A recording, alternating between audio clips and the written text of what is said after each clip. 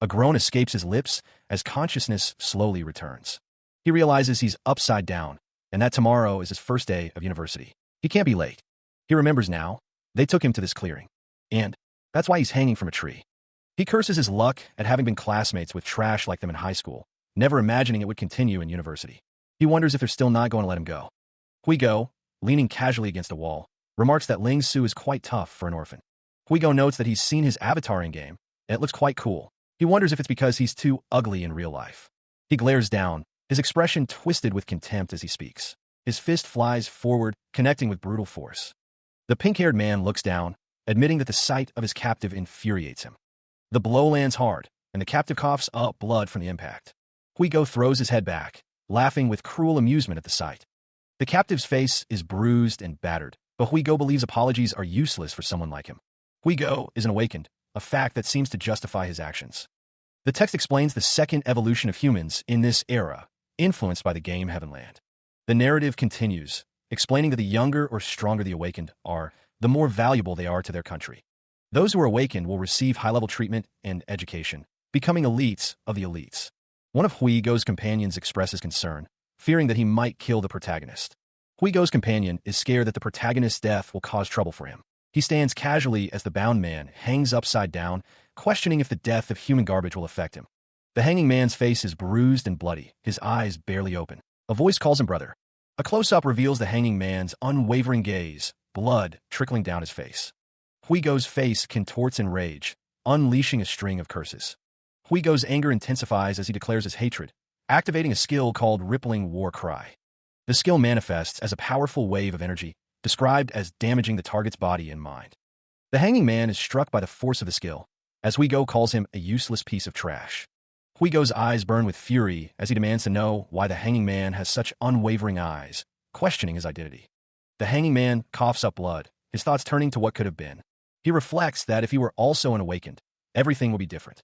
Meanwhile, the city skyline fades into dusk as Huigo's companion suggests they leave, noting the late hour. Huigo expresses his dissatisfaction, while his companion nervously suggests untying the hanging man, fearing the consequences. Huigo remains angry. Suspended upside down, bound tightly, he dangles from the tree. A threat hangs in the air. Further complaints will earn him company. His face bruised, he dreams of a clean slate. If he could only start over, begin again, how different things would be. But the thought is quickly dismissed. Such hopes are nothing more than wishful thinking. Meanwhile, a towering building pierces the night sky, its many windows glowing with artificial light. Life continues within its walls. He sits up, drying his hair. The towel is stark white against his battered skin. Scars and bruises tell a silent story. His torso bears the brunt of the damage, a roadmap of pain etched across his chest and shoulders. Each mark a testament to a brutal encounter. Lying in bed, he wears a VR headset, seeking escape in a digital world. The device obscures the lingering marks of his suffering. The VR interface flickers to life, a complex web of lines and symbols promising adventure and a new reality. Bubbles rise, carrying with them the weight of the real world, as he descends into the virtual. He finds himself inside the game, Heavenland, specifically in the main city of Casfa. The city sprawls beneath him, a tapestry of rooftops and buildings stretching towards the horizon. A new beginning awaits. Ling Su, a level 120 max-level thief, stands before the global leaderboard, his name displayed among countless others.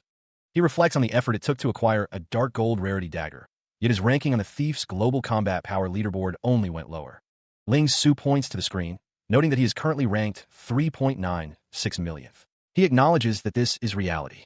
In the years 2061 to 2062, he had reached his peak. Now, his eyes reflect a burning frustration. He considers himself talented, but it's a shame he started an entire year later than other players, causing him to fall behind. The first page of the Thief Class CP leaderboard contains the top 100 thieves in the world, and they are all godlike beings. Ling Su sighs, realizing he won't be able to get into the top 100 of the Thief's leaderboard anymore. He knows he won't even be able to get on the all-class CP leaderboard. He walks with two other cloaked figures. If he were given just one more chance, maybe he could become an awakened being as well. Meanwhile, a group stands before a grand building. One of them insists there's no need to hire strangers for the mission. The family's guild could help. The woman with long white hair argues that if she hadn't been discovered, she would already be teaming up with other players. Her bodyguard insists he's responsible for her safety. He notes that there are a lot of scammers and people with bad intentions in Heavenland. The armored man informs his companion that there is also a thief present. He clarifies that the thief should be the one standing beside the teleporter. The thief stands silently, his level and class displayed for all to see. He states that he was hired by them. The armored man declares that introductions are unnecessary. He has already looked through their information. The armored man states that they are there to fill the numbers. He warns the thief not to hinder them. The thief expresses his dislike for chatting with people in the game. The thief is questioned about his affiliation. He confirms that he is not a member of any guild or the All-Class Alliance. The panel describes the All-Class Alliance. It is where the most skilled players gather. It is an organization that completes missions for players in exchange for money. One of the masked figures explains that his skill level has been high enough to qualify for the Alliance for a long time. However, he cannot afford the high testing fee. The hooded figure scoffs, remarking that the last thing she wanted was a solo player like him taking on the job. She questions his qualifications and guarantees. The hooded figure questions the thief's attitude. The blonde woman intervenes, asking them to stop fighting and start the mission. She worries about how the mission will go. The armored man announces that the party is formed. He says it is time to go inside the teleporter. The thief is told to go in first. Blue energy crackles around him. The thief is engulfed in blue energy, ready to be teleported. The teleporter's energy spirals, a chaotic vortex of light and debris. Raw power surges, the air crackling with untamed energy. Elsewhere, a bird soars near a crimson flag. Below, a hooded figure prepares for action. The energy continues to fluctuate, unstable and unpredictable. The observers watch, questioning the strange energy wave of the teleporter. From behind, a figure wonders what is happening as the energy intensifies. The woman with long white hair realizes something like this has never happened before. Is it a system error? Ling Su already went in. The cloaked figure looks around, questioning their location. Ling Su wonders why he wasn't teleported to the mission's map. Is it an error? Ling Su cries out, feeling his body breaking apart. He can't leave the game. Is it malfunctioning? He curses in frustration. Ling Su feels something happening to his body, a strange sensation. He smiles faintly, the digital disintegration continuing to consume him. It's almost over, he thinks, his expression calm. To encounter a bug like this, is there really anything in his life? Is there anything worth looking forward to? Instead of being scared, he feels calm as he is about to disappear. He wonders why this is happening to him. He feels something. A slight smile plays on his lips. Ling Su says it's fine, whatever. His heart is so weary. It would be nice if it also makes him disappear in real life. He thinks he has nothing he wants to hold on to in his life anymore. Although he thinks he does have a lot of regrets. Meanwhile, a group of people stand before the malfunctioning teleporter. They note that the thief hasn't come out yet. The man observes the teleporter, finding the situation strange. He stares intently at the shimmering portal, a sense of unease washing over him. The thief's account has disappeared, leaving no trace behind. He blinks, his vision blurry as he tries to focus. Is he back? His hand seems longer than he remembers. Is it just his imagination? Something feels off. His body feels strange, unfamiliar in some fundamental way. Ling Su's eyes widen, a growing sense of unease washing over him. He finds himself in a simple room, an old man standing nearby. Is he still in the game? The old man asks if he scared him, noting that he doesn't seem to remember. He says he found him in an alleyway. The old man offers him food, explaining that this is his lodging. He says that Ling Su has been out cold for a whole day. A nearby television displays news about the game Heavenland, stating it was released 3 months ago and has reached unprecedented heights. The television declares that the release of Heavenland will be the most impactful event of 2060. The screen flashes an advertisement for Heavenland, urging people to play and achieve their dreams. 2060? That's 3 years ago. Ling Su shouts for the old man, calling him Gramps and demanding to know what year it is today. The old man looks up, a confused expression wrinkling his face. Energy crackles around Ling Su as a voice echoes, questioning his well-being. He looks up, a dawning realization in his eyes. Had his prayers been answered? Ling Su clenches his fist, a surge of determination coursing through him. He has been given a second chance.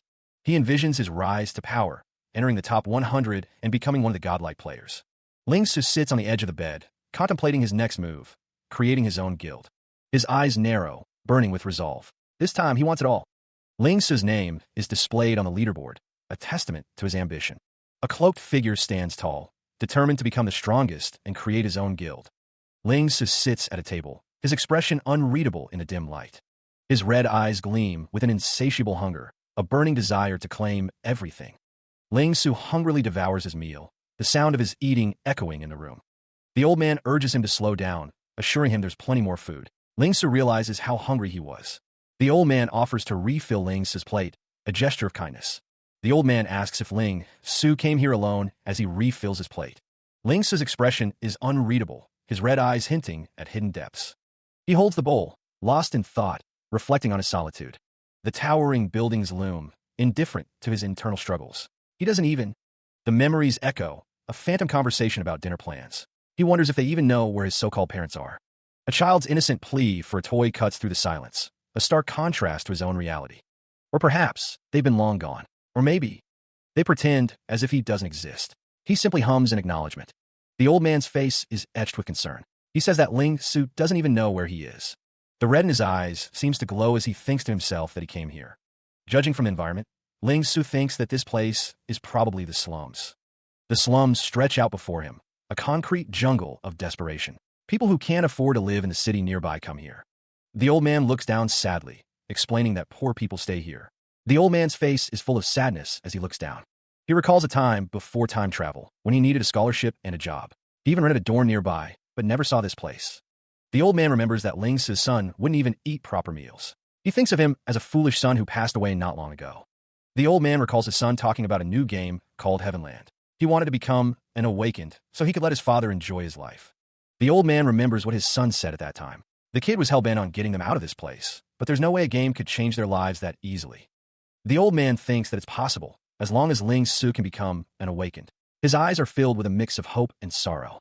Ling Su sits on a chair, listening intently. He believes that it's definitely possible to change things, his expression determined. The old man insists that it's not any ordinary game. He reveals that Ling Su's son wasn't lying to him about the potential of Heavenland. Ling Su listens, his red eyes gleaming with newfound resolve. He thinks it's no exaggeration to say that Heavenland is the second. The old man says that Ling Su's son believed he would definitely let him enjoy his life. The way he talks about games reminds him of his son. The old man chuckles, thanking Ling Su. He says that, judging from his appearance, he seems like a student and that he's always welcome there. Ling Su expresses his gratitude, referring to the old man as old man. He seems touched by the offer of a place to belong.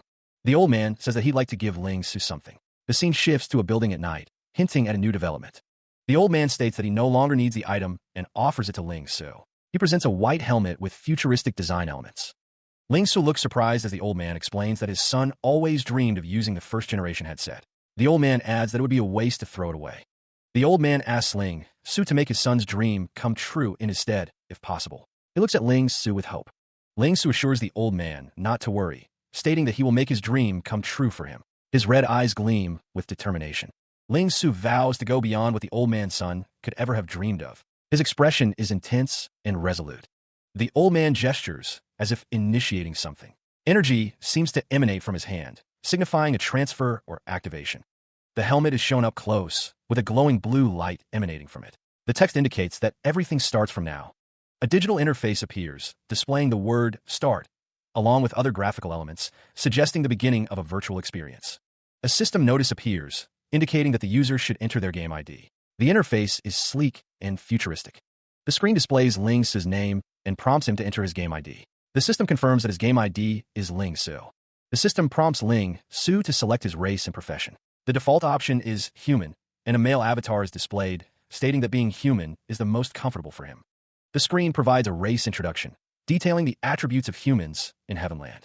Another avatar states that they've never liked the elf's long ears. The game detailed the elf race, self-proclaimed as the most noble. They are known for their delicate appearance and agility. The beast race was also an option, famous for being the strongest warriors. They have explosive bursts of power and a tough body. Ling Su considered his options. Although different races give different buffs, they would definitely affect his profession. The game presented the classic archetypes: warrior, mage, and archer, each with their own strengths and weaknesses. Another option was the thief, a class known for its cunning and stealth. The system explained that if a player chooses thief, they're classified into 3 different groups based on their race. Elves who are agile and skillful are classified as swift thieves, masters of speed and precision. Beasts who are strong and good at confrontation are classified as valiant thieves, relying on brute force. Ling Su considered his past. Naturally, he would still choose to be a human and a shadow thief. He wouldn't let the experience from his past life go to waste. A system notice confirmed his choice: human, male, profession, thief. The system notified him that he had obtained a basic attack skill, backstab. He also had 12 attribute points to assign. Level 1 gave him 12 attribute points. Previously, he had distributed all his points evenly across all the attributes: power, perceptiveness, defense, and agility. A choice hangs in the balance, the decision between wisdom and charm. He resolves to dedicate all his points to agility, preparing for the challenges ahead. The system confirms the attribute point assignment and equips the default thief skin. A countdown begins, the system notice displaying the number 5. The countdown continues, now displaying the number 3. The number dwindles further, the system notice showing the number 2. The final number appears above a pristine city, the countdown reaching its end. The city stretches out, a landscape of white buildings and blue accents under a bright sky. Below, the streets teem with tiny figures moving about their daily lives. He has arrived in Human City, the capital of Casfido. The system welcomes Ling Su to Heavenland. Energy crackles around the city. He finds himself back here, standing within a swirling vortex of blue energy. Ling Su recalls joining the game late in his previous life, but this time he intends to seize every opportunity. He is immediately met with a crowd of other players. Their faces a mix of anticipation and determination. The sheer number of participants is overwhelming, a sea of faces eager to begin. The hall is vast, filled with players ready to undertake what is supposedly a beginner's task. The crowd jostles, with some expressing their frustration at the sheer number of people trying to get through. Ling Su realizes that there are already so many players, making the task more challenging than he anticipated. He knows he needs to hurry and formulate a plan, quickly accessing a holographic interface. His red eyes narrow, a glint of determination shining within them. A screen displays the name Budong and 1, causing a stir of recognition within Ling Su. The player profile for Budong and 1 is shrouded in mystery, his personal information hidden from view, and he is known as Heavenland's strongest player. Ling Su recalls that Budong and 1 was also at the top of the leaderboard in his previous life, a true professional. He acknowledges that Budong and 1 has always been at the top. Ling Su reflects that the legendary guilds from his previous life are now starting. His crimson eyes narrowed. Ling Su knows he needs to hurry, his expression intense with determination. A burst of energy crackles around him, a visual representation of his building momentum. In this life, he vows to make use of the experience from his previous life. Ling Su strides forward, a determined look on his face, driven to become invincible. His footfalls are accompanied by bursts of power, each step resonating with purpose. He is determined to obtain the Godskin, a prize that fuels his ambition. A distant figure, Ling Su is surrounded by swirling energy, pushing him forward. He envisions a crowd and declares he'll progress at the speed of light. His gaze sharp, Ling Su is driven to become the very first awakened. The path ahead glows with potential, and he declares, "Let's go." Ling Su walks towards the road to success, his silhouette a beacon of ambition. A voice booms, declaring the arrival of the very first awakened. A figure strides forward, a determination etched on their face. "Let's go." His boots hit the ground with purpose, ready to level up. Elsewhere, a figure plummets from the sky, wind whipping around them. The descent continues, the ground rushing up to meet them. Buildings blur as the figure falls faster and faster. A well comes into view, a small figure standing beside it. "I'm here."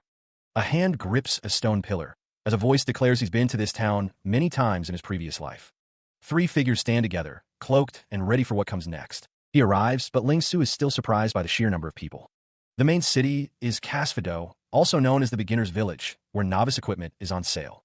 Many adventurers seek to form a team to kill mobs for experience, hoping to level up quickly. A man wonders if there's a kind soul who can lead the way, as a notice states that level 1 players should have an initial balance of 1 silver coin. A merchant offers spare weapons and armor parts that level 1 players can equip. The merchant claims the equipment is stronger than the default level 1 equipment and will help level up faster. The merchant urges customers to hurry up before the items are gone, as a transaction screen appears. Someone asks if they have helmets for warriors, stating that even a few more points on defense is good enough. Others inquire about staves for mages and robes for priests with bonus intelligence and mana, but the merchant assures them he has everything and tells them not to rush. In his previous life, Ling Su had spent a few dozen copper coins to buy a level 1 thief's dagger. Now that he thinks about it, Ling Su realizes that was a really dumb move. Someone exclaims they'll buy 1 staff, as they could get these pieces of equipment on a level 3 map, and that these types of merchants only make money off newbies after giving up on leveling up, and they'll be gone once you reach level 3. The map details the beginner's zone, a level 1 to 5 area. Once players reach level 5, they cannot return unless a specific mission requires it. Ling Su's red eyes narrow as he considers the implications. A pink-haired elf girl asks him to take her on a hunt. The elf girl emphasizes her usefulness, stating she can heal and is very obedient. She awaits his response. Other players clamor for a spot in his party, eager to tank and be obedient. They are begging him to let them join. The players thank him, their voices a chorus of gratitude. Ling Su remains impassive, his expression unreadable. A player with a wizard hat offers to help Ling Su farm until level 3, asking for 3 silver coins in return. The highest level players are basically godlike existences. The game allows players to party up at level 1, but the level gap within the group cannot exceed 2 levels. Thus, higher-level players carrying a beginner party is common. The party interface shows a request to party. Due to the party leader's level, only 3 people may join this party. The main reason beginners want to team up with higher-level players is because there are too many players competing for the beginner missions. One player complains about the refresh time. Another warns not to cut the queue, as even a level 1 mob has entire lines of people waiting to kill it. A sign points towards Shopping Street and Garden, both options to level up. The world does not have a fixed main story mission. However, Ling Su pauses, his expression thoughtful. He is considering his next move in this complex world. He knows the quickest way to reach level 5. The path leads through Shopping Street. The beginner shop is here, and some onlookers are quite impressed by the female NPC. Inside, a man wonders what a level 1 player is doing here. The shopkeeper notes that they have a new customer and asks what he needs. The shopkeeper stands ready to assist, a screen displaying various options. He would like a novice speed enhancement scroll and a single-use grappling hook. 2 onlookers mock him, thinking he's a newbie wasting his money. The man with Ling Su questions the type of game, suggesting he give them the money instead. The novice speed enhancement scroll increases movement speed by 12% for 9 seconds. The single-use grappling hook can grab onto objects and move the user with a 3-meter hook length. The shopkeeper states the total is 90 copper coins. He exits the shop, receiving thanks and farewells from the staff. Bystanders watch him leave, whispering amongst themselves about his strange behavior. Huigo scoffs, dismissing Ling Su as a mere level 1 idiot. The other man beside him looks annoyed by Huigo's comment. Someone asks how long it took the others to reach their current level, curious about their leveling speed. One of the men exclaims that it took him 15 days to reach level 3, questioning if new players think it's easy to kill monsters. Another man states it took him 13 days to reach level 3. Ling Su, having overheard the conversation, simply states, "I see." A voice predicts that Ling Su will likely remain in the beginner's town for another day or 2, implying he's not progressing quickly. The speaker bids farewell, saying, "See you tomorrow." A view of the town is shown, accompanied by the words, "You'll understand in a day's time." The landscape stretches out, bathed in the warm glow of the setting sun. Ling Su stands atop a cliff, overlooking a group of figures below. He recalls, "It's here, I remember." The landscape is harsh and unforgiving, a testament to the challenges that lie ahead. The main city Casfido mountain range is dominated by Sunfall Peak. Ling Su gazes up at the continuous and magnificent Sunfall Peak. He stands at the base, ready to begin his ascent. The white-haired man thinks that he will be able to level up in peace. Ling Su stands with 2 others, who mention accepting the same mission. One of the men explains that talking to the Sunfall Elder will trigger a 10-minute, time-limited mission. The first half of the mission is easy, but halfway up the mountain, there's a chasm that requires a detour. The other man exclaims that if you don't take the detour, you'll fall into a bottomless abyss. A pink-haired girl cries, seemingly distraught by the mission's difficulty. Her companions lament the cruelty of the mission and the nerve to make a cute lowly shed tears. Ling Su overhears the group, as they discuss disbanding due to failing the mission. He thinks that this should be where he claims the mission. He gazes intently at the translucent blue screen before him. A foot clad in dark leather takes a determined step forward. Ling Su pauses, turning his head slightly as he overhears something. A status bar appears, identifying an NPC as the Sunfall Elder. The Sunfall Elder is revealed, his gaze fixed on someone in the distance. It's him. The Sunfall Elder greets Ling Su, calling him a young adventurer and asking if he wants to see the scenery from the peak.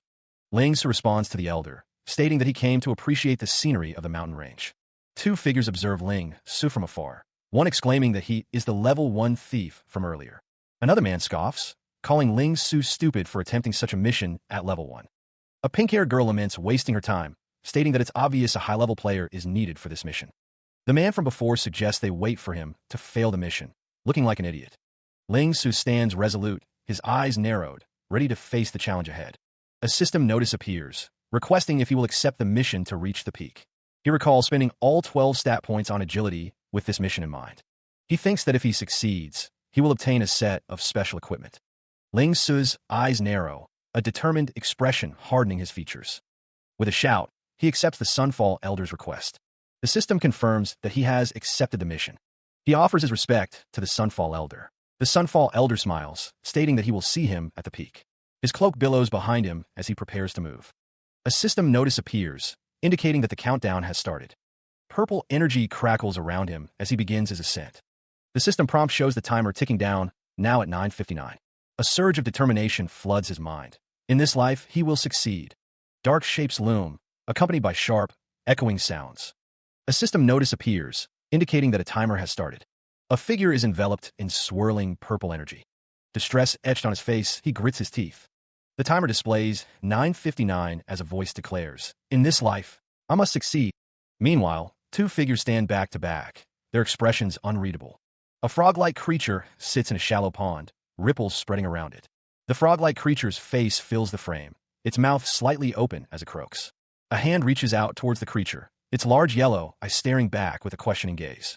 A figure plummets downwards, surrounded by streaks of purple energy. A digital timer ticks down, counting the seconds as a croaking sound echoes. A figure plummets down a cascade of water, surrounded by swirling energy. One of the onlookers scoffs, confident in the falling figure's impending failure. Another looks forward to the thief's demise.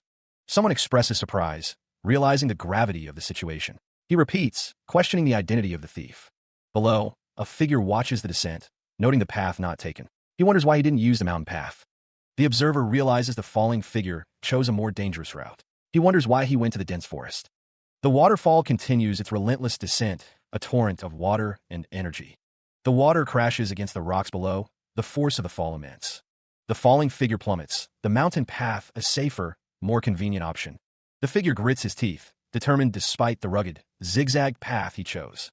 A map illustrates the difference, the mountain path versus the straight line through the forest. The system will randomly spawn dangers in the dense forest, making the journey treacherous. A big-mouthed plant monster lurks, its form a grotesque parody of nature. Ling Su races forward, recalling the lessons of his past life. He knows that these monsters are the key to reaching the peak quickly. Level 1 plant monsters appear, their presence a common sight in the forest. The plant monster roars, announcing its presence as Ling Su approaches. Ling Su continues his advance, undeterred by the monster's display. The system displays a description. These monsters are irritating, but not a huge threat. Ling Su prepares his dagger, ready to strike with precision. He lunges, determined to end the monster's existence swiftly. The backstab skill activates, enhancing his attack. Ling Su strikes, the force of the skill amplifying his power. The system details the backstab skill, teleporting behind the enemy to strike their weak point. He plunges toward the massive plant monster, its HP dwindling to a mere 13. The system registers the backstab completion rate climbing to 80%. Ling Su grits his teeth, realizing the skill is key to ascending the mountain, the system clock ticking down. The system confirms that backstab reduces the time needed to reach the peak, but also warns that he has attracted attention. Surrounded by a horde of plant monsters, Ling Su continues his ascent, the timer relentlessly counting down. A system prompt declares backstab is off cooldown, and Ling Su smiles, ready to strike again. He unleashes the skill on a blue, furry monster, a golden aura surrounding his attack. With a cry of again, Ling Su launches himself into another backstab. Backstab, the timer continues to decrease. Backstab, the ascent continues. Backstab, the mountain path stretches onward. Backstab, the peak draws ever closer. The forest looms, a dark and silent sentinel guarding the path. Elsewhere, a voice wonders how long a level 1 thief will last. The pink-haired woman suggests that since he chose the forest, he'll encounter many big-mouthed plant monsters. The pink-haired woman confidently states that he probably won't even last a minute. One of the onlookers praises someone's intelligence, while another predicts death in 3 seconds. Someone laughs at the naivete, as a system prompt appears before Ling Su. The timer reads 6:30 as he grips a tree trunk, continuing his ascent. With a burst of speed, he leaps higher, further up the treacherous path. Before he knew it, the climb had attracted unwanted attention. He realizes that he's already attracted a ton of plant monsters. The plant monsters emerge from the foliage, their forms grotesque and menacing. The next place will be that chasm of Sunfall Peak, he thinks, eyeing the map. He surveys the landscape, realizing he needs to go around. The cliff face looms, a silent barrier in his path. Ling Su continues onward, a small figure against the vast terrain. His boots crunch on the rocky ground as he presses forward. He calculates that moving to the other side of the mountain will take at least 10 minutes. Ling Su pauses, his gaze fixed on the chasm before him. He wonders if there's a way to cross the chasm directly. He believes that the peak will be within his grasp, if he can. A system prompt displays the time, 6:10. He recalls a gathering place for plant monsters. Ling Su spots the location, a small structure in the distance. He decides it's time to use the speed enhancement scroll and grappling hook. A system prompt confirms the activation of the novice speed enhancement scroll, with 9 seconds remaining. His face contorted with rage, Ling Su shouts a warning, backstab. The hulking, green monster tilts its head, a confused awoo, escaping its maw. Propelled forward, Ling Su brandishes a grappling hook, ready to launch himself across the chasm. The monster's gaping maw reveals rows of sharp teeth as it bellows. I'll be needing your help. With a determined roar, Ling Su declares his intent. to send me up the peak. Swinging the grappling hook, he propels himself past the monstrous guardian, narrowly avoiding its snapping jaws. His boot connects with the monster's head, using it as a springboard for the next leap. He soars through the air, the grappling hook singing as it pulls him away from the danger below. A chorus of monstrous voices rises from below, urging each other on with a unified go. His red eyes narrowed. Ling Su focuses on the distant peak, determination burning within him. He steels his resolve, whispering, "The speed is enough. I'll be able to reach it." The peak looms in the distance, a stark silhouette against the pale sky, his destination. The wind howls, carrying whispers of the challenge ahead. Past the mist, he swings, the grappling hook singing as it bites into the tree stump. It is the only way forward. The cliff looms, a daunting wall of rock and shadow. A voice echoes, stating that the cliff will be the deciding factor. The grappling hook extends, a lifeline cast into the unknown. It is just the right distance. A man's face contorts in rage, his eyes burning with fury. He shouts, "Make me dash." The silhouette of the tree stump stands stark against the pale sky. It is a silent sentinel. Ling Su leaps, trusting the hook to hold. The cliff face rushes towards him. A voice booms, urging him onward. "Fly up there." The grappling hook strains, a thin line against the vastness. It is his only hope. The rough bark of the tree stump scrapes against the rope. Each moment is a test. He grits his teeth, muscles burning. The summit is within reach. The grappling hook finds purchase, biting into the rock. He is secure, for now. A monstrous figure stands at the cliff's edge, a final obstacle. The creature is a plant monster, its maw wide and menacing. A figure in a dark cloak realizes the enemy is close. Ling Su prepares to strike, his sword raised high. Golden energy crackles around him, a sign of power. The air crackles with intent. A backstab is imminent. A system prompt displays a countdown. 5:30. The city lies in the distance, bathed in the setting sun.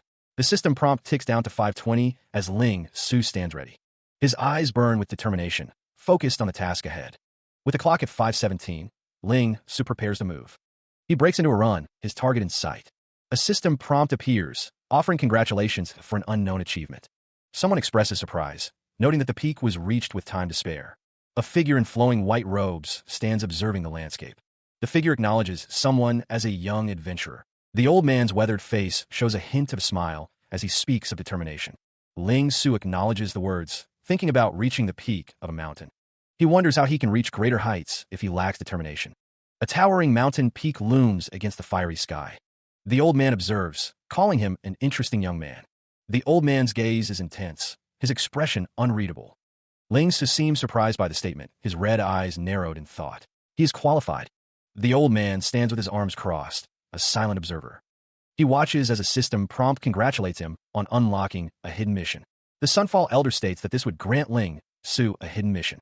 The old man says that Ling Su's determination has reminded him of his younger days. The Sunfall Elder holds a golden insignia, remembering his own determination. Ling Su seems surprised by the sudden turn of events. The golden insignia is described as dust-laden proof of the glorious, concealing its mysterious history. Ling Su's expression is one of slight confusion and concern. The system prompt congratulates him on unlocking the hidden mission, Path of the Glorious. Ling Su notes that there's no location prompt, indicating an exploration-type mission. The Sunfall Elder explains that this is the reward for reaching the peak as per Ling Su's class. Ling Su thinks that he has no idea how to go about this mission in his previous life. Ling Su stands before the system prompt, ready to embark on this new mission. He gazes at the system prompt, its description detailing the pinnacle set's special attributes. Ling Su's expression hardens with resolve. "Yes, the pinnacle set," he declares. The system prompt reappears, now posing a question. "Will you equip pinnacle set?" With a surge of energy, Ling Su equips the pinnacle set, his form briefly glowing. The set now active, he breaks into a run, eager to test its power. A confident smirk plays on Ling Su's lips as he anticipates the challenges ahead. The Sunfall Elder watches him, a knowing look in his eyes. Then, "My purpose here has been fulfilled." Ling Su pauses, regarding the Elder with newfound respect. The Elder says, "We will meet again." Ling Su's expression hardens, maintaining his determination of reaching the peak. The Sunfall Elder smiles, offering a cryptic farewell. "Well then, let this old man give you a ride." Ling Su prepares to depart, the Elder's words echoing in his mind. "Let the people below." Ling Su's eyes narrow, a steely resolve hardening his gaze. "Witness your return as someone who reached the peak." A blinding ray of light descends from the heavens above. The light slams into the earth, erupting in a blinding flash. The impact sends tremors through the surrounding landscape.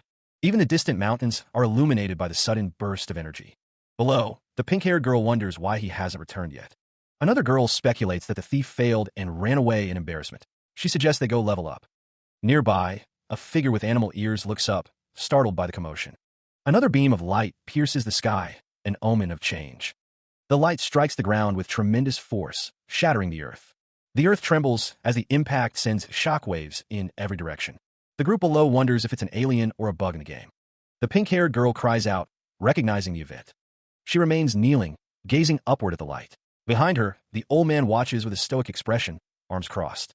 The white-haired man's eyes burn with fury. He recognizes someone, rage twisting his features as he shouts, "That level 1 thief?" A figure stands amidst swirling dust, his white hair contrasting with his dark attire. The man is now clad in shining armor, kneeling amidst the debris. He is being watched. It's that level 1 thief? The armored man's red eyes pierce through the dust, his expression unreadable. Two figures stand amidst the dust cloud, try to make sense of the situation.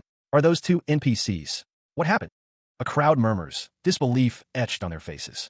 Whoa, don't tell me he really completed the mission. Reach the peak. A woman with pink hair looks on, astonished.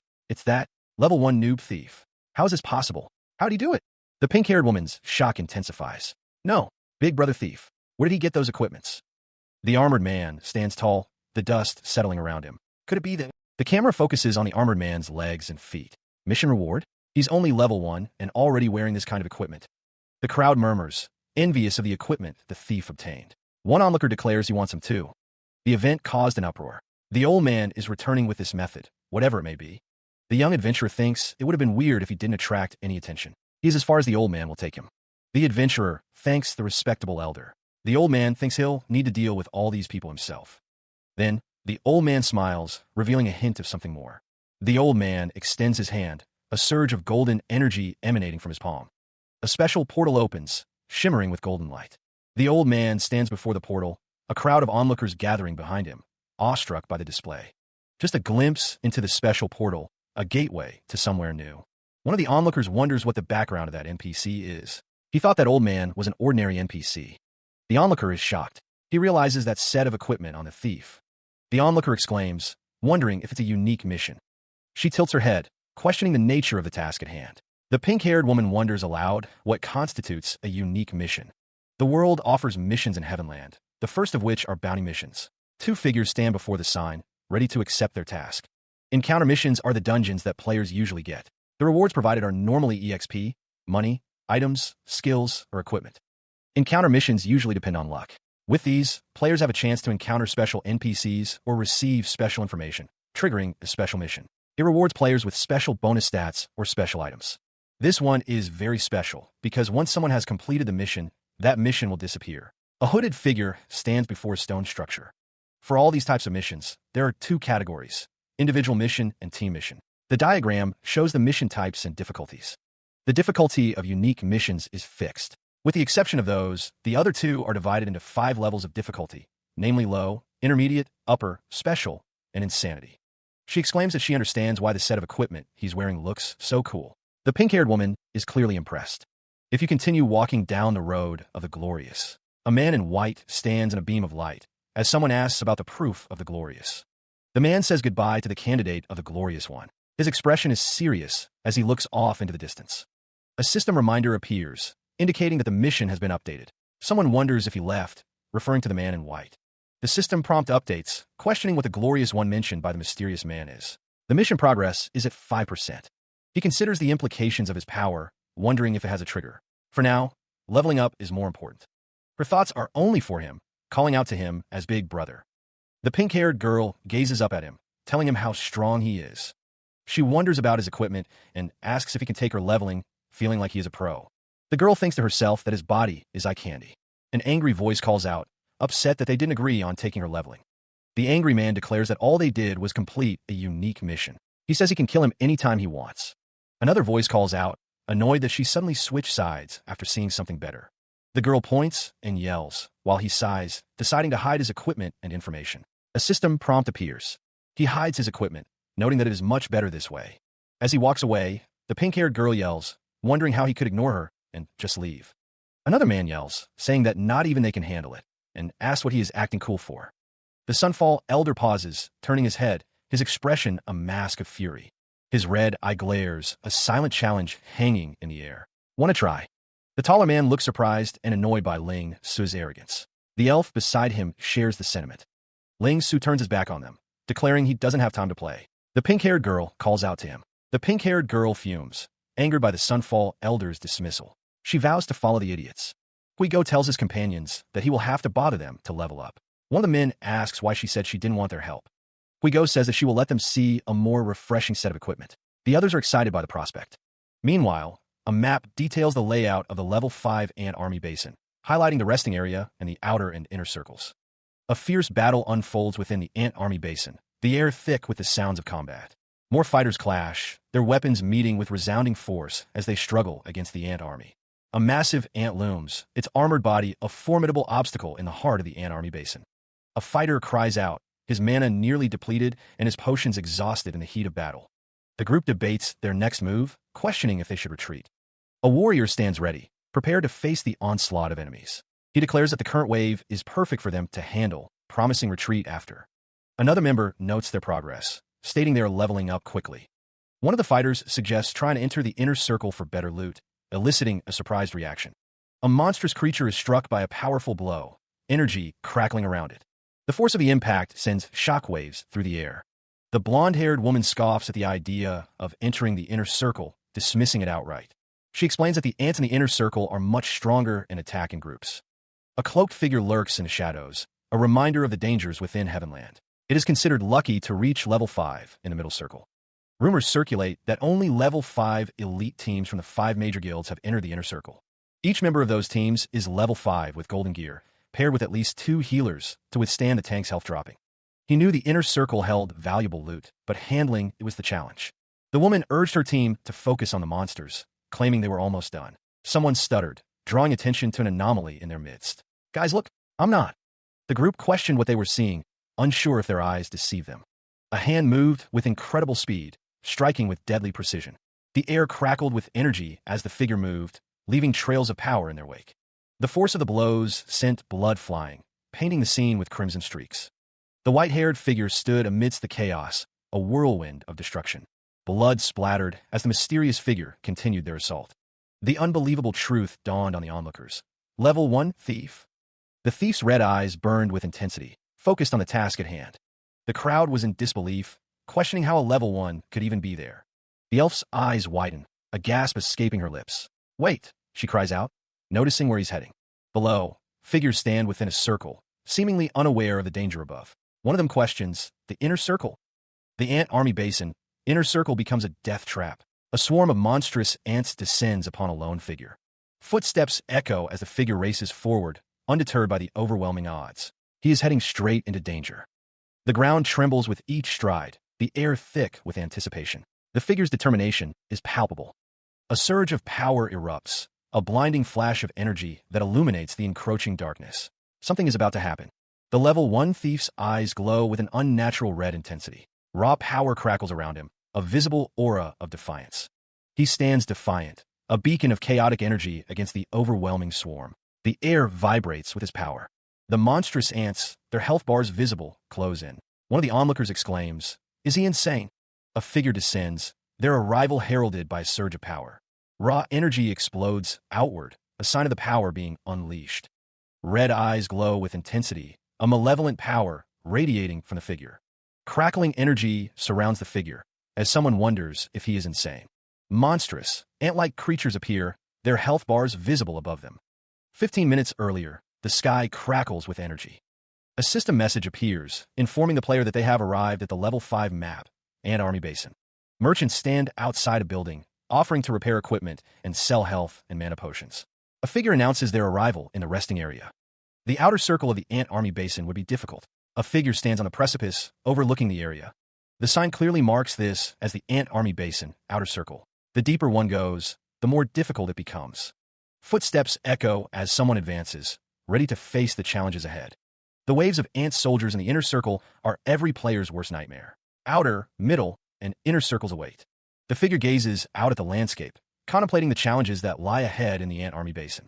The character, bathed in golden light, believes this is the perfect place to level up, especially with the pinnacle set. The item description highlights the pinnacle strength, dealing 1000% damage to monsters level 5 and below. The white-haired character smirks, confident they can level up by clearing the inner circle before the next wave. Someone shouts, emphasizing a point with intense determination. Two characters argue, one warning the other not to think about getting back a dropped item. Leveling up comes first. One character stands over another, declaring that this is what the other gets for being arrogant. Two figures observe someone, questioning why they dare to come here after already getting a red name. Rage burns in his eyes as he considers the consequences of failure. The system prompt details the harsh reality. A red name marks a player killer. The red X symbolizes the penalty, loss of experience and equipment. The captain admits he underestimated the inner circle, a mistake that nearly wiped out the squad. Another member sighs, agreeing that the inner circle's difficulty is not to be underestimated. The speaker points out that the thief's mistake cost them a level, making them no longer a level 5 party. And you still want to go? The thief is asked to retrieve the dropped equipment, but he is met with annoyance. Such idiotic nonsense. He recalls that they are one of the 5 major guilds, suggesting a reputation to uphold. An unseen character demands to know what is being looked at. The level 1 thief is being scolded, while another wonders if seeing someone scolded brings satisfaction. The tension hangs heavy in the air as the scolding continues. It seems only the 5 major guilds are strong enough for the inner circle. The blade gleams, reflecting the dim light of the inner circle. The words hang in the air, a label and a warning. Level 1 thief. The thief is told there's no need to rush in and get killed so quickly. The speaker emphasizes that this isn't a place for a level 1 to gain experience. The guild member advises him to level up in a level 1 or 2 map first, stating that the nebulous guild members are not bad people. The white-haired man states that his advice is a lot better than some other people's mouths. The level 1 thief asks, "What if?" as the other man reminds him of his promise. The guild member places a hand on the thief's shoulder, a gesture that could be reassuring or threatening. The thief looks up, questioning if he should sell the dropped equipment to the guild member. The woman wonders if there is something wrong with the thief's brain. The guild member's expression hardens, stating he doesn't have time to joke around. He is questioned about his level and his intentions to enter the inner circle. Guigo asks where the equipment was dropped, suspecting someone else might have picked it up. He assures Ling so that it'll still be there. The mage explains that they specifically picked a boulder in the inner circle. His level 5 magic staff was dropped on top of it. The little thief is asked if he is serious about going to the inner circle. He confirms, even with the invisibility. The level 1 thief is told that the potion won't last long enough. He insists that they don't need to worry about him. They wonder where he went, as the level 1 thief disappears from sight. Guigo tells him to take a break and remember to pay him. He warns them not to go anywhere before he comes back. One of the characters asks the captain how much they should pay him. Another wonders if he's trolling them. The mage is almost dead and asks to be healed. Someone questions if the level 1 thief will be able to bring it out. The mage says he doesn't have enough mana. He decides to rush straight into the inner circle, asking for cover. The level 1 thief's eyes glow with determination as he prepares to enter the inner circle. The level 1 thief rushes forward, a surge of power emanating from him. The insectoid monster looms, its purple exoskeleton gleaming ominously in the dim light. With a deafening roar, the monsters advance, their claws poised to strike. The air crackles with energy. A surge of power courses through the level 1 thief as pinnacle strength activates, amplifying his next attack. He prepares to unleash a spell. The staff-wielding fighter struggles against the insectoid, his movements growing desperate. He's almost at his limit. The fighter cries out in alarm as the monster closes in, its attack landing with brutal force. Witnessing the attack, the others look on in shock and disbelief, wondering what just happened to their comrade. Gathering energy, the level 1 thief prepares to strike, his hands crackling with raw power. He reaches the middle circle, ready to unleash his attack on the monsters within. A blinding flash erupts as the level 1 thief unleashes his power, striking the monsters in the middle circle. The white-haired leader urges his team to press on, their objective within reach. He shouts, "Carry on." The team surges forward. Someone shouts a warning about a backstab, urging everyone to focus on the remaining monsters. "Ah!" the large tusked figure shouts, raising his shield. "Guys, look!" The woman with pointed ears looks on in shock. "It's the inner circle," she exclaims. He is undeterred. The level 1 thief swings his blade amidst a swarm of monsters. Is he insane? The question hangs in the air as the thief continues his assault. The blade cuts through the monsters, each strike dealing damage to their health. A critical hit lands, the thief's attack proving especially effective against the swarm. The monsters are obliterated, the thief's attack dealing 1000% damage to the horde. Another critical hit connects, the thief's momentum showing no signs of slowing. He continues to carve a path through the monsters, his blade a blur of motion. A system prompt appears. He has leveled up, now at level 2. His eyes gleam with determination, the level 1 thief ready for more. He thinks to himself, reveling in the experience gained. He will clear all the ant soldiers. As darkness falls, a return is suggested, the middle circle cleared. An invitation rings out, beckoning others to witness the inner circle's state. A group observes the scene below, marveling at the sight of level 5 ant soldier corpses. One exclaims how awesome the feat is. The observers discuss the solo clearing of the inner circle and the bonus experience multiplier. One of them notes that he has already leveled up from level 1. The screen flashes, indicating the achievement of level 5. The group continues to discuss the feat, noting how quickly he leveled up and speculating about his equipment. They believe he is hiding it. A figure sits atop a rocky outcrop, holding a staff identified as the Fire Chaser staff. Below, a mass of defeated ant soldiers lies still. Ling Su stands, his level now at 5, the aftermath of battle visible on his cloak. Ling Su expresses relief at reaching level 5, his hand gripping a bloody knife.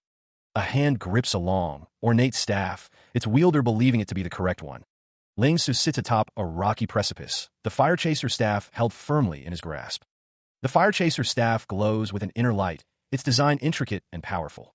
Ling Su is covered in blood, his expression unreadable as he looks forward. A system prompt appears, informing Ling Su that because he has reached level 5, the pinnacle set will now lose its effect. The system announces that he has lost the pinnacle set. A stylized symbol shimmers into existence. A sign reminds players to take care of their body and health, suggesting they accumulate an EXP multiplier buff by resting in the resting area. The group decides to pack up and leave as it's getting dark, but they notice that Ling Su is missing. He grits his teeth, a flicker of resolve in his eyes. A hand clutches at his collar. She warns him, voice tight with fury. The woman's anger is palpable as she reminds him of their guild standing. She scolds him for expecting a level 1 newbie thief to recover the lost equipment. Tears well in his eyes as she demands if he feels no shame. The woman crosses her arms, telling him to wipe the hopeful look off his face. The man looks up, a flicker of confusion in his eyes as he wonders what a level 1 can do. Whispers spread among the onlookers, discussing the mysterious level 1's rapid rise. The Heavenland forum buzzes with news of the player's exploits. The post highlights the player's record-breaking leveling speed and smooth mechanics. The woman is surprised to hear that everyone is talking about the player. A man gasps, realizing that the player might be the thief they seek. The thief, identifiable by his spiky white hair, is approached by 2 figures. One of them shouts in surprise. He stands tall, blood smeared across his face, a testament to recent battles. A figure, obscured from full view, demands to know what they're willing to offer, confirming that he is the thief. A woman with short purple hair expresses her shock at the thief's rapid leveling, now at level 5. The woman questions how he managed to reach level 5 so quickly, while another explains he simply cleared out the ant soldiers. The thief is thanked profusely by a group, one of whom hands him 3 silver coins, all they have on them. One of the group offers everything they have, but another cautions that skill is still needed to fight against the horrors ahead. A system prompt confirms the receipt of 3 silver coins, a small reward for his efforts.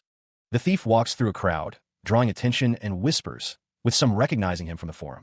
The woman from before offers the thief a recommendation to the guild master, allowing him to take the test in advance. Joining a guild, he reflects, was something he couldn't even touch in his past life. Meanwhile, he recalls that the Nebulous Guild was one of the 5 major guilds, already full when he started playing the game. Becoming a member of one of the 5 major guilds is prestigious. In his past life, maxing out his level took 2 years. Unlocking the pet system greatly reduces the leveling difficulty. By researching countless players' guides, he reached the max level quickly. He is relatively skilled at games. He reflects that he can only start earning money after reaching max level. To the past him, joining a guild was a wonderful fantasy. But it's different in this life, he thinks, realizing he now has a choice. He acknowledges that he'll definitely join a guild sooner or later. Which one, he wonders, will fate decide? Next, he thinks he'll need to get that equipment set in his hands. Meanwhile, the main city Casfido, also known as Beginner's Village, bustles with activity. A group of players ask the thief to carry them, inviting him to join their party. 2 players offer their services as a healer and a tank. The thief declines, stating he doesn't have the time. Some other players discuss the thief, wondering if he will come back to embarrass himself. 3 figures stare in disbelief, wondering why others haven't leveled up.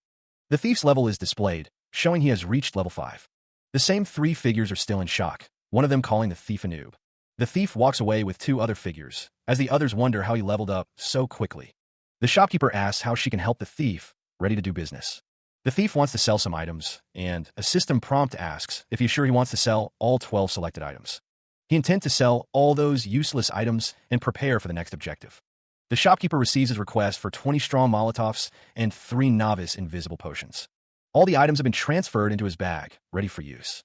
As for weapons, the weapon merchant asks if he needs any help. He decides to buy some temporary weapons from the weapon merchant next door. He receives a level 5 whitewood dagger, ready for his next adventure. Preparations complete, the thief signals that it is time to move. The reason for this speedrun is that the Heavenland dungeon has only been open for 3 months. No one has unlocked it yet. In his previous life, players discovered a nest near the ant army basin. It was an unprompted checkpoint, the queen ant's nest. After clearing it, the level 5 dungeon will refresh. The hidden dungeon, Dark Forest, is about to appear before him. This area was only discovered by players 5 months after the launch of Heavenland. All of this is to collect the thief's strongest equipment set under level 10 in Dark Forest, the Unyielding Slaughter set. The system indicates that he has discovered the queen ant's nest. There are a lot of ant soldiers in the nest, but in his previous life, players found a way to get past them. The thief drinks a novice invisibility potion, which will make him invisible for 9 seconds. With the potion consumed, he declares that it is time to go. A surge of magical energy emanates from the thief. Deep within the cavern, the ant soldiers patrol their territory. The insectal warriors move with a purpose, their mandibles clicking. Each ant soldier is a formidable foe, their armored bodies ready for battle. Their eyes glow with a menacing red light, scanning for intruders. The chitinous armor of the ant soldiers is thick and strong. Suddenly, the thief's face contorts in panic as he realizes something is wrong. The system informs him that the novice invisibility potion has lost its effect. The thief is now visible to the ant soldier, who screeches in alarm. But just as quickly, the system indicates that the potion has taken effect again. The system warns that he has attracted the hatred of a large number of ant soldiers. The thief's invisibility flickers again, leaving him vulnerable.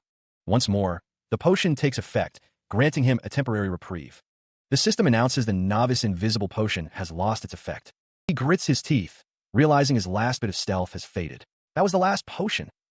Below, the cavern swarms with ant soldiers, their attention drawn to the disturbance. He presses onward, undeterred by the growing threat. But I'm almost at my destination. A monstrous ant looms ahead, its multiple eyes glowing with malevolent intent. The queen ant appears, a sinister smile playing on her lips as she observes the approaching thief. The monstrous ant speaks, its voice a guttural growl. I finally meet you, Queen Ant. The thief's expression hardens, his red eyes focused on the task ahead. Now I just need to use them. A burst of fire erupts, the ant soldiers recoiling in fear.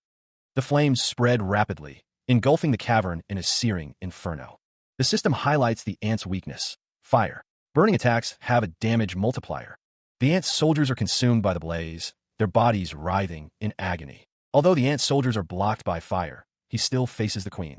The queen ant, now useless without her endless respawn of soldiers, calls him a despicable human. The thief stands amidst the flames, declaring that it's better to fight one-on-one. Looking down at the queen ant, he tells her it's her fault for being such easy prey. The thief thinks to himself that the queen ant will be full after drinking all the Molotovs he left for her. The queen ant, looking up in frustration, curses the situation. The queen ant screams out her frustration. A system prompt appears, congratulating the player on slaying the queen ant. A global notice announces that a player has cleared the queen ant's nest and attracted the hatred of the insect tribe.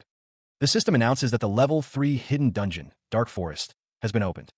Frustration boils over, a raw scream echoing through the digital space. The landscape stretches out, a testament to the challenges overcome.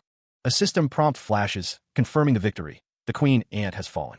A global announcement reverberates, declaring that a player, concealing their identity, has conquered the queen ant's nest, drawing the ire of the insect kingdom. The digital world expands, a vast and intricate web of possibilities. A new dungeon, the level 5 hidden dungeon, Dark Forest, has been unveiled, promising fresh challenges and untold rewards. A winding staircase spirals upwards, hinting at the ascent to come. Inside a room, someone questions the necessity of a guild meeting for such a matter. Team Captain Lamball appears, ready to lead.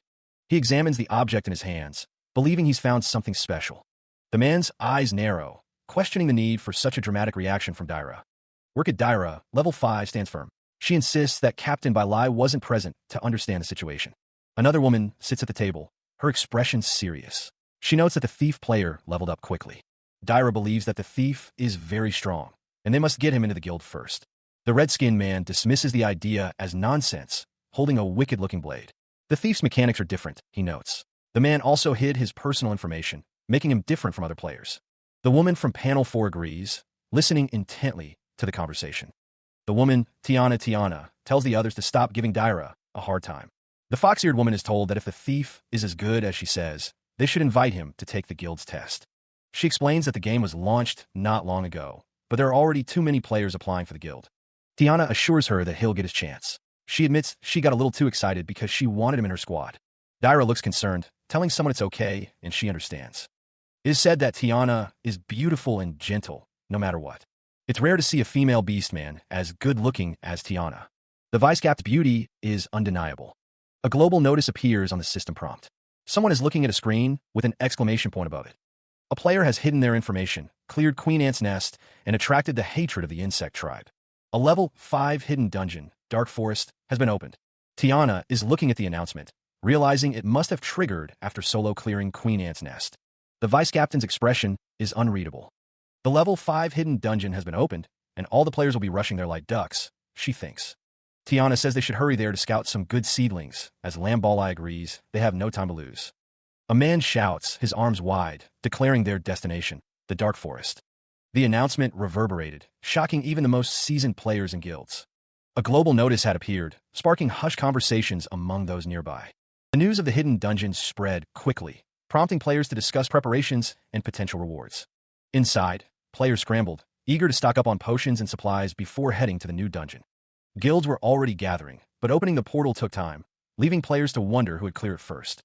The discussion of the countless players filled every corner. Everyone became restless because of this dungeon that was opened. The air crackled with anticipation. Energy surged. The portal stabilized. Adventurers gathered before the Dark Forest dungeon entrance, ready to face the challenges within. A figure with white hair and piercing red eyes announced his arrival. He observes the scene, noting the dungeon is already crowded with players. The player recalls that this dungeon was designed for special team missions. A question hangs in the air. Are there any level restrictions for this dungeon? He remembers that the Dark Forest dungeon usually has special conditions or rules. This time, level gaps are ignored. The white-haired figure decides to go inside and grab some loot, opting for the easiest difficulty. He has prepared equipment for his teammates. He decides to look for people near the mission crystal, hoping to form a party. The system prompt confirms that he has accepted the mission of the Dark Forest. The priest is told he can enter the dungeon first. The group notices the golden portal, identified as the upper difficulty portal. The final boss of the upper difficulty has a mutation phase. The players express their frustration, having lost 2 teammates and almost being wiped out. They wonder if the upper difficulty is really that hard. One player slams his fist on the ground in frustration, realizing their equipment can't keep up with this hidden dungeon. The players observe that one of the members of the 5 major guilds, Celestial, rushed into the upper difficulty portal without hesitation. He reads that some have cleared the low and intermediate dungeons. The upper difficulty remains untouched for now. A group of onlookers are shocked by what they see, pointing and exclaiming, "Look!" The representatives of the 5 major guilds, those in charge of recruiting new players, have arrived to observe the dungeon area. Tiana sits at a table, enjoying a snack. She notes that the other guilds have arrived, and they're all level 8 to 9 pros. The red-skinned recruiter states that they'll need to seek some quality players to recruit this time. Another recruiter looks through a telescope, lamenting that the good ones were all stolen by other guilds last time. Captain Bailai imagines Tiana accepting him into the second team if he finds good seedlings and collects enough guild contribution points. Captain Bailai is flustered, hoping Tiana won't reject him ever again. Yes. Meanwhile, Captain Bailai is excited to see Tiana. He wonders if it is really her. Tiana states that they'll leave the important task of challenging dungeon records to the first and second team. Captain Bailai says that their job as the third team is to recruit quality newcomers. He believes there will be a lot of potential seedlings. Tiana wonders if the thief that Daira spoke of will be here or not. She anticipates meeting someone, a hopeful expression gracing her features.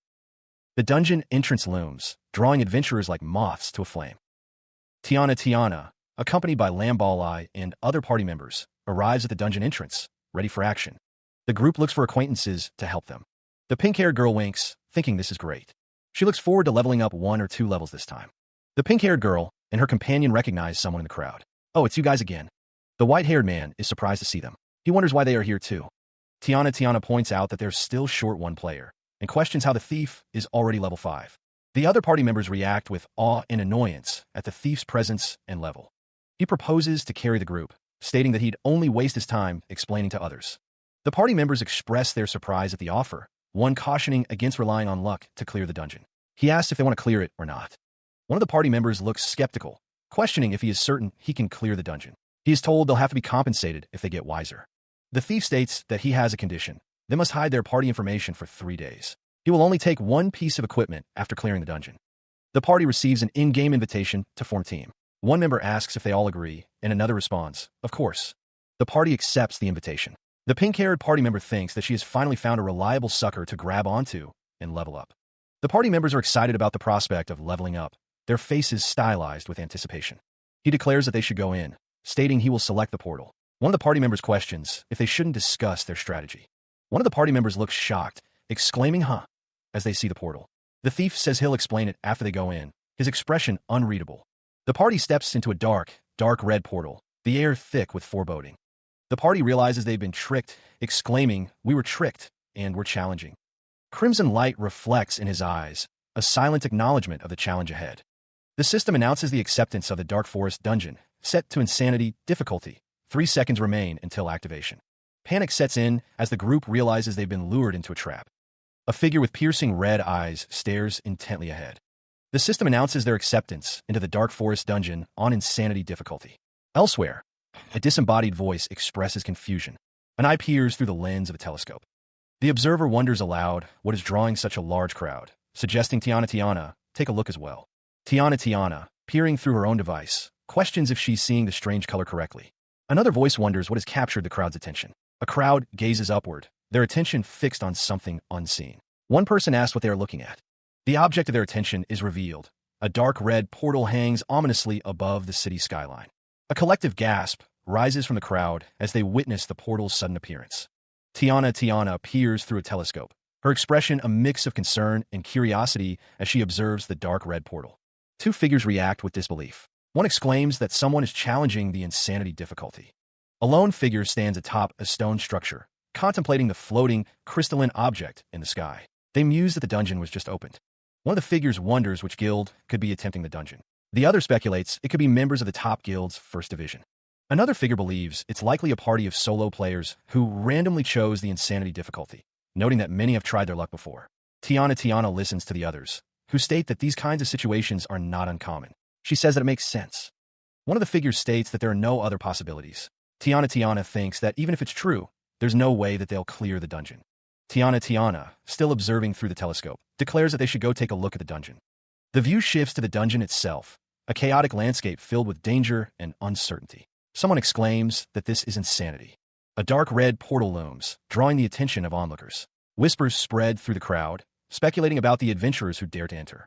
Even members of Celestial struggled with the upper difficulty. The crowd wonders if these adventurers, with their meager equipment, stand any chance of success.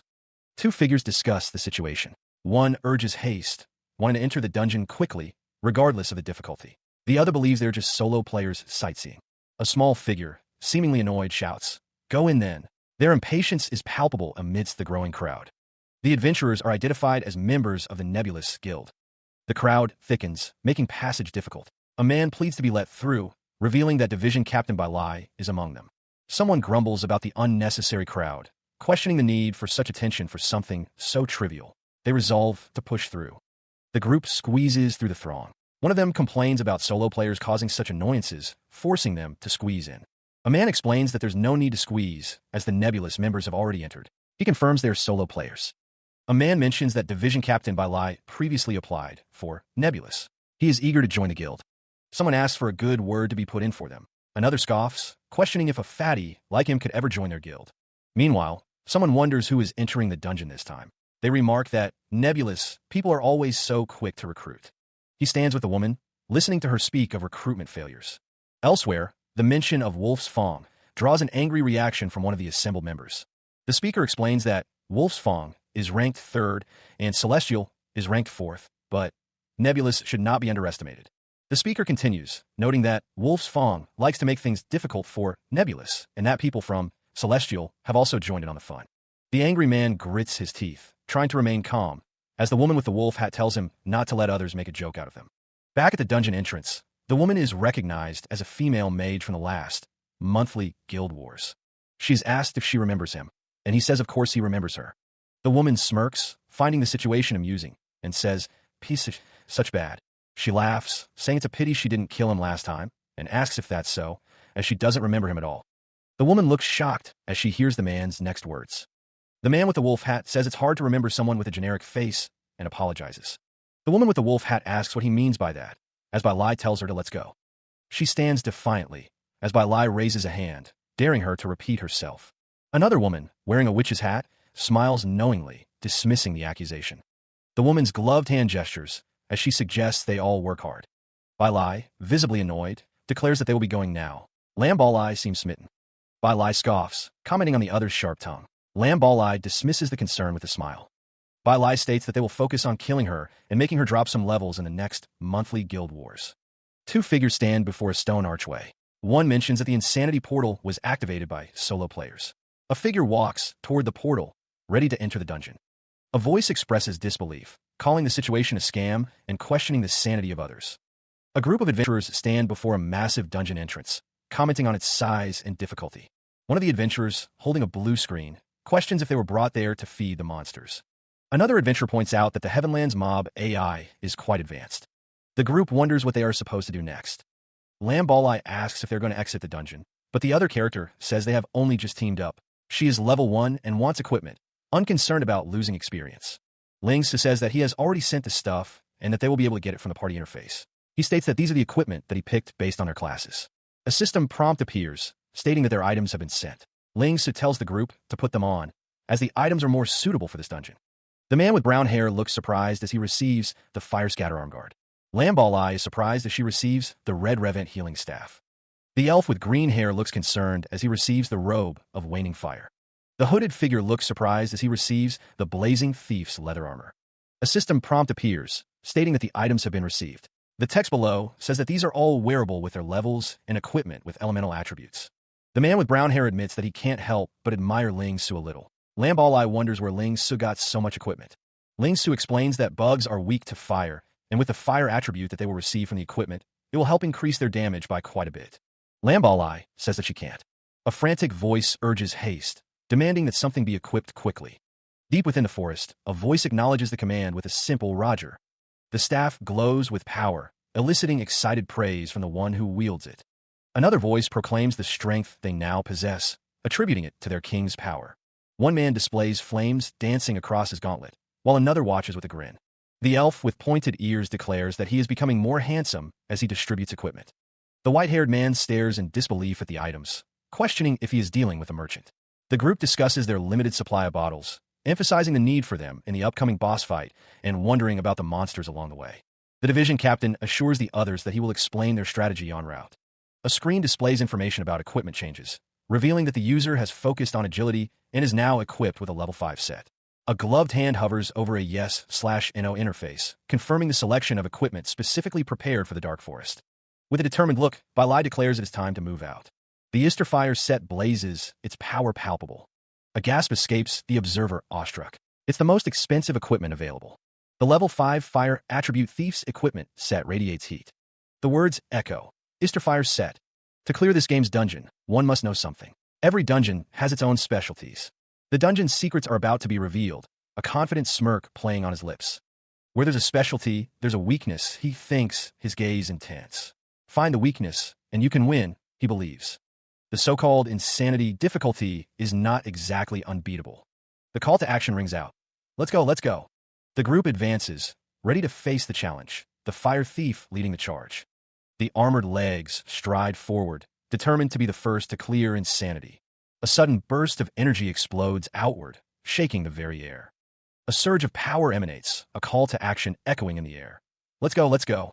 The group advances, their path illuminated by an inner fire, ready to face whatever lies ahead. Flames dance around him, a fiery aura surrounding the figure with white hair and a determined gaze. A voice booms, declaring their intent, to be the first to conquer the insanity difficulty. Two figures stand side by side, their expressions unreadable, as the symbol of I hovers between them. The pair stand back to back, a stark contrast in their attire, ready to face any challenge. Meanwhile, through careful study, it has been observed that the insect race in Heavenland possesses an exceptionally strong sense of danger. The open book reveals detailed sketches of these creatures, their forms both fascinating and unsettling. The Heavenland Insect Observation, 3rd volume, suggests that these creatures will choose to hide or flee when they sense danger. Beneath the canopy, The forest floor is dappled with light, a place where secrets may be hidden. The forest looms, its depths shrouded in an ethereal, moonlit haze. Deeper within the dark forest, a common mob lurks, the jagged scythe mantis. A silhouette emerges from the trees. You guys look. The jagged scythe mantis reveals itself, a humanoid figure with insect-like features. Its large, segmented tail twitches. Wow, so cute, someone exclaims. Another voice shouts, "You idiot! Get down!" as danger approaches. A monstrous maw opens wide, teeth bared. Don't you see the prey in her hand? The group observes from a distance. Insects are very vigilant, they note. The team discusses how to beat the monsters, acknowledging their high speed and attack. They explain that monsters in Insanity have additional health, attack, and defense bonuses. The group decides not to fight head-on, noting the 3 circular zones in the dark forest. Normally, they would need to clear these zones to reach the boss, which include moth, mantis, and spider zones. The monsters guarding the 3 zones are the mantis, moths, and spiders. The mantis they saw just now was only the beginning. Moths lurk in the shadows, their eyes gleaming in the dim light. Spiders spin their webs, waiting for unsuspecting prey to stumble into their traps. And then there are the weeping birds, a neutral mob with a certain special existence. The mention of weeping birds piques the group's interest. One thinks they sound very cute, while another believes they must be worth a lot. Using the insect race's natural predator and a hidden path, they'll be able to easily reach the boss area. One of the group members wonders if the weeping birds will go, while another states that they'll need to properly take notes of these clearing strats. One of the group members tells the others to stop goofing around and listen, stating that they must be as cute as them. As expected, the weeping birds worry the division captain. A system prompt requests to check players' personal information for easier communication. One of the group members states that their ID is Invincible J-Drama Run, but the others can just call him J-Run. Another member reveals that their ID is Bone-Piercing, No Loneliness, Heartbreaking, No Sadness, and that they should be called exactly what it says there. He is then called Anti-Mainstream. A third member states that their ID is Long Handsome Face, but they can just be called Long Face, while also stating that they are not anti-mainstream. Xiaolan winks, suggesting that the others call her by that name. Xiaolan declares her love for money and strong boys, as 2 figures behind her react with hearts. Lingsu states that they should head on to the next step, finding that weeping bird. A voice calls out, telling the others to wait. The speaker is revealed to be a large, yellow, bird-like creature. The bird-like creature wonders what the heck is going on, as it makes a chirping sound. The weeping bird is perched in a tree, surrounded by smaller birds, as it continues to chirp. Xiaolan and Huigo look displeased, commenting that the name doesn't suit it at all. The bird-like character tells them not to be scared, promising to treat them to some good bugs. The bird-like character asks what the point of feeding it is, as the group looks on. The bird-like character explains that feeding her some bugs will express their goodwill, and then they'll be able to get an item. A system prompt appears, describing the weeping flute as a gift given by the weeping bird in the name of friendship, which can make a sweet chirping sound, but to some insects, it's a sign of danger. Huigo declares that there are no useless NPCs in Heavenland. He believes it's a matter of discovering their purpose. Bai Lai states that they will now return to the Mantis Zone. He holds the flute, stating it will allow them to take a shortcut to the boss portal, though it will be troublesome. Ling Su asks how Bai Lai knows these shortcuts and about the flute. Huigo looks on curious. Bai Lai explains that he has cleared this dungeon countless times in his past life. He also went to Casfado Main City's library and read some books. Bai Lai looks at a book titled Insect Observation, noting there is information there. He states that the event can only be triggered after reading it. The book explains that the weeping flute has an effect to scare the insects. Without knowledge of it, the interaction with the weeping bird won't be triggered. Ling Su exclaims that the library has such things to learn. Huigo looks on, holding a piece of paper. Xiaolan thinks that the library was just for show, not knowing there were such uses for it. She finds reading books boring. Bai Lai tells them to open their map and pay attention. He points out that the area on the side of the map is a swamp. Bai Lai explains that normally, no one will take the swamp path. Firstly, because no one knows of the path and you could get lost. Secondly, the monsters are scattered. Ling Su asks if the shortcut is not safe and if Bai Lai is sending them there to die. Bai Lai says the weeping bird hunts monsters of the insect race, and the flute will make them terror-stricken. Xiaolan is excited that they got an item and a shortcut, stating that it's great. She declares that they should go, her skirt swaying slightly. The woman strains, lifting herself with a long pole, clearly wanting to ask something. Waist deep in murky water, she questions if this is the only path, remarking on the nature of this shortcut. The swampy path stretches into the distance, shrouded in shadow. A voice echoes through the swamp, questioning why such a beautiful girl is being subjected to this kind of path. The man activates his magic robe as he wades through the water, while another complains about the difficulty of walking, feeling like he's dragging a large rock. The woman holding the pole declares that she is completely dirty, while the man with white hair plays the flute. The swamp stretches onward, the path ahead still unclear. A voice asks if they want to go back and fight the monsters. Bai Lai states that if they aren't willing to pay such a small price, they shouldn't bother thinking about clearing the insanity difficulty. Someone commands them to stay quiet, warning that they are entering the monster's area and should follow him. The woman with pink hair expresses her discomfort, her face showing a mix of disgust and resignation. She notices that her dress is beautiful, but also wet between her legs, and is shocked. Deep within the forest, a monstrous spider lurks, its form barely visible. The spider's massive size becomes apparent as it moves through the trees. She raises her staff, ready to defend against the approaching threat. The water ripples around her legs as she stands firm, trying to stay calm. Ling Su's expression hardens as he realizes the nature of their foes, spider monsters. The spider monster looms, radiating a horrifying aura that chills the air. A health bar appears above the creature, identifying it as a level 5 silk spider. The spider's legs move with unsettling speed, a testament to the insanity difficulty. Xiaolan's eyes widen in alarm as she shouts a warning. They're coming. Bai Lai raises his flute, the sound of chirp echoing as he prepares to fight. The water around Bai Lai's legs vibrates as he begins to play a melody. The spider monster's many eyes glow with a menacing red light as it growls. The swamp air vibrates with the creature's guttural shriek. The spider stopped moving, and the flute's magic worked. It seems the spiders are scared of the flute. The spider monsters fled.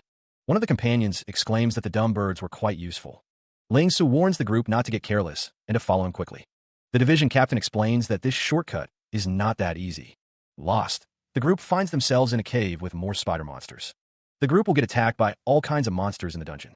The group is scared and wants to get out of here quickly, realizing this is the price of taking a shortcut. Meanwhile, Huigo notes that his whole body is covered in slippery mud, but they're in a safe zone. The system indicates that the body cleaning function has been selected. The user will become clean and sparkly. The group emerges, seemingly refreshed. Ling Su exclaims that the body cleaning went quite smoothly, while Huigo is relieved to finally be ashore. The system announces that exploration was successful. They have reached the dungeon boss's portal.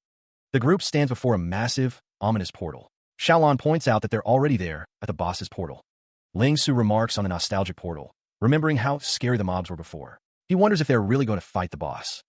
Bai Lai notes that even though it was a shortcut, it still took half an hour. He recalls reading something in the library about clearing the dungeon without fighting the boss. Bai Lai's expression is serious as he considers the possibility of avoiding the boss fight. Ling Su states that they'll need to use real skills to beat this boss, steeling himself for the fight ahead. The air crackles with energy. A surge of power emanates from the portal. The energy intensifies, signaling the boss's arrival. Before them looms the Mud Dragon, Lord of the Swamp, ready to battle. The Mud Dragon, Lord of the Swampland, a level 5 threat, looms large. The creature's immense size and power are evident. A sense of foreboding hangs in the air. Preparations are underway, with hands carefully handling glowing bottles. One of the team members confirms that everything is ready. Standing on a cliff, the figure surveys the scene, bottles arrayed before him. He gives a thumbs up, signaling that there is no problem. The team discusses the thief, Ling Su, and how he knows the boss's territory so well. A voice declares that everyone needs to remember the words about to be said, as the Mud Dragon slumbers. The Mud Dragon awakens, its eyes glowing with menacing intent. The group strategizes, knowing they must be able to beat the boss head-on with their current level and equipment. One of them asks what they should do. One of the teammates reminds the others about the Molotovs he provided. He explains that they're for throwing onto the boss when they're fighting it. The team knows the Molotovs will apply the burn effect to the Mud Dragon, Lord of the Swamp. The dragon is not only weak to fire, but it'll also receive a bonus damage multiplier when it's in the burn state. One of the teammates expresses fear, saying it's too dangerous and that they don't want to get close to the Mud Dragon. Another teammate notes that if they were to get close, an attack from its tail would kill them all. One of the teammates wonders about the limited range to how far a Molotov can be thrown. Another teammate assures him that they won't need to worry about that. The teammate explains that he's already set a designated location for them. A system prompt confirms that he has sent a map coordinate to his teammates. The Mud Dragon looms, its massive form casting a shadow. The team waits for the signal to attack. A voice echoes in their minds, instructing them to just listen for the signal. One of the teammates remarks that their boss must have quite a number of friends who have already cleared the lower difficulties of Dark Forest. He adds that social connections are also one of his strengths. One of the teammates expresses nervousness, wondering when they'll throw the Molotovs. Another teammate tells her to relax, reminding her that he said he'll give them a signal. The teammates wonder why he hasn't signaled yet. One of them decides that since that thief has already planned so many things, they'll believe him for now. If there's any problem with his instructions, they'll make him pay for it. One of the teammates is shocked that he said he'll lure the boss here alone. He really wants to see how he does it. The system identifies the boss as an insanity-level sublord. Bathed in moonlight, a figure stands atop a rocky precipice. The mud dragon stirs from its slumber, its massive head rising. The ancient beast awakens, its voice a rumbling echo. Long time no see. The figure, hair like white fire, recalls past battles. I already forgot. Having reached level 5, he gained the passive skill, combo accumulation. He prepares to use it. His eyes narrow, focusing on the approaching threat. He unleashes a torrent of power, declaring, "Wake up and meet your death." Energy crackles around his outstretched hand, ready to strike. A blinding beam of light pierces the darkness, aimed at the mud dragon. The mud dragon recoils, bracing for the impact of the attack. The system announces the awakening of the mud dragon, Lord of the Swamp. The mud dragon, Lord of the Swamp, unleashes a deafening roar. The level 5 sublord grade monster bellows, furious at being disturbed from its rest. Wang Taijin's eyes narrow, a familiar fire burning within them. "We meet again," he declares. The protagonist faces the mud dragon, energy crackling around him. He launches himself forward, a blur of motion against the colossal beast. The mud dragon remains still, seemingly unfazed by the approaching figure. A wave of energy explodes outward as the attack connects. Wang Taijin continues his assault, a whirlwind of strikes against the mud dragon. The air crackles with each blow, the force of the attack's evident. The mud dragon's face remains impassive, its red eyes glowing menacingly. The mud dragon inhales deeply, preparing for counterattack. A stream of noxious green liquid erupts from the mud dragon's mouth. Wang Taijin stands firm, flames licking at his cloak as he surveys the battlefield. A confident smirk plays on his lips. He knows his opponent's every move. He recalls the limitations of the mud dragon's abilities, preparing to exploit them. Golden energy flares as he brings his foot down with force. The mud dragon's chest oozes with a noxious, green substance. Flames dance around Wang Taijin as he prepares his next attack. He determines that he is within striking distance of his target. The backstab skill is ready to be activated. Golden energy intensifies around Wang Taijin, ready to strike. His foot connects with the mud dragon, the impact resonating. The force of the blow sends shockwaves through the area. 1 hour later, the moon hangs high in the sky, casting a pale light. The landscape sits still, waiting for the coming battle. The pink-haired woman wonders why the signal hasn't been given. She thinks it has been too long already. She continues to worry, thinking that the person in charge may have run away. Another character stands in the background. One of the characters wonders what the other is doing, noting he is not in voice chat range. He hopes the plan hasn't failed. The wolf-eared character wonders why the boss's health bar hasn't gone down. He wonders if the fight has even started. The wolf-eared character shouts for everyone to get ready. He seems to sense that something is about to happen. Two characters note that something is here. They wonder if the swarm of dust is the boss they are waiting for. One character notes that the thief really lured the boss here. Another asks what they should do as it approaches. The white-haired character says to wait until he lures the boss into the middle. He seems confident in his plan. The boss, a large, monstrous creature, appears. A character declares they will take its life in one breath. The boss's health bar is shown, with only a small amount remaining. Someone wonders how he alone wore down the boss's health by 2/3. A character wonders how he did it, declaring that the other character is awesome. He is amazed by the feat. A hand crackles with fiery energy, a signal to prepare for battle. The massive monster looms, its maw open, ready to devour the small figure before it. A figure shouts encouragement, urging their allies to unleash a barrage of fiery projectiles. Xiaolan, seemingly unconcerned with her own safety, hurls bottle after bottle at the monstrous foe. A hail of makeshift bombs streaks through the air, arcing towards their target. Impact, the glass shatters, and the volatile contents ignite in a burst of flame. The monster roars in pain as it is engulfed in a sea of fire. The monster bellows its fury, even as Xiaolan seems to revel in the chaos. A manic grin spreads across Xiaolan's face as she clutches another bottle. With a cry of unhinged glee, Xiaolan continues her assault, showering the monster with explosives. Ling Su watches the spectacle, his expression unreadable. The monster, now thoroughly enraged, is about to unleash its full power. The system indicates that, in the boss's berserk state, Molotovs can no longer find target. What should they do? The figure in the red cloak shouts, ordering the others to throw the Molotovs regardless of the system's warning. Blade in hand, Ling Su declares that the attack is on him, questioning the order to throw the Molotovs. The group below, watching the battle unfold, insists that the others throw the explosives as planned, despite the danger. From below, Jae-run cries out, trusting in his boss as he prepares to face the enraged monster head-on. The Molotovs are launched. Jae-run's efforts are acknowledged as the makeshift bombs sail through the air. The explosives hurtle towards the monstrous boss, a desperate attempt to inflict damage despite the system's warning. A flurry of Molotovs streak through the air, a fiery barrage aimed at the enraged beast. The flames engulf Jae-run, but he remains standing, ready to face whatever comes next. A system prompt appears, indicating that Jae-run has activated the Starfire set special ability, granting fire immunity and increased damage. Jae-run's eyes glow with power as he activates the Starfire set, becoming immune to fire damage for 30 seconds. With the Starfire set active, Jae-run declares that they will dance in the raging fire for the next 30 seconds. A system prompt flashes, confirming the activation of the special attack, Starfire's Inferno. The air crackles with heat. A figure stands wreathed in fire, the flames licking around him like a living cloak. The Inferno obscures all but the lower half of his body, the heat distorting the air. A system prompt declares the activation of Starfire's Inferno, a special attack. A group of onlookers discuss the solo players, wondering if they can clear the difficulty. Another group watches with amusement, anticipating the solo player's imminent exit. One of the onlookers expresses his desire to see the solo players lose their pride. Another wonders if they are too scared to come out, but it's not easy for them to stay inside the insanity. One of the onlookers admits that staying alive that long in insanity would be hard, even for them. A close-up reveals a character's skeptical expression, questioning the solo player's chances of success. One figure reminds the other of the special item acquired previously. He notes that he still hasn't seen it used in combat. The other wonders if he's talking about the power breakthrough device.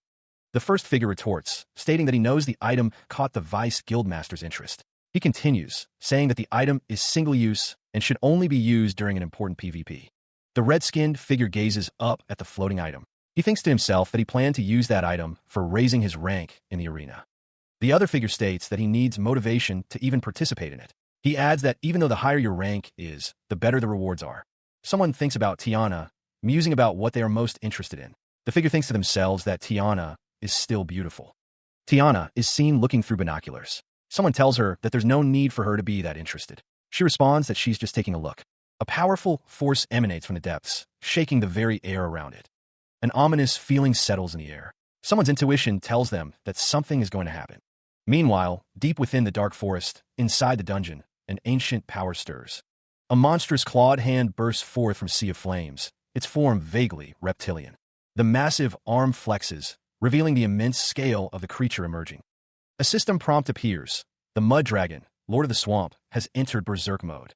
A figure shouts a warning, sword raised, as the Mud Dragon enters Berserk mode. The situation has become even more dangerous. Ling Su, engulfed in flames, knows that after entering Berserk mode, he must be wary of the skill the Mud Dragon is about to use. Lightning crackles around the Berserk Mud Dragon, a sign of the immense power it is about to unleash. A voice declares that everything will end in 30 seconds. A concentrated blast of red energy erupts, a devastating attack forming before their very eyes. The red energy slams into its target, the force of the impact shaking the very ground. A voice cries out that the attack is coming, the anticipation thick in the air as the Mud Dragon prepares to strike again. Sword in hand, Ling Su charges forward, a fiery aura surrounding him as he prepares to meet the Mud Dragon's attack head-on. A bottle falls from someone's grasp, tumbling through the air as the battle intensifies. Ling Su continues his charge, the falling bottle a small detail in the face of the overwhelming power of the Mud Dragon. Determination burns in Ling Su's eyes, his gaze fixed on the Mud Dragon as he prepares to unleash his own power. Ling Su is a blur of motion, his sword a streak of light as he closes the distance between himself and the Berserk Mud Dragon. A beam of pure energy streaks forward, a testament to the Mud Dragon's terrifying power in its Berserk state. He narrowly avoids the Mud Dragon's sweeping energy beam, the air crackling with displaced power. The force of the blast sends debris flying as the energy scorches the earth. Using the ruined landscape to his advantage, he leaps, kicking off a chunk of rock. An onlooker is stunned by the display of agility. He wonders just who this fighter could be. Another watches with wide-eyed shock, muttering about the fighter's impossible micromechanics. The system displays a prompt. Since he hasn't received any damage, his current combo accumulation is 3,659. He prepares his next move. He activates a skill, calling out Jet Rush as he prepares to strike. The system displays the Jet Rush skill activation, highlighting the speed and power of the technique. The system prompt details Jet Rush, a bolting attack utilizing extreme body movements and agility, dealing agility and weapon damage based on skill perfection. The Mud Dragon roars, its rage shaking the very ground. Flames engulf the Mud Dragon's massive form, the falling bottles adding to the chaos. Ling Su, shrouded in energy, charges directly towards the berserk mud dragon. He raises his arm, a swirling inferno of energy coalescing around him. Flames lick at his face as Ling Su declares, "Jet Rush, Starfire's Inferno." The mud dragon roars as the force of the attack slams into it. The mud dragon is engulfed in a vortex of searing flames. The mud dragon thrashes wildly, struggling against the intense heat. The fiery assault continues, each strike carrying the force of a supernova. Ling Su stands firm, the embodiment of controlled inferno. The mud dragon continues to burn as Ling Su declares, "Let's end this." His eyes glow with determination, ready to deliver the final blow. The mud dragon is completely overwhelmed by the relentless flames. A system prompt appears, indicating that the Jet Rush combo has ended, stacking a total of 3,660 attacks. The final strike obliterates the mud dragon in a cataclysmic explosion. The aftermath of the special attack lingers, the system confirming its amplified damage.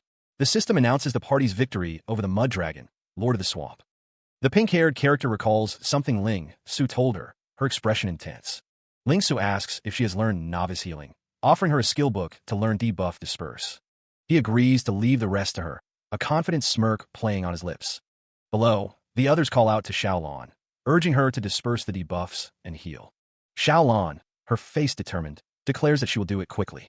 Novice Debuff Disperse and Novice Heal skills are activated, their effects radiating outwards. Ling Su's status is displayed, showing both burn damage and healing effects in play. The system indicates that the 30-second fire damage immunity has ended. Ling Su grits his teeth, sweat beading on his brow. He is relieved that the Disperse and Heal were on time. The pink-haired woman observes that this is a life-and-death fighting style. The others look on with concern. The figure in the distance looms large, still difficult to manage in his current state. From afar, one of the observers sighs, wondering why they aren't coming out yet. Another exclaims, questioning what they're doing in there. The red and white background pulses with unseen energy. The group decides to leave, stating they don't need the information anymore as it's taking too long. One speculates that the solo players must have been obliterated. One of the observers remarks that the solo players really know how to take their time. Another tells him not to be impatient, as they'll have to come out eventually. One of the observers states that their mission is just to have them confirm the insanity difficulty. The observer's face is shown in close-up, his expression unreadable. The system congratulates the party for clearing the dungeon, Dark Forest, at the insanity difficulty. The crowd below is shocked. A global notice blazes across the screen. The Dark Forest dungeon has been cleared on insanity difficulty. The crowd erupts in disbelief. The news hits some harder than others. For some, the feat seems impossible. The first clear record screen displays the achievement, but the party's information remains hidden. Someone holds the screen, hardly believing what they see. It's really cleared. Others watch from afar, wondering how such a feat was even possible. Tiana seems surprised by the news, her expression a mix of shock and curiosity. A figure clutches a file, wondering who commanded the team that accomplished this impossible task. Driven by curiosity, she resolves to meet the team's leader. Someone shouts for others to come and look at something. The crowd parts as the victorious party emerges from the dungeon. A voice declares that it is them, the ones who clear the dungeon. The victorious party stands revealed, bathed in the afterglow of their triumph. The announcement booms, declaring the impossible. Solo players have conquered the insanity difficulty. One figure lies prone, while another stands tall, bathed in the afterglow of victory. A wave of energy washes over the scene, a visual representation of the crowd's excitement. The group stands together, a mix of anticipation and weariness etched on their faces as they are surrounded by a sea of onlookers. The crowd recognizes them, the solo players who cleared the insanity difficulty. The crowd points, their voices rising in a chorus of recognition. They're out. It's them. The crowd surges forward, eager to get a closer look. One voice calls out, wondering what guild they're from. The crowd marvels at their achievement, noting that even those from Celestial couldn't clear the upper difficulty. They wonder what kind of equipment they have.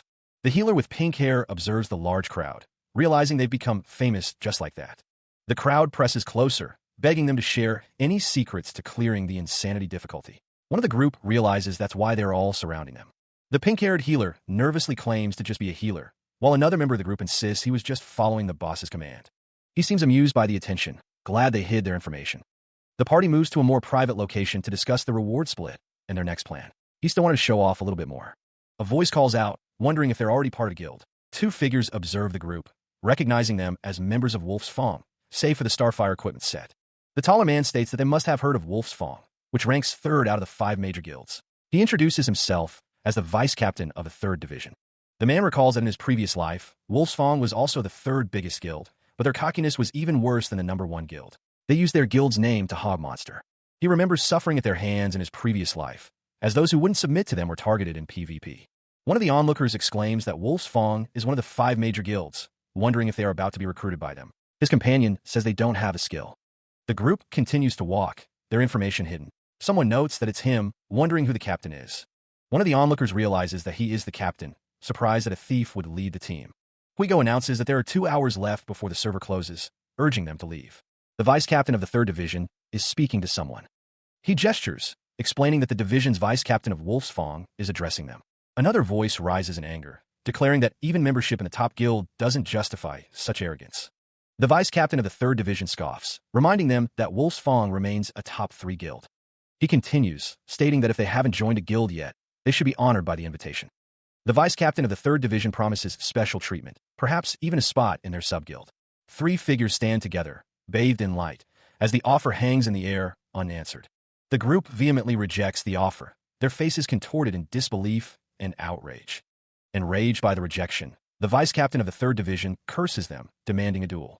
The vice-captain of the 3rd Division, now glowing with power, demands they accept the duel request immediately.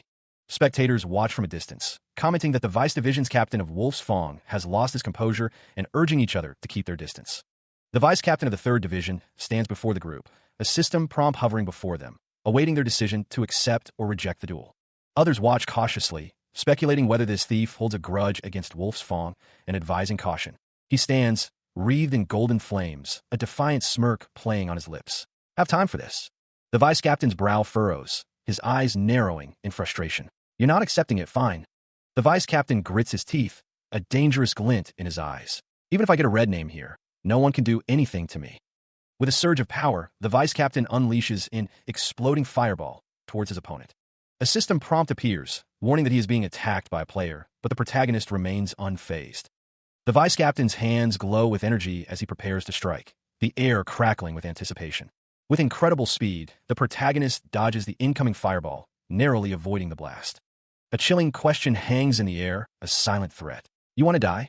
The vice-captain and the protagonist clash, their movements a blur of motion and energy. What is this reaction speed? The vice-captain's eyes widen in disbelief, struggling to comprehend the protagonist's agility. He dodged my exploding fireball with such minimal movement. A gasp escapes the vice-captain's lips, his face contorted in a mixture of shock and frustration. The protagonist stands firm, ready to face whatever the vice-captain throws at him, as green vines erupt around them. She stands, a book glowing with power in her hands. Above, a man with white hair watches with a concerned expression. The vice-captain's feet are planted firmly on the ground. A man with red hair watches the scene unfold, muttering about the nebulous bitch. The vice-captain's expression is obscured, but her thoughts are clear. This thief has made a grave error. Tiana's eyes are sharp, her gaze fixed on her opponent. She is ready to strike. The man with white hair stands firm, his instincts telling him that she must be the one Daira was talking about. The vice-captain's hat looms large as she prepares to attack. The man with white hair stands ready to defend himself. The man with red hair is furious, demanding to know why they are stepping in. He calls her an nebulous bitch. The vice-captain is identified as a friend of Nebulous. The man with red hair wonders if she plans to represent Wolf's Guild. The man with red hair declares the vice-captain to be their fated enemy. He prepares to attack. One of the men demands that the other put away his weapon. The other man seems confused, calling him R. Roger. The man with red hair believes that the vice-captain is protecting the man with white hair on behalf of a Nebulous. The man with white hair finds the situation interesting. He anticipates the upcoming monthly guild war. He stands, wreathed in a luminous aura, declaring his resolve. We'll fight till our last breath. Tiana looks on, a slight frown on their face. They state with certainty, then we'll meet again in the guild war. The vice-captain and Ling Su turn to leave. A figure behind them wonders aloud. We're just gonna leave like this? Another man questions why they didn't eliminate them. The red-haired man responds, calling him an idiot. He explains there would be problems if that thief belonged to one of the other 4 major guilds. The man with white hair continues, explaining the consequences of starting a war between both guilds.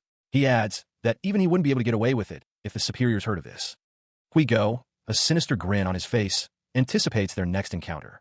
I'll have a good time with you. Ha ha ha. Ling Su assures the others that he is fine. One of the figures nearby remarks that they almost started fighting, and another says that it was scary. Tiana asks a question, their expression thoughtful. In a guild, right? The vice captain explains the importance of showing off one's guild by being the first to clear the insanity difficulty dungeon.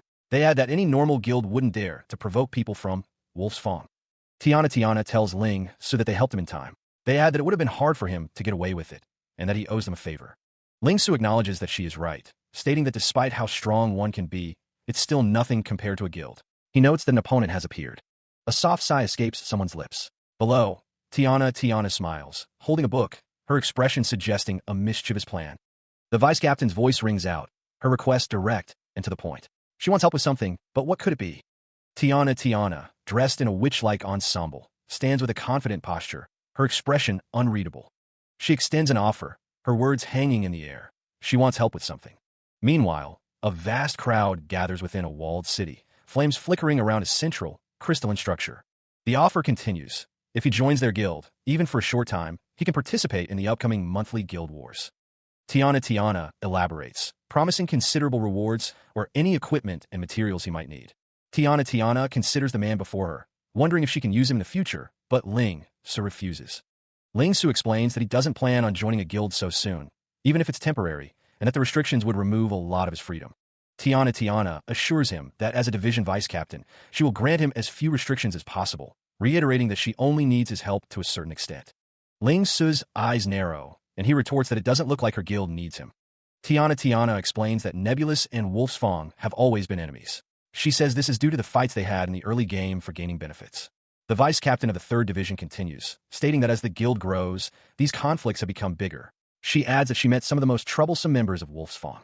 Ling Su looks down at Tiana as she explains that because of protecting him, she'll probably be targeted in the next monthly guild wars. Tiana begs Ling Su to protect her from getting killed and dropping levels in the next monthly guild war. She thinks to herself that she must make him stay. Ling Su says that she should just not participate in it. Tiana replies that she can't, and he thinks to himself that she is cold. Tiana looks disappointed as she thinks about how he was not moved at all. She thinks that taking part in the monthly guild wars is a way to get a large amount of guild honor points. A system prompt appears, indicating that a friend request was sent by a stranger. Ling Su looks at the system prompt and thinks to himself that they'll add each other as friends first. He thinks that she probably helped him because she wanted to gain some profit from him. Ling Su adds that she did get into more trouble herself while doing so. Ling Su says that he'll give her a response before the guild war. Tiana looks happy and says okay. Tiana asks him to give her a response as soon as possible. She explains that even though it's her who will recommend him, he'll still have to go through the normal process. Tiana says that she'll await his response. The screen shows Ling Su's player character information. The screen displays the player's personal information, revealing an age of 17. The character with white hair and a witch hat notes that someone is quite fast. Someone is even blocking information from his friend. What an uncute little brother. Looking down, the character's expression hardens into a scowl. That brat. A system prompt appears, indicating that information has been set to private. The group greets their boss upon his return, wondering what he and that nebulous beauty talked about. The boss warns them to stop with the nonsense, or he won't distribute the equipment to them. The others laugh nervously, but the boss is focused on the equipment distribution screen. Only the insanity difficulty of Dark Forest drops the equipment that he needs. The screen displays the cheap assassin's equipment set, arm guard. The boss is surrounded by his team, who are excited about the materials. He notes that this will make his life easier for some time.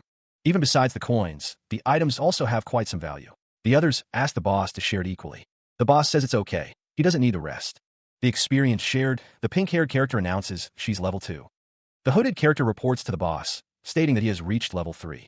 The white-haired character explains that they still need to sweep the dungeon several times to get all the equipment from the set. The screen displays text about learning assassin skills and tricks from the boss, accepting the gift, and being on time tomorrow. Meanwhile, it's 7 a.m. Ling Su sits, holding a scientific helmet, light glinting off its surface. Sitting on the edge of his bed, Ling Su reflects on how smoothly his current life is going. A text box explains that the Heavenland scientific helmet allows players to receive enough rest while playing the game. An old man offers to help him with cleaning. The old man notes that he is up early, the text box reiterating that the helmet does not affect real life or game progress. During the following 3 days, the team fought together, bathed in the glow of their weapons and abilities. They challenged the insanity difficulty of Dark Forest nonstop, finally emerging on the 3rd day before logging out. The team stands together, clad in the rest of the cheap assassin's equipment set, armor, leggings, and boots. Ling Su later parted ways with a noisy 4-man group, bidding them farewell. He bids farewell to his companions, acknowledging their hurt feelings. Ling Su promises they will meet again. His red eyes focused, Ling Su sets his sights on his next objective. The map indicates the castle of the Singing Moon, a level 10 area. A majestic waterfall cascades down beside the imposing castle of the Singing Moon. The castle spires reach towards the sky. Meanwhile, a town sits nestled amongst the trees, its buildings painted in muted tones. Red foliage adds a splash of color to the scene. He scales a cliff face, his hand gripping the rough stone. Ling Su believes something important should still be here.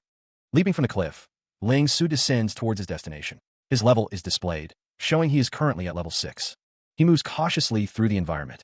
Ling Su knows he must be careful in this area, remaining vigilant.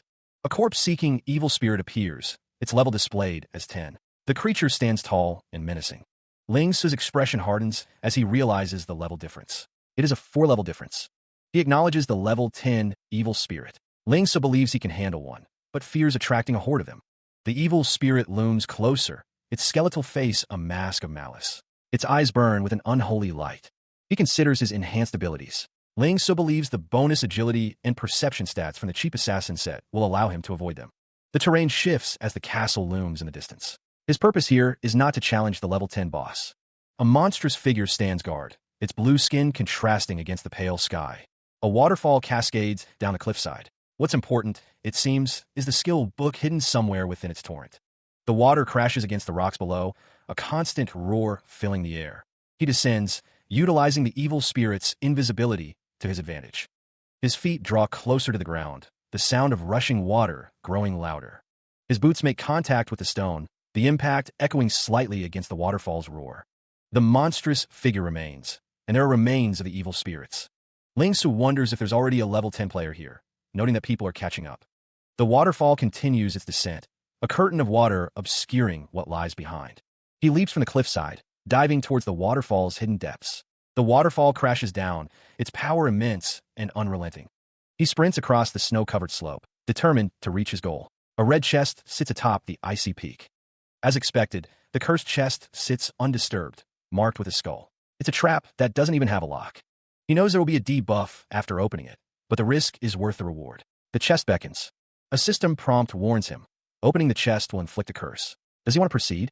He must have it. Ling Su opens the chest, triggering the curse. A system prompt confirms a minus 60% debuff to all stats. The system confirms that all of his stats have been lowered by 60%. The curse will last for almost 6 hours. Despite the curse, he got it. Ling Su clutches a purple skill book, his prize for enduring the debuff. Skill books take time to learn, he thinks, so he'll have to find a safe place. He glances around warily. Unseen, others were watching. They knew someone would be foolish enough to open the chest. The distant figures discuss their plan. Let the idiot bear the curse, then steal the skill book from him.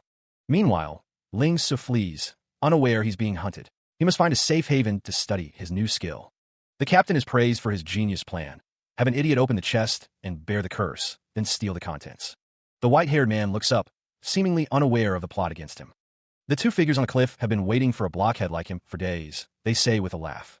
The long-eared man, standing before a chest, declares that he will now see what's inside. Another figure stands nearby, watching the long-eared man with a calculating gaze. He reflects on his carelessness, never imagining someone would set a trap on this kind of map. The white-haired man grits his teeth, thinking that if he wasn't cursed, he'd be confident in fighting the three of them. The long-eared man thinks that 2 level 10s and a level 11 are nothing, and that the other man must hand over the skill book to ensure his life. The white-haired man thinks that even if he gives them the skill book, he'll probably still get killed by them, given their personalities. The man with white hair considers his options, his red eyes narrowed. He wonders what would happen if he refused to hand it over. A system prompt appears, confirming the item has been safely stored away. This gives him a slight advantage. One of the Wolf's Fong members expresses surprise at his stubbornness. He can't believe the man is resisting even after knowing who they are. Another member of Wolf's Fong draws back a glowing bow, preparing to fire. The air crackles with energy. Suddenly, a cry rings out. Backstab. The white-haired man's eyes widen in alarm. An enemy lunges from behind, taking advantage of the distraction. The white-haired man is caught off guard. A blade flashes, descending swiftly. The attack is about to connect. The white-haired man is sent flying, the force of the blow staggering him. Another figure executes a dauntless block, attempting to intercept the attack. The clash of steel rings out. The white-haired man grits his teeth, realizing his stats are too low. Even his skill speed has become sluggish. One of the Wolf's Fong members laughs, taunting him. He believes the man was foolish to attack them first. A blow lands, the force registering as Wang Taijin sustains damage. His attacker, a figure with pointed ears, advances with grim determination. The enemy's attack is a locked-on shot, aimed with deadly precision. A sudden backstab catches Wang Taijin off guard, his eyes widening in alarm. The attack intensifies, the air crackling with unseen energy. Another strike lands, dealing significant damage as Wang Taijin cries out in pain. The enemy taunts him, suggesting a quicker death if he had simply handed over the item. The attacker demands that Wang Taijin die and drop the item he so desperately seeks. The enemy's blade drips with what appears to be Wang Taijin's blood. Preparing a final, devastating blow, the enemy announces Great Sword's punishment. The enemy declares that he will silence Wang Taijin with a vein cutter technique. Wang Taijin grits his teeth, determined not to be hit by silencing skill. He looks up, his face contorted in a grimace of pain. A status window appears, Jet Rush skill activated. The attacker lunges, declaring that Wang Taijin is making himself an easier target. The attack descends, a blur of motion and deadly intent. The blow lands with brutal force. Hui Go, eyes gleaming with malice, declares that Wang Taijin is courting death. A voice shouts, backstab, as a figure strikes from behind. The attack connects, and Wang Taijin loses 50 health. The blade finds its mark. Hui Go wonders how he can still fight like this after having all his stats reduced by 60%. He then wonders if Wang Taijin wasn't cursed. The green-haired enemy exclaims that Wang Taijin has been using the short instances when his skills activate to dodge their skills and attacks. Hui Go marvels at Wang Taijin's precise micromovements, stating that even a millisecond of delay would cause him to fail. He then asks who Wang Taijin is, as the elf-like character orders them to go. One of the figures curses, while the other calls out to Roger. Ling Su orders his comrades not to let him get away. He knows that using a basic war smoke bomb is the only option. The smoke bomb detonates, obscuring Wang Taijin from view. The enemies prepare to disperse the smoke. The central figure raises his blade, ready to strike through the haze. But before they can react, Wang Taijin uses a grappling hook to escape. He launches himself away from the cloud of smoke. The other figures realize his plan and prepare to shoot him down. Wang Taijin swings away, narrowly dodging the incoming attack. The grappling hook holds firm, securing his escape. The shot misses its mark, flying harmlessly through the air. He plummets downward, the ground rushing up to meet him. Hui Go grits his teeth, blood staining his face as he remembers the fight. A hand reaches out, grasping for something, anything to stop the fall. A voice echoes, a promise made. I will remember you. The fall continues, the water's surface now looming large. From above, Hui Go watches as Wang Taijin disappears into the waterfall. He curses, frustrated that they didn't get the item. The figure plunges deeper, the water churning around him. A voice declares that he won't be so lucky next time. The surface of the water ripples, disturbed by the recent impact. Waves crash against the unseen shore, the water's surface shimmering. Sunlight filters through the water, illuminating the rocks below. A hand reaches up from the depths, desperate for air. Wang Taijin bursts from the water, gasping for breath. Ling Su, surrounded by rocks, remarks that he is lucky to have come prepared. He spent a lot of money on an instant recovery potion. The young man's expression hardens. He thinks to himself that he didn't want to have anything to do with those guys, but it's their fault for angering him first. Meanwhile, a system prompt alerts Tiana that a friend is calling. She answers, greeting the caller and identifying herself. Tiana, with a surprised expression, looks directly forward, her eyes wide behind her round glasses. She states that she has been waiting for the caller to contact her for several days now, her tone conveying a hint of impatience. Tiana's eyes widen as she hears the request. Ling Su asks her to help him arrange the entrance examination, stating that he accepts her offer. The vice captain pauses, considering the request. She thinks to herself, wondering when he is free.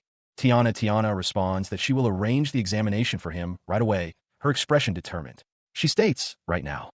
The fox-eared woman sits at her desk, a holographic screen displaying information before her. She smiles, stating that she will arrange the examination right away and asks when the other person is free.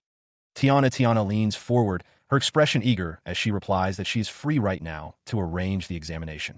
Meanwhile, a grand examination area bustles with onlookers, their gazes fixed on the entrance.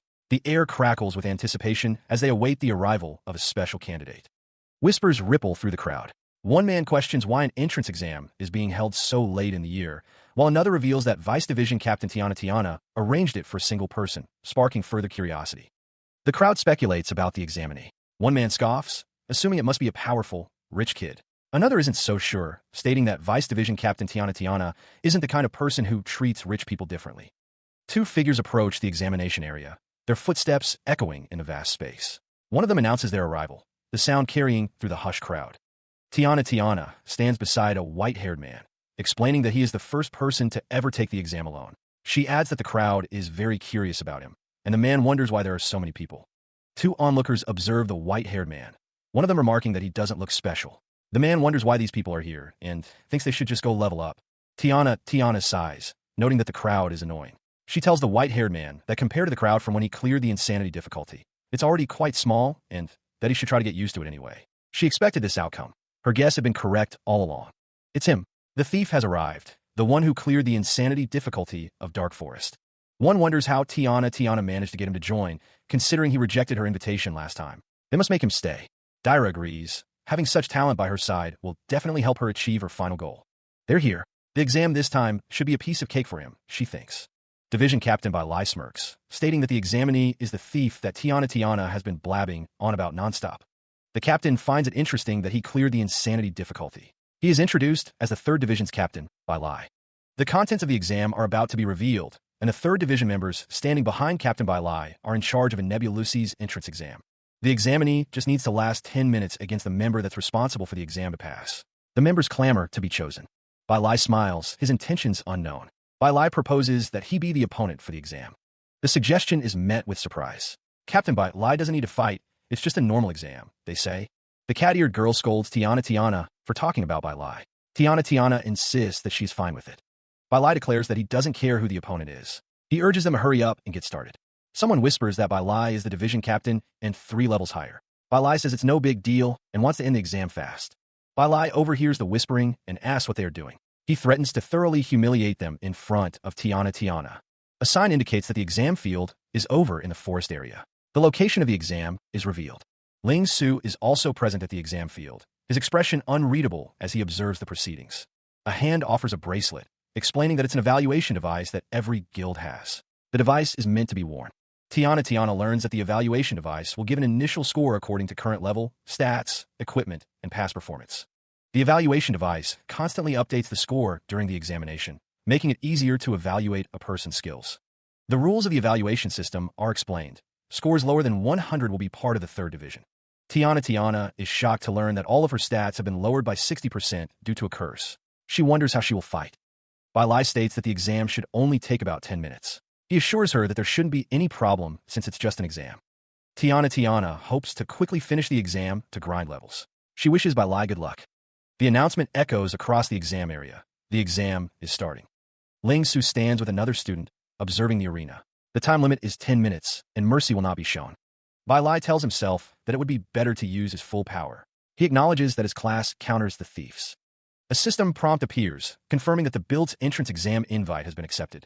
The man smirks, asking if he's being taken as a normal archer. The man, his eyes gleaming with malice, declares that they will pay for telling such jokes, calling them a little thief. The man prepares his spirit frost bow, ready to unleash its power.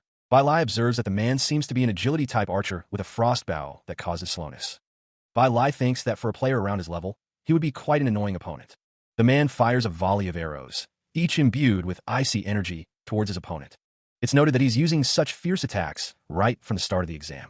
The man continues his assault, firing another arrow with precision and speed. He declares that if all the opponent can do is block, he won't let them pass the exam. Bai Lai shouts, commanding his attack to pierce through the defenses. The attack is a detonating icicle, a concentrated blast of frigid energy.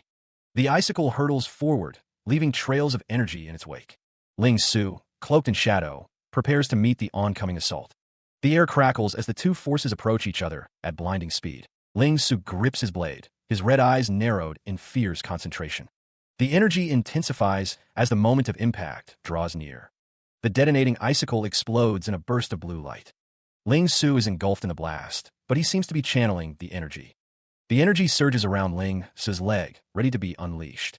The detonating icicle unleashes its full power, creating a massive explosion. The attack causes an ice explosion, costing Bai Lai 120 points. Bai Lai's supporters cheer him on, confident that the new guy will suffer. The woman with fox ears watches, thinking that Ling Su has to last 10 minutes. She doubts he'll be joining the guild. The screen displays Ling Su's score, 85 points. The woman with fox ears looks surprised. The screen shows that 85 is Ling Su's current total score. The woman's eyes widen. She recalls something that was said. She realizes that Ling Su has a curse that lowers 60% of all his stats, yet his score is still so high. Ling Su probably has about 6 minutes left until the curse wears off. Ling Su continues to fight. If he were to be in perfect condition, how high would his score be? The figure's expression is unreadable, but a slight smirk plays on their lips. He explodes forward, a trail of blue energy following his every move. A disembodied voice wonders what his score would be in perfect condition. The figure holds a glowing blue weapon, ready to strike. Multiple combatants clash, blue energy crackling between them as they exchange blows. One of the fighters is struck by a blast of blue energy. One of the fighters taunts his opponent, mocking his sloppy skills. The other fighter retorts that his opponent is still lacking, promising to turn him into a beehive. The white-haired fighter's hostility is written all over his face as he prepares to attack. The attack is imminent, the word back echoing in the air. The words backstab explode onto the scene as a figure strikes. The blow descends, aimed squarely at the back of the head. The attacker finds his backstab skill slowed by a debuff. His opponent smirks, revealing he's been waiting for this attack. Ling Su unleashes a blinding counter, a surge of blue energy erupting. The blinding counter explodes outward in a torrent of light. The words blinding counter fill the air as the attack connects. The blue energy slams into the brown-haired fighter with full force. The blinding counter renders attacks ineffective and reduces vision to 1 meter. Ling Su's vision is obscured. He can't see anything but fog. Ling Su realizes he's been caught in his own trap, exclaiming crap. He realizes that he won't be able to dodge the incoming arrows. The ice arrows close in around him, leaving him little room to maneuver. A man watches the spectacle, pointing and laughing with cruel amusement. The arrows strike, each impact dealing 30 points of damage. The force of the attack sends him reeling, the ice crystals exploding on impact. Meanwhile, two figures cheer on the division captain, impressed by the beautiful combo. The observer with fox ears remarks that Ling Su shouldn't have accepted the challenge. She then calls Tiana a thief, noting that he currently has a debuff. The observer with fox ears explains that under normal circumstances, it shouldn't have taken that long for backstab to cast. The red demon-like figure agrees, stating that Ling Su has an all-stats minus 60% curse right now, and was fighting with a debuff the entire time. A figure observes the fight, finding the situation interesting. The man from earlier stands with a smirk, noting that there are still 7 minutes left until the exam is over, and that Ling Su's performance wasn't very great. He exchanges words with his opponent, who accuses him of venting anger. Ling Su scoffs at the accusation. A burst of icy energy erupts, the force of it shaking the air around them. The man unleashes a barrage of ice shards, demanding to know where Ling Su thinks he's going. Struck by the attack, he plummets downward, losing altitude rapidly. The forest canopy rushes up to meet him as he falls through the air. The man pursues him, taunting that the forest won't help him and ordering him not to run. Two observers speculate on whether they will fight in the forest, and if the thief thinks he can win by fighting in a different terrain. The man and Ling Su plummet towards the forest floor. One of the observers suggests they head over there. One of the observers asks how long the thief's debuff will last. The other replies that it'll probably be over soon. The man continues his pursuit through the forest, thinking that Bai Lai might be in danger. He yells at Ling Su to stop hiding. The man continues to pursue Ling Su through the forest, promising to defeat him even in this environment. The man states he has no reason to lure Ling Su in here, other than to save him from looking like a fool in front of all their guild members. The sound of rushing wind fills the air. Huigo taunts Ling Su, saying he won't run anymore. He suggests Ling Su beg for mercy. The timer reaches 0, signaling a change in the situation. Huigo smirks, declaring he's done running. A system prompt indicates the curse duration is over, and the stat debuff has been removed. He continues to flee, his feet pounding against the ground. A hand raises, channeling a surge of blue energy. Huigo admits that Ling Su is looking cool, but implies that something is about to change. A guild's evaluation device is responding, indicating that others are nearby. Ling Su's numbers are still skyrocketing, as shown on a nearby screen. A woman with blonde hair exclaims that they are over there, noticing the rising numbers. Energy crackles in the air, a sign of impending action. The energy intensifies, and the command to jet rush is given. He is struck by a devastating blow, the force registering as critical damage. Earlier, a man's focus was absolute, his control over mechanics seemingly flawless. The observer with fox ears looks on in shock as a red-skinned individual exclaims in surprise. In the distance, voices rise in anger, questioning the sincerity of a previous display. The man with brown hair raises his weapon, declaring he won't be blamed for what's about to happen. A system prompt announces the cancellation of the exam mode, accompanied by a dark warning. The observer with fox ears cries out, warning Captain Bai Lai, as a figure declares their intent to kill. The man with brown hair locks onto his target, preparing to unleash a devastating attack on Ling Su below. Energy coalesces into a deadly, detonating icicle, poised to strike with immense force. Ling Su looks up, his expression a mixture of determination and grim acceptance. The attack is unleashed, a wave of pure energy hurtling towards its target. Bracing himself, Ling Su prepares to withstand the full force of the incoming strike. He clashes with his opponent, a burst of yellow energy erupting around them. The man smirks, taunting Ling Su. He asks if he dares to try this again. Ling Su activates a blinding counter, his expression intense and focused. The blinding counter surges with power, a wave of pure energy. The counter hits its mark, and the man cries out in pain. A system prompt appears, indicating that the skill cast has been interrupted. The man is sent flying backwards as Ling Su's speed seems to multiply. The man is shocked, wondering how his attack was foiled. Ling Su follows up with a powerful kick, sending the man sprawling. He plummets downwards, falling through a series of sharp, icy spikes. The man struggles to rise, asking what Ling Su was saying earlier. Ling Su stands over his defeated foe, asking who's going to kill who now. The dagger slices through the air, a blur of deadly motion. Below, Ling Su stands, his gaze fixed on an unseen target. The blade hums with power, crackling with violet energy. The observer with fox ears urges the masked figure to move his dagger away. The masked figure retorts that killing him won't improve their exam score. Ling Su towers over his defeated opponent, who can only utter a single, stunned, "Oh." Nearby, Huigo raises an eyebrow, responding with a simple, "Yeah." The dagger glows brighter as Ling Su challenges, asking why he shouldn't take on both of them. The red-skinned figure declares that killing him won't improve her exam score. The woman in the witch hat stands silently behind him, listening to his words. The white-haired figure stands tall, listening to the brown-haired figure's retort. He responds with a simple, "Oh yeah?" The white-haired figure smirks, his eyes gleaming with a hint of amusement and challenge. The figure with the sword asks why he doesn't take on both of them. His stance is confident, ready for a fight. The two figures stand side by side, their expressions intense as they prepare for whatever comes next. The background glows with an ominous light. The white-haired figure holds his sword, ready to strike. His gaze is fixed on his opponents, calculating his next move. The brown-haired figure shouts at the red-skinned figure to stop acting cocky. He insists that he can take on the opponent himself. The red-skinned figure expresses his curiosity about the thief's skill. He then tells the brown-haired figure to let him see if he has the skill to do so. The brown-haired figure asks if he didn't hear him. He reiterates that he can handle him alone, his expression determined. The brown-haired figure is told to stop, as he won't be able to beat by lie. As a fellow thief, he can feel it. He stands, a palpable aura radiating from him, a testament to his power. Judging by his composure, the battle has yet to truly test Ling Su's limits. Huigo observes that the examination is already sufficient, urging Wasabi-kun and Captain Bai Lai to remain calm. Bai Lai, his face marred with injuries, tells Tiana that they will know when to stop, but that he was humiliated in front of her. Bai Lai's expression hardens, a sinister smile playing on his lips as he vows to dominate his opponent. Wasabi, eyes blazing with determination, declares his intent to unleash a powerful move. With a shout, Wasabi launches himself forward, ready to unleash his attack.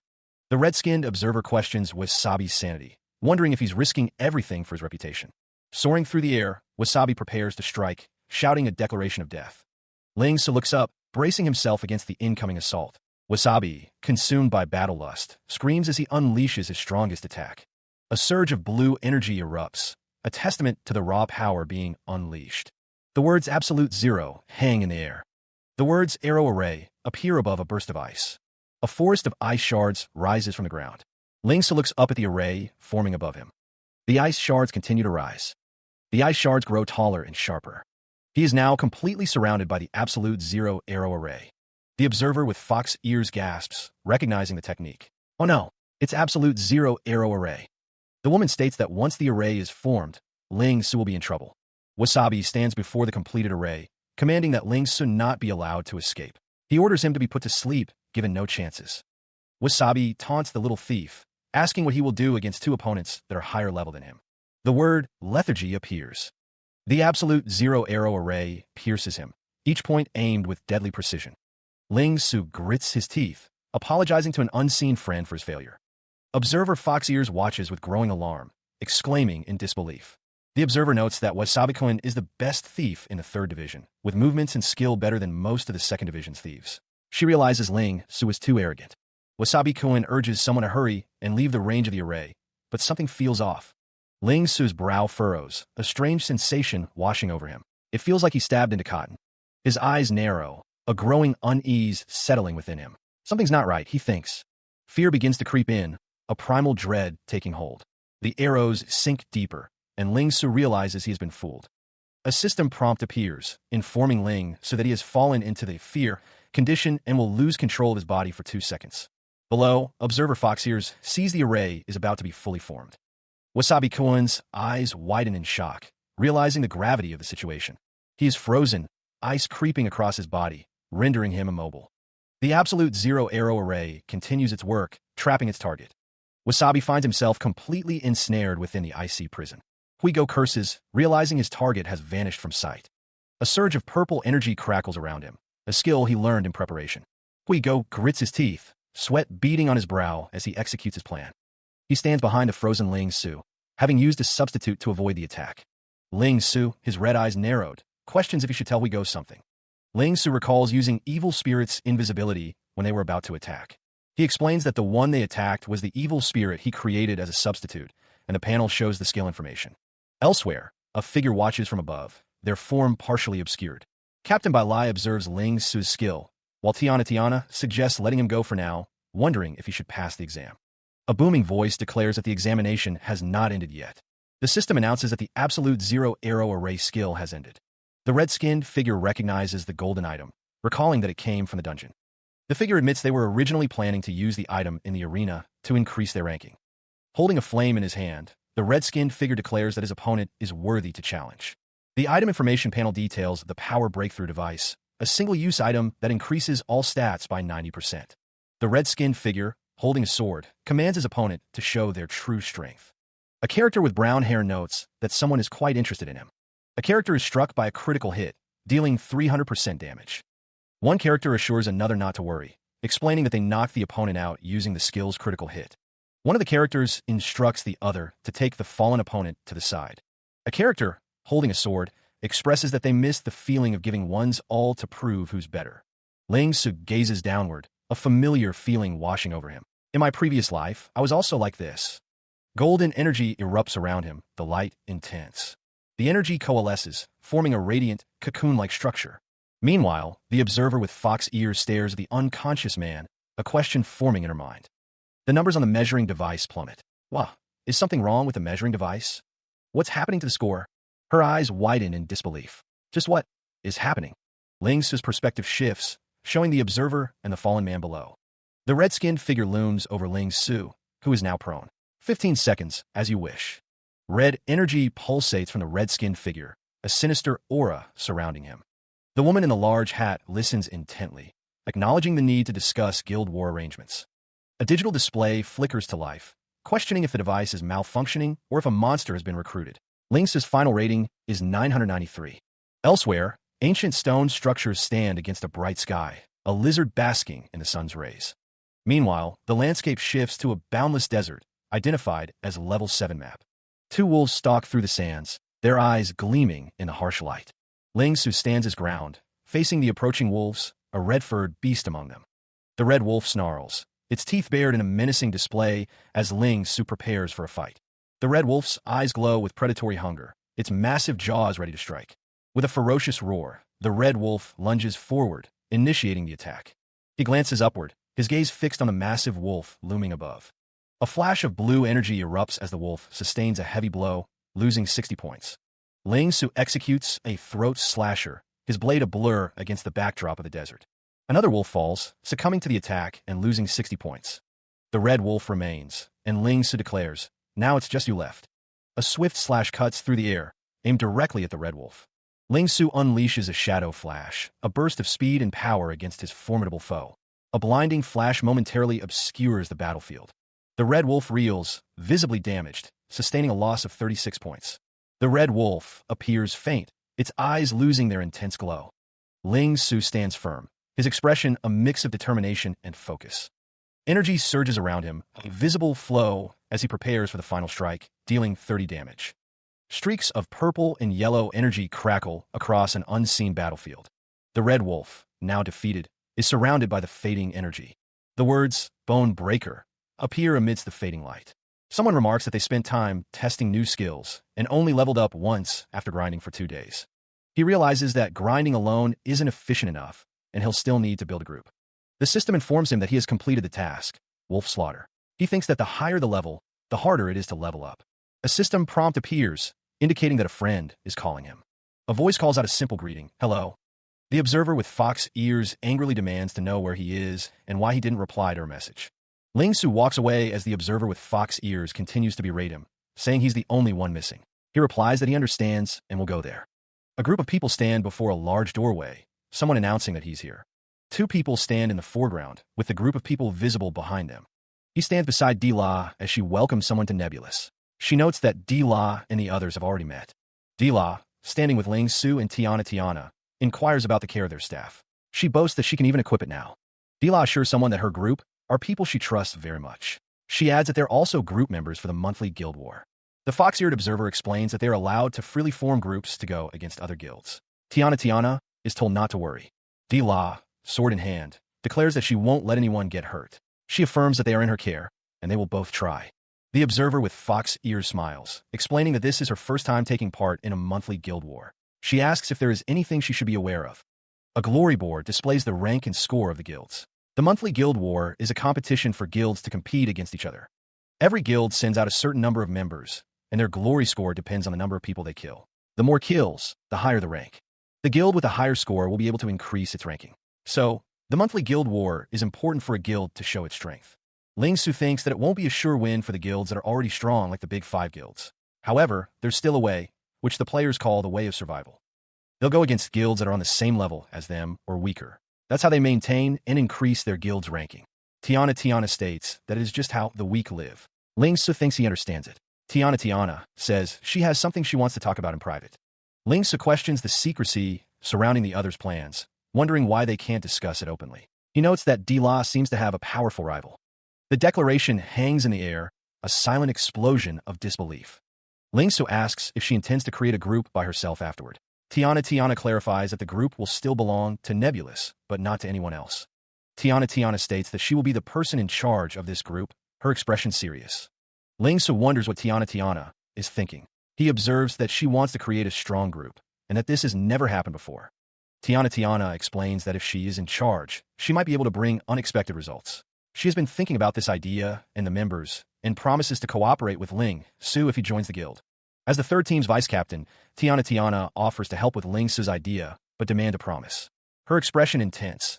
Tiana warns that he cannot betray her. Ling Su assures her that he is not that kind of person, referring to the promise they had. An eager voice declares they won't be a hindrance and begs to join the group. They continue to walk, seemingly unconcerned with the pleas behind them. A figure in blue and white armor desperately begs, promising to give his all. The armored figure insists that he will be the one who can tank the most damage. Another armored figure tells the begging one to let them go, stating that he will be abused with his current skills. The armored figure continues to beg, mentioning that he tried really hard for a chance to join this month's guild war. The armored figure pleads to be allowed to join, saying he will lose his qualifications to join the monthly guild war if he can't join a team. Tiana wonders if Nebulous also recruits little kids, noting that he's a little kid who dreams of becoming a great tank warrior. Ling Su's eyes widen as he remembers the armored figure's name, Ryuko. Tiana, looking up at Ling Su, asks what his name was. Tiana states that it's Ryuko Zone, wondering why he is so excited. Ling Su exclaims that he remembers the name Ryuko Zone, revealing that he's one of the 6 divine shields in his previous life. The armored figure is revealed to be Mountain Ryuko. Ryuko Zone looks up, a large figure looming over him. He seems to recognize the figure. The armored feet of Ryuko Zone stand firm, ready to face whatever comes next. Little Ryuko is told that his existence will drag the whole team down. The armored figure says the guild war is about to start.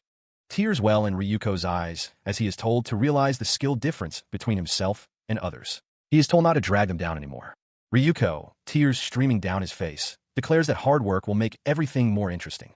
A man with white hair asks if that is little Ryuko and if he's the new guy. Someone asks since when Ryuko was allowed to put his nose into their matters.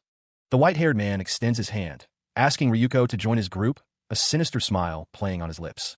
Perhaps Ling Su realized it, but the invitation today, it was the beginning of the highly respected, legendary group of Heavenland, known as Shadow. A symbol glows with power, hinting at the strength and influence of the group.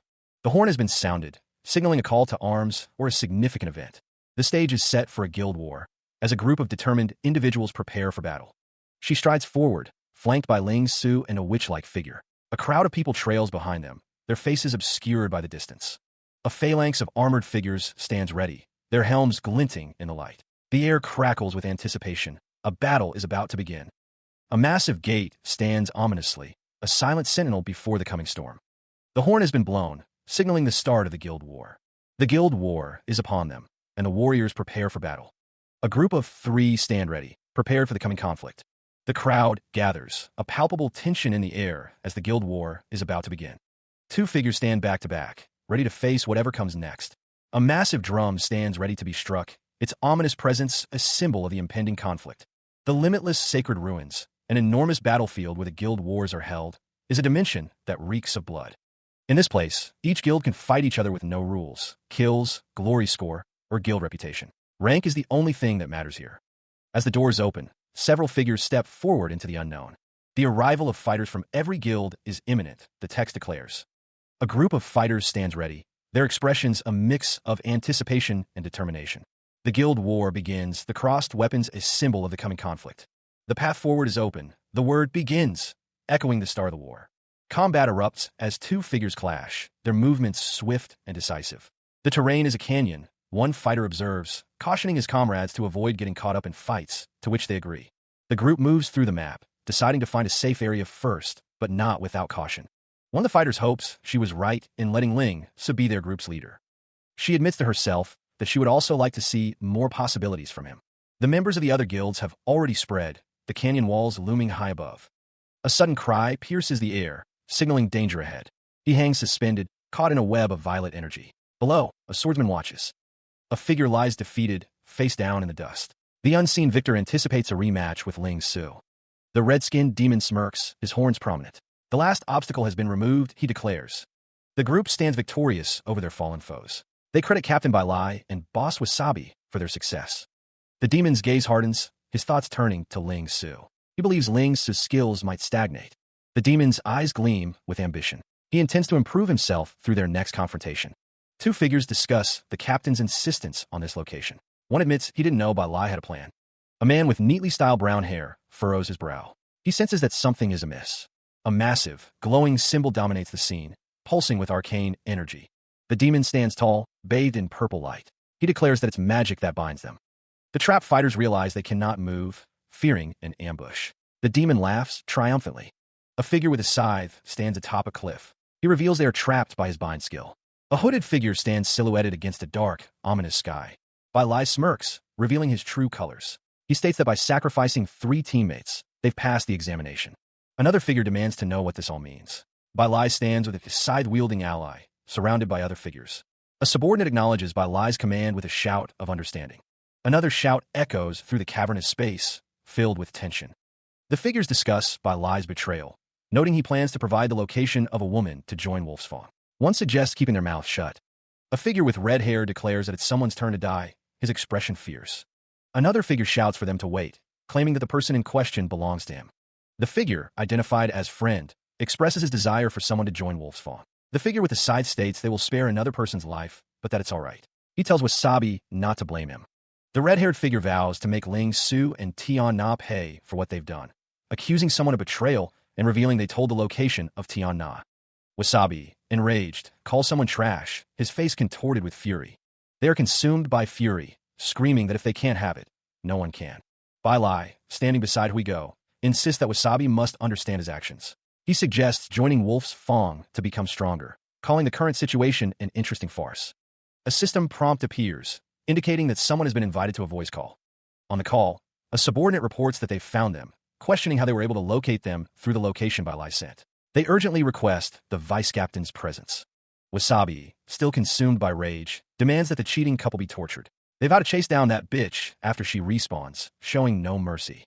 Bailai assures someone that he sent 5 agility-type thieves from the 3rd Division of Wolf's Fawn. He believes they will be enough to deal with that woman. Bailai is thanked for providing the location, which allowed them to find Tian Na's position. The vice captain demands to be allowed to finish speaking. A close-up reveals a character's eyes, filled with concern. The situation, they realize, is not good. A subordinate reports that the vice captain didn't mention that the mage, Tian Na, would have a guard. Someone questions what they are saying. Someone is hiding while on a voice call, their location obscured. A character with goggles looks distressed, their expression conveying a sense of unease. Someone reports that it's a thief with white hair, and that he's too terrifying to handle. The figure with goggles speaks into a device, questioning why they need to hide. Another member of the group looks shocked, exclaiming that 4 members have fallen in just 3 minutes. The message relays that they were all killed by one thief, and now only one remains. Ling Su is addressed by name as he stands next to a red-skinned figure, who dismisses the idea of a thief defeating 4 of them. The red-skinned figure's eyes narrow, focused on Tian Na's safety. The character with the headset reports to the vice captain that his teammates have not respawned yet, questioning if he can retreat. The vice captain is found, and someone announces that they were here. The vice captain lies on the ground, as someone says they will have a word with him. A silhouette of a figure stands amidst a red backdrop. The figure's legs are shown, surrounded by red energy. The figure's torso is visible, still surrounded by the red energy. A character with white hair and red eyes stares intently. A figure stands silhouetted against a backdrop of swirling red energy. The crimson haze obscures the details, but the figure appears to be injured. The red energy continues to swirl, obscuring the scene. The man's expression is grim, his eyes narrowed with determination. He stands defiantly before a cityscape, his resolve unwavering despite the danger. A voice trails off, uncertain and hesitant in the face of the unknown. The woman demands an explanation, questioning why they are retreating so hastily. She wonders if there is a specific destination in mind. The speaker declares that they will take all the damage, so the others can attack from behind. Another voice tells Ryuko Zong to stop bluffing, suggesting they hide if their equipment is truly that weak. Someone expresses reluctance, questioning why they would ask Ryuko Zong to join their group. Ling Su asks if there's a plan. He sprints forward, Ryuko close behind, as they try to escape. Ling Su grits his teeth, annoyed. He mutters, "I just wanted to shake off some bugs." Ryuko's eyes widen, a look of shock and concern spreading across her face. The pair are suddenly attacked from behind, a cry of alarm piercing the air. The group finds themselves submerged. One asks, "Why did we suddenly stop?" Ling Su's expression hardens, frustration evident. "TCH, those guys are like sticky gum. I just can't get rid of them no matter how hard I try."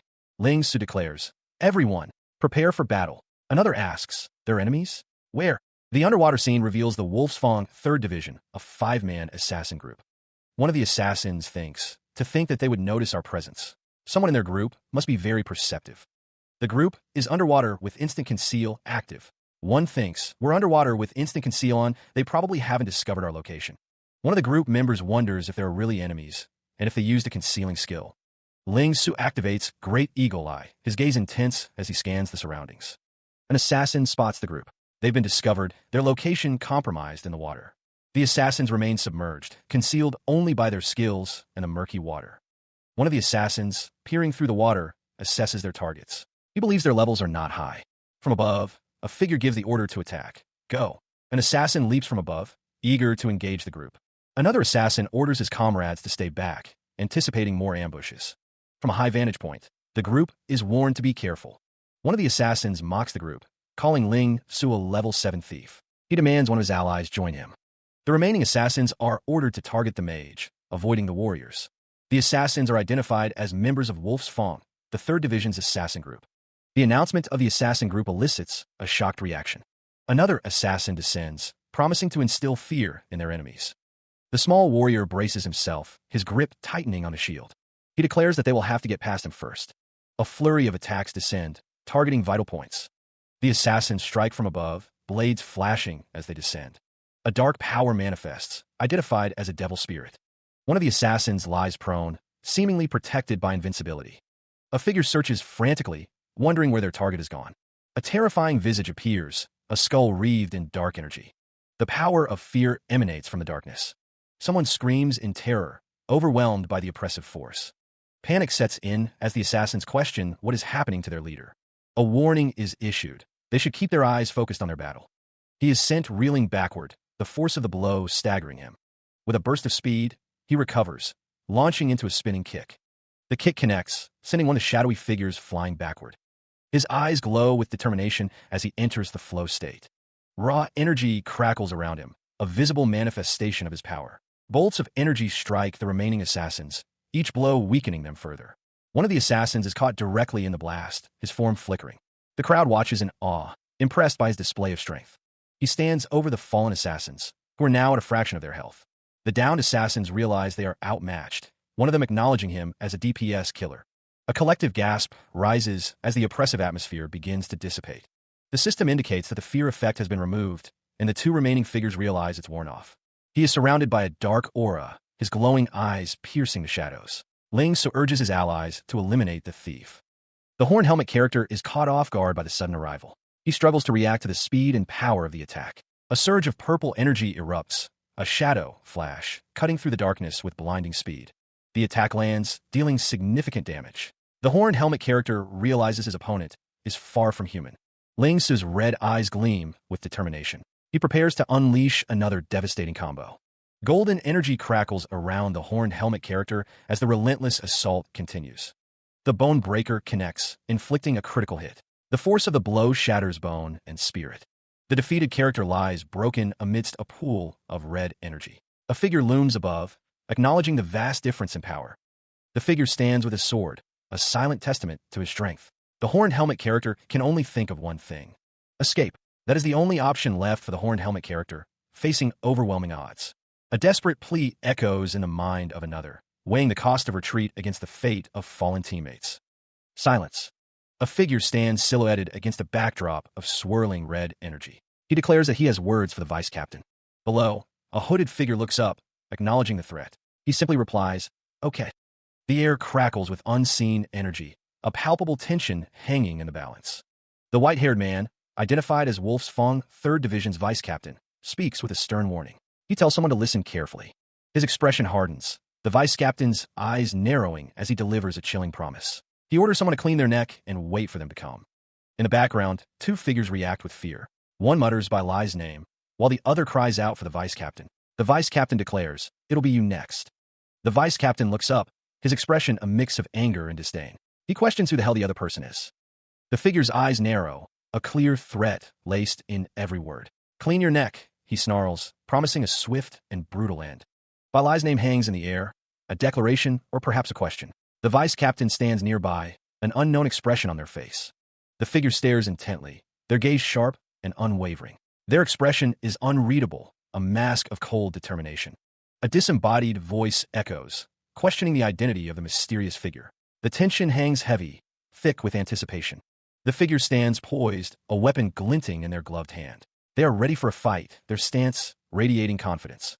The landscape stretches upwards, a stark and desolate scene. The air is thick with an unspoken threat. Confirmation rings out. This is the thief who conquered the insanity level of Dark Forest. The revelation hangs heavy in the air. The foot stomps down, a declaration of intent. The arrogance of the figure is palpable, a challenge thrown down. The figure laughs, relishing the prospect of renewed conflict. As long as they are enemies, they are destined to clash again. Surprise colors the speaker's tone. They never expected Nebulous to recruit him into the guild. The implications ripple outwards. Wasabi states that this was Tian Na's idea and has nothing to do with him.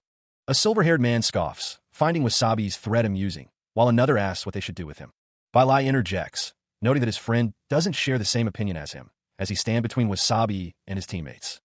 Silence hangs in the air as the group considers Bai Lai's words, the tension palpable. Bai Lai's expression hardens as he stares down at Wasabi, his eyes narrowed. Bai Lai's hand clenches, and he reminds Wasabi that they are longtime partners. Bai Lai grabs Wasabi by the collar, expressing his shame at the situation. Bai Lai tells his teammates that they don't need to worry about him. Bai Lai declares that he will withdraw from this month's guild war. Wasabi ominously states that they will be enemies the next time they meet. A system prompt appears, warning that withdrawing from the guild war without a reason will result in a deduction of the player's EXP as punishment, as Wasabi looks on. Bai Lai is told that he is on his own now. He really doesn't know what's good, the disembodied voice declares. The white-haired figure holds a glowing scythe, dismissing Bai Lai's choice as ridiculous. The news hits hard, and the man's face contorts with a mix of shock and anger. A system prompt confirms the digital blow. Tiana has removed him from her friends list. Everything that happened here has already been exposed, the text bubble reads. The white-haired man declares that Bai Lai will now be an enemy of Nebulous, as betrayal invites pursuit. Eyes narrowed, the man vows revenge, no longer needing Tiana's coordinates. Silhouetted figures stand amidst a hellscape, anticipating visitors and promising a grim welcome. The goggled figure refuses to divulge the vice captain's coordinates, defiant in the face of interrogation. A figure with white hair acknowledges his opponent's virtue with a sinister smile. The white-haired figure taunts his opponent, noting his red name and promising the loss of equipment upon death. He looks up, a bead of sweat trickling down his brow. An update comes through, relaying the vice captain's coordinates in the west, currently heading east. The message assures that the information is accurate. A figure in a white hoodie stands amidst a pool of red energy, offering a simple, "Thanks." His opponent declares that he will gently send him off from the guild wars. The hooded figure responds with a confused, huh. The white-haired man, holding a knife, demands to be let off. He states that deception is normal in war. The hooded figure's response is cut off by a speech bubble that reads, "You despicable." A scream echoes through the red-tinged landscape. Meanwhile, a figure in a witch's hat stands on a cliff, musing over by Lai's betrayal. The woman in the dark outfit clutches her arm, thinking that she didn't think that fight would be the cause of all of this. Her eyes narrow as she wonders how the situation is with Wasabi-kun, with the betrayal of Bai. The figure in the red environment declares that Nebula's 3rd Division will need to be rearranged, and that she'll need to seize this opportunity. The figure walks forward, leaving a trail of red energy in her wake. 2 soldiers address someone off-panel, one excitedly relaying that Sister Tiana has seen the guild's message. The fox-eared woman looks shocked, having already received the message about Bai Lai's betrayal and the resulting rearrangement. The woman with fox ears suggests they discuss the betrayal later, inquiring about the situation at Ling Su's side as the group walks on a red landscape. A voice calls out, urging the group to go to him. The fox-eared woman notes that the others arrived at the right time, having just received the vice-captain's coordinates by kindly asking him. A member of the group chuckles, remarking on the kind way they obtained the coordinates. A close-up reveals a person lying on the ground, seemingly defeated. The red landscape stretches out, marked with signs of battle. According to the coordinates Ling Su received, they are on the right path. A dark hand grips a staff, ready for what's to come. The fox-eared woman realizes that if they're heading to the east, they'll be meeting up with the other groups of Wolf's Fang. It is revealed that most of the groups from Wolf's Fang are in the east, and only a few are in the southwest, making it easier for them to increase their glory score at the last moment by using an attack from all sides. She excitedly wonders if Sister Tiana even knows about the other guild's plans. Another member of the group exclaims that it's awesome, but the woman with short black hair explains that the scattered members aren't a secret. The blindfolded man tells Tiana that she'll be able to guess where they are if she uses her brain.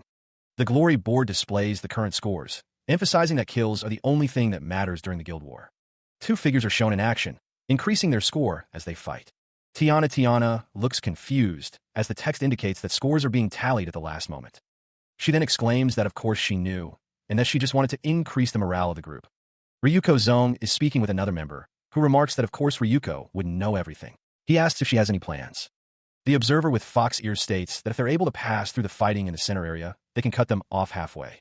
The center area is described as a place connected with the teleporters of all 4 sides, where chaotic guilds and fights often occur. Even if there are reinforcements, they won't be able to assist immediately in the center area. Ling Su observes that chaotic guilds and fights often occur. He explains that while it's possible to do so, it's not usually done. The woman with wolf ears holds a clipboard and states that it's okay. Ling Su smirks, stating that he just thought of an interesting plan. He declares that it's been decided, and they should go. Someone asks where they're going. Ling Su holds up a mask, the screen indicating it's a hidden mask that hides the user's appearance. The answer comes to the center area. The destination is set. The decision made, the white-haired figure urges the others to move forward. A companion follows close behind, their destination unknown. The figure pauses, holding a menacing mask. Its purple energy crackles around the edges, hinting at the power it contains. The order is given, move to the center area. The figure's stance suggests they are ready for battle. The battlefield stretches out below, a chaotic landscape of conflict and dust. The center area of the battlefield is a maelstrom of dust and combat, where the fighting is thickest. Figures clash amidst the dust, their movements swift and deadly. The battle rages on, a chaotic dance of blades and bodies. This is the heart of the conflict, where the most intense fights erupt in a cloud of dust and fury. The cry goes out, their mortal enemy has arrived. The order to attack echoes across the battlefield. The spear-wielding man boasts of past victories, rallying his comrades for another brutal fight. From above, the battlefield is a swirling vortex of warriors and crimson energy. The conflict intensifies, the air thick with the scent of blood and ozone. Swords clash, sparks flying as the battle reaches a fever pitch. A soldier spots a new threat, warning his captain of an unseen enemy. A close-up reveals the source of their unease, a figure concealed behind a mask. The masked figure stands poised on a precipice, ready to strike. One of the soldiers struggles to identify the attacker, a strange sense of dread washing over him. The masked figure descends, a silent predator stalking its prey. The mask contorts into a grotesque grin, revealing the madness within. With a burst of speed, the masked figure launches a surprise attack. A soldier cries out, caught completely off guard by the sudden assault. A sudden violet blast catches the captain off guard, sending him reeling. The white-haired warrior shouts, demanding to know what is happening on the battlefield. Power crackles around a hand, the source of the disruptive energy. Another soldier is struck, the purple energy engulfing him. One of the fighters curses, furious that another guild is interfering in their battle. A figure plummets from above, surrounded by a swirling aura of crimson energy. A masked figure declares their allegiance, a member of Wolf's Fawn. Brandishing a blade, the figure spits out an insult, calling them scum. The warrior questions if Wolf's Fawn, one of the big 5 guilds, is interfering. One demands the masked intruder remove their mask and reveal their identity. The masked member of Wolf's Fawn gives them 30 seconds to flee. The symbol of disappearance hangs in the air, a promise of what's to come. One of the fighters is furious, realizing their enemy disappeared. He wonders why the masked figure told him their plan. The others discuss the masked thief, noting that Wolf's Fawn's reputation has always been bad. They wonder if the others saw him. The crowd murmurs, confirming that they were also attacked by someone from Wolf's Fawn.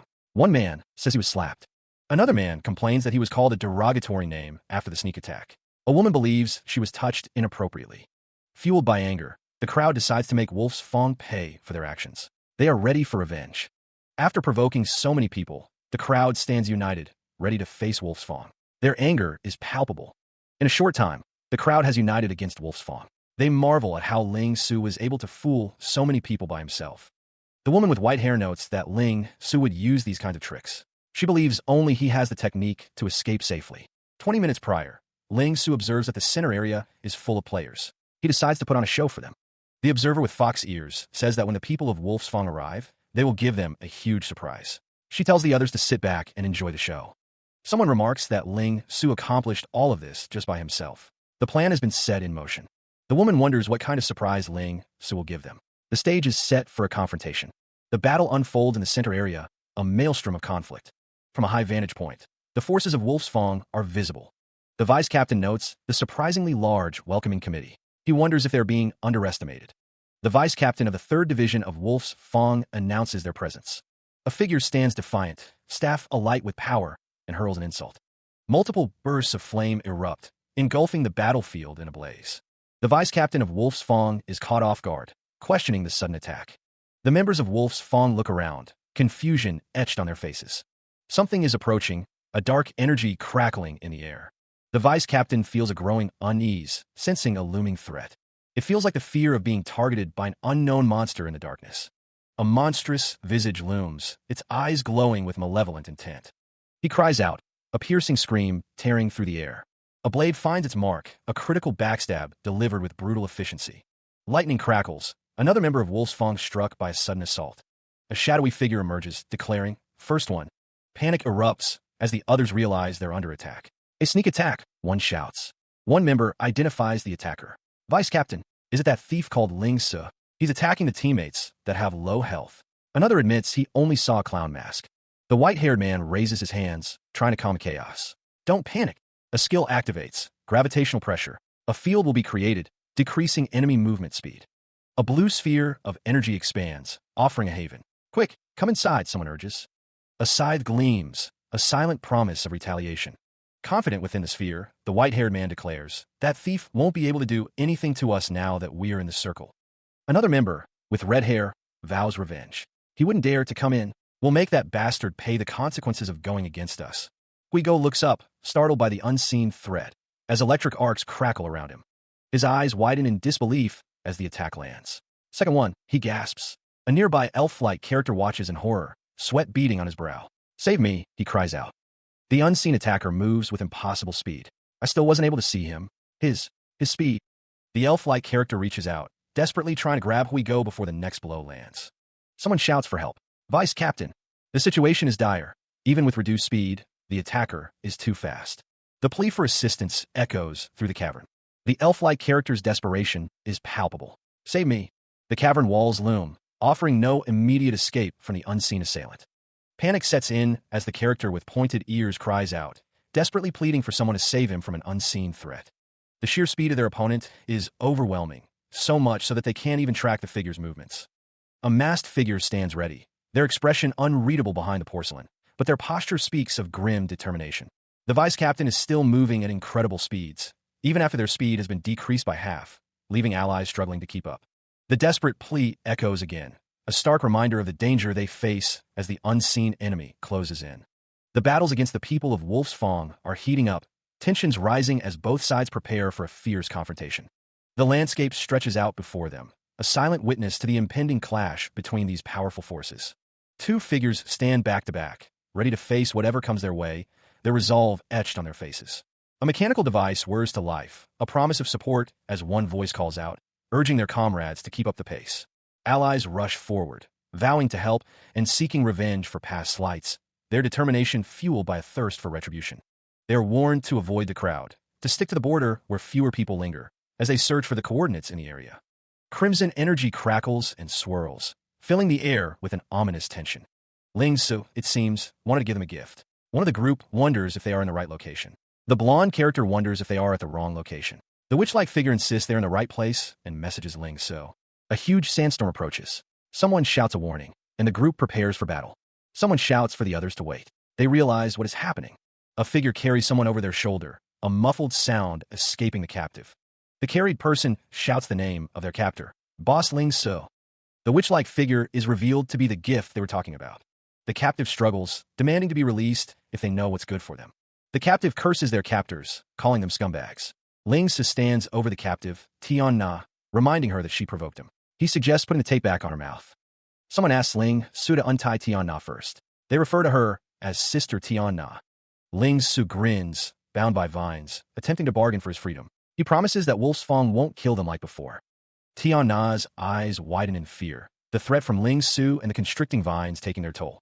A woman with fox ears stands amidst the vines, her expression thoughtful. She claims she was just thinking, not scared. The fox-eared woman wonders aloud which skill to use on such a stupid woman like Tian Na. Ling Su, enraged, hurls an insult at the fox-eared woman, his face contorted with fury. The vines tighten, a visual representation of the fox-eared woman's command to silence him. The sharp, pointed vines seem to close in, a silent threat hanging in the air.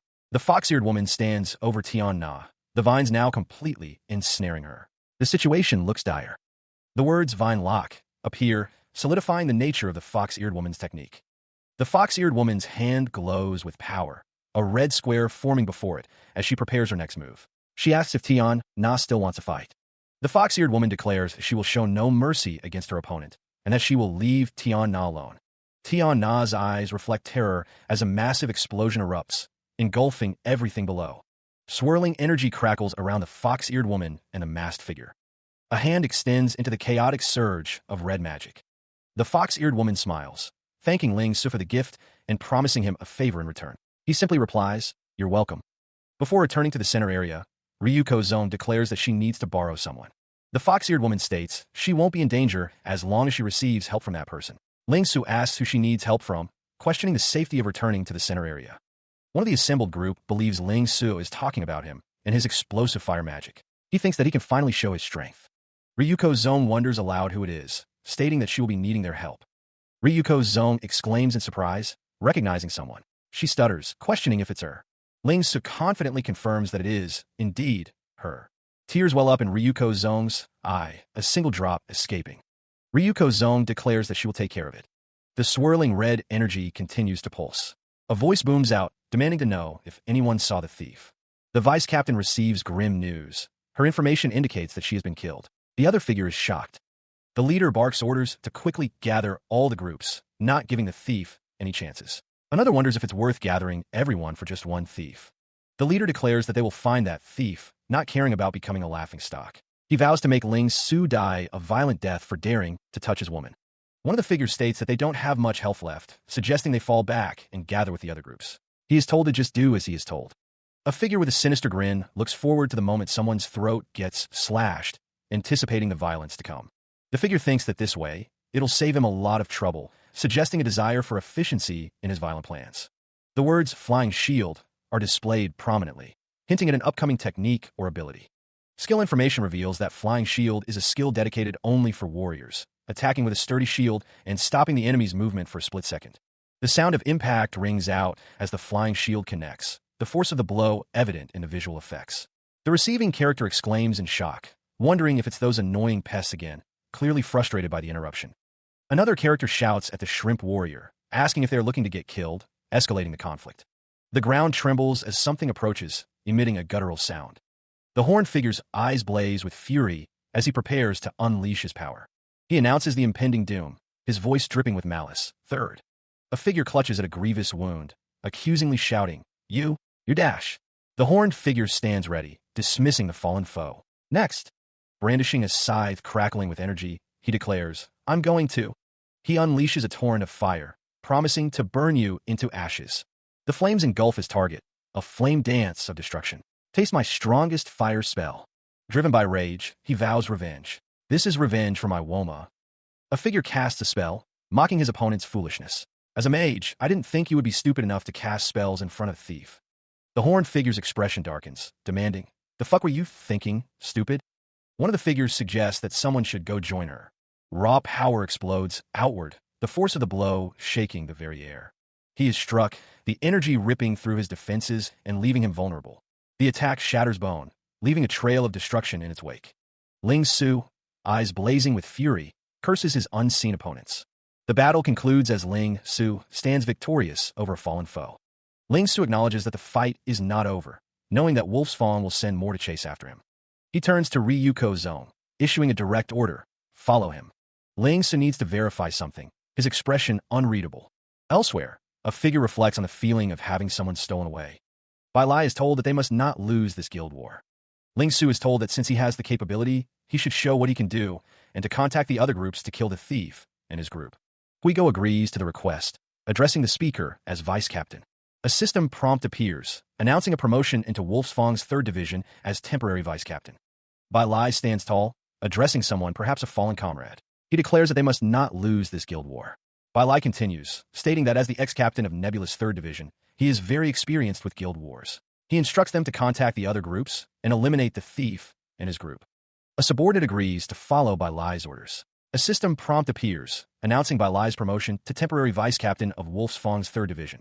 Elsewhere, a warrior with a shield reports the presence of another squad of Wolfsfang. The battle intensifies as the warrior cries out, shields raised against incoming attacks.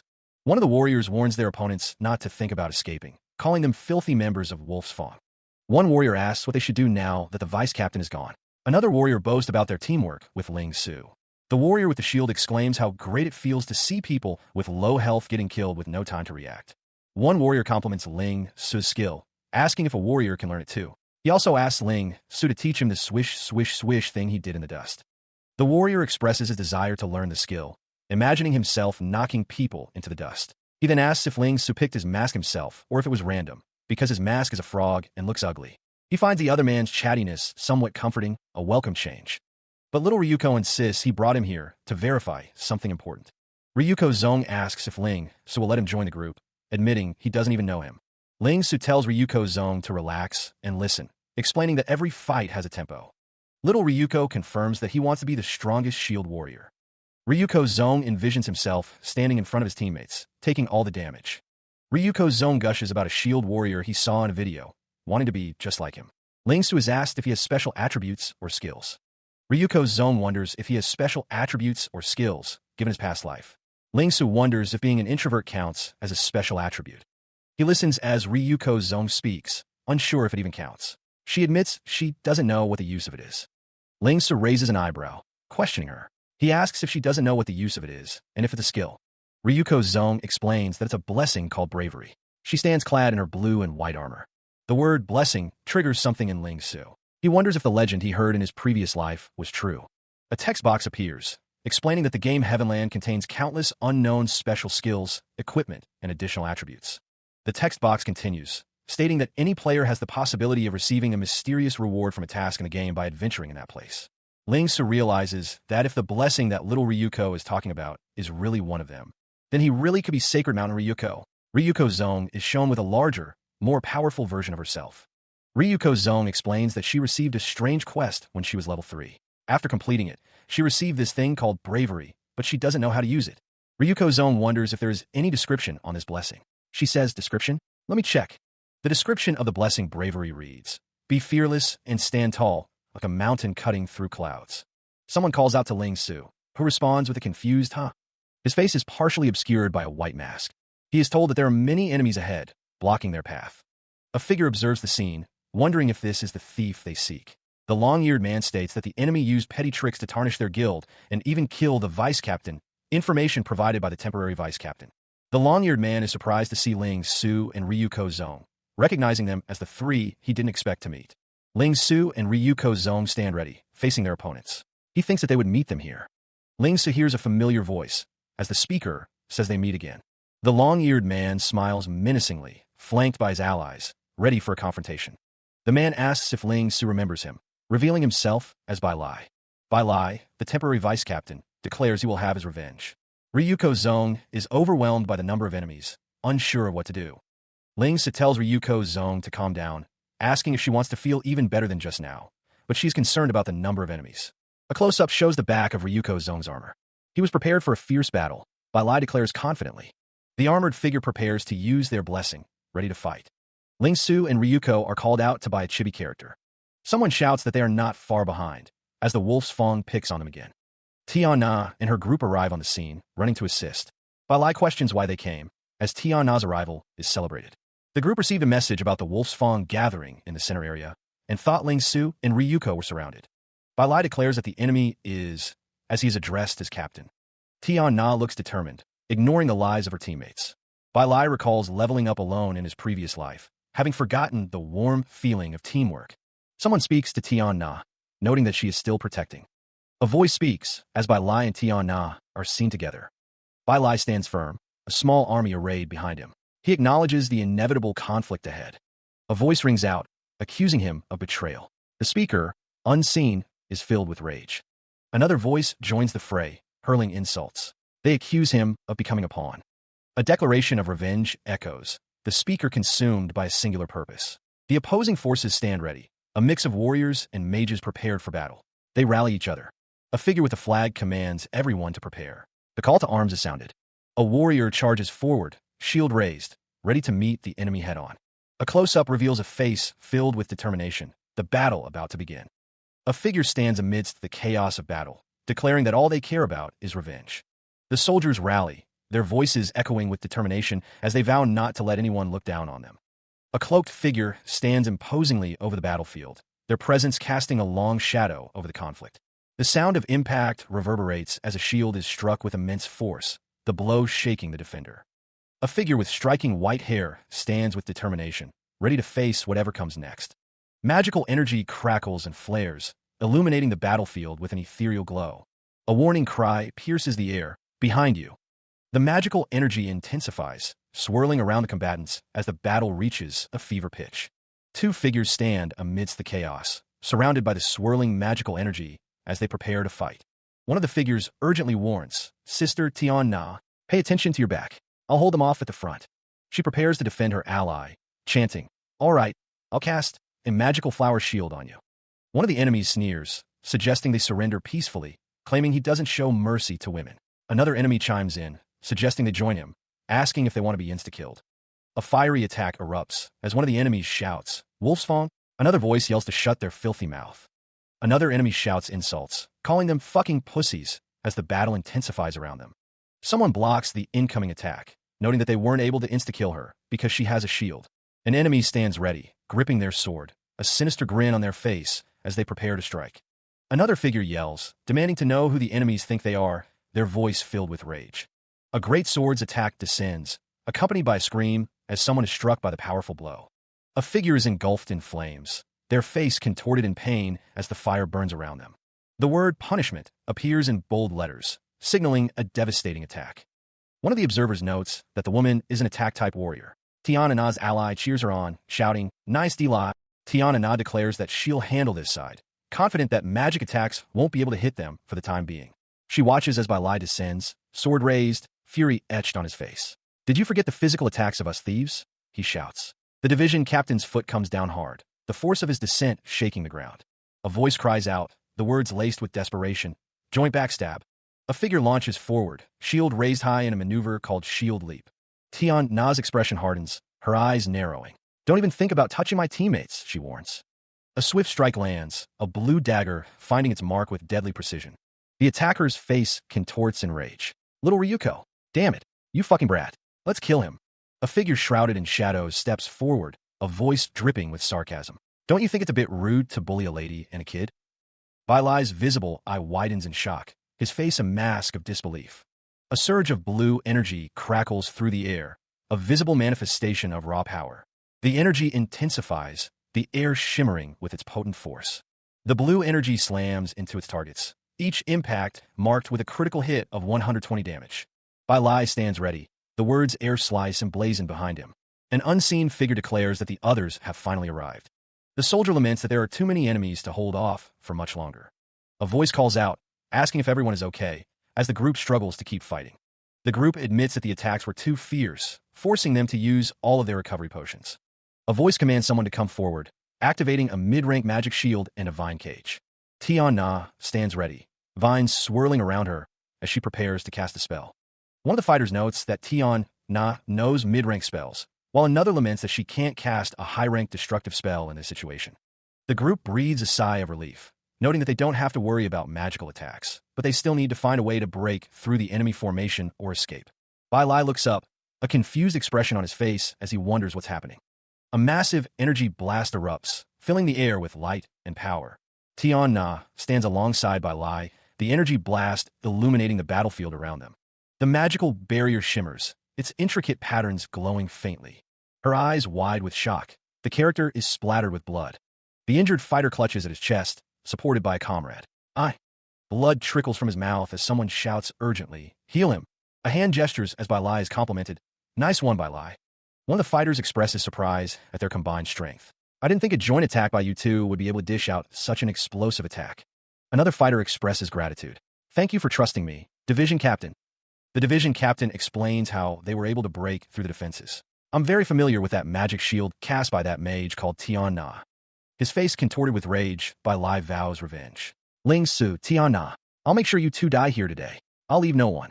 The red energy pulses, a sign of the enemies still alive. Panic sets in as the enemies approach. "Damn it, what should we do now? The enemies are coming." The order is given to hold the line. "Don't panic, stay in formation. Buy time for the healers." The magic shield has been shattered, leaving the team vulnerable. Their skills are likely still in cooldown. The enemies are closing in. Ling Su and little Ryuko brace themselves for the incoming assault, a grim determination etched on their faces. Little Ryuko acknowledges Ling Su, who states that he needs her to do something, his expression serious and unwavering. Ling Su declares his intention to eliminate some enemies, urging little Ryuko to stay and protect their teammates. She seems hesitant, unsure of herself. Little Ryuko is told that if she wants to become the strongest shield, she needs to be brave and stand in front of her teammates. Ling Su commands them to show their bravery, a subtle smile playing on his lips as he prepares for the coming battle. A surge of power erupts, a visual manifestation of the bravery being called forth. Ling Su looks down, his expression unreadable as the energy swirls around him and little Ryuko. Ling Su charges into the enemies alone. The other soldiers observe, commenting on his solo advance. Little Ryuko is leaving Ryuko to protect them, and she is being asked to show them her bravery. Little Ryuko reflects on her own cowardice, realizing she only knows how to cry when scared, as a warning is issued about incoming attacks. Little Ryuko wonders where she can find that bravery, as the enemy's attacks begin to rain down around her. The situation grows dire as the team faces a barrage of attacks. Ling Su stands firm against the onslaught, deflecting the energy blasts. He shouts for his teammate to hold on. The enemies plan to exhaust them with ranged attacks. Ling Su urges little Ryuko to hide at the back, seeking to protect them. An enemy closes in, ready to strike, adding to the chaos of the battle. Despite the danger, little Ryuko admits to feeling scared, even with Ling Su fighting bravely.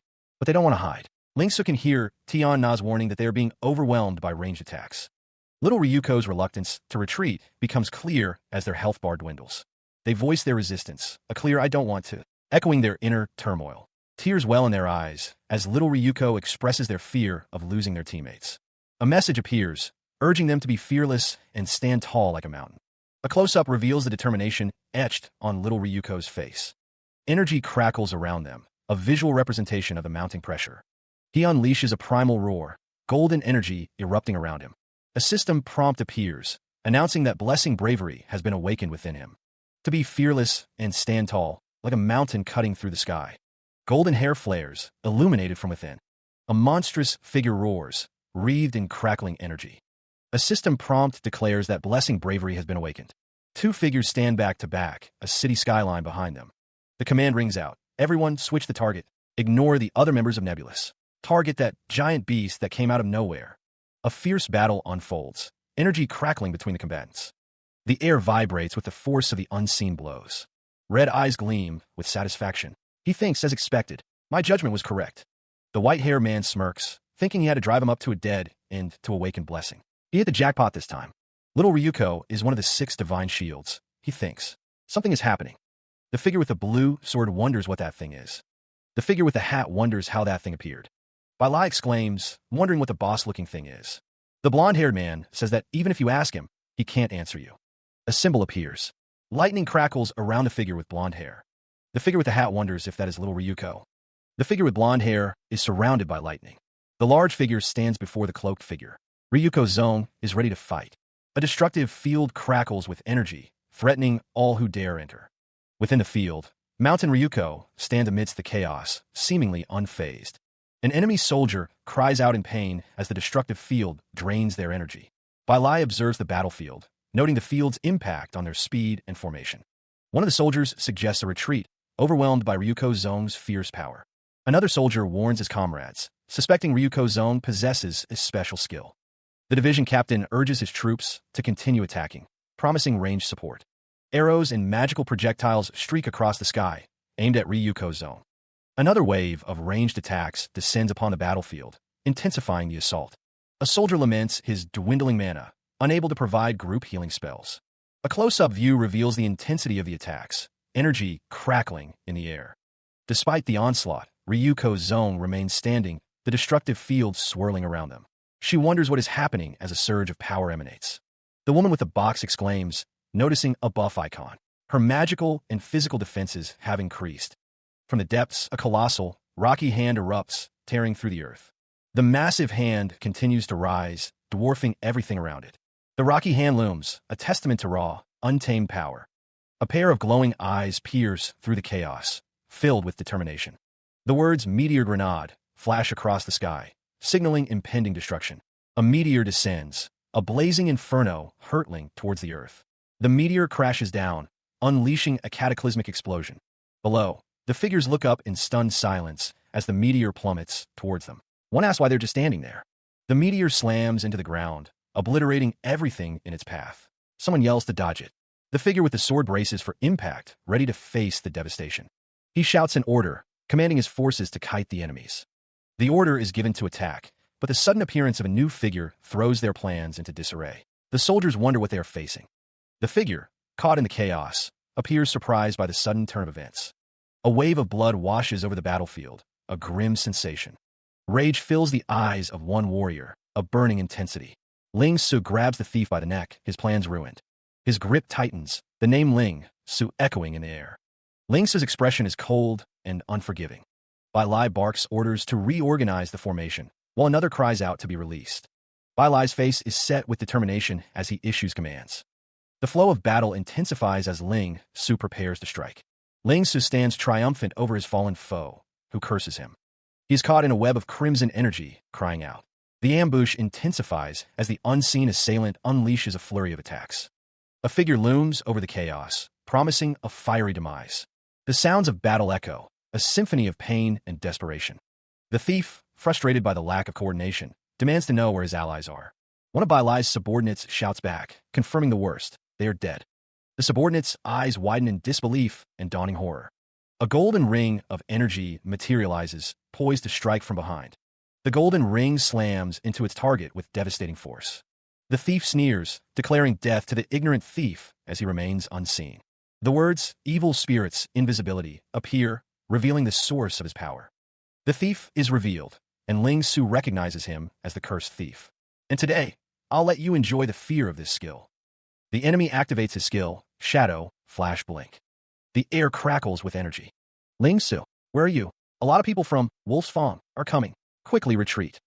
He turns, responding, okay, I'll join you guys later, so let's retreat for now. A hand reaches out.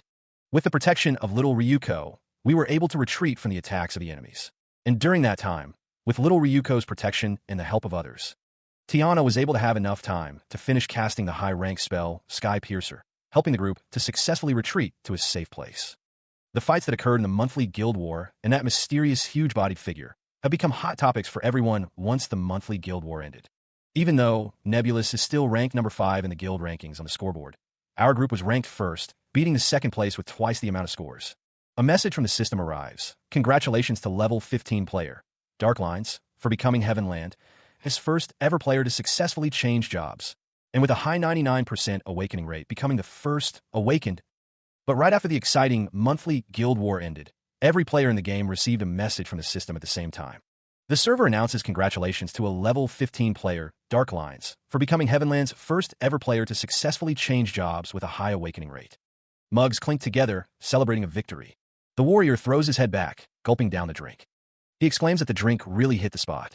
Daira is told to drink slower, reminding her that there's a drunk system in the game. Ryuko is teased for still being a kid, but he insists that it's power juice. The cat-eared girl thanks everyone for participating in the monthly Guild War, especially Ryuko for protecting everyone during their retreat. She says they would have never won without them. He insists it's nothing, but the flesh on his face says otherwise. The elf-eared character raises a mug, thanking him for his protection during the retreat. They tease him about hiding a transformation skill. He insists he had to do something, begging them to stop teasing him. The dark-haired character thanks Tian Na for the shields and high-rank spell. Tian Na waves it off, saying she was just doing her job as a mage. Ling Su and Tian Na share a smile, basking in the afterglow of their victory. A bucket is lowered, presumably containing something that a kid shouldn't see. The group watches with varying expressions as the bucket is lowered. The panel simply states, Ling Su. Ling Su admits that the guy was kinda cool, despite everything. The narration box states, tight situation. And the best part was in the end, when he was killing those enemies. The elf-eared character gushes about how Ling Su went crazy seeking revenge after they got shot, almost turning them gay. Ling Su denies it. Tian Na smiles, holding the bucket. Someone comments that Ling Su is a mysterious person. A white-haired character expresses uncertainty about how someone knows about little Ryuko's power, but is sure they had a method. Because of them, the previously unnoticed group achieved first place. Tiana's expression is demure, but the words above her suggest otherwise. You've completely surpassed my expectations. A hand reaches into a bucket filled with a glowing liquid. If it's with your skills.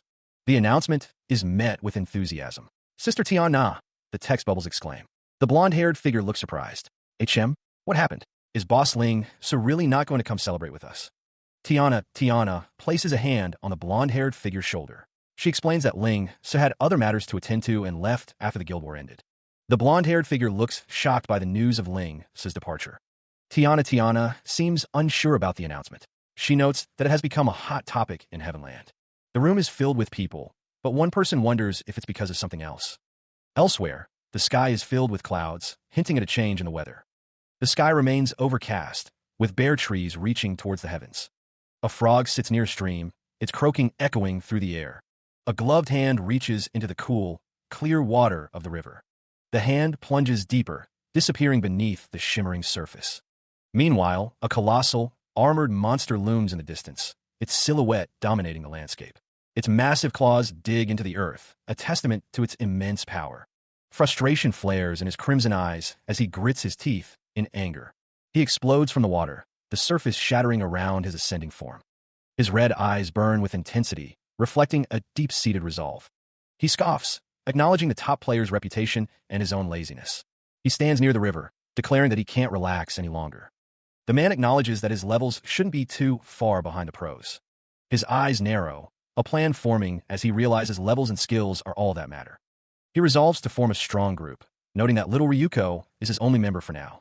He knows that clearing dungeons that are higher levels and breaking records is the fastest way to level up. Ling Su must calm down and not rush. For now, Ling Su needs to train little Ryuko while increasing the speed of leveling up. He also has to find another member for the group, but something catches his eye in the distance. This area is so remote, he thinks, surprised that someone would appear right when he's about to log out. Ling Su moves forward, deeper into the forest, his eyes scanning the surroundings. The world is viewed through a wooden fence, the forest beyond beckoning with secrets. The forest stretches out, a tapestry of green and brown, hinting at hidden paths and unknown dangers. Ling Su pauses, peering from behind a tree, his expression cautious and alert. If it wasn't for his high awareness, Ling Su muses he would have probably... The forest path winds onward, and it seems like their level is pretty good. Judging from the footsteps, there's probably only one person. This is a rural area, but what are they doing here? Ling Su wonders if they are on a special quest.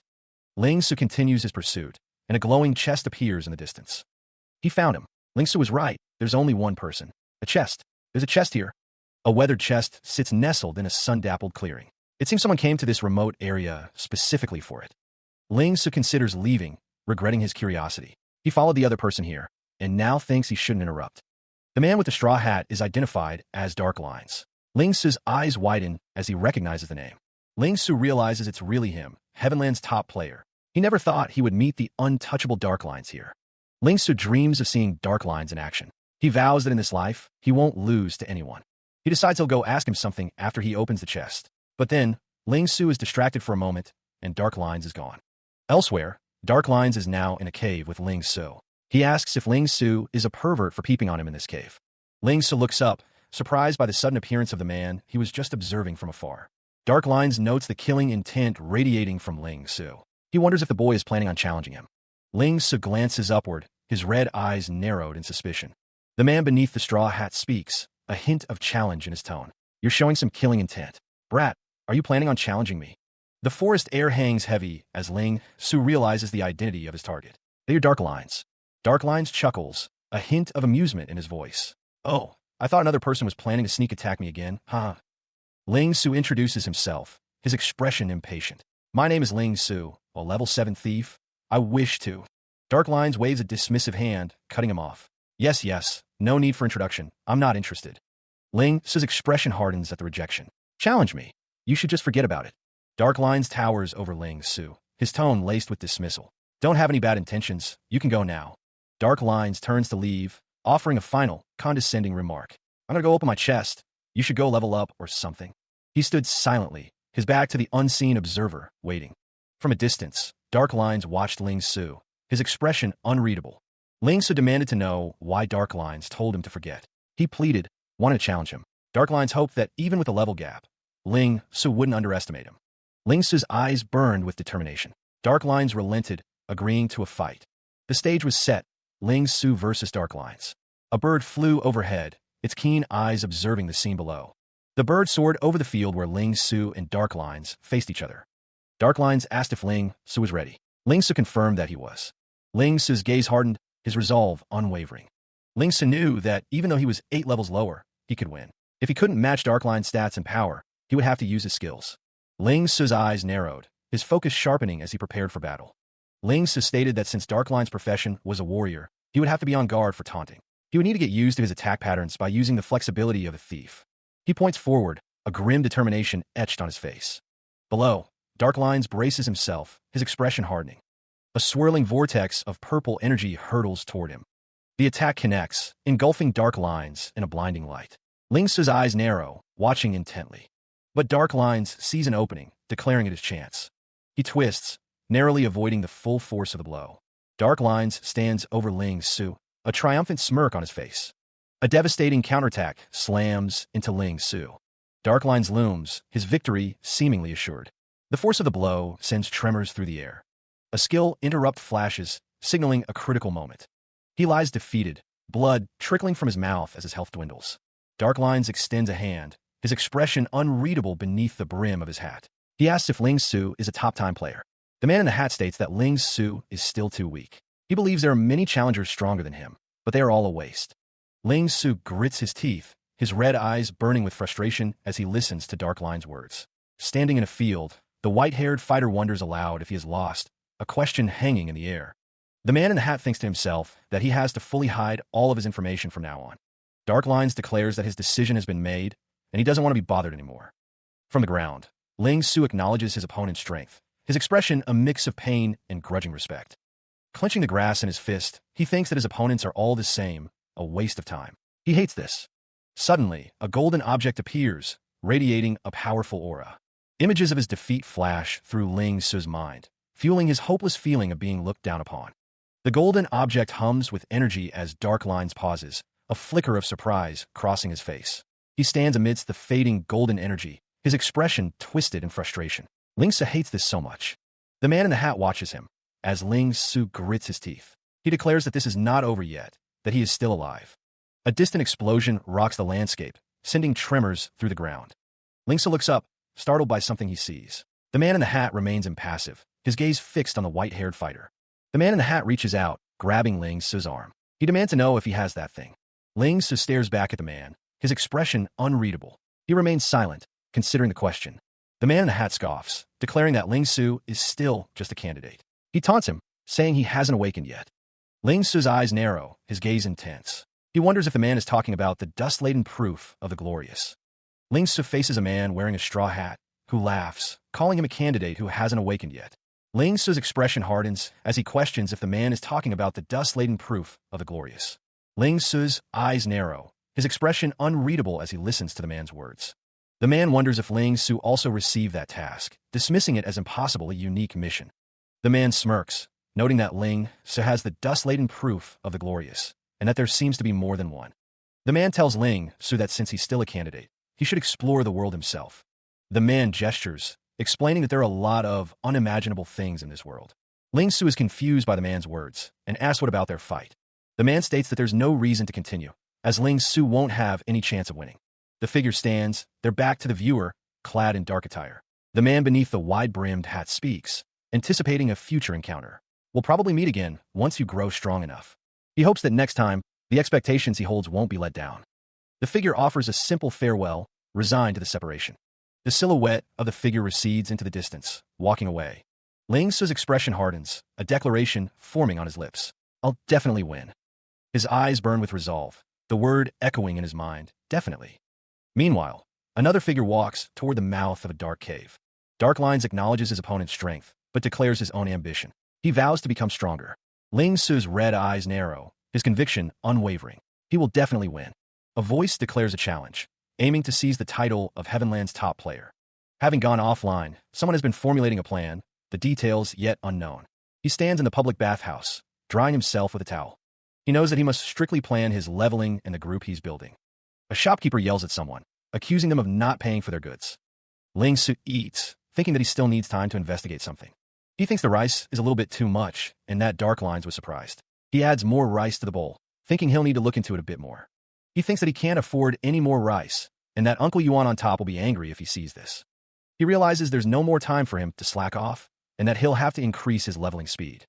Meanwhile, the city of Casfado stretches out beneath a cloudy sky.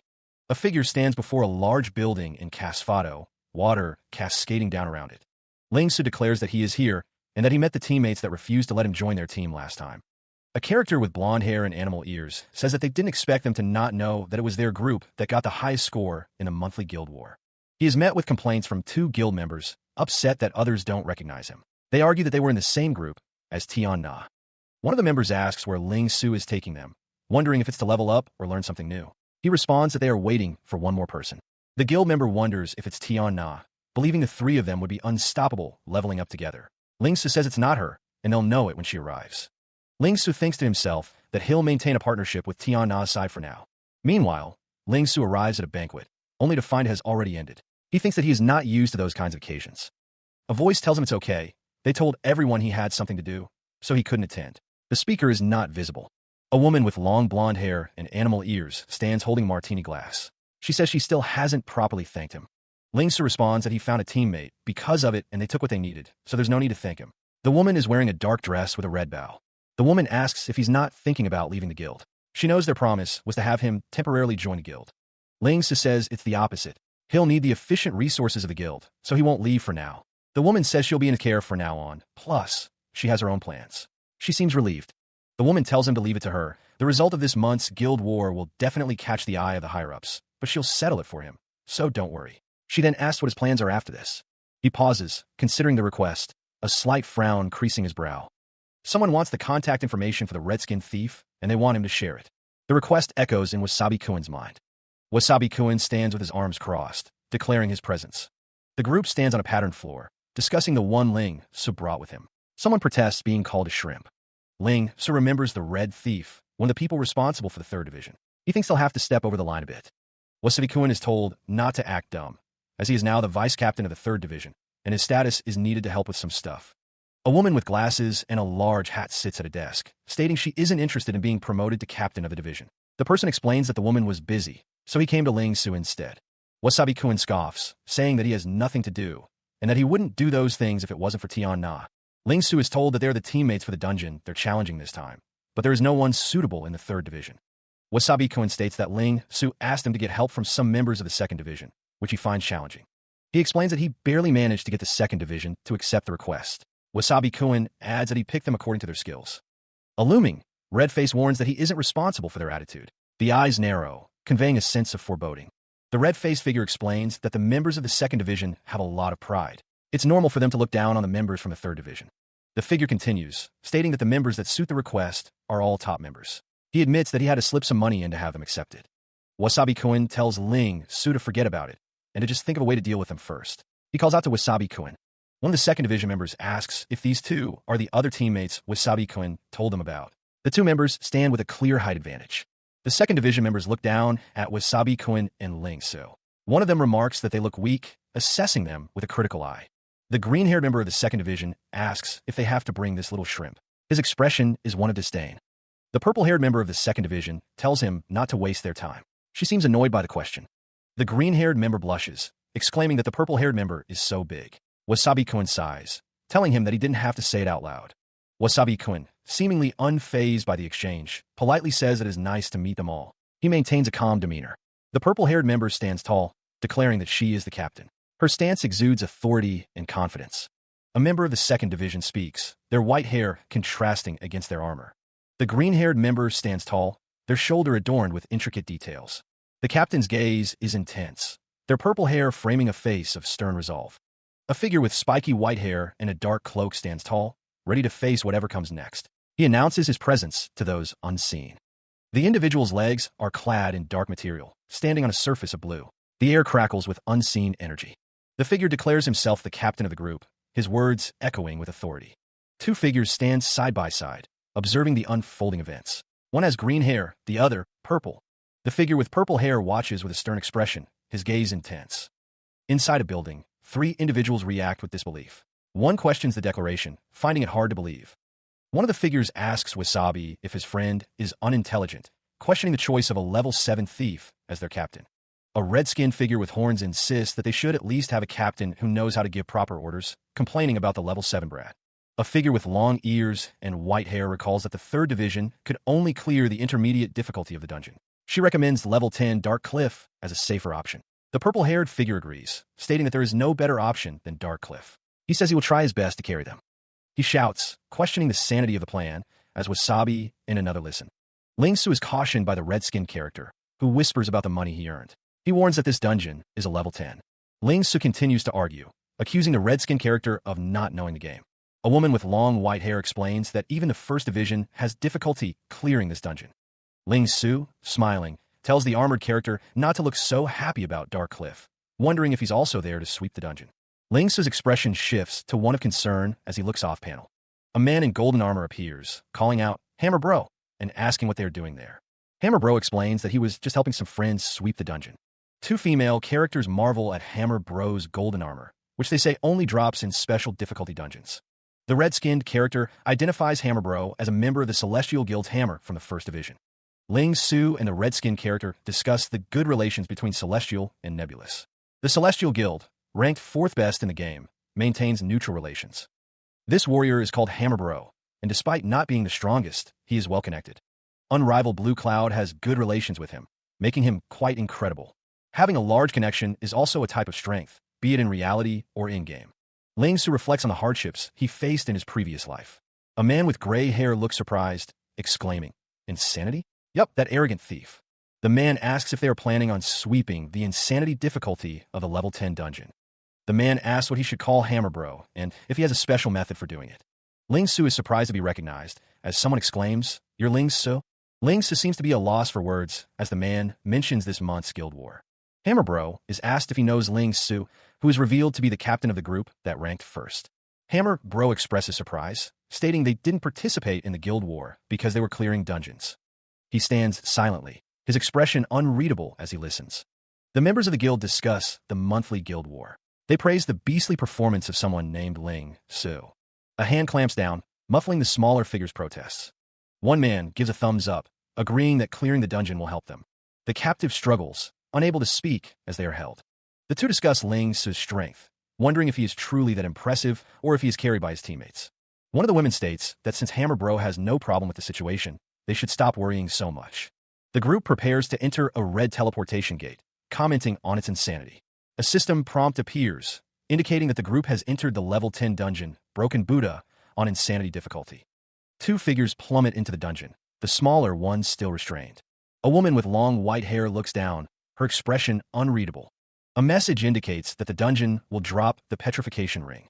The ominous pagoda of the broken Buddha dungeon looms ahead, promising insanity. Deep within the bamboo forest, whispers circulate. Is there truly such a thing as a petrification ring? A figure declares that they only need the petrification ring. The others can split the remaining rewards amongst themselves. Doubts arise among the group. One member warns against listening to rumors, lest the whole group be eliminated. The group is told to be on guard. There are a lot of monsters in this area, and they are getting closer. Two level 10 blind monks stand silently, their bandaged eyes hinting at a hidden danger. A looming figure, draped in tattered cloth, holds a broom, ready to sweep away any intruders. Two level 10 deaf monks stand guard, their ears presumably useless, making them even more dangerous. The group discusses the monsters, noting that their AI and presence are totally different, especially compared to the upper difficulty. A woman with white hair and dark skin looks surprised, exclaiming that there are more enemies. The words LV-10 Elite appear, signaling a more powerful foe. A level 10 silent monk, Elite, stands ready, its hands clasped in prayer, a formidable opponent. He holds out a single-use grappling hook, as the smaller, horned companion expresses his fear of the monsters. The group gathers, their expressions a mix of anticipation and concern. One wonders aloud what is about to happen. Ling Ci's gaze is intense, focused on the task ahead. The horned character insists he isn't scared, just worried about the others. The woman laughs, confident in her abilities. She declares she won't have any problem with it, whatever it may be. The horned character's eyes widen in alarm, his face contorted in a silent, something has caught his attention. A sudden, panic shout erupts. HHH. A bug. Oh, the source of the alarm is clear. The group moves through the bamboo forest. Someone hisses to cover the loud character's mouth. The others discuss their next move, acknowledging the high stats of the monsters. They decide to use a different method. Ling Ci's expression hardens, his grip tightening on the grappling hook. He is ready for action. The plan is revealed. They'll be using the grouping method. The details remain to be seen. One member questions charging through the horde, citing the monster's high stats. The other assures him they will use a different method. Ling Su gazes down from a high vantage point, his expression unreadable as he considers the task ahead. The plan is set. They will be using the grouping method, a strategy that inspires confidence. Below, a soldier wonders aloud if they can really trust Ling Su, a question that hangs heavy in the air. Another member declares that since Hammer Bro trusts him, they will follow his decision, placing their faith in their ally. The other members discuss Ling Su's reputation, noting that he stood out in the guild war, but the details remain unclear. One of the women expresses her curiosity, wondering why he put them in such a weird spot. Despite the odd location, one of the women notes that they even have a hook to get there, suggesting a hidden path. The DPS squad wonders just what Ling Su is planning, their anticipation building with each passing moment. The blocking squad expresses their excitement, eager to see what kind of plan Ling Su has in mind for them. He stands with Ryuko Zong, the golden shield gleaming in the light. Ryuko Zong scoffs, declaring that they can handle everything alone. They tell the older man not to drag them down. The others praise Ryuko Zong, calling them awesome. Ryuko thinks that Ling Su might even compliment them. Ryuko Zong is told to work together to make an unforgettable memory. They retort that they are not a kid. Ling Su watches as Hammer Bro approaches, seemingly agreeing with the plan. He hums softly to himself. Hammer Bro, annoyed, tells someone to never call him a kid again, demanding to be called a warrior. He is part of Squad B, pulling Squad Wasabi-kun. Ling Su finds the teammate he chose quite interesting. He looks forward to seeing what the plan is. Ling Su instructs the others to wait for him to return to the assigned spot, confirming that he has shared the coordinates. Ryuko Zong is told not to go anywhere unless it's by Ling Su's orders. Hammer Bro asks what about him. Hammer Bro declares that he will lure the monsters, telling the others to wait until he comes back. A member of Squad Lure and Control Group, Ling Su asks if Hammer Bro will lure the monsters by himself. Ling Su states that there is no need for a warrior's help. He asks when they will use the hook, wondering how they will be helping him. The woman with purple hair questions the strategy, finding it too simple. She wonders if it will even work. A voice promises it will be no fun if the strategy is revealed now. They are told to just wait. The man with white hair looks back, telling them to wait until he returns. A voice expresses concern that they are too dispersed. They fear being wiped out by a large group of monsters. The red-skinned character thinks about the newly formed group, noting the lack of chemistry between the teammates. The group stand in a bamboo forest, the tension palpable as they await the signal. They are told to prepare. The red-skinned character urges everyone to prepare themselves, sensing that they are coming. A monstrous eye peers out from the darkness, a single word escaping its lips, those. The blind and deaf monks approach, their presence adding to the growing unease. The group in the bamboo forest notes that there are too many enemies approaching their position. The monsters charge through the forest, a horde of terrifying figures descending upon them. Panic sets in as the monsters close in, a desperate plea echoing. "You better not drag me down." He is clearly excited by the sheer number of enemies before them. An order goes out. Squad D is to prepare a slowness spell or any other control spell in advance. The white-haired member of Squad D looks back, surprised. He wonders if they are planning to wipe them out. Massive claws frame the scene as someone declares they are already prepared, acknowledging Ling Su's orders. A monstrous, red-clawed hand twitches, eager for the coming battle. Squad B is given their order. Wasabi-kun, ready your crossbow? Wasabi-kun, perched on bamboo stalks, confirms that he is ready for action. The white-haired fighter stands his ground before the monstrous horde, simply stating, "Okay." A figure in dark clothing prepares to engage, their hand outstretched towards the enemy. Two members of the team express their confusion, wondering how he lured so many monsters by himself and returned unharmed. Squad D is instructed to cast a slowness spell on the designated spot, with a 3-second cast time. Two figures stand ready, one declaring they will go first, the other stating they're next. The blue magical energy crackles, a silent promise of the power it holds. The monsters, caught in the blue glow, roar their frustration. The announcement rings out. The magic circle is complete, the trap is set. Monsters fill the circle, their forms silhouetted against the magical barrier. The mage, sweat beading on his brow, calls out for someone to keep the spell going. Ling Su's eyes burn with determination as he declares that he will do it, the timing perfect. The red-skinned character barks orders, cautioning to shoot the monsters at the front to maintain their hostility. A voice commands to just do what was said, considering attracting the monsters to his side. Ling Su, knife in hand, declares he will take care of the rest. The order is given. Squad B starts shooting, the attack commencing. A figure leaps into the fray, twin blades flashing as they engage the monsters. The command rings out to lure them back into the magic circle as a monster snarls. He declares his readiness as the monsters close in around him.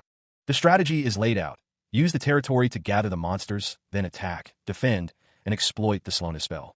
Not only were a large number of monsters lured and stuck in a pile, but Ling Su's movements are incredibly agile.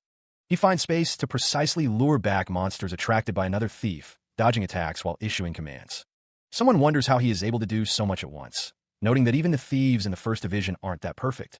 As Ling Su continues to fight, someone exclaims that it's impossible to do so many things at the same time, deciding to record it for posterity. Squad C is mentioned. Ling Su orders a teammate to use their shield to block the monsters, directing Squad D to block and push back any approaching without hostility. A teammate acknowledges the order, confirming that they will use their shield.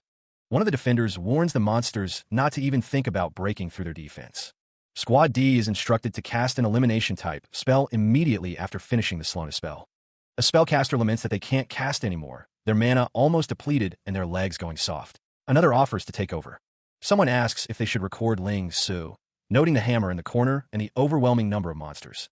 He taps the record button on the tablet, intending to show the guildmaster, Blue Cloud, whatever is about to happen. The system confirms the recording has started. The man with purple hair looks concerned, sweat beading on his brow. He wonders if he should record the scene before him. He decides he'll need to let the guildmaster, Blue Cloud, see this. His finger hovers over the record button. The system confirms that the recording has begun, capturing the unfolding chaos. Raw energy crackles through the air, a prelude to devastation. The air shimmers with intense power, ready to be unleashed.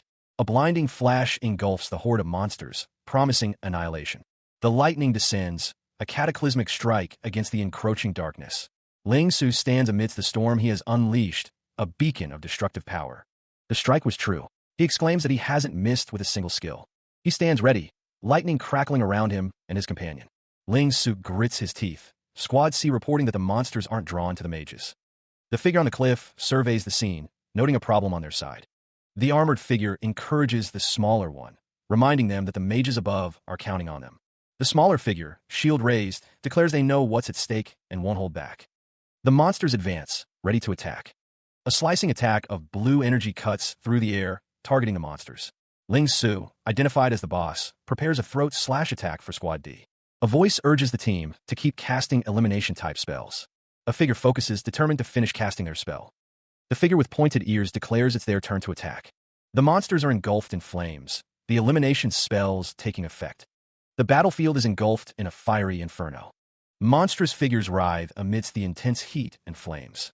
One of the monsters cries out in pain as it is consumed by the blaze. A monster looks up, realizing he underestimated his opponent's abilities. The red-haired monster observes that he's properly pulling the monsters. One teammate tells another to rest, offering to hold off the remaining enemies. Another teammate insists on continuing, despite being low on mana. Thanks to Ling Su, everything is going smoothly in this newly formed group. His reliable skills are constantly helping him gain the trust of his teammates. The speaker reflects on how a dungeon of such difficulty has become so easy. The first wave of enemies has been defeated, leaving behind a bloodied sword. One of the characters acknowledges that the victory is all thanks to Ling Su's strategy. Ling Su declares that they will continue with the same strategy, affirming his confidence. The sky is visible. The team approaches their next challenge, the Colosseum dungeon. The entrance looms, promising a trial of upper difficulty for Celestiali's first division. One of the members calls out, warning his comrades to move back a bit. A skill is activated, the words depriving arrow flashing brightly. The arrow strikes the monster, energy crackling around the impact. The monster reels, caught in the skill's strange effect. The team realizes the monster's equipment has been removed, and one member shouts for the others to seize the opportunity. Someone observes that the skill's range seems insufficient. Unrivaled Blue Cloud, Celestiali's guild master, notes that the skill didn't take away the cape. Another member questions what kind of weird skill was just used. Fallen Whale, Celestiali's vice guild master, stands ready, his expression unreadable. He recognizes someone calling out, "Oh, Whale, you're here." He states that he was just testing the range of his skill. Ling Su is asked if he is done on his side. The white-haired character says this is nothing for the first division. The large monster roars as it is struck by a powerful, piercing attack. The white-haired character and Ling Su observe the ongoing battle. The white-haired character notes the constant conflicts. The white-haired character says it seems like the higher-ups of both sides are about to take action. The energy attack intensifies, ripping through the monster's defenses. The white-haired character descends, sword at the ready, prepared to strike a decisive blow. The monster's armor cracks under the relentless assault of energy. The white-haired character plunges towards the monster, their sword glowing with power. The monster's eyes widen in pain as the attack lands, drawing blood. The monster is overwhelmed by the force of the attack, its face contorted in agony. The final blow connects, the energy attack piercing through the monster. The armored figure stands amidst crackling energy, a spear held ready. Whispers of guild wars fill the air. The elf-like character narrows his eyes, a smirk playing on his lips. He believes Wolf's Fong won't let this go. The speaker declares that every member of Wolf's Fong has evil intentions. Nothing good comes from bothering those people, he warns. A figure, wreathed in golden energy, confidently predicts events will unfold within a month. The air crackles with anticipation. Two armored figures stand ready, a swirling vortex of golden energy between them. The force of annihilation looms large. The annihilation arrow hurtles forward, a symbol of impending destruction. The air vibrates with raw power. A figure stands before a massive explosion, a testament to the conflict between Nebulous and Wolf's Fong. Both sides will clash again. The horned character expresses his annoyance at being asked to choose sides. He believes Blue Cloud is an expert at avoiding such conflicts. The character wonders why Hammer is messaging him. He is currently in the middle of clearing a dungeon. A screen displays a video of the dungeon clearing. The message states that the dungeon is at the insanity level. Two characters are in discussion. The tension is palpable as they consider their next move in this escalating conflict. The screen shows messages about a strong thief. Unrivaled Blue Cloud is asked for his opinion on the matter. The guild members look to Unrivaled Blue Cloud, their guild master. They ask what they should do next, now that the next wave of gladiators has been released. A screen displays messages from the Hammer in the corner to Brother Blue Cloud.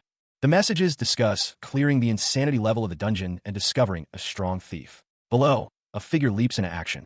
Someone is going against the elite monster of the insanity difficulty dungeon, Silent Monk, alone. The figure faces the massive monster, ready to fight.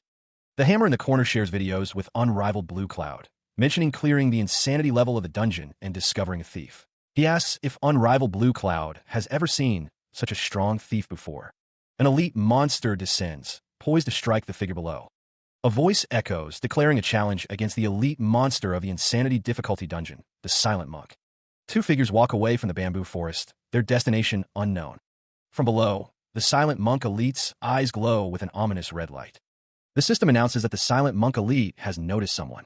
A surge of power emanates. Energy crackles around a clenched fist, ready to strike. A blade of crackling purple energy cleaves through the air. Ling Su lands amidst a swirl of violet power, ready for battle. Unrivaled Blue Cloud watches the display, stunned. How have I never heard about this name, Ling Su, before? Unrivaled Blue Cloud's eyes widen as he considers Ling Su's potential. With those skills, joining the top guild would be easy. Unrivaled Blue Cloud receives a message from the Hammer in the corner, who confirms that Ling Su is soloing the Silent Monk dungeon. The hammer in the corner assures unrivaled Blue Cloud that he is recording the event and that Ling Su is acting without a plan.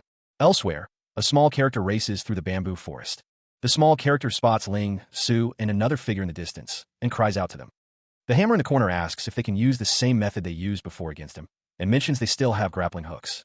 The silent monk's health bar appears, showing that he is an elite monster. The field of vision of an elite is different from normal monsters. A horned figure warns that there won't be any safe place for them to attack. The armored figure wonders what they should do, asking if he should transform. Ling Su, looking down, declares that there is no need, he will handle it himself. He states that the others won't be able to keep up with his speed. A lone figure stands in a desolate landscape, sword in hand. With his current attack damage, it won't take long for him to kill the silent monk. Ling Su, hand on his sword, estimates it will probably take about 10 minutes. The others react with surprise at his claim of 10 minutes. One of the party members asks if he is sure that's possible, recalling their previous attempt at the dungeon. The elf explains that the difficulty this time is insanity, and that they were fighting it wrong before. Ling Su explains that once you destroy the beads on the neck of the silent monk, magic attacks will work on it. One of the party members says he's never heard about that before, and Ling Su replies that he read about it at Heavenland's library. Ling Su thinks to himself that he also has the skill combo accumulation, so there's no need to worry about the lack of damage. Even with the warning to be careful, he dismisses the concern. Someone takes a step forward, initiating the promised battle. Lightning crackles around the figure as they prepare to fight. The challenge is issued, a single word echoing through the arena, come. A figure plummets downward, caught in a blinding flash of light. The white-haired figure stands amidst the chaos, a skull-like entity looming behind. A close-up reveals the intensity of the battle. The speed of the attacks blurs the vision. The skull-like figure's red eyes glow menacingly. Energy surges as the battle reaches its peak. He stands poised, lightning crackling around him as the hulking monster looms. The memories of its attack patterns from his previous life are becoming clearer. Bolts of energy streak through the air, illuminating the battlefield. The monster roars as a concentrated blast of lightning strikes its massive form. The creature's skull-like face contorts in pain as the energy courses through it. Ling Su remains focused, dodging the monster's wild attacks with practiced ease. After sweeping this dungeon hundreds of times in his previous life, his body is starting to move on its own, dodging all its attacks. The ground trembles as the monster struggles against the relentless barrage. Ling Su closes his eyes, a confident smirk playing on his lips. He feels like he can even beat it with his eyes closed. More lightning descends, each strike precise and devastating. Ling Su is using the blind spot of the monster to carry out his attacks, a nearby observer notes. The way he moves around the monk is like flowing water, another comments, watching the battle unfold. He's the most agile thief the man has ever seen, the serpent below ready to strike. The figure leaps away, while below him, another prepares for the coming assault. The observer notes the agile movements and speed, comparing it to a giant poisonous snake wrapping around a monk. The man realizes that Ling Su is one of the players who has mastered top time, explaining his micro-movements. The group acknowledges that boss Ling Su is very strong, placing their faith in his abilities. The determined ally vows to give it their all for Ling Su, ready to support him in the battle. Another ally pledges to stand by his side and be his strongest shield, ready to defend against the serpent's attacks. Surrounded by swirling white energy, the figure prepares to unleash a powerful attack. Ling Su prepares his final attack, calling on his squad to use an elimination-type spell. Hearing the call, the squad confirms that the beads have been destroyed and agrees to assist with the final attack. The Flame Wheel and Earth Spike are summoned, ready to unleash their elemental power. The Thunder Serpent crackles with energy, poised to strike with devastating force. Purple energy whips and coils around the silent monk, entrapping him. The tendrils tighten, drawing closer to the silent monk's armored form. Ling Su is locking the silent monk onto a single spot with his attacks. His eyes burning with determination, Ling Su shouts, now. A shimmering barrier, labeled Evil Spirit's Invisibility, flares into existence. The silent monk is bombarded with a barrage of blue and purple energy.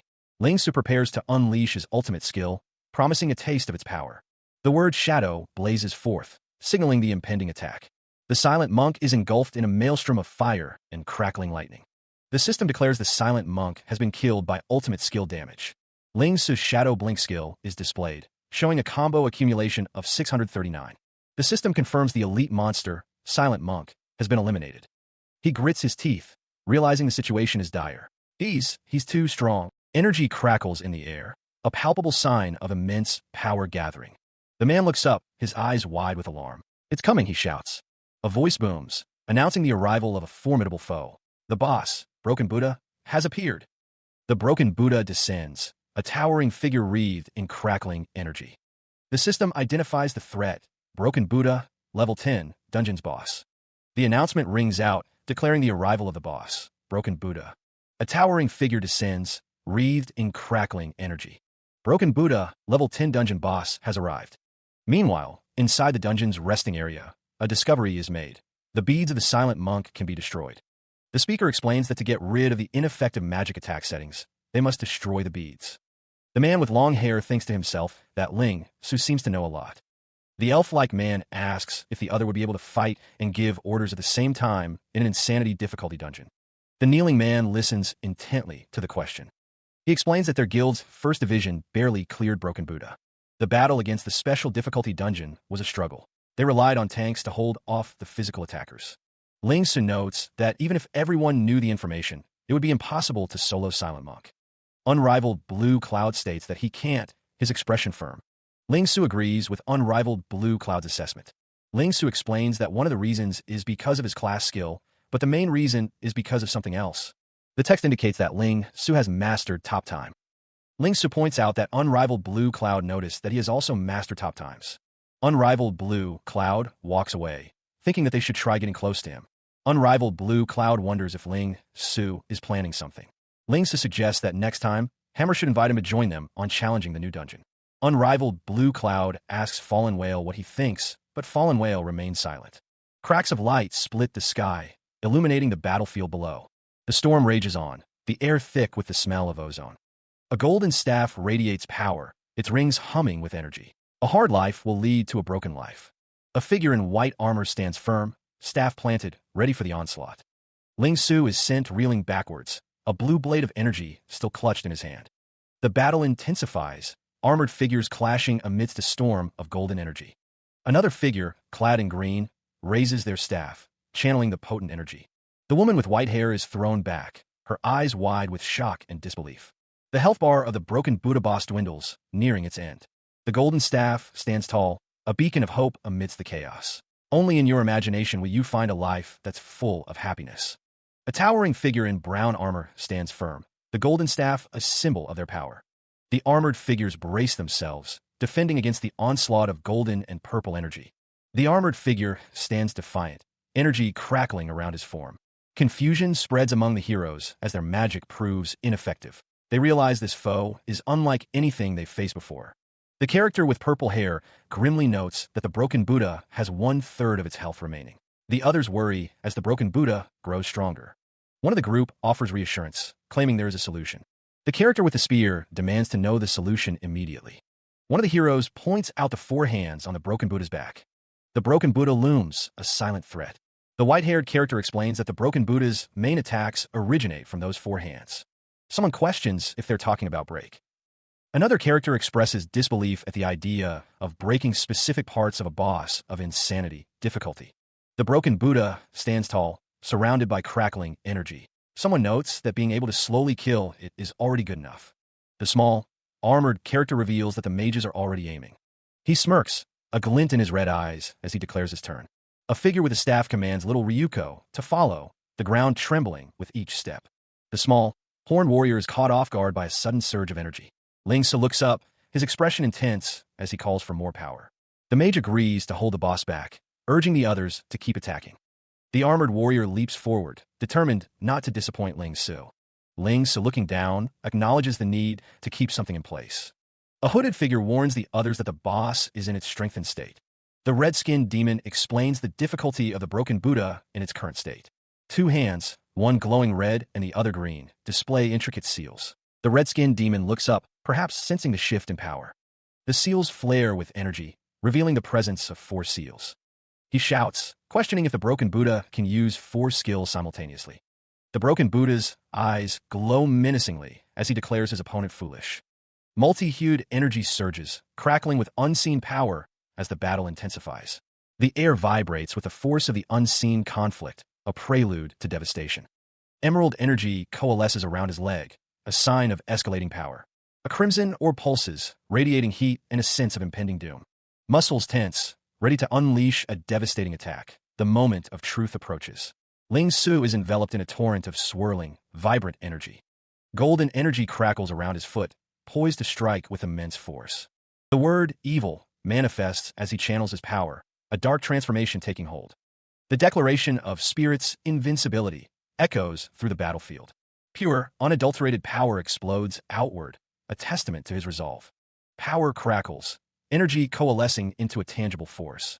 The broken Buddha, wreathed in golden light, chants an incantation. Evil spirits be gone, he commands.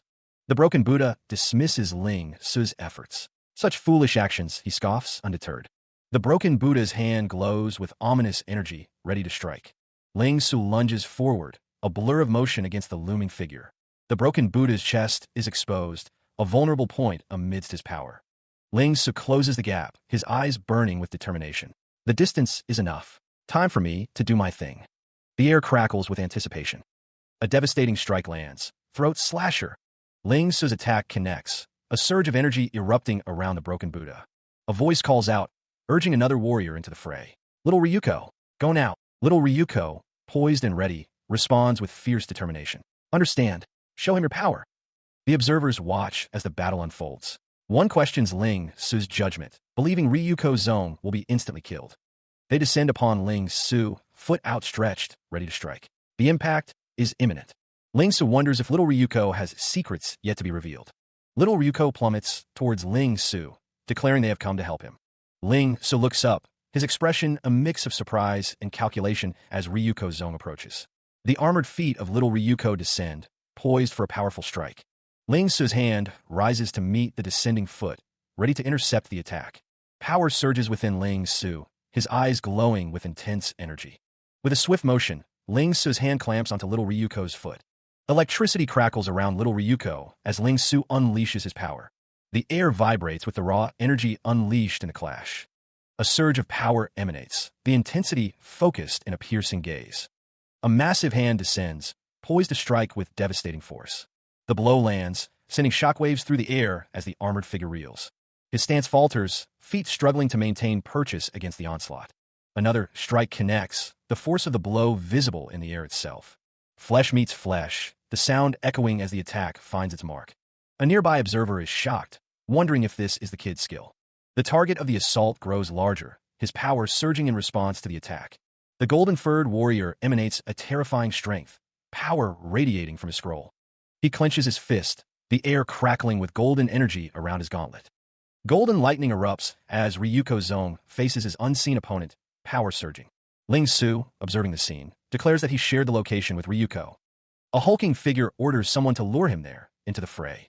A hand clenches, ready to act on the given order, answering, all right. Two onlookers are astonished. One exclaims that he pushed the broken Buddha of insanity back with pure strength alone. The golden energy intensifies, forming the words protective lionheart. Ryuko's zone is now encased in a heart shield, the golden aura blazing. A system prompt details the protective lionheart shield skill, explaining its effects and cooldown. The golden shield intensifies, the energy swirling around Ryuko's zone. The ground trembles beneath the warrior's feet as the power reaches its peak. Golden energy erupts, illuminating the surrounding area with intense light. Ling Su watches the display of power. He realizes, so that's little Ryuko's secret. An armored figure with a red visor stands firm, surrounded by the radiant golden energy. The armored figure's red eyes glow menacingly. He shouts, arrogant brat. The armored figure clashes against the golden shield, sparks flying from the impact. The armored figure's fist is poised to strike, energy crackling around it. The armored figure's fist connects with the golden shield, creating a shockwave. The armored figure recoils from the shield, the impact clearly felt. Ryuko's zone stands revealed, surrounded by the power of the golden shield.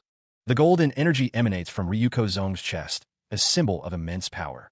The words Fearless Lionheart Shield appear, solidifying the name of the skill. The energy flows down Ryuko's zone's body, reinforcing the shield's protection. The air crackles with unseen energy, the ground itself beginning to fracture. From a distance, three figures watch as the energy intensifies, bracing themselves. High above, a lone figure on a rooftop observes the unfolding events below. The armored figure stands amidst the chaos, a red tassel swaying from their helmet. The ground continues to crumble as the energy surges around the armored figure. A close-up reveals the menacing visage of the armored figure, a red helmet obscuring their face. Another figure, with a long white beard, is surrounded by a swirling vortex of power. The armored figure is caught in a blinding explosion of light and force. The armored figure is identified as Ling Su, as someone shouts a warning of his arrival. The figure on the rooftop remains vigilant, watching as Ling Su approaches. Ling Su stands ready, his armor gleaming, prepared to strike. He watches as Ryuko Zong's foot loses purchase, stepping into empty air. Someone shouts in alarm, lamenting the broken Buddha falling off the cliff before they could defeat it. He wonders if their teamwork has failed. Ryuko Zong plummets downward, arms flailing as they fall through the air. Ling Su stands at the cliff's edge, gazing down at the falling figure. The sound of a bet echoes as Ryuko Zong thinks to himself, just as I'd planned. The word backstab looms large, a stark declaration of betrayal. Surrounded by swirling purple energy, Ryuko Zong continues to fall. The jagged cliff face rushes up to meet them. A figure with a red helmet says to Ling Su, "If you're not the one going to hell, then who will?" Ling Su smirks, a sinister glint in his eye as he thinks, "Hope you enjoy yourself in the abyss." The sound of a violent impact echoes as Ryuko Zong crashes into the depths below. More sounds of impact reverberate, signaling the devastating fall. He plummets downward, wreathed in crackling, violet energy. Below, the abyss yawns, a seemingly bottomless pit. With practiced ease, Ling Su deploys his grappling hook, securing a critical kill. A manic laugh escapes him as he stares into the darkness. The monstrous broken Buddha declares they are both alike with broken souls. Ling Su stands at the edge, the endless pit mirroring his own fractured spirit. His laughter echoes, a chilling symphony of triumph and despair. A system prompt announces the team's victory over the broken Buddha, setting a new record. The news spreads quickly, prompting confusion and disbelief. The feat is so unbelievable, it's met with shock and awe. Some speculate that the boss falling off the cliff was part of the plan, though one member claims it was just luck. The crowd marvels at the new record, wondering if the team hails from the #1 guild. He reviews the after-action reports, strategies from his past life swirling in his mind. Little Ryuko, he notes, has played the role of tank quite a few times. The red-skinned character examines the rewards for clearing the dungeon, finding them quite generous. He notes that both he and little Ryuko leveled up. Ling Su explains that the system distributes experience points based on each member's contribution. He states that Ryuko and he naturally received more experience points. Ryuko Zong expresses disappointment, noting there isn't a single item suitable for them. They spot a sorrowful staff with plus 12 magic damage and an additional skill. Azura, a woman with white hair, raises her arms in triumph. She is clearly pleased with the outcome of the battle. Another character looks up at Azura, their expression tinged with jealousy. They are clearly envious of her power and success. Ryuko Zong is shocked by something. They want something cooler than what they have. Ling Su walks away, seemingly unconcerned. Ryuko Zong excitedly claims to understand how to activate the transformation. They say they knew Ling Su would let them fight the boss. A nearby text box explains that Azura's exclusive skill activates after transformation. It is still unknown if there are any other skills. Ling Su looks off to the side, a thoughtful expression on his face. He seems to be contemplating something important. A man in armor wonders if Ling Su would accept the invitation for his sake. He seems hopeful but uncertain. Ling Su turns his head, and someone calls out to him. A man with gray hair and a white and gold pauldron approaches.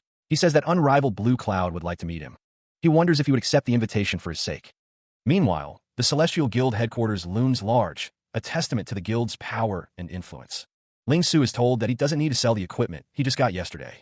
All he needs to do when going against an archer is to get as close as he can to him.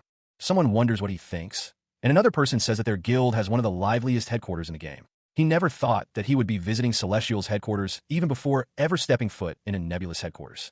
Someone says that he must be kidding, and with his skills, the headquarters should be assigning tasks to him daily. He says that he is just a thief from the 3rd Division. Ling Su is asked if he is being too modest and if he's trying to keep a low profile on purpose.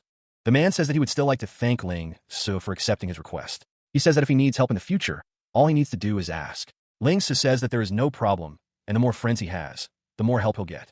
Ling Su thinks that Celestial's guildmaster, unrivaled Blue Cloud, was one of the people that shook Heavenland in his previous life. He thinks that the world really is unpredictable. He reflects on his progress, noting how much closer he has become. The smell of potions hangs in the air as someone announces they're selling potions. The potions promise to replenish mana and health, drawing the attention of potential customers. Ling Su and another figure enter a shop, overhearing someone ask if alchemists have become popular in the market. Ling Su wonders why mages are hawking goods, recalling that alchemists only became useful half a year after the game launched in his previous life. He appears surprised by this realization, his eyes widening slightly. He realizes he had forgotten about the alchemists who created potions with amazing effects. They earned a fortune, and Ling Su considers training his own alchemist to capitalize on this opportunity. If he remembers correctly, the alchemist who dominated the market was called Alchemist Emperor Vanquifus. Meanwhile, Fallen Whale thinks Ling Su is still a newbie mage. He believes that if he can train him properly to become his personal alchemist, he won't have to worry about money in the future. Fallen Whale notes that Ling Su seems to be in a pretty good mood and wonders what his impression of Celestial is. He stands beside Ling Su, who seems taken aback by something. Fallen Whale introduces Ling Su to the others. He presents the Vice Guildmaster of Celestial, Fallen Whale. The Vice Guildmaster acknowledges the introduction, stating he will be troubling Fallen Whale then. The Vice Guildmaster gestures, asking Ling Su to follow him this way. The group moves toward a large, ornate building in the distance. The towering structure of Celestial's headquarters comes into full view, a sign welcoming Ling Su. Fallen Whale suggests they grab a drink when Ling Su is free, standing next to Unrivaled Blue Cloud. The Vice Guildmaster is introduced as Unrivaled Blue Cloud, the Guildmaster. Ling Su thanks them for the invitation, inquiring what Guildmaster Blue Cloud wanted to discuss. The Guildmaster and Ling Su shake hands, the Guildmaster praising Ling Su's ability to control a dungeon on insanity mode. Fallen Whale states he will get straight to the point, wishing to become friends with Ling Su and challenge a dungeon together. The aura emanating from the Guildmaster feels different from others, as expected from the Guildmaster of Heavenland's fourth best guild. He stands, listening intently to the terms of the challenge. Unrivaled Blue Cloud explains that the dungeon's record was set by the #1 guild. Since then, no one has beaten it at a higher difficulty. Fallen Whale wonders aloud if Ling Su has the confidence to clear the dungeon at the insanity difficulty. Unrivaled Blue Cloud considers if this is a chance to gauge the thief's true capabilities or if Ling Su is hiding his true strength. Ling Su is asked if Guildmaster Blue Cloud wants to be the first to clear this dungeon's insanity mode.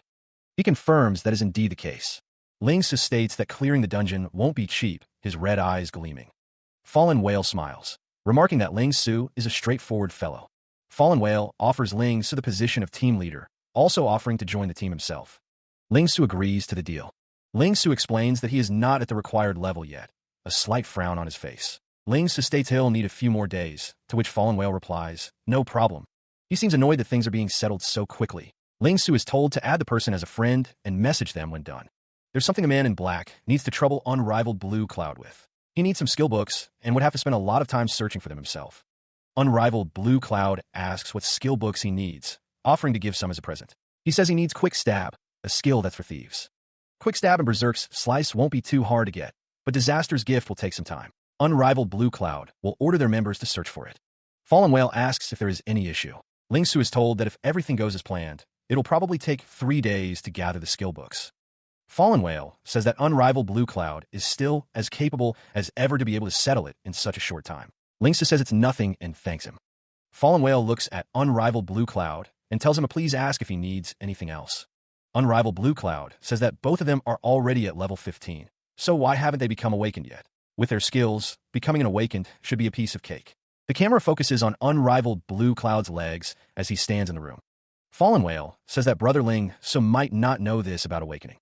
Unrivaled Blue Cloud says that even though it's not difficult for them, the specialization trial will also assess the levels of one's awakening rate. For example, that Dark Lines guy who was able to successfully awaken with an awakening rate of 99%. He is known as one of the most terrifying people in the game. The man considers the implications of awakening. Not only does it increase one's chances, but it decides how strong one will be. Unrivaled Blue Cloud explains that they are still investigating methods to increase their awakening rate. Ling Su realizes that the job specialization task is actually a test to determine a player's awakening rate. So many strong awakened players had slowly surfaced in his previous life. He finds this interesting.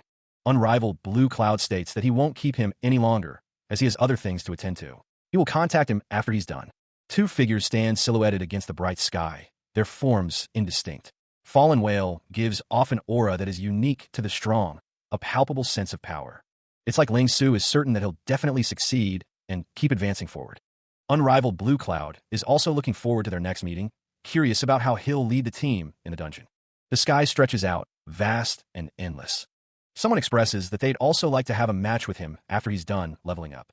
The imposing stone structure loomed, its height partially hidden by the surrounding dense vegetation. Even if he doesn't quite understand, the character is fine with helping Ling Su out. He asks where they're going to level up. Ling Su states that they will be going to the mage's capital, the magical city, the metropolis of Heridians. He explains that they will be staying there for a few days, leveling all the way up to level 12. The Heridian's metropolis, a city filled with the colors red and white, is a paradise for fire and ice-type mages. Here, one can see mages wearing robes of various colors soaring through the air on their magic staves. Staff gliding technique, a mage-specific movement skill, is only available in the Heridian's metropolis, making it one of the sights unique to the city. They don magical robes of either red or white respectively, signifying their elemental affinity. The mission, Song of Fire and Ice, a team mission that normally only mages would accept, is now their key to speed leveling. Ling Su is told that they will need at least a mage in the team to carry the non-mages in this mission, to which he replies that he knows. This Song of Fire and Ice, also known as the mage-exclusive mission, allows players to form teams and choose a camp, fire or ice. Once the number of players are equal on both sides, players can attack the opposing camp. EXP and rewards would be received after. If the opposition is wiped out, both camps are mainly made up of NPCs. Vankafis notes that Ling Su took on this mission before. Vankafis points out that there are only 2 of them right now, and they're in different groups. He wonders how they can proceed. Ling Su states that they won't be waiting for other players. He asks Vankafis who told him they would. Ling Su explains that this mission has no requirement on the minimum number of players needed. As far as he knows, no player has tried to join the mission alone. Vankafis wonders what will happen if they accept the mission by themselves, while also being on opposing sides. He guesses they'll get chased by a lot of NPC mages. Vankafis realizes that since the requirement is for both sides to have the same number of players, then the system. Ling Su smiles, stating that with that, they'll be able to execute an almost illegal plan. Vankafis thinks it's an illegal plan. Vankafis is impressed by Ling Su's confidence. He doesn't really get it, but it sounds like it's going to be sick. He suggests they go then. Vankafis can't wait anymore. Since they've already selected their camps, they'll just have to go there and accept the mission. Ling Su will explain the details later. Ling Su walks with Ryuko Zong, who exclaims that she has something with her. He glances to the side, a slight smirk playing on his lips as he hears a thud. The angle shifts, showing Ling Su from below as he stands on a rooftop. Ryuko Zong shouts at him, asking what's with that expression, complaining that he bumped into her. Ling Su thinks to himself, musing about that girl as he recalls her face. He squints, realizing he seems to have met her somewhere before, though he can't quite place it. Ryuko Zong demands if he wasn't taught manners by his parents, as Ling Su tells her to forget it, saying she probably didn't see him. Ling Su retorts, calling her a foul-mouthed kid, his expression hardening with annoyance. Energy crackles around Ryuko Zong's hand, ready to strike. Ryuko Zong is shocked, exclaiming "W what?" as she prepares to fight Ling Su. Ling Su's expression is serious, his eyes narrowed as he prepares for the incoming attack. The two are fighting, energy clashing as they engage in combat. He descends, blade poised to strike. Ryuko Zong, caught beneath the assault, can only look up and wonder what is happening. Little Ryuko's eyes widen, fear mixing with a spark of defiance as the attack hurtles toward them. The air cracks with violent energy. The blow connects, a burst of light and force engulfing Mountain Ryuko. A system prompt appears, informing Ryuko Zong that they are now allowed to defend themselves. Ling Su stands tall, his health bar visible above him. He asks who Ryuko Zong thinks doesn't have manners. His feet are planted firmly on the ground, ready for the next attack. His grip tightens on the sword, ready to strike again. A damn foul-mouthed brat like you, he thinks. Ling Su declares that Ryuko Zong ought to be disciplined with violence. Ryuko Zong is seen from above, lying on the ground after the attack. The force of the impact sends dust and debris flying. Ling Su's expression is cold and determined as he looks down at his opponent. He stands, crackling energy dancing around him as the earth trembles. Ryuko Zong begins to grow, his form shifting, as Ling Su watches the transformation unfold. He thinks to himself, this bastard, what's happening to him? Ryuko Zong's body expands, his features becoming more bestial as he wonders if his body is becoming bigger. Power radiates from Ryuko Zong, the air shimmering with displaced energy as he wonders if this is a special ability. Ling Su turns and walks away, his red cloak billowing behind him as he leaves Ryuko Zong to his transformation. Ling Su glances back, his expression unreadable as he notes that Ryuko Zong has a battle mage's staff and is therefore a battle mage, which is rare. An unknown character tells another to calm down, saying that Ryuko Zong didn't mean to offend him and that the blow he gave was enough of a punishment. One of the characters wonders how this thief's movement allowed him to appear behind him. Ryuko Zong, now massive and bestial, is told to calm down. One of the characters scoffs, saying that to have attacked someone in the city is to risk being blacklisted and that the guards are about to come. Ling Su replies that he was already planning on leaving Herdians, so he doesn't care. Ling Su continues to walk away, Ryuko Zong's massive form visible behind him. Ling Su's expression hardens as he thinks about Ryuko Zong being a short-haired female battle mage. Ryuko Zong shouts after Ling Su, complaining about the attack. The transformed figure insists that talking would have been better. Ling Su pauses, glancing back with a cold, determined expression. He tells Ryuko Zong not to even think about escaping. Suddenly, a voice announces the arrival of the NPC guards.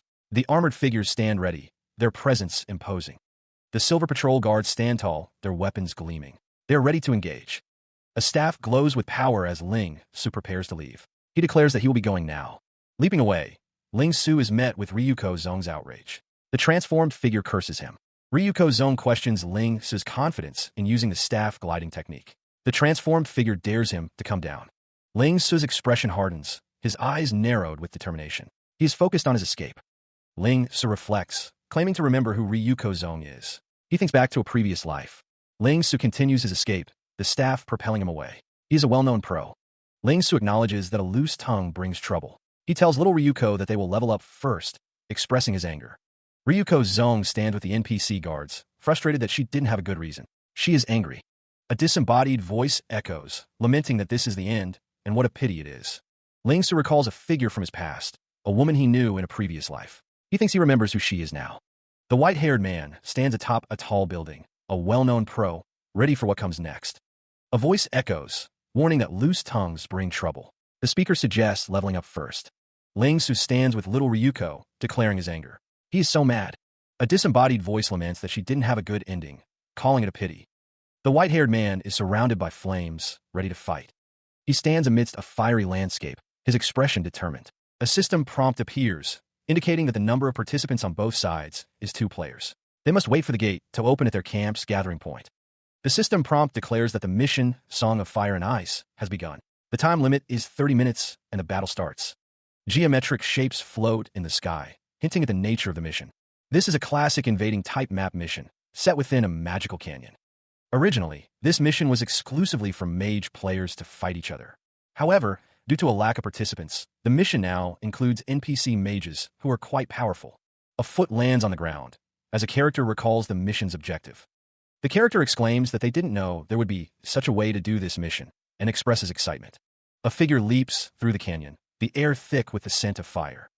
In this mission, as long as the NPCs that have been attacked die, experience will be gained.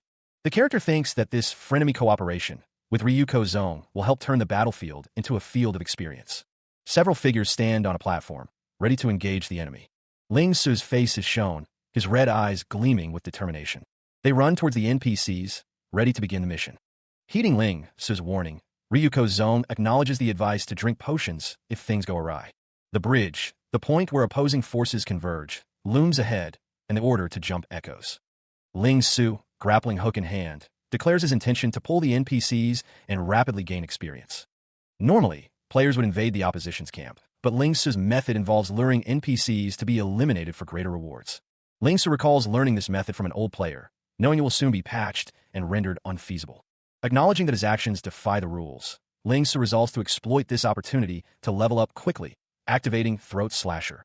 A system prompt appears, indicating that Ling Su has attracted the hatred of an ice mage. Ling Su's crimson eyes narrow, a hint of concern flickering across his face. 3 ice mages stand ready, crackling with magical energy, poised to strike. Ice shards erupt from the ground, a visual testament to the mage's impending assault. Ling Su weaves through the icy terrain, noting that the mage's longer casting times offer a chance to create distance.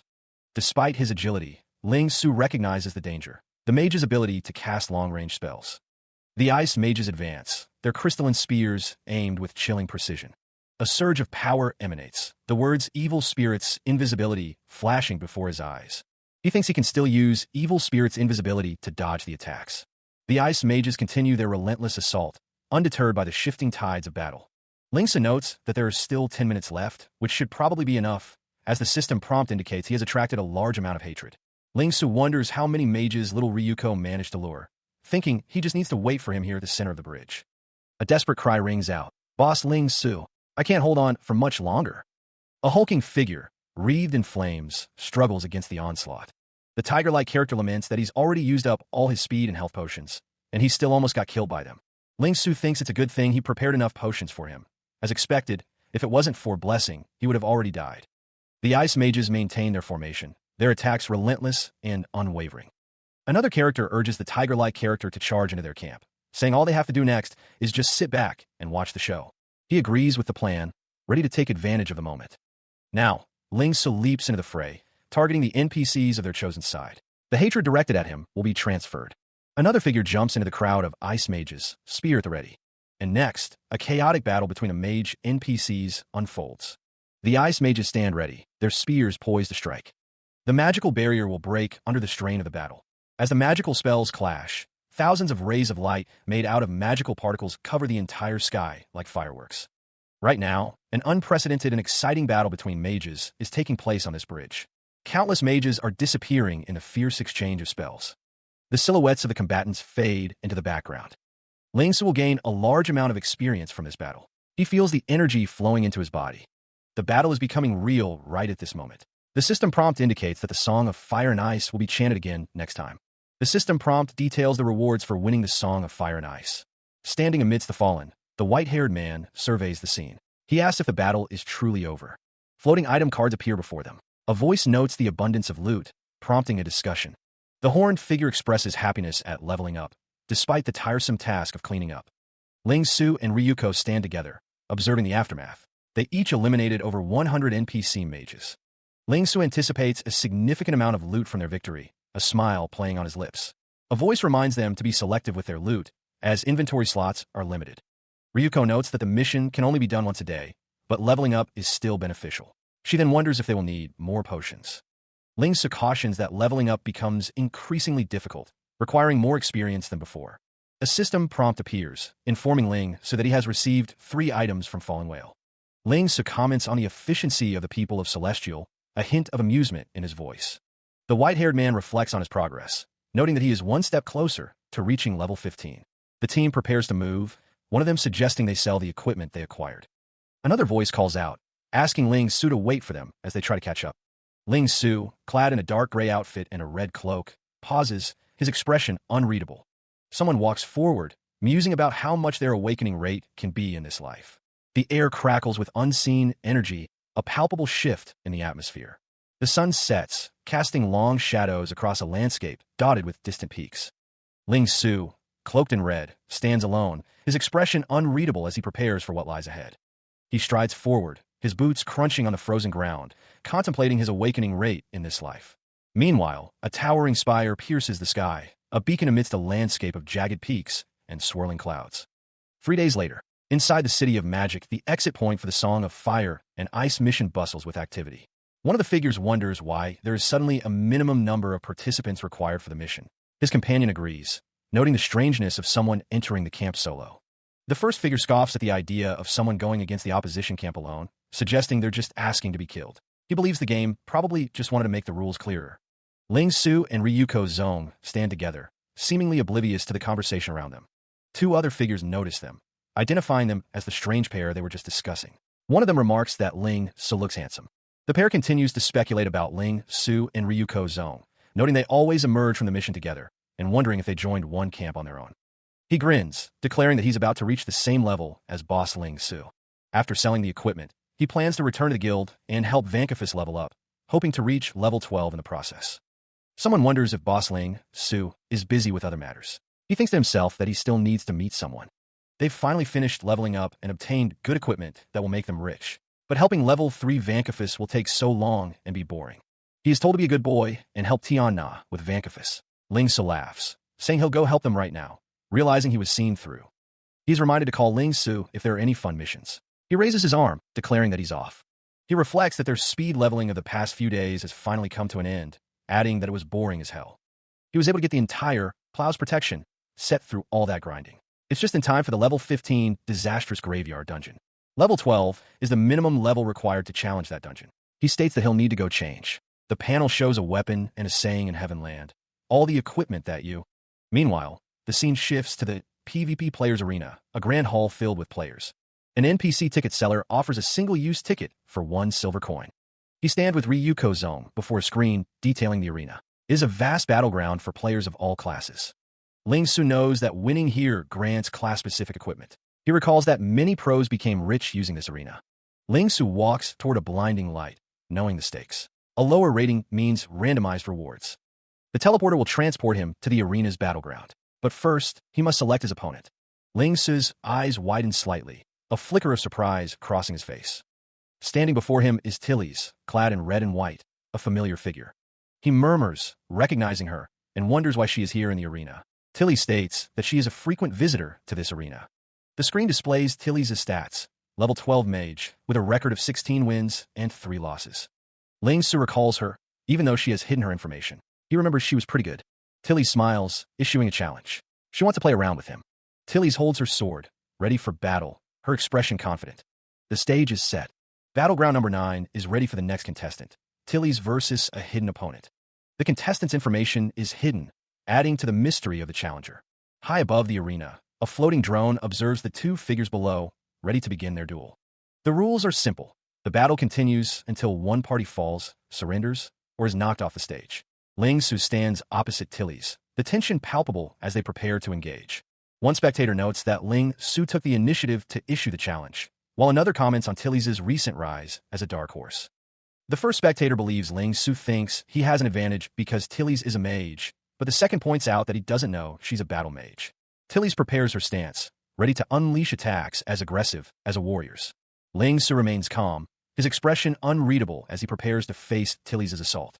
The drone shows that Tilly's has 97% of the viewers supporting her, indicating her popularity in the arena. Tilly steels herself, thinking that she must be careful of this thief's movements and end this quickly. The signal is given, and the battle between the 2 mages is now underway. From the sidelines, a spectator urges Tilly's to crush the thief, showing no mercy. Another spectator comments on the battle mage's stance, impressed by her initial positioning. Tilly's prepares her signature move, the Flame Serpent's Dance, ready to unleash its fiery power. The flames erupt, a swirling inferno aimed directly at Ling Su. With incredible speed, Ling Su narrowly avoids the brunt of the attack. The mage is forced to retreat, putting distance between himself and the fiery onslaught. An onlooker scoffs, deriding Ling Su as a weakling for his defensive maneuvers. Another voice notes that once Tilly's gains the upper hand, victory is all but assured. Ling Su continues to evade Tilly's relentless assault, narrowly dodging another strike.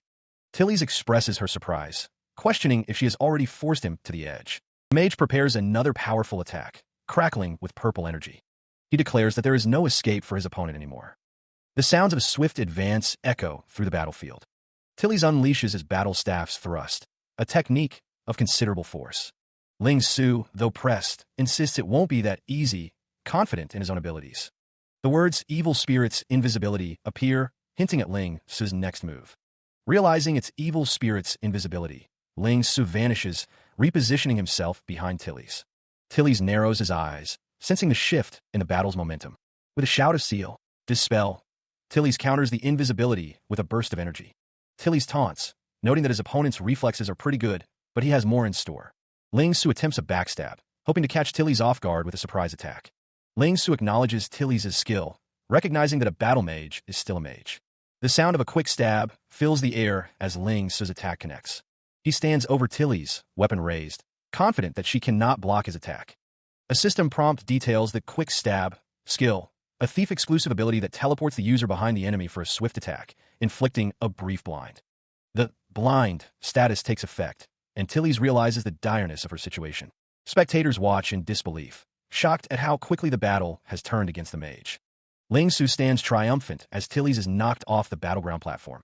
The announcement declares that contestant Tilly's has been knocked off the battleground. The crowd looks on in disbelief, exclaiming that only 2 seconds have passed since the match began. The figure plummets from the arena, a red dragon head looming below. The crowd is in disbelief that Tilly's was defeated so quickly, though one person claims she wasn't defeated but knocked off the battleground. Someone sighs, telling another that they don't have to be so defensive of Tilly's. The sound of impact echoes. Tilly's falls, her expression unreadable. She lands hard on the ground, her body twisted at an unnatural angle. Her eyes widen, and she thinks to herself that she is lost. Someone observes that Tilly's opponent kept changing his position, making it hard to judge his position, and with that terrifying speed, he was able to push her off the battleground. He reflects on his performance, realizing he was far too careless. Tilly's looks down from the arena, a smirk playing on his lips. It seems like he has won. The arena stretches out below him, the scene of his recent victory. Tilly smiles, a glint in his red eyes. "See you then," he says. The screen displays a largest, signifying the battle's rating. He stands alone on the platform, the arena lights reflecting off his white hair. A system message declares the battle concluded, the winner decided, and the rating an impressive S. But Tilly's expression changes, a hint of something else in his eyes. Wait, he says. Suddenly, a system message appears. Contestant Tilly's has sent out another battle invitation. The system prompt confirms that his opponent has requested another battle. Tilly's stands tall, the system message echoing his intent. Contestant Tilly's is requesting another battle. The system prompt awaits a decision. Accept or decline? The crowd roars its support. One man raises a fist, shouting encouragement for Tilly's. Another spectator expresses confidence, certain that Tilly's will defeat the arrogant thief this time. The mage admits that the last round was his loss, gripping the shaft of his weapon. Tilly's refuses to stay down, standing tall with their weapon resting on their shoulder. The mage's green eyes gleam with determination as they look up, ready for another clash. Ling-Su thinks to himself that he likes the expression in her eyes, even though she's stubborn and speaks curtly. He wants one more time. Ling-Su's expression hardens as he accepts the challenge, his eyes narrowed. The warrior prepares, a faint purple glow emanating from his gauntlet. Energy crackles in the air, a familiar sign that the battle is about to resume. The announcement rings out. The battle begins. Magical energy surges, filling the arena with swirling light. The arena floor glows as the combatants prepare to unleash their power. He moves with agility, the yellow glow of his staff intense. Tilly's sees him coming, preparing for the next exchange. He knows he can't let Ling-Su lure him to the edge again. Tilly's realizes he's no match for Ling-Su in terms of agility. He thinks to himself that he'll have to find Ling-Su's weaknesses. Ling-Su declares that this time, it's his turn to restrict Tilly's movements. Tilly's prepares to use the Rippling Body Restriction Arts. The system prompt describes the Rippling Body Restriction Arts as a battle-type restriction skill. Ling-Su is affected by the Restrict status effect, which will last for 1 second. Tilly's declares that Ling-Su won't have enough time to dodge, even if he dispels the effect immediately. Tilly's prepares to strike. The attack lands on Ling-Su. He is enveloped by a strange, glowing energy. Ling-Su's eyes widen in surprise as a system prompt appears. He is affected by the Restrict status effect. A surge of power announces the activation of Disaster's Gift. Tilly stands firm, weapon in hand, as the reflected energy crackles around them. A voice echoes, disbelief coloring the words. He had Disaster's Gift. The system explains the ability. Disaster's Gift reflects controlling effects back to the opponent and removes them from the user. A foot descends, the impact resonating through the arena. Tilly's remains poised. The energy swirling around them intensifies. Ling-Su is struck by a blast of reflected energy. The mage braces for impact, the reflected force pushing him back. A system prompt declares that the restrict effect has ended. Ling-Su grits his teeth. His expression hardens, a burning anger now blazing in his eyes. He stands over Tilly's, who is at the edge of the stage, and tells her that she's back at the edge of the stage again. With a swift motion, he declares that Tilly's will go down, launching a kick towards her. The kick connects, sending Tilly's hurtling downwards, away from the stage. An announcement booms, declaring that contestant Tilly's has been knocked off the battleground. Tilly's is seen falling through the air, protected by a barrier, her expression unseen. The arena announces that the winner has been decided, the battle concluded, and the rating is S. Meanwhile, a crowd of spectators watches from above, their reactions mixed as they witness the outcome of the battle. The spectators express their disappointment, noting that Tilly's lost again, forced off the stage with a basic kick. The crowd acknowledges that the thief is too strong, recognizing Ling-Su's power. Ling-Su stands triumphantly on the stage, his silhouette framed against the sky. From below, Tilly's expresses her frustration, exclaiming, "Damn it!" She grits her teeth, demanding another round with a fierce determination. Ling-Su smirks, a glint in his red eyes as he accepts the challenge. The system prompt flashes, confirming that the opponent has requested another battle. Again, the system declares the battle concluded, the winner decided. The cycle continues. Another battle request appears on the system interface. Half an hour later, the word again echoes, marking the relentless repetition of combat. Two onlookers discuss the seemingly endless matches. One notes it's their 6th consecutive battle, with the thief winning every single one. One of the observers comments on how strong the thief is, believing Tilly's to be unbeatable amongst level 12 players. Ling-Su stands amidst swirling energy, his health bar still visible. The camera focuses on Ling-Su's health bar as he continues to battle. After those few matches, the narrator notes that Tilly's posture and reaction speed has become. The narrator concludes that Tilly's is a lot better after the matches. He watches her, noting how she improves with every match. Quick as lightning, Ling-Su closes the distance between them. But Tilly's is ready, her weapon raised to meet his attack. "Don't even think about blinding me," she warns, deflecting the blow. Ling-Su realizes he's starting to see a bit of top time in her micro-movements. His eyes narrow as he watches her, calculating her next move. Suddenly, Ling-Su is sent flying backwards, a shout of "clone!" echoing. He plummets through the air, the sky darkening around him. Tilly stands amidst a fiery aura, declaring, "I'll end you with this skill." The flames rage, consuming everything around her. The intensity of the fire grows, the heat becoming unbearable. Looking up at her, Ling Su remarks, "Your casting speed is quite fast." She declares that her opponent forgot to restrict her skills. Below, flames rage. The flames erupt, forming a massive display of power. The words, "evil spirits, invisibility," appear amidst the inferno. The white-haired fighter acknowledges that his casting speed is fast, but his opponent reminds him that he forgot to restrict his skills. The words, "evil spirits, invisibility," are emblazoned across the magical display. The magical energy crackles and roils, filling the space with raw power. The magical energy continues to surge, a chaotic display of arcane forces. One of the combatants admits defeat, the fight seemingly over. With the battle concluded, a system prompt confirms that evil spirit's invisibility has been cancelled. The system announces that the winner has been decided, and the battle has concluded. The rating for the battle is revealed. A close-up reveals the inner workings of a complex mechanical device. Someone laments the rating, noting that another's rating would have been their 6th in a row, costing them their dagger. He scoffs, declaring that his opponent is dreaming if they think they can get 6 consecutive S ratings against him. Ling Su's S rating win streak has been cut off. He'll have to win another 6 matches with an S rating to get the reward he wants. Tilly tells him not to act like this has nothing to do with him. Ling Su suggests they add each other as friends. Ling Su clarifies that he's only adding Tilly's to his friend list, so it'll be easier for them to battle again next time. Ling Su reflects that he didn't think he would be associated with Tilly's in this life. He resolves not to mention anything about what will happen to her in the future. Standing on a desolate battlefield, the mage prepares for what is to come. He thinks that even if he told her now, she'd probably think he's crazy. Ling Su muses that maybe she was not meant to go through it someday. He declares that he will defeat her. Ling Su hopes that Tilly's will become stronger than she was in his previous life. He wonders how he can be concerned about others' fates when he's still not strong enough himself. For the sake of obtaining the weapon reward, Ling Su begins to fight another 6 matches. He was a popular level 12 contestant due to his battles. This attracted many pros to challenge him, eager to test their skills. He easily defeated them, achieving a horrifying 39 win streak. This inevitably became a hot topic in the Heavenland Forum.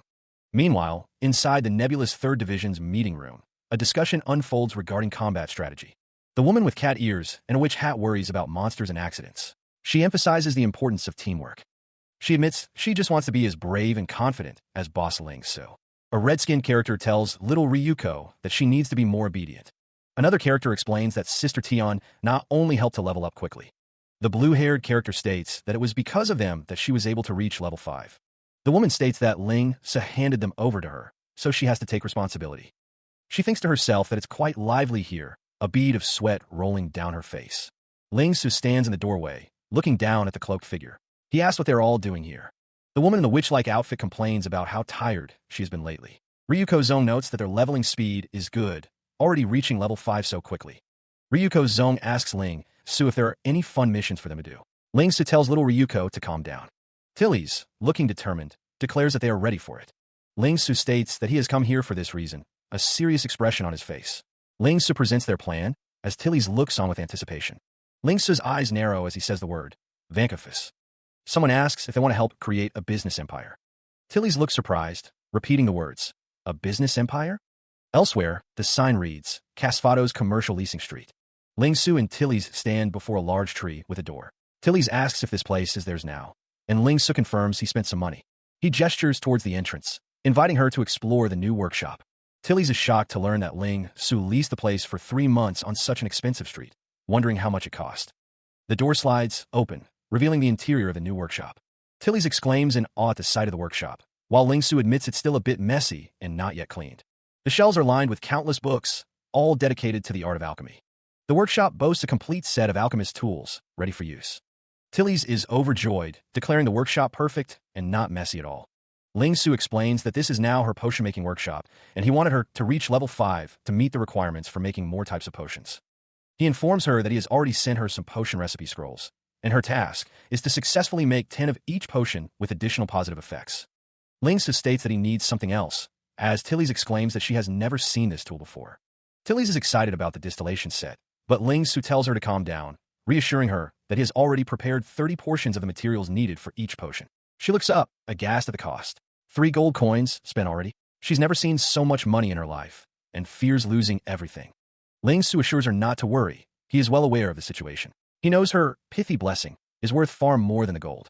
He explains that their target is to monopolize the market in the future. With her at the core, they'll create a huge business empire. A man proclaims they'll let her train more alchemists and build a chain store in every corner of Heavenland. They will become the richest people in Heavenland. Ling Su smiles, stating the name for their stores will be Alchemia Realm. He vows not to let anyone down. Tilly salutes, saying she will make sure to finish the task. Ling Su tells her all right, good luck. Ling Su thinks to himself that he'll need to check on the result after some time. He spent almost all his money on her this time, and is left with less than 3 gold coins.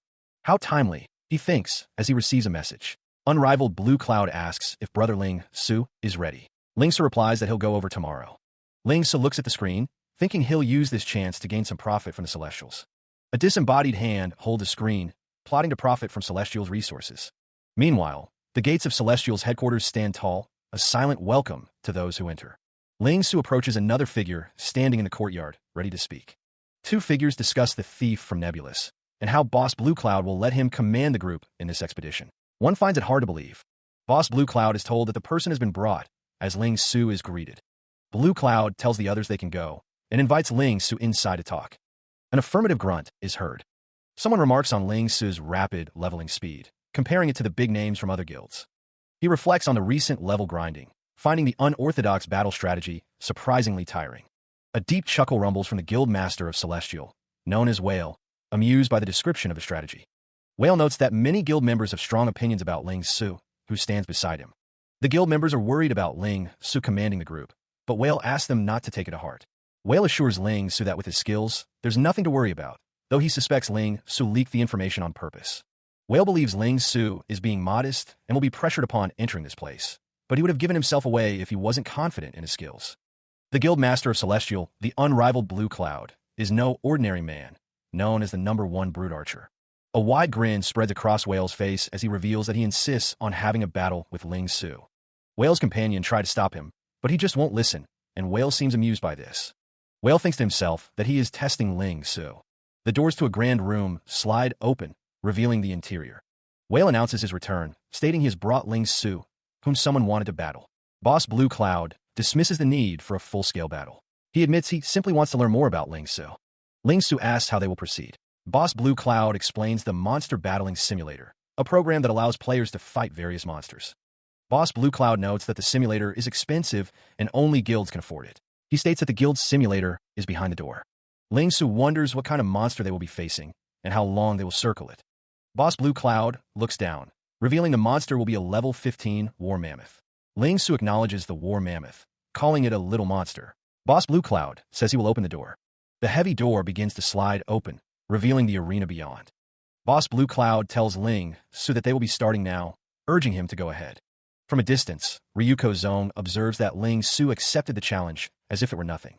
A figure peers through the opening door, watching the events unfold. The door continues to open, the anticipation building. 9 minutes later, Ryuko Zone wonders how Boss Whale plans to test that thief, but another person reminds him that it is not a test. A level 15 war mammoth stands ready, clad in spiked armor. The observer notes the war mammoth's high health and area of effect skills. One wonders if Boss Whale is comparing himself to the thief, Ling Su. Another scoffs, questioning how the nebulous thief could possibly compare to Boss Whale. The armored figure wonders if the thief overestimated himself. 10 minutes have passed, and the door to the simulator opens. The observers note that they're out, as figures emerge from the doorway. Ling Su appears, his health bar visible above him. The silhouette states that Boss Whale is still at full health, so the winner is clear. One of the observers asks how the situation is inside the simulator. The war mammoth's health bar is displayed, showing significant damage. The war mammoth has already lost half of its health, amazing the onlookers. He stands silently, as the armored figure beside him exclaims in disbelief. The battle concludes, and Ling Su remains unharmed, his eyes closed in quiet contemplation. One of the onlookers admits his surprise that he emerged unscathed, while the other boasts about the war mammoth.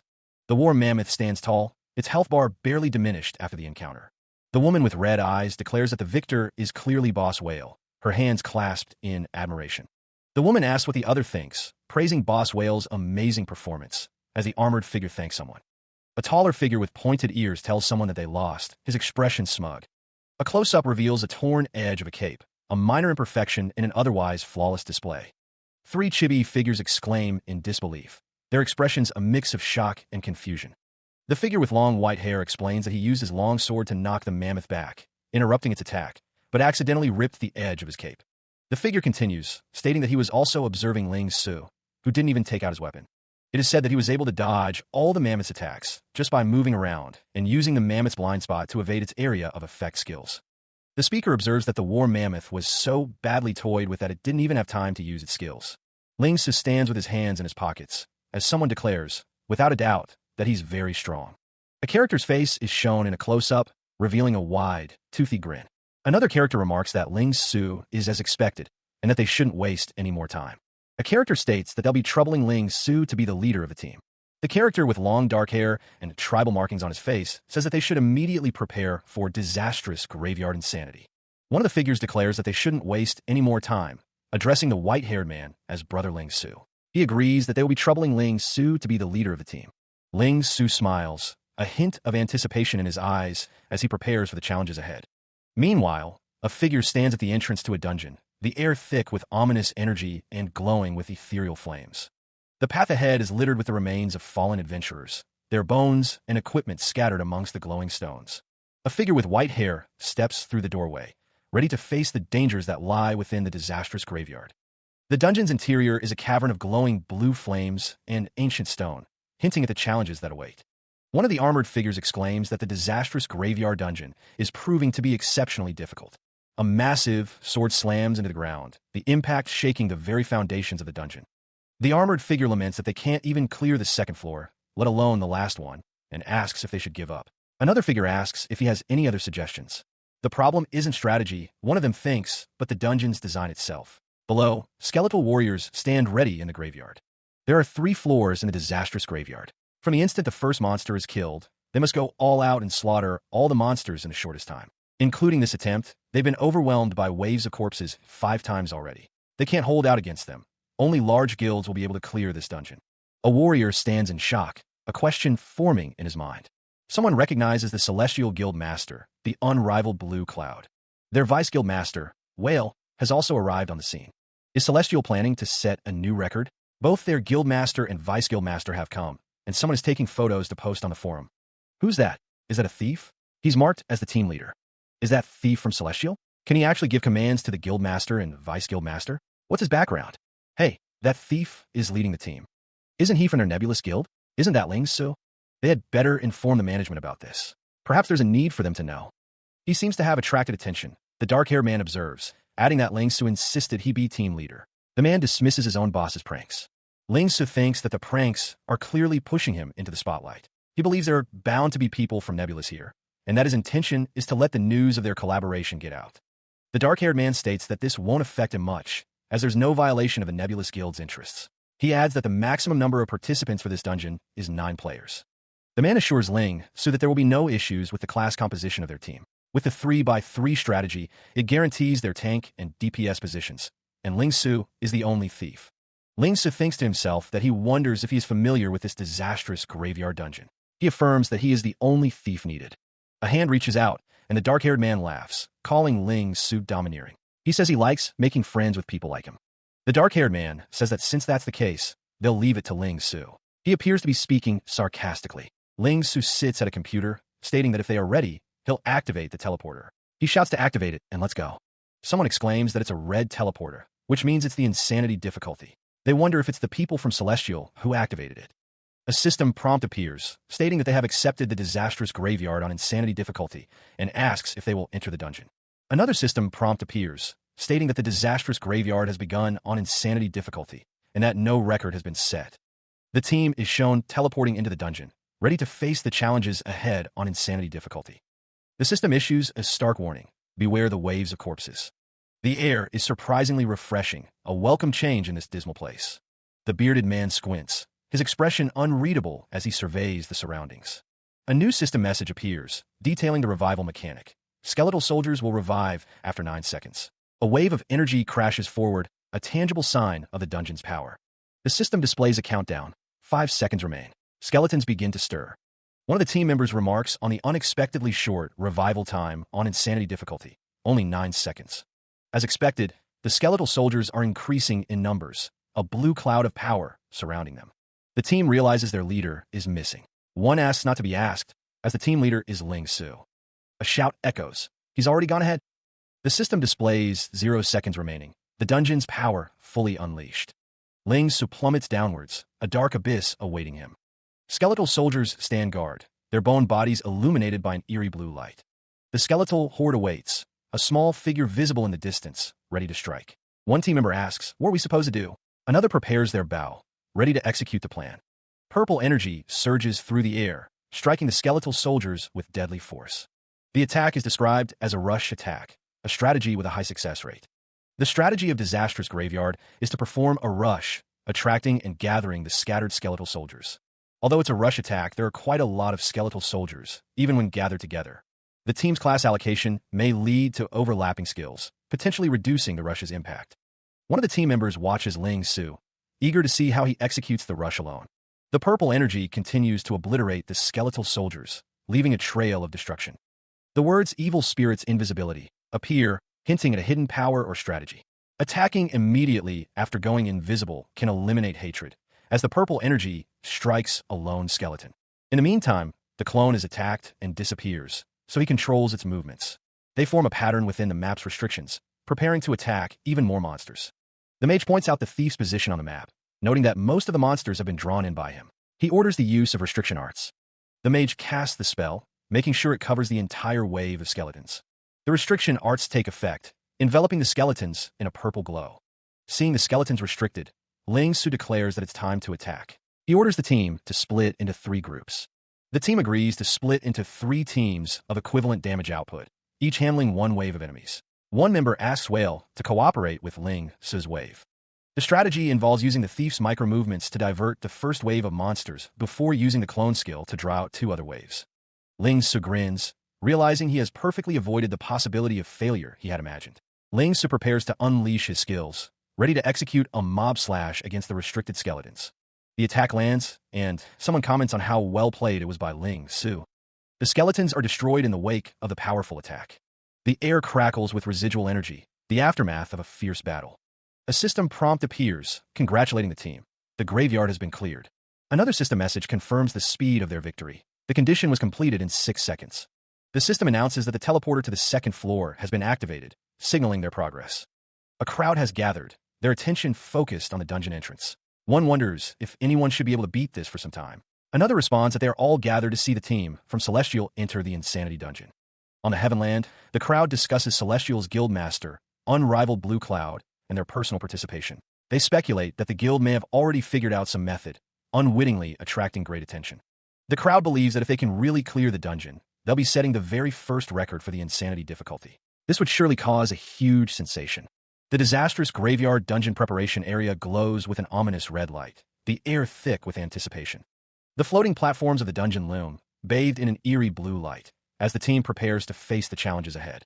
The team descends into the 2nd floor of the dungeon, a place called the Disastrous Graveyard. A system prompt warns that they will soon face the terrifying defenses of the 12 Palace Witches. A figure with pale skin and a wide-brimmed hat stands ready. Due to the effect of the disaster, any one of the witches will revive all slain witches within 6 seconds. A skeletal warrior rises. The system warns that if companions are slain within 6 seconds, they will summon a colossal skeletal soldier every other minute. The mission is to annihilate the 12 Palace Witches. They may begin attacking in 10 seconds, but must keep the graveyard free of undead beings for 9 seconds to unlock the teleporter. A warrior with long brown hair and a scar across his nose observes that the witches seem troublesome. The timer counts down. 5 seconds remain. Since they have to keep the floor clear of any undead beings for 9 seconds, Ling Su declares that they can only annihilate everything within 3 seconds. With 0 seconds remaining, a mage with white hair states that the witches can't leave the sacrificial altar, nor can they revive the skeletal soldiers. Another warrior suggests they compete to see who can kill more skeletal soldiers, proposing it as a warm-up. The warrior with long brown hair scoffs, stating that there's nothing else for it. He prepares for battle. The mage instructs the 3 tanks to protect the 3 mages and cause as much damage to the skeletal soldiers as possible, paying attention to the hatred distance. Meanwhile, 20 minutes later, the battle rages on, unseen. A blinding light erupts, promising a storm of piercing energy. A tile arrow shower rains down, striking the skeletal soldiers. A warrior stands ready, his armor gleaming amidst the chaos. The arrows strike with tremendous force, splintering the ground. The armored figures observe as the arrow shower decimates their ranks. One of the armored figures remarks on the effectiveness of the attack, calling it a large swath. A beam of blue energy pierces through the battlefield, eliciting a cry of "good shot." A close-up reveals a figure with piercing red eyes, observing the battle. A new combatant enters the fray, Savage Swords, wondering how there can be rain without wind. Savage Swords takes a breath, preparing to unleash a torrent of blue energy blades. The blue energy blades surge forward, cutting through the air with deadly precision. Blue flames dance across the battlefield, a testament to the power unleashed. They stand ready, a blue energy blade crackling with power. The blue energy sword flashes, leaving a trail of light. The air crackles as the energy blade cuts through the space.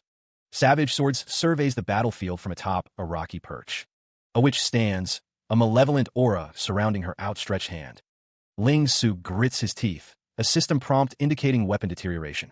How annoying, he thinks. The witch unleashes a torrent of blue energy, the air shimmering with its intensity.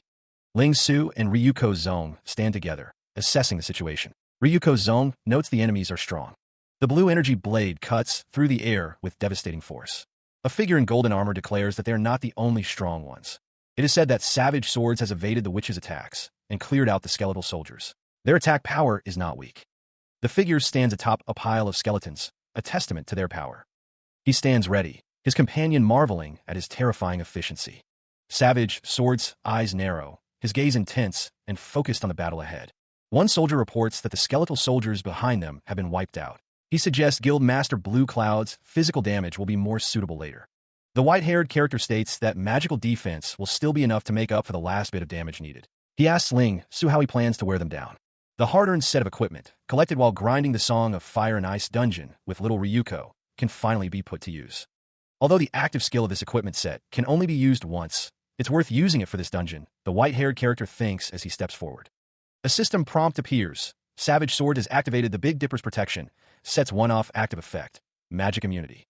One of the soldiers asks if he is courting death. He knows that after all the skeletal soldiers have been wiped out, the 12 witches' magical attacks will power up.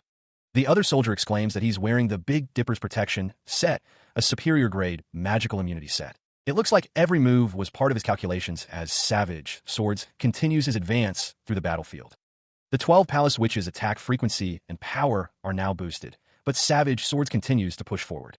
Even with the Big Dipper's protection, Savage Swords still takes magical damage, but the floor was designed with the intention to vex players. He stands over his fallen foe, declaring that none of this is a problem at all. Ling Su unleashes a powerful slash, the blue energy blade cutting through the air. The white-haired fighter continues his assault, noting that physical attacks are what glass cannons fear the most. He states that the damage dealing is all taken care of. A burst of speed and power manifests as Shadow Flash Blink. The 12th Palace, which is on the ground, defeated and labeled as faint. A system prompt appears, indicating that magic immunity time is running out, with only 3 seconds remaining. The command to attack flashes. A new figure appears, declaring that he's been waiting for a long time. The air crackles with energy as Death Grafter manifests. The system explains that Death Grafter is an archer-exclusive skill that inflicts extremely high pierce damage and can pierce through all enemies. A purple energy spear pierces through a dark figure, the force of the blow evident. The assembled group watches in awe, one of them exclaiming, "Is that lightning?" Savage Sword stands ready, his armor gleaming with a faint blue light. They narrow their gaze, red eyes focused on the battle ahead. With just one blow, a massive surge of energy erupts, promising devastation. The attack managed to wipe out 1/3 of an insanity-level witch's HP. A system prompt congratulates them. The graveyard has been free of any undead beings for 9 seconds. Condition completed. The power of unrivaled Blue Cloud, who was nicknamed the #1 brute archer in a previous life, is immense. The teleporter to the 3rd floor has been activated, and the last wave of corpses and terror is about to come. A crimson glint flashes in his eye, a bead of sweat trickling down his temple. The force of the blow is immense, reportedly wiping out 1/3 of an insanity-level witch's HP with a single strike. The system congratulates them, noting the graveyard has been free of undead beings for 9 seconds, completing a condition. The system announces that the teleporter to the 3rd floor has been activated, signaling the arrival of the last wave of corpses and terror. 2 figures stand back to back, their expressions unreadable, as the promise of more battles looms. The Guildmaster and Vice Guildmaster Celestial are spectating, as are many others drawn by the dungeon's opening. The observers note that Celestial challenging the disastrous graveyard at insanity difficulty has become a hot topic, and they wonder if the challengers can emerge victorious. A looming red skull hangs in the air, a symbol of the impending doom. The system announces their arrival at the final floor of the disastrous graveyard, where they will face the terrible anger of the boss, the Wailing Ghoul.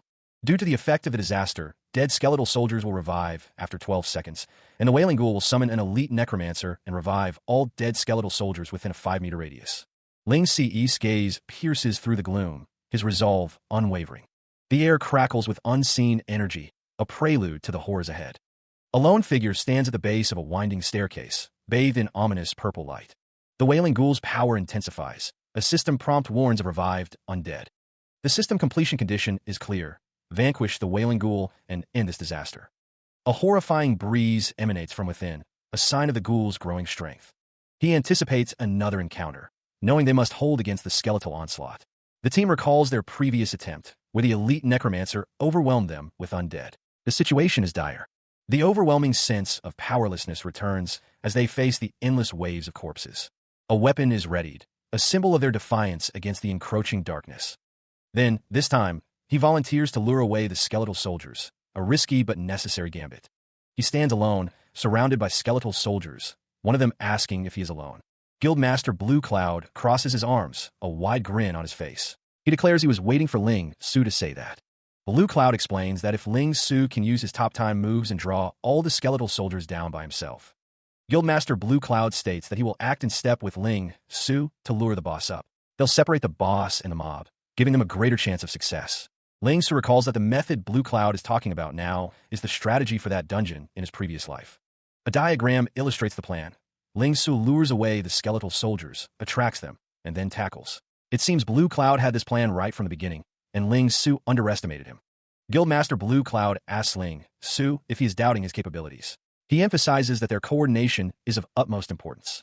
Blue Cloud states that Guildmaster Blue Cloud's strength is beyond question. Then, without further ado, he vanishes, leaving the skeletal soldiers behind. The soldiers exclaimed that he disappeared and really went on ahead by himself.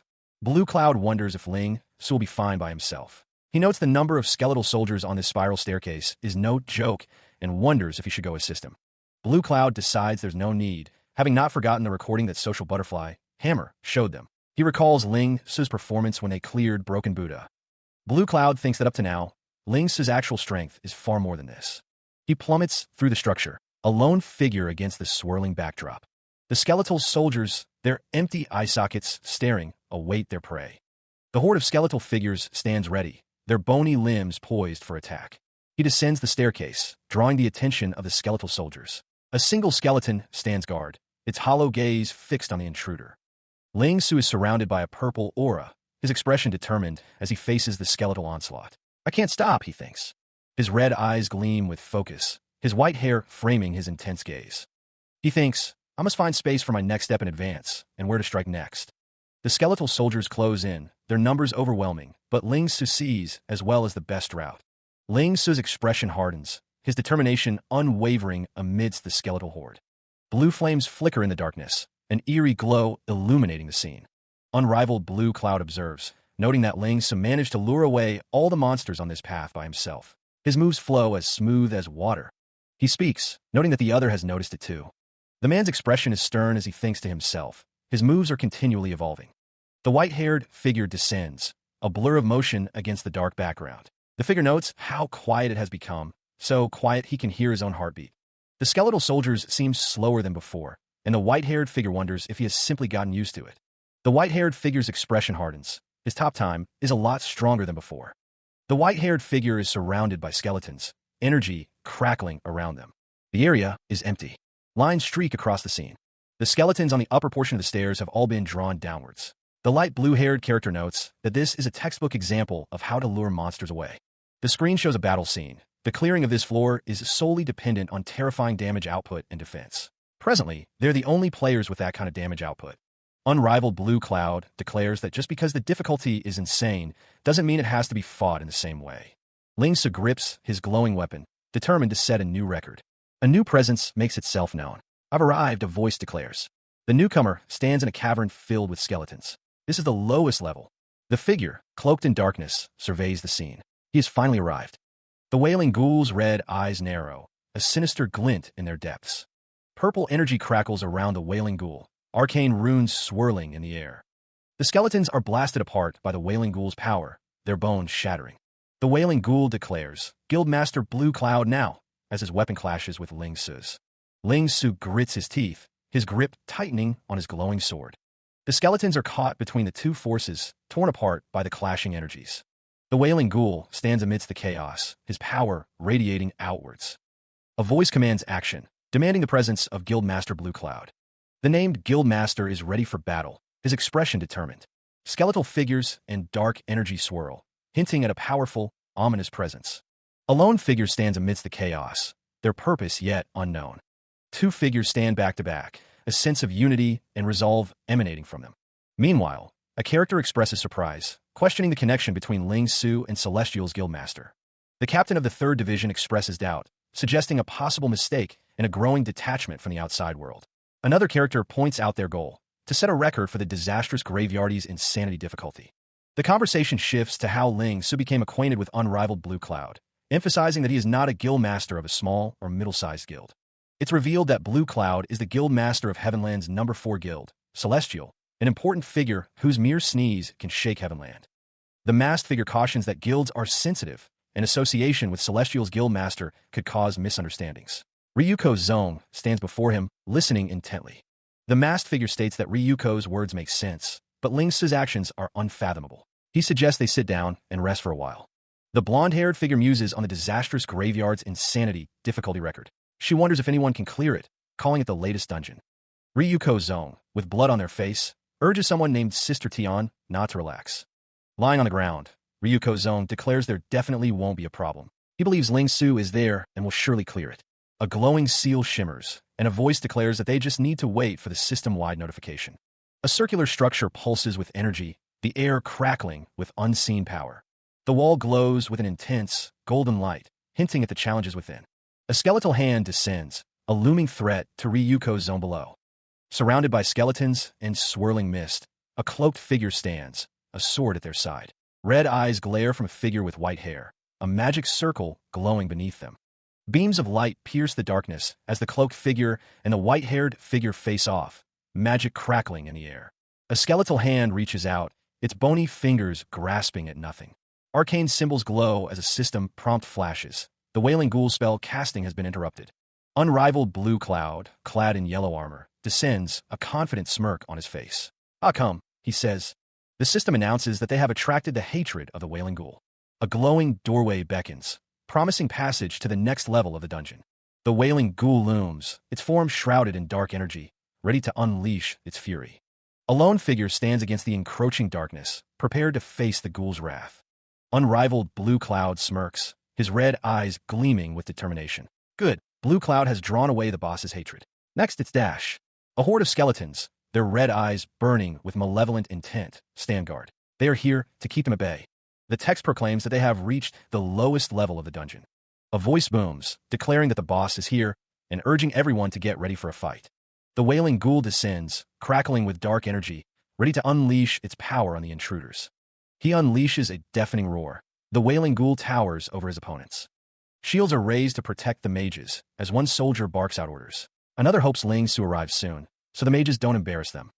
Flames lick around the Wailing Ghoul's face, a terrifying visage of bone and rage. A blade descends, poised to strike with celestial fury. The Wailing Ghoul's skull-like face is a mask of death, promising only oblivion. The Wailing Ghoul stands before a wall of errors, a glitch in reality itself. Fire dances around the Wailing Ghoul, a hellish halo of destruction. The sword falls, a golden streak against the encroaching darkness. The blade hurtles downward, a promise of righteous retribution. Unrivaled Blue Cloud gazes upward, determination etched on their face as they wield their sword. The tip of the sword gleams, ready to pierce the veil of evil. Unrivaled Blue Cloud strikes, their blade aimed directly at the Wailing Ghoul. The Wailing Ghoul unleashes a devastating attack, a mournful howl of spectral energy. He is suddenly afflicted with fear. The system warns of an area-wide fear effect. The sacred aura cleanses him of all negative effects. The team sees their chance. The boss's skills are on cooldown. He clashes with the Wailing Ghoul, their powers colliding in a burst of light and shadow. One of the team members calls out, stating that they must interrupt the boss's first summoning after it loses 30% of its HP. Another confirms the plan. The glint of a blade catches the light, held by an unseen warrior. A voice calls out, asking, "Brother Ling Su, how's it going over there?" Ling Su responds, "Still good. Wait for me to come up." Below, a legion of skeletons stand guard. The figure prepares to use backstab to head directly up towards the second level. He knows he has to keep these skeletons' hatred on him.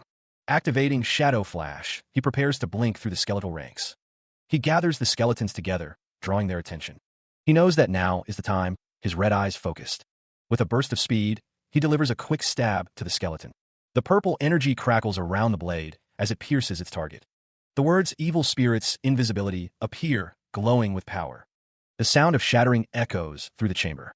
He thinks that this way, he can get to the third level in the shortest time. A system prompt appears, indicating that he has been rid of the skeletal soldier's hatred. Ling Su smirks, thinking that the only thing left for them is despair. He stands above the remaining skeletal soldiers, ready to strike. A terrifying specter of fear manifests, its presence palpable. A notification appears, warning that they are about to hit the 30% marker. Another notification warns that the boss is going to begin summoning. Unrivaled blue cloud clashes with the wailing ghoul, the battle intensifying. Unrivaled blue cloud shouts a warning, telling the unseen whale to back off, as the air is corrosive. A system prompt appears, warning that he has been corroded and his body is being ravaged by a deadly poison. Meanwhile, the wailing ghoul continues his summoning, the purple energy swirling around him. Someone off-panel says they've miscalculated, and they're afraid they won't make it. A character looks up in shock, exclaiming no at the sight before them. The wailing ghoul's summoning continues, the energy coalescing into a dark and ominous form. The wailing ghoul's form solidifies, a red eye glowing as he declares, "We'll make it." The man's eyes widen, a look of disbelief and anger contorting his features as he shouts in defiance. Below, the white-haired figure raises a hand, energy crackling around him as he prepares to unleash an attack. A surge of power emanates from the figure, a single red eye glowing intensely as it declares its intent. A group of warriors stand ready, swords and shields raised, prepare to face whatever threat approaches. The warrior's eyes narrow, a bead of sweat trickling down his brow as he steels himself for the coming battle. The dark figure is engulfed in a swirling vortex of purple energy, its attack suddenly disrupted. A figure with long black hair and golden armor stands firm, ready to defend against the encroaching darkness. The warrior taunts his unseen opponent, his voice echoing with arrogance as he boasts of his superior speed. The white-haired figure, now in the distance, calls out for aid, urging others to draw away the hatred directed at him. He stands firm amidst the swirling snow and ice. Ling Su's expression hardens, his red eyes narrowed in determination. The wailing ghoul looms, a dark figure declaring, "Now, it's our turn to hunt you." A figure with blue hair acknowledges the strategy, ready to deal damage while maintaining distance. Two figures charge forward, weapons raised, ready to strike the ghoul. Blue cloud floats in the air, his flowing hair surrounding him like a halo as he is told to keep up his damage output. The wailing ghoul stands tall, bracing for the onslaught of attacks. The wailing ghoul is surrounded by a wheel of light, taking heavy damage. The wailing ghoul is struck again, the force of the blow evident. Blue cloud observes the wailing ghoul, wondering if he is unaffected by their attacks or coordinating with them. A white-haired figure notes that his movements are even stronger than before. The white-haired figure is concerned about the wailing ghoul's rapid improvement in the dungeon.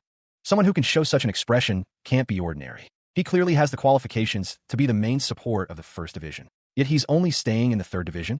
Or could Unrivaled Blue Cloud be planning something else entirely?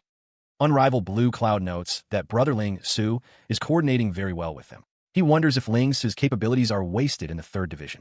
Ling Su finds the situation strange. He laughs, stating that everyone has their own secrets, and he's only interested in the wailing ghoul as a person. Ling Su's hand glows with power as he prepares for the next attack. Unrivaled Blue Cloud believes that if Ling Su joins them, along with Whale, they'll be like a tiger that's grown wings. Lightning crackles as the battle intensifies. The wailing ghoul's health bar shows that he only has 60% HP left. The second summoning is about to commence, and they will work together, too. Unrivaled Blue Cloud calls out to Brother Ling Su. The wailing ghoul seems to be reacting to something. He stands amidst a swirling vortex of purple energy. Unrivaled Blue Cloud explains that lesser monsters will appear with the second summoning. He tasks Guildmaster Blue Cloud with handling them, while he and Vice Guildmaster Whale will interrupt the summoning. He also warns of a sonic attack that can cause a mental shock negative buff. Unrivaled Blue Cloud and Ling Su soar through the air, ready to engage. The wailing ghoul is struck by a powerful blow. Ling Su finds the situation thrilling, wondering if Unrivaled Blue Cloud has played this dungeon before, given his detailed knowledge. Ling Su explains that a friend of his heard from a friend in the #1 guild, and he spent a little money to get information. Unrivaled Blue Cloud remarks on Ling Su's wide network, calling his explanation a handy excuse. A sudden announcement declares that skeletal soldiers have been summoned. A summoning circle glows with ominous energy. A skeletal soldier rises, its bones crackling with purple energy. Multiple skeletal soldiers emerge, their forms wreathed in the same eerie light. Unrivaled Blue Cloud orders the others to leave the skeletal soldiers to him and help Whale interrupt the summoning. In an instant, the newly summoned wave of skeletons begins to materialize. Ling Su stands firm, his staff planted, as the summoning circle glows with power. A glorious light erupts, bathing the area in blinding radiance. The light intensifies, a pure and focused beam of energy. He's been restrained. Unrivaled Blue Cloud charges forward, ready to attack. Quick stabs of energy lance out, seeking their target with deadly precision. Ling Su prepares to defend against the incoming attacks, his expression grim. The Wailing Ghoul is blinded, its form obscured by the intense light. The system indicates that the Wailing Ghoul has been afflicted with blindness, interrupting the summoning skill. A voice shouts to increase the damage output, capitalizing on the ghoul's vulnerability. The energy blades intensify, striking with increased force and precision. The Wailing Ghoul's health bar depletes rapidly, showing the effectiveness of the attack. With the Wailing Ghoul's health reduced to 30%, a system message appears. It warns that all undead from floors 1 and 2 will revive. The revived enemies from the lower floors surge forward, their skeletal forms and tattered robes a grim sight. The warriors express their dismay, recalling the difficulty even the top guild faced against such a flood of corpses. They wonder how to break past them. Ling Su, his red eyes narrowed, declares he wasn't joking. He states that they don't need to be dealt with. Ling Su, poised for action, explains that he has the stacked attacks ability. He adds that his attacks have never been interrupted on this floor. The stacked attacks ability manifests, displaying a power level of 2,412 as it prepares to strike. Understanding dawns on the faces of the warriors. One of them shouts for everyone to listen up and coordinate with Ling Su. The warrior tanks prepare to block the corpse waves, protecting the mages behind them. The mages, in turn, gather their mana for powerful spells. The warrior urges his comrades to break through the Wailing Ghoul's magic shield, as Ling Su prepares his attack. The focus narrows on the Wailing Ghoul, the target of the impending assault. The team rallies behind Ling Su, counting on him to deliver a decisive blow against the Wailing Ghoul. Ling Su, his expression intense, prepares to unleash his attack, promising the Wailing Ghoul a taste of his power. The force of the blow registers, a devastating strike amplified by nearly 3,000 stacked attacks. Ling Su's eyes widen as a foot descends, a voice promising a taste of something unpleasant. The figure stands tall, poised to deliver a devastating blow. The damage of nearly 3,000 stacked attacks is unleashed. Someone notes that it has been 1 hour and 33 minutes. They wonder if the team is still inside, and if they might clear the level. The Celestials must have made this move to demonstrate their power, as both their guildmaster and vice-guildmaster have gone into action. The disastrous graveyard record is to be updated. Challenging the insanity difficulty has already attracted many players' attention. A surge of purple energy crackles through the air. Ling Su leaps forward, his blade a blur of motion. They are deep within the disastrous graveyard. A public announcement is about to be made. The team receives congratulations from Celestial. The sky above the graveyard is a menacing red. A system notice displays the team members, including Ling Su. Unrivaled Blue Cloud and Falling Whale stand ready. A system notice lists several usernames. A skeletal figure looms in the darkness. The system announces that they have cleared the disastrous graveyard at insanity difficulty. Purple energy continues to surge. He stands amidst swirling purple energy, a testament to his power. Ling Su's expression is serious, knowing that fame comes with a price. A voice booms out, congratulating the team on a job well done. The team stand victorious, the dungeon cleared, their efforts rewarded. The team celebrates, knowing their names will be etched in Insanity's record books. One of the team members acknowledges Ling Su's contribution to their success. The team agrees that their victory is the result of everyone's hard work. Another team member praises Ling Su's movements, suggesting he could stream instructional videos. The team discusses the dungeon's rewards, noting the abundance of equipment. One of the team members declares that Ling Su will receive the largest share of the rewards. Ling Su is told that the money from dungeons isn't much to look forward to. The team decides to roll for the mage equipment, while Ling Su considers his contribution to the EXP. He glances up, a status bar visible above his head, and wonders aloud. The white-haired man stands amidst a shower of golden light, apparently having leveled up. He notes that he has gone up 1.5 levels. One of his companions remarks on Ling Su's high contribution points. Another suggests they return to the guild headquarters, news of their success having spread. One of the figures exclaims about their big harvest and suggests they return. He then calls out to Ling Su to come with them. Inside a grand hall, a figure states that they won't thank Ling Su with any more words for the dungeon record this time, and that this is the remuneration they agreed on earlier. A system prompt appears, indicating that he has received 3 gold from Falling Whale. He expresses his thanks. Another figure asks Ling Su what he plans to do next. Ling Su smiles, stating that he will return to Nebulous and continue leveling up. A chibi version of him thinks that only the top 5 guilds can come up with this kind of money. He considers asking for double the amount next time. 2 figures stand together, one with long blue hair and the other in golden armor, observing the situation. A close-up reveals a character's intense gaze. He stares intently as Guildmaster Blue Cloud addresses him. Unrivaled Blue Cloud wonders aloud what Ling Su thinks of their celestial guild. Ling Su considers the offer, thinking of the Guildmaster and Vice Guildmaster's strength. The Guildmaster wonders if Brother Ling Su is willing to join their celestial guild. Ling Su apologizes, reiterating that this collaboration is a one-time event. Unrivaled Blue Cloud explains that even though Celestial is not ranked first, they have strict recruitment requirements. The Guildmaster is extremely sincere in inviting him to join their guild, promising the greatest privileges. The Guildmaster presses, asking if he's willing to join them, his expression hopeful. Unrivaled Blue Cloud offers anything Ling Su wants, awaiting his answer. Ling Su's expression hardens as he considers the offer. He reflects that in his previous life, he might have agreed without a thought. But in this life, his goal is much more than that, and he won't allow himself to be. He apologizes to Vice Guildmaster Whale, stating that joining isn't what he wants, seemingly turning down an offer. Whale acknowledges his decision, stating they won't force him. Ling Su thanks Guildmaster Blue Cloud for understanding and prepares to leave. Unrivaled Blue Cloud declares he won't see Ling Su off, addressing him as brother as the white-haired man departs. He smiles faintly, acknowledging that it has been a pleasure being with the Celestial Guild. Meanwhile, Unrivaled Blue Cloud stands with another figure, who observes that if Ling Su can't become one of their own, then so be it. The other figure, with long, pale blue hair, throws his head back and laughs. His red eyes gleam with amusement as he states that it's not meant to be. A notification appears, displaying the Wolf's Fong Guild's request for an alliance. The blue-haired figure says that Unrivaled Blue Cloud can decide on such things himself, and doesn't need to ask him. The screen fades to white, with the words meet, it'll be as enemies. Coco.li, the Vice Guild Master, receives news from the First Division's captain while enjoying a cup of tea. She listens intently as it's revealed that Ling Su helped Unrivaled Blue Cloud achieve a record in Disastrous Graveyard. The speaker adds that this thief also had outstanding results in the last month's guild war. The woman confirms that he is the new 3rd Division captain, Tian Na's subordinate. The individual peers over the rim of their glasses, their expression unreadable. Hart Stillwaters sits in a high-backed chair, their status as a nebulous guild master displayed prominently. The individual crosses their legs and instructs someone to tell them both to come meet with them. A man with lilac hair and glasses stares forward, his expression unreadable. The man, seated now, rests his hands together, issuing a command. He tells them both to come meet him. Elsewhere, a figure in a wide-brimmed hat is spotted by onlookers. They believe it's the thief they saw enter. One person mentions that the man collaborated with Unrivaled Blue Cloud, wondering about his background. Another notes that he was the captain from their 3rd Division. A character with horns and sharp teeth grins, declaring that Boss Ling Su is super. The horn character continues, saying that on the way here, they kept hearing others talk about Ling Su. They complain about not being brought along. The character boasts about becoming even stronger, able to tank all the damage when challenging dungeons with Sister Tian Na. They claim to have a deeper understanding of their transformation now.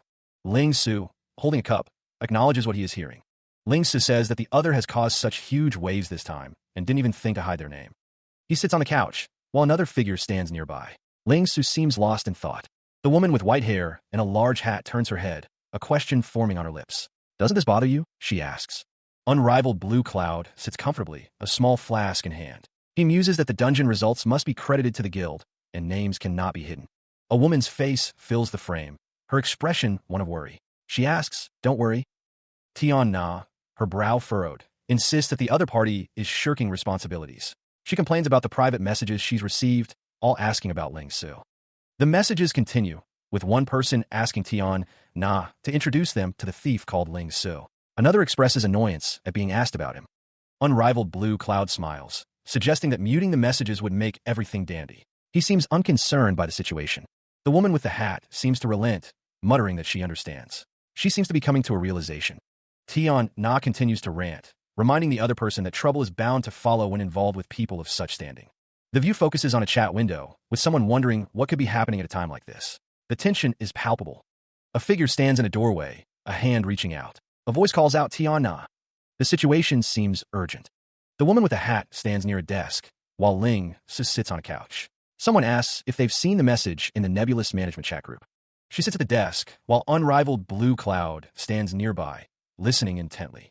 Guildmaster Stillwaters wants to meet with her and Ling Su, the woman is told. The camera pans across the exterior of the nebulous guild headquarters. The speaker marvels at the nebulous guild headquarters, finding it more exquisite than Celestial's.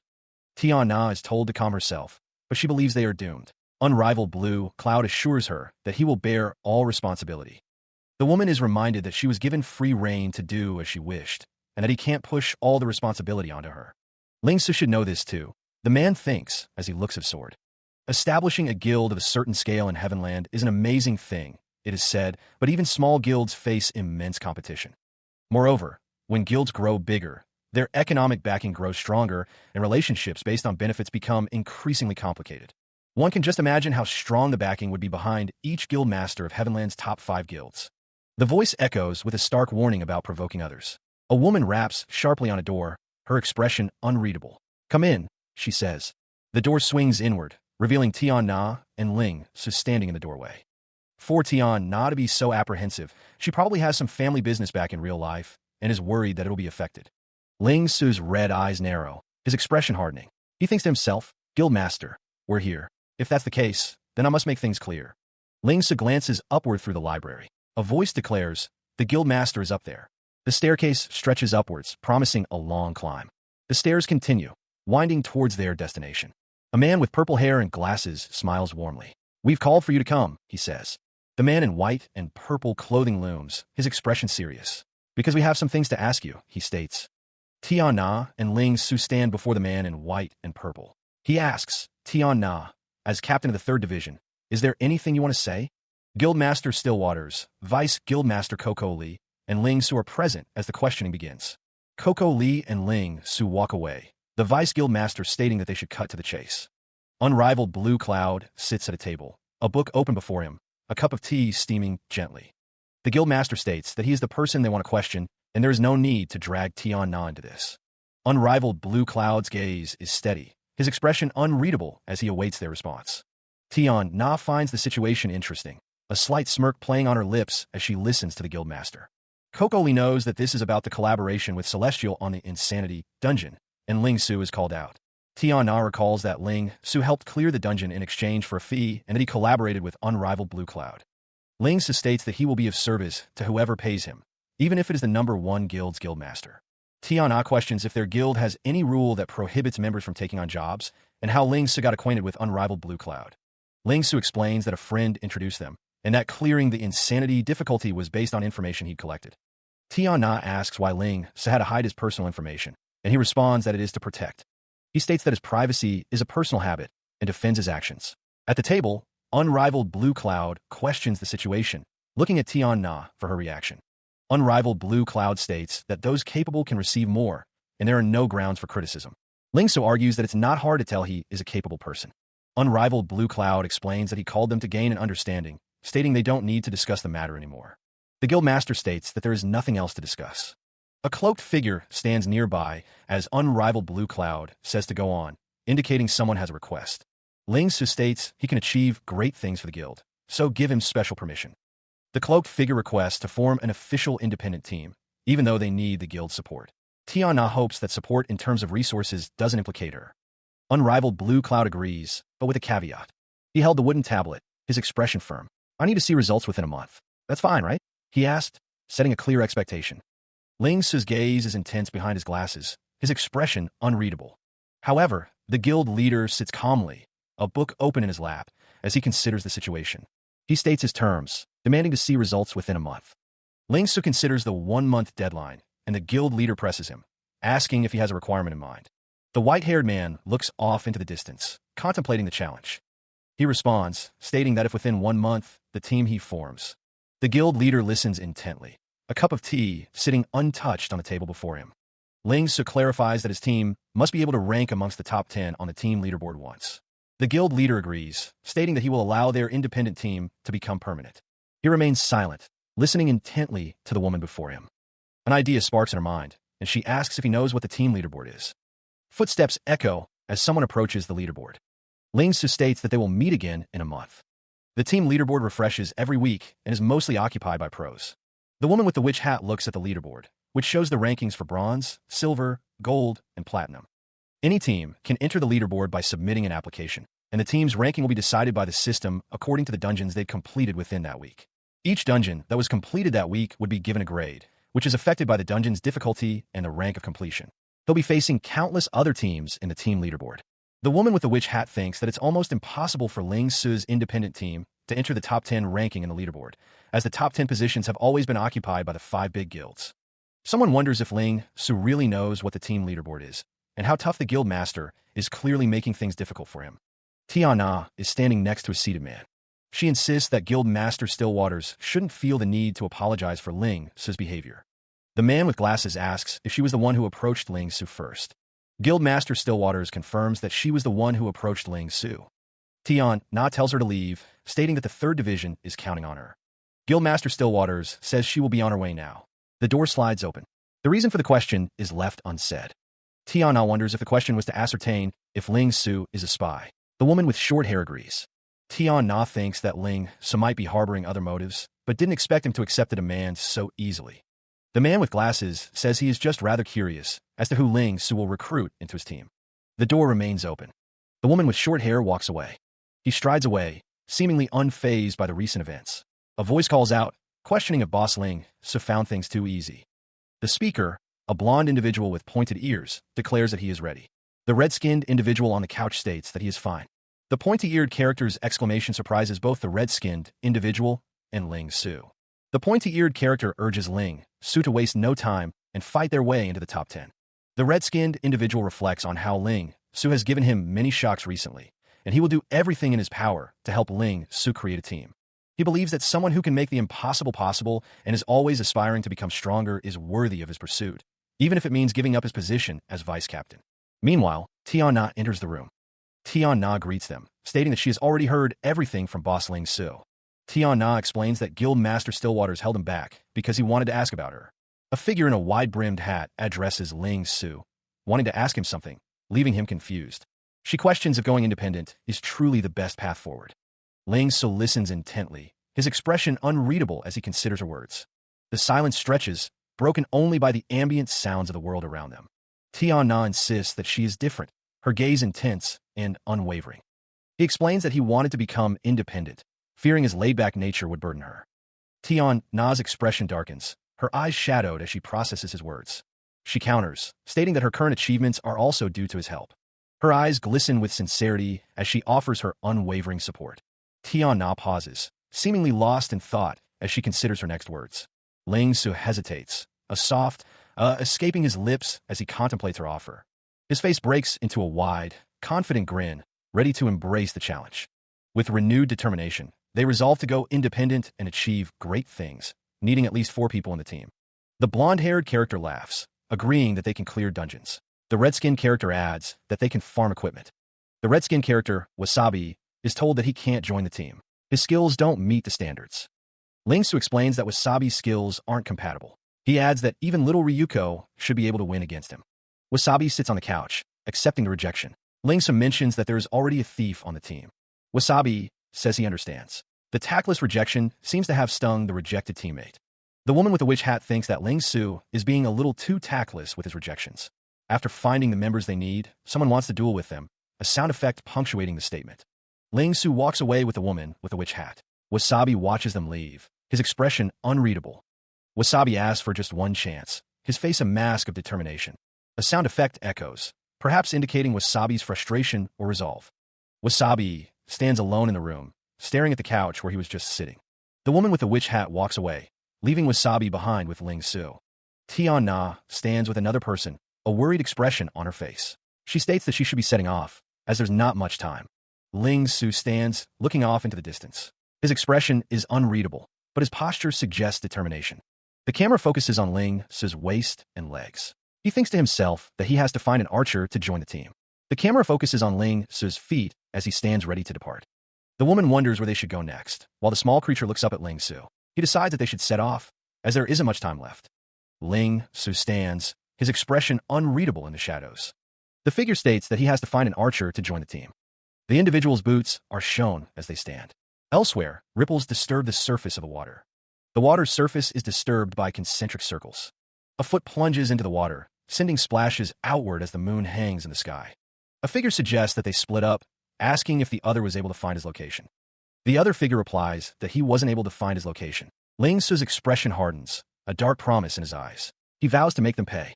The white-haired man smirks, confident in his next move. Sure, you won't be lonely, he taunts. A hand reaches out, poised for action, ready to strike with precision. A searing beam slams into the white-haired man's head, blood spraying as he cries out. Two figures plummet from above, their descent marked by trails of displaced air. Another beam of light strikes, this time impacting Ling Su, the force of the blow evident in his strained expression. The air crackles with energy as the unseen force makes itself known. A figure is enveloped in a blinding light, frustration boiling over. Damn it! The figure plummets downwards, a silent scream lost in the wind. Elsewhere, the moon hangs high in the sky, a silent witness to the unfolding events. Ling Su, hidden amongst the rocks, believes he is safe for now. He thinks he just needs to wait for reinforcements. But with that said, a figure lurks on a nearby ledge, their presence a silent threat. Just where is he attacking us from? Someone shouts, fear evident. A bird flies through the air, unaware of the danger below. A sniper rifle is positioned, ready to fire. The bird continues its flight, a peaceful image against the backdrop of conflict. The man looks up, his eyes narrowed in suspicion. Is it the bird? He exclaims. His gaze is intense, searching for any sign of threat in the seemingly innocent creature. A beam of light pierces through the trees, striking with deadly accuracy. The air crackles with energy. The beam strikes its target, impacting with brutal force. Blood splatters as the attack lands.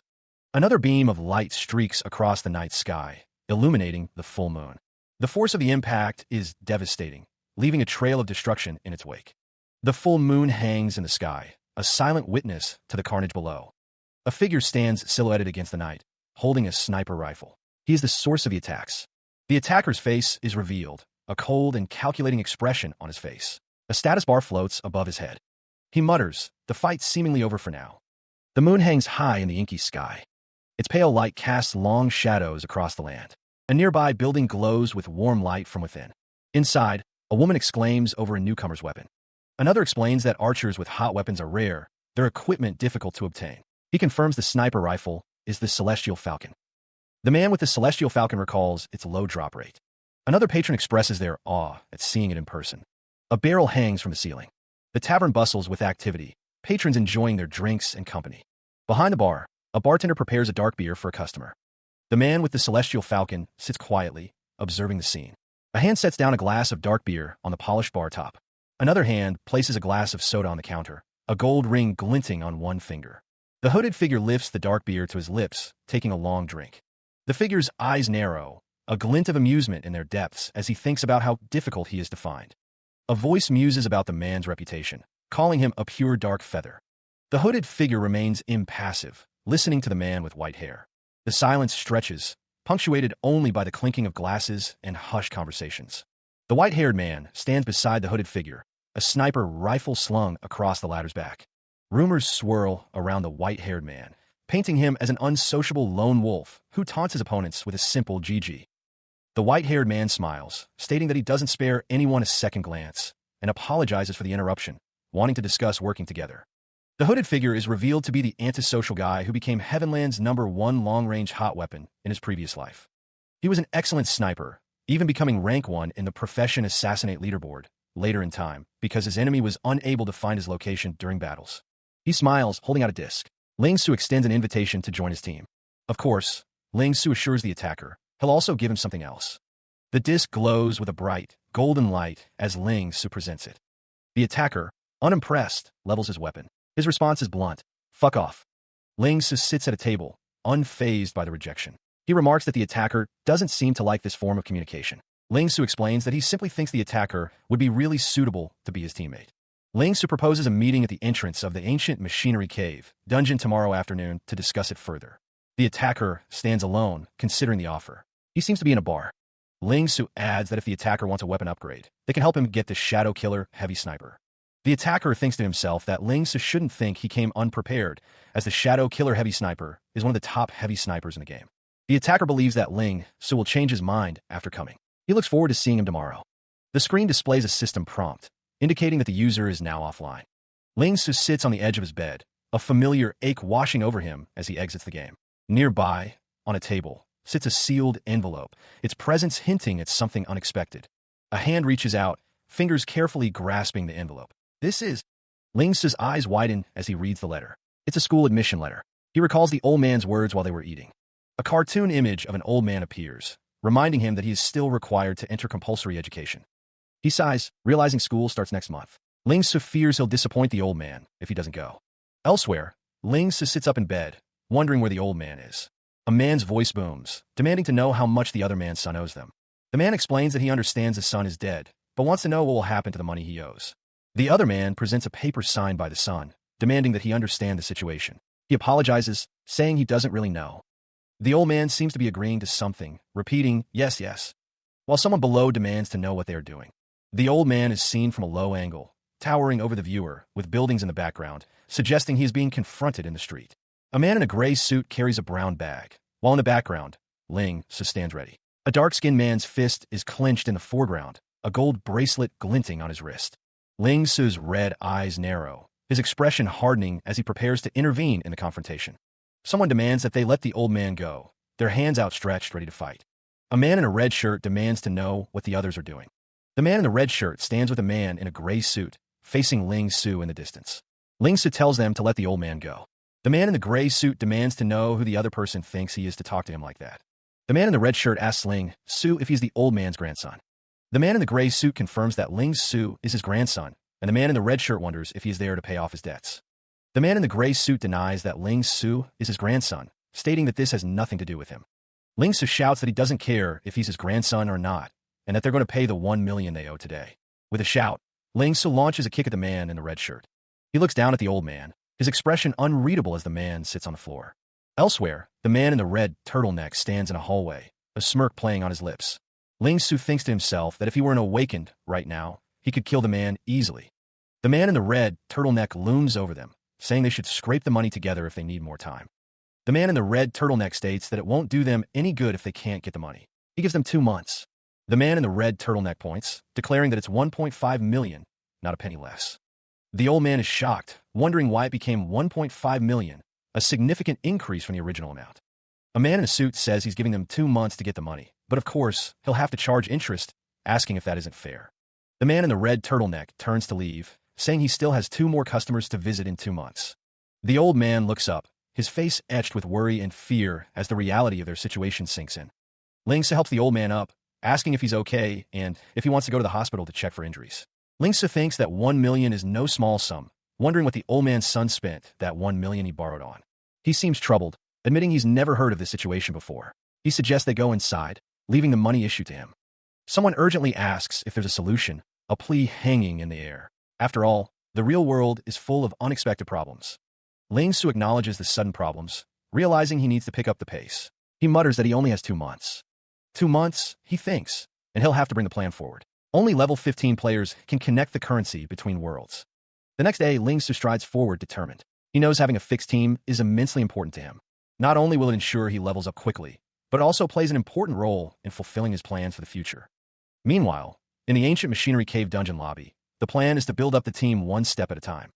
Ryuko, looking excited, exclaims that boss Ling Su is here and they must keep growing stronger.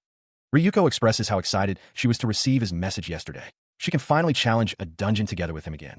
Ryuko says she's really unlucky today, having seen a devil the moment she arrived. She introduces Tilly's, a battle mage. Tilly's recalls that she was told she would be sparring with a pro. She questions why she would join them in a dungeon. Ryuko is surprised that Tilly's is joining them in the dungeon. She did not expect this turn of events. Ryuko stands with Ling Su and Tilly's in what appears to be a dungeon. Ling Su explains that he hadn't lied. The person was just late. A figure approaches, their footsteps echoing in the stone chamber. It seems like these 2 are your teammates. Ling Su gestures, a smile playing on his lips. He announces, "Ah, you're here. Yup, these 2 are my teammates." The hooded figure speaks, their face shadowed. They are only interested in the Shadow Killer sniper rifle. Ling Su listens intently as the hooded figure continues. They explain the conditions for obtaining the rifle and express confidence in their abilities. Tilly's eyes narrow, a hint of challenge in their gaze. Test our abilities, huh? They ask, a playful smirk forming. A hand points forward, as if indicating a direction or a target. The gesture is confident and assertive. Ryuko looks at the pointing hand, confused. They ask, unsure if the gesture is directed at them. Ryuko seems to puff up with pride. Tilly's looks annoyed and asks why Ling Su chose a stupid kid. The hooded figure muses about the capacity of a wooden bucket. They seem to be speaking in riddles. The hooded figure continues, stating that it all depends on the length of its shortest piece of wood. Tilly's agrees, though they seem confused by the analogy. Ryuko is also confused and asks what bucket they're talking about. The challenge echoes through the empty space. A duel is proposed. The figures spread out across the arena, preparing to engage. Tilly's remains grounded. The white-haired figure and the figure with the red scarf observe the unfolding scene. The blonde-haired figure expresses excitement at the prospect of seeing the sniper rifle in action. Ling Su's expression hardens as he prepares for the coming conflict. With a shout, the airborne figure launches forward, eager to engage.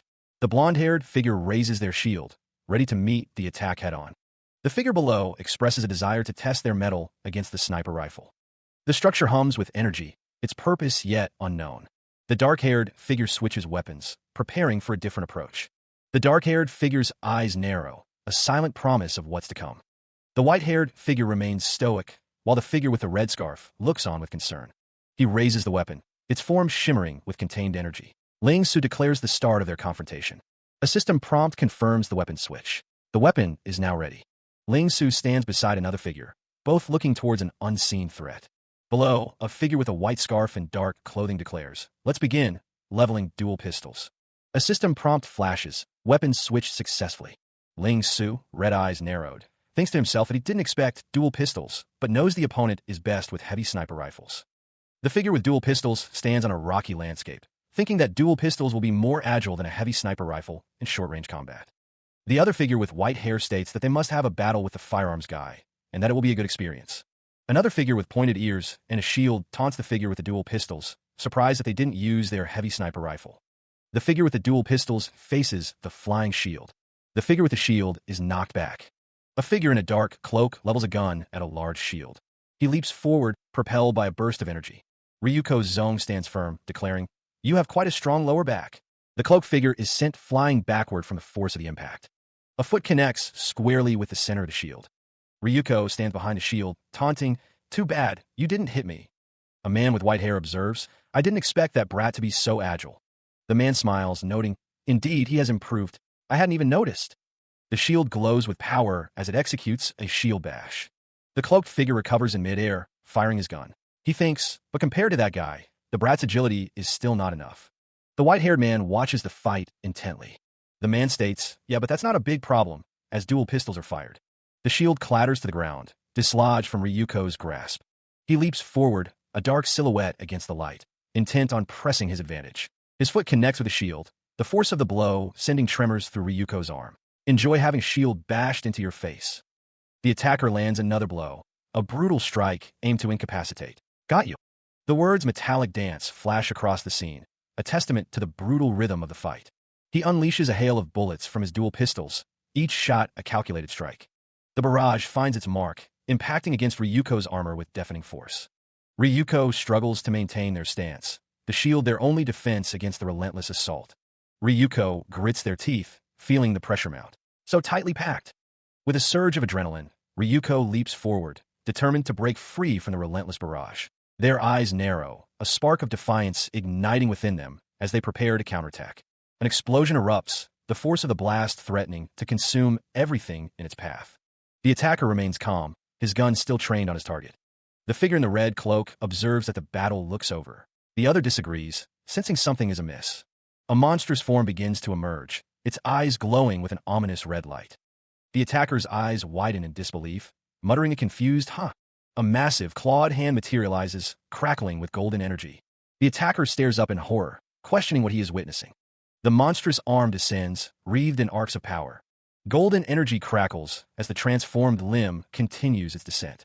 The attacker can only look up as the transformed Ryuko looms above. The monstrous form of Ryuko's Zong stands tall, arms outstretched, radiating power. The attacker is struck, a sharp sound echoing as he is paralyzed by an unknown force. A system prompt declares that he has lost the power to move, his expression one of utter defeat. He confidently advises his opponent to bring out the heavy sniper rifle. The masked figure warns against underestimating little Ryuko's potential, adding that he wants to fight him as well. The figure's connection to the sacred mountain Ryuko is now clear. Ling Su stands tall, inquiring if his opponent desires a rematch with the sniper rifle. The blonde-haired character suggests starting with the dungeon and adding each other as friends. A burst of speed distorts the air as the team prepares for the challenge. The team is formed, and Ling Su explains that their goal is simple: obtain the Shadow Killer sniper rifle and break the dungeon record. Ling Su notes that the reward for the insanity difficulty is a brass Shadow Killer claymore, which is for warriors. The brass Shadow Killer sniper rifle requires clearing the special difficulty dungeon within 45 minutes. The man in the red turtleneck questions if completing the dungeon in 45 minutes is even possible. The woman with red sleeve states that they need to be 42 minutes faster than the current record. Ling Su assures the team that there won't be any problem, and it's time to enter the dungeon. Someone asks, according to his plans, how long does Ling Su think it will take to clear the dungeon? A confident smirk plays on Ling Su's lips as he declares they'll clear it in 20 minutes. Ling Su stands with another member of the team, ready to take on the challenge of the dungeon. The white-haired man stands with his companions, a purple aura emanating from him. He states that it will take 20 minutes. Meanwhile, inside the ancient machinery cave, a vast chamber opens up. Silhouetted figures stand on a platform, dwarfed by the scale of the cavern and its industrial architecture. A massive spider descends on a web, its hairy legs and multiple eyes a terrifying sight. The creature seems to be guarding the path ahead. One of the figures remarks on the agility of a smaller companion. Another questions if 20 minutes is an exaggeration. The white-haired man explains that they will be using a different method. He states that they will be using a completely different strategy than what's typical. A diagram shows 3 mini-maps inside the ancient machinery cave. The text explains that there are 3 mini-maps they'll have to clear. The white-haired man explains that each mini-map is one floor of the cave. He adds that the maps will eventually lead them to the last floor, the ancient humble Great Bridge. A hooded figure explains that they will need to defeat the mechanic Griffin Kayla. He also mentions teaming up with others to obtain the Shadow Killer sniper rifle. He surveys the chasm below, a silent agreement passing between them. The plan is set: avoid conflict. They intend to use the map to their advantage, bypassing any need for direct confrontation. Ling Su's expression hardens with resolve as the strategy takes shape. The character in the red cape echoes the sentiment: no need for bloodshed. The map will guide them. But first, they must wait as the map interface begins to load. The blonde-haired character understands the need for patience. This map requires loading between floors, but promises seamless exploration. The ground shifts beneath their feet. Some maps are designed for continuous exploration, unlike older games. While the map loads, the group stands in a cavern, torchlight dancing across the walls. The character in the red cape grows impatient, demanding a straightforward explanation of their task. Ling Su, holding the torch aloft, insists on providing context for their actions. The cavern's depths hint at the map's design, meant to evoke a sense of mystery. The environment itself is riddled with holes, a deliberate feature of the map's construction. He finds the cavern unsettling, despite the others' relative comfort. The walls are riddled with holes. Ling Su knows they'll have to overcome that uncomfortable feeling. They'll be entering these holes. The cloaked figure and the horned character react with surprise. Entering the holes? The horned character exclaims that it sounds fun and suggests they go. He asks if they're using the holes to avoid enemies. Ling Su explains that the thousands of holes are connected like a spider web. He warns that they'll never know where they lead. The cloaked figure notes that there could be a mechanical enemy hiding in the darkness, or it could be a dead end, but that excludes Ling Su. Ling Su states that he knows there's a route within these tens of thousands of holes. He continues, saying that there's a certain route that will bring them directly to the bottom floor. The group moves deeper into the cavern, the walls closing in around them. They descend into a narrow passage, the horned character leading the way, followed by the cloaked figure and Ling Su. The cloaked figure drops into one of the holes, disappearing into the darkness below. Ling Su recalls that it took countless explorations to figure out this shortcut. In the end, it became this dungeon's cheat. The shortcut, it seems, was patched after a version update. A dark, narrow cave, the woman in the red outfit thinks, hides unknown, wiggly beings deep inside. The blonde-haired character, eyes wide, thinks he's going to die. The group continues deeper into the cave, the path ahead dimly lit. Ling Su, standing beside Tilly's, asks what happened. The blonde-haired character tries to calm down, saying it's just a little mole that can be found anywhere. Tilly's thinks that he never thought the usually calm and cool Tilly's would also have such a frantic side. The blonde-haired character laughs, while the character in the gray cloak asks if he is laughing at them. Ling Su, feather trailing behind him, thinks what an interesting day. A voice urges the group to hurry and keep up, as there are 3 forks in the road and they'll go left. A large creature looms above, and someone gestures for the group to be quiet. The cocky-looking dark creature looms closer, its form massive and imposing. He peers down into the darkness, the tunnel dropping away into shadow. The battle mage looks down into the hole, ready to jump. Tilly's declares that they have arrived, and he will go first. Ling Su warns Tilly's to calm down, as it is dangerous, but the battle mage has already jumped. Tilly's falls feet first, shield forward. An unknown attacker plummets down the tunnel. Tilly's exclaims that they are really here. Ling Su sighs in relief, glad to be out of the narrow space, but notes that they have arrived. Tilly's lands directly on top of Ling Su, who demands that he get off before complaining. Ling Su laughs, confused after all those tunnels. Ling Su notes that they moved vertically 12 times, and that this is probably the bottom floor. An unknown person states that they didn't expect to come straight to the final boss.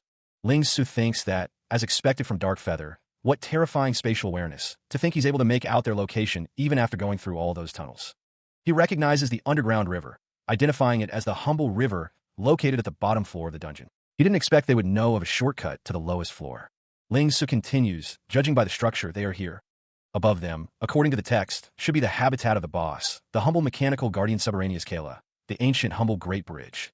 2 figures stand on a metal platform, overlooking a vast, dark space. One, cloaked, recognizes this underground river as the Humble River. Judging by the structure, they found a shortcut to the lowest floor. A massive, dark structure looms in the distance, its silhouette ominous against the faint light. Above them rises the habitat of the boss, the humble mechanical guardian subterraneous Kalage, the ancient humble great bridge. The mechanical guardian looms closer, its metallic surface gleaming faintly in the dim light. The scale of the guardian becomes apparent, its massive form dwarfing everything around it. The guardian's armor is intricately detailed, with sharp edges and glowing accents. The mechanical guardian towers over a distant city, its presence casting a long shadow. The small, horned creature looks up at the guardian, muttering that things are not looking good at all. The humble mechanical guardian subterraneous Kala stands ready, its wings spread. The environment is made of stone, with a purple tail hanging down. Ling Su assesses the situation, acknowledging the boss's strength. He assures his companion that they won't confront it head-on. Another character urges them to stop wasting time and reveal their plan, stating they are ready. The character stands with their sword, ready for the plan to be executed. Ling Su tells the other character that there is no need for them just yet, leaving them confused. A hooded figure is told that only they, Dark Feather, can perfectly execute the first stage of the plan. The hooded figure questions why they're the only one who can do it, as another character states they brought them here. The hooded figure stands next to Ling Su, ready to execute the plan. Ling Su confirms that their target is the thing over there, indicating the boss. The camera zooms in on the environment, showing the architecture. The camera focuses on the subterraneous Kala's tail. The massive, armored tail of the subterraneous Kala looms large. Ling Su explains that only heavy sniper rifles have the range to hit the boss from safe distance. The team is positioned strategically on the structure, ready to strike. Ling Su admits he doesn't know if the plan will work, but he's willing to test it. He asks the hooded figure to trust him. The team is in position, ready to attack the tail. Single attack skills are recommended for maximum damage. The tail's weak point is exposed, glowing with a golden light. The hooded figure peers out from behind the tail, ready to strike. The hooded figure prepares their weapon, fingers tightening around the grip. The weapon has been switched to explosive bomb mode. Ling Su assures Tilly's and Ryuko's own that they all have important roles to play in the dungeons to come. The hooded figure expresses their impatience, feeling like their time is being wasted. He asks if he can attack now, eager to unleash the explosive bomb. Ling Su, his expression grim, offers a terse confirmation, yeah. Elsewhere, a hooded figure peers through the scope of a massive rifle. The weapon discharges, unleashing a concentrated beam of energy. The projectile streaks through the air, a golden trail blazing behind it. The energy beam hurtles towards its target, a streak of light against the dark sky. The air crackles as the projectile accelerates, closing in on its prey. The bomb, a tiny spark of destruction, flies towards the monstrous form. Ancient symbols flash as the explosive hurtles towards its destination. The bomb strikes subterraneous Kala, erupting in a blinding explosion. The armored beast reels from the impact, its massive form momentarily staggered. Ling Su, ever vigilant, warns his companion, "It's been shot. It'll come flying straight at us now." The winged behemoth, enraged and wounded, descends upon them with terrifying speed. From beneath the bridge, a voice announces the inevitable arrival.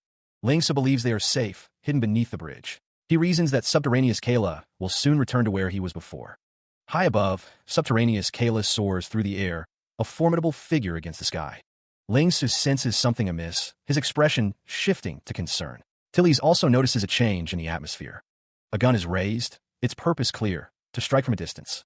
The man in the red turtleneck grips the weapon, his gaze fixed on the target above. Energy beams streak toward subterraneous Kayla, disrupting his flight. The beams cut through the air, a concentrated assault on the airborne target. The gun fires, the shooter determined to maximize the damage during the monster's return. Tilly's observes the attack, realizing its limited effectiveness against their foe. Ling Su acknowledges the man in the red turtleneck's quick grasp of subterraneous Kayla's rhythm, but now feels pity for the boss. Subterraneous Kayla retorts, offended by being called an ignorant little kid. He seems offended by the comment, his expression hardening. Ling Su takes issue with being called a little kid, especially when facing such a challenge.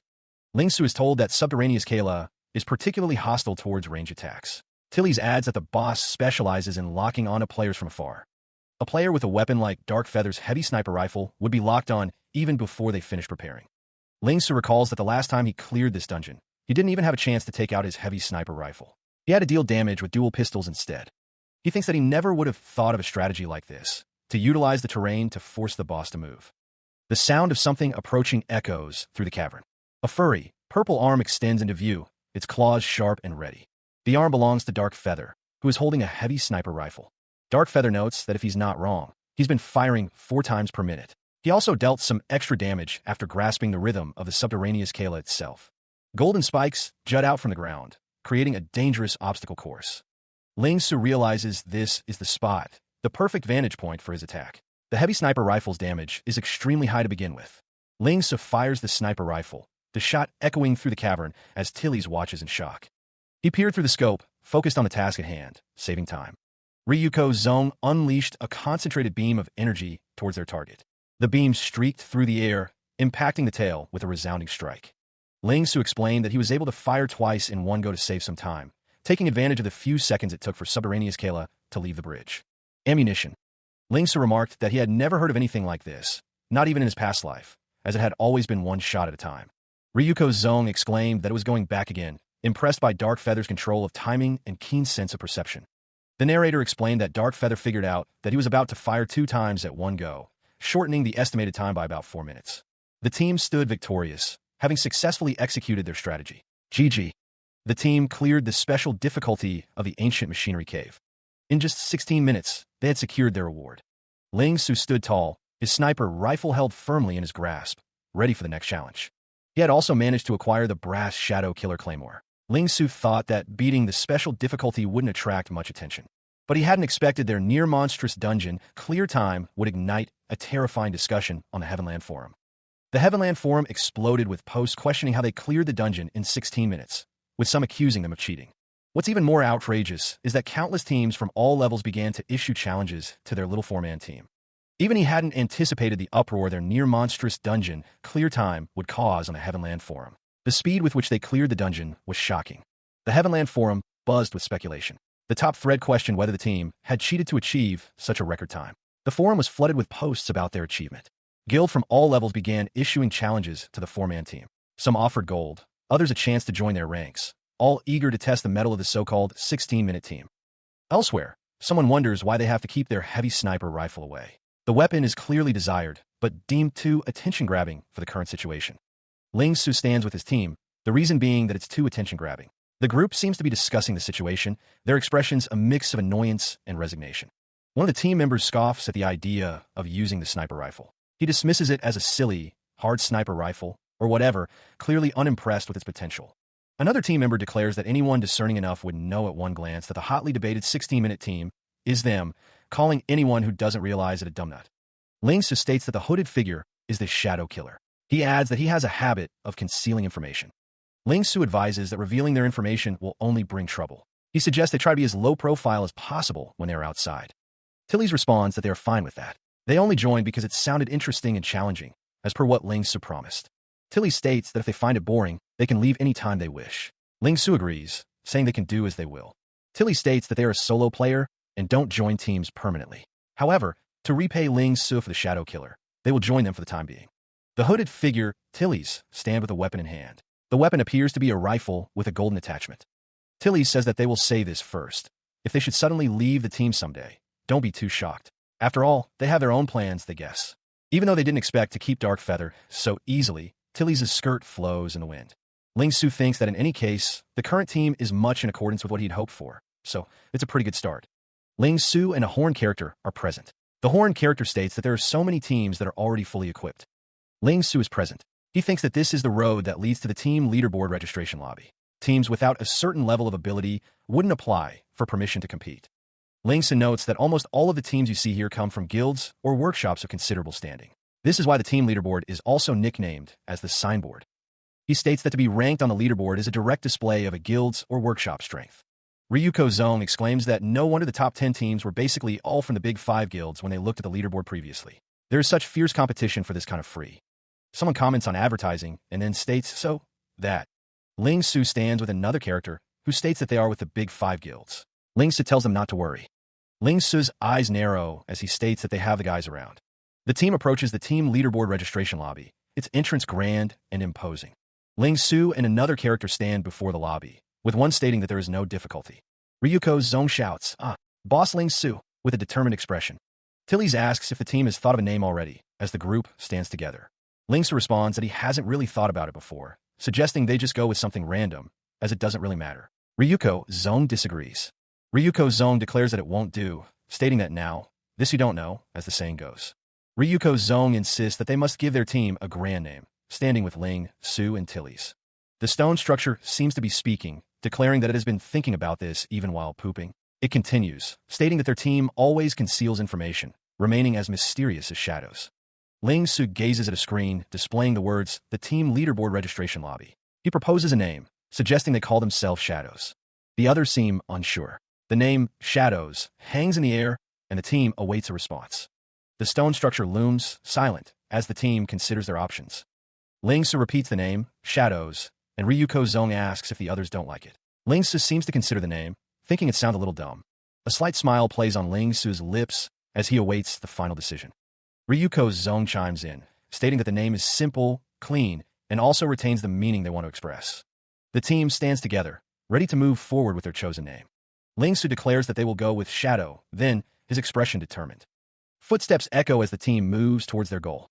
Meanwhile, after applying for permission to join the team leaderboard, the 4 of them began to create new records and dungeons that would benefit them. The dungeon, known as Heart of Dust, presents an insanity difficulty challenge. 3 figures descend into the dungeon, rappelling down the cliff face. The team's name, Shadow, is emblazoned within a dark, swirling emblem. Once again, something unexpected occurred, and the special glory became something people fought over. A wide smile spreads across the face of a character with pointed ears. Someone wonders aloud if there are people impersonating them. The voice continues, stating that something is resonating with them. A winged monster descends, and another voice confirms they heard it too. The voice reveals that the message is from Sister Tiana from their guild. Tilly's, holding his sword, wonders if the others know how famous they are. Ling Su tells little Ryuko that he is paying attention to the wrong thing. He believes all the hustle and bustle is for profit and benefit. Ling Su tells a cloaked figure that others are probably trying to steal the records they've set. Ling Su explains that a popular, anonymous team has considerable commercial value. He wonders what collaborations imposters might strike to reap benefits. Ling Su announces that they've finished, and it's time to distribute the clearance rewards and prepare for the next dungeon. A system prompt congratulates the team on completing the annoying Mountain Ape dungeon and setting a new record on insanity difficulty. Tilly's excitedly declares that he's coming for the next dungeon. He thinks it will be relatively easier, so they should head straight in. Tilly's chibi form expresses his excitement. Ling Su tells the team to hold on. They need to turn in the dungeon mission first. The team is running through the dungeon lobby. The team stops short, noticing something. They look a little like them, and the team's lineup is exactly the same. Ling Su exclaims that he didn't expect more fakes to come right after chasing away a bunch of them. He notices something is amiss. Another team seems to have the same lineup as them. The white-haired man is visibly confused by this revelation. The imposters stand before them, a mirror image of their own team. The tension in the air is palpable as they face their doppelgangers. The imposter thief grins, a sinister glint in his eyes. He seems to be enjoying the confusion and unease he is causing. The imposter battle mage smiles confidently, ready to unleash his power. His expression suggests he is eager for a fight. Magical energy crackles around the imposters, a sign of their power. The air grows thick with anticipation of the coming battle. The imposter sniper readies his weapon, his gaze focused and deadly. He prepares to strike from the shadows, a silent threat. The imposter warrior seems surprised that the team has the same shield as him. He is shocked by the similarities between the teams. The shield glows with power as the imposter declares their intent. They are ready to teach the real shadow team a lesson. The symbol on the shield shines brightly, a promise of the battle to come. The imposters are ready to prove their superiority. A figure with pointed ears and white hair smirks, a purple sigil floating above his head. He is identified as a thief. A hand extends, holding a staff. The character, clad in red robes, is labeled as a battle mage. A figure holds a sniper rifle, the weapon glinting in the light. He is identified as a sniper archer.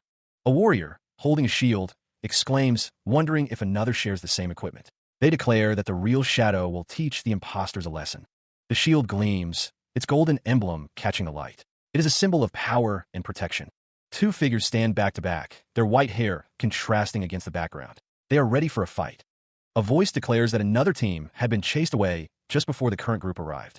A group of figures stands together, one stating that impersonating them is going too far, despite their fame. The group stands ready, their backs turned. They are prepared to face the imposters who dare to imitate them.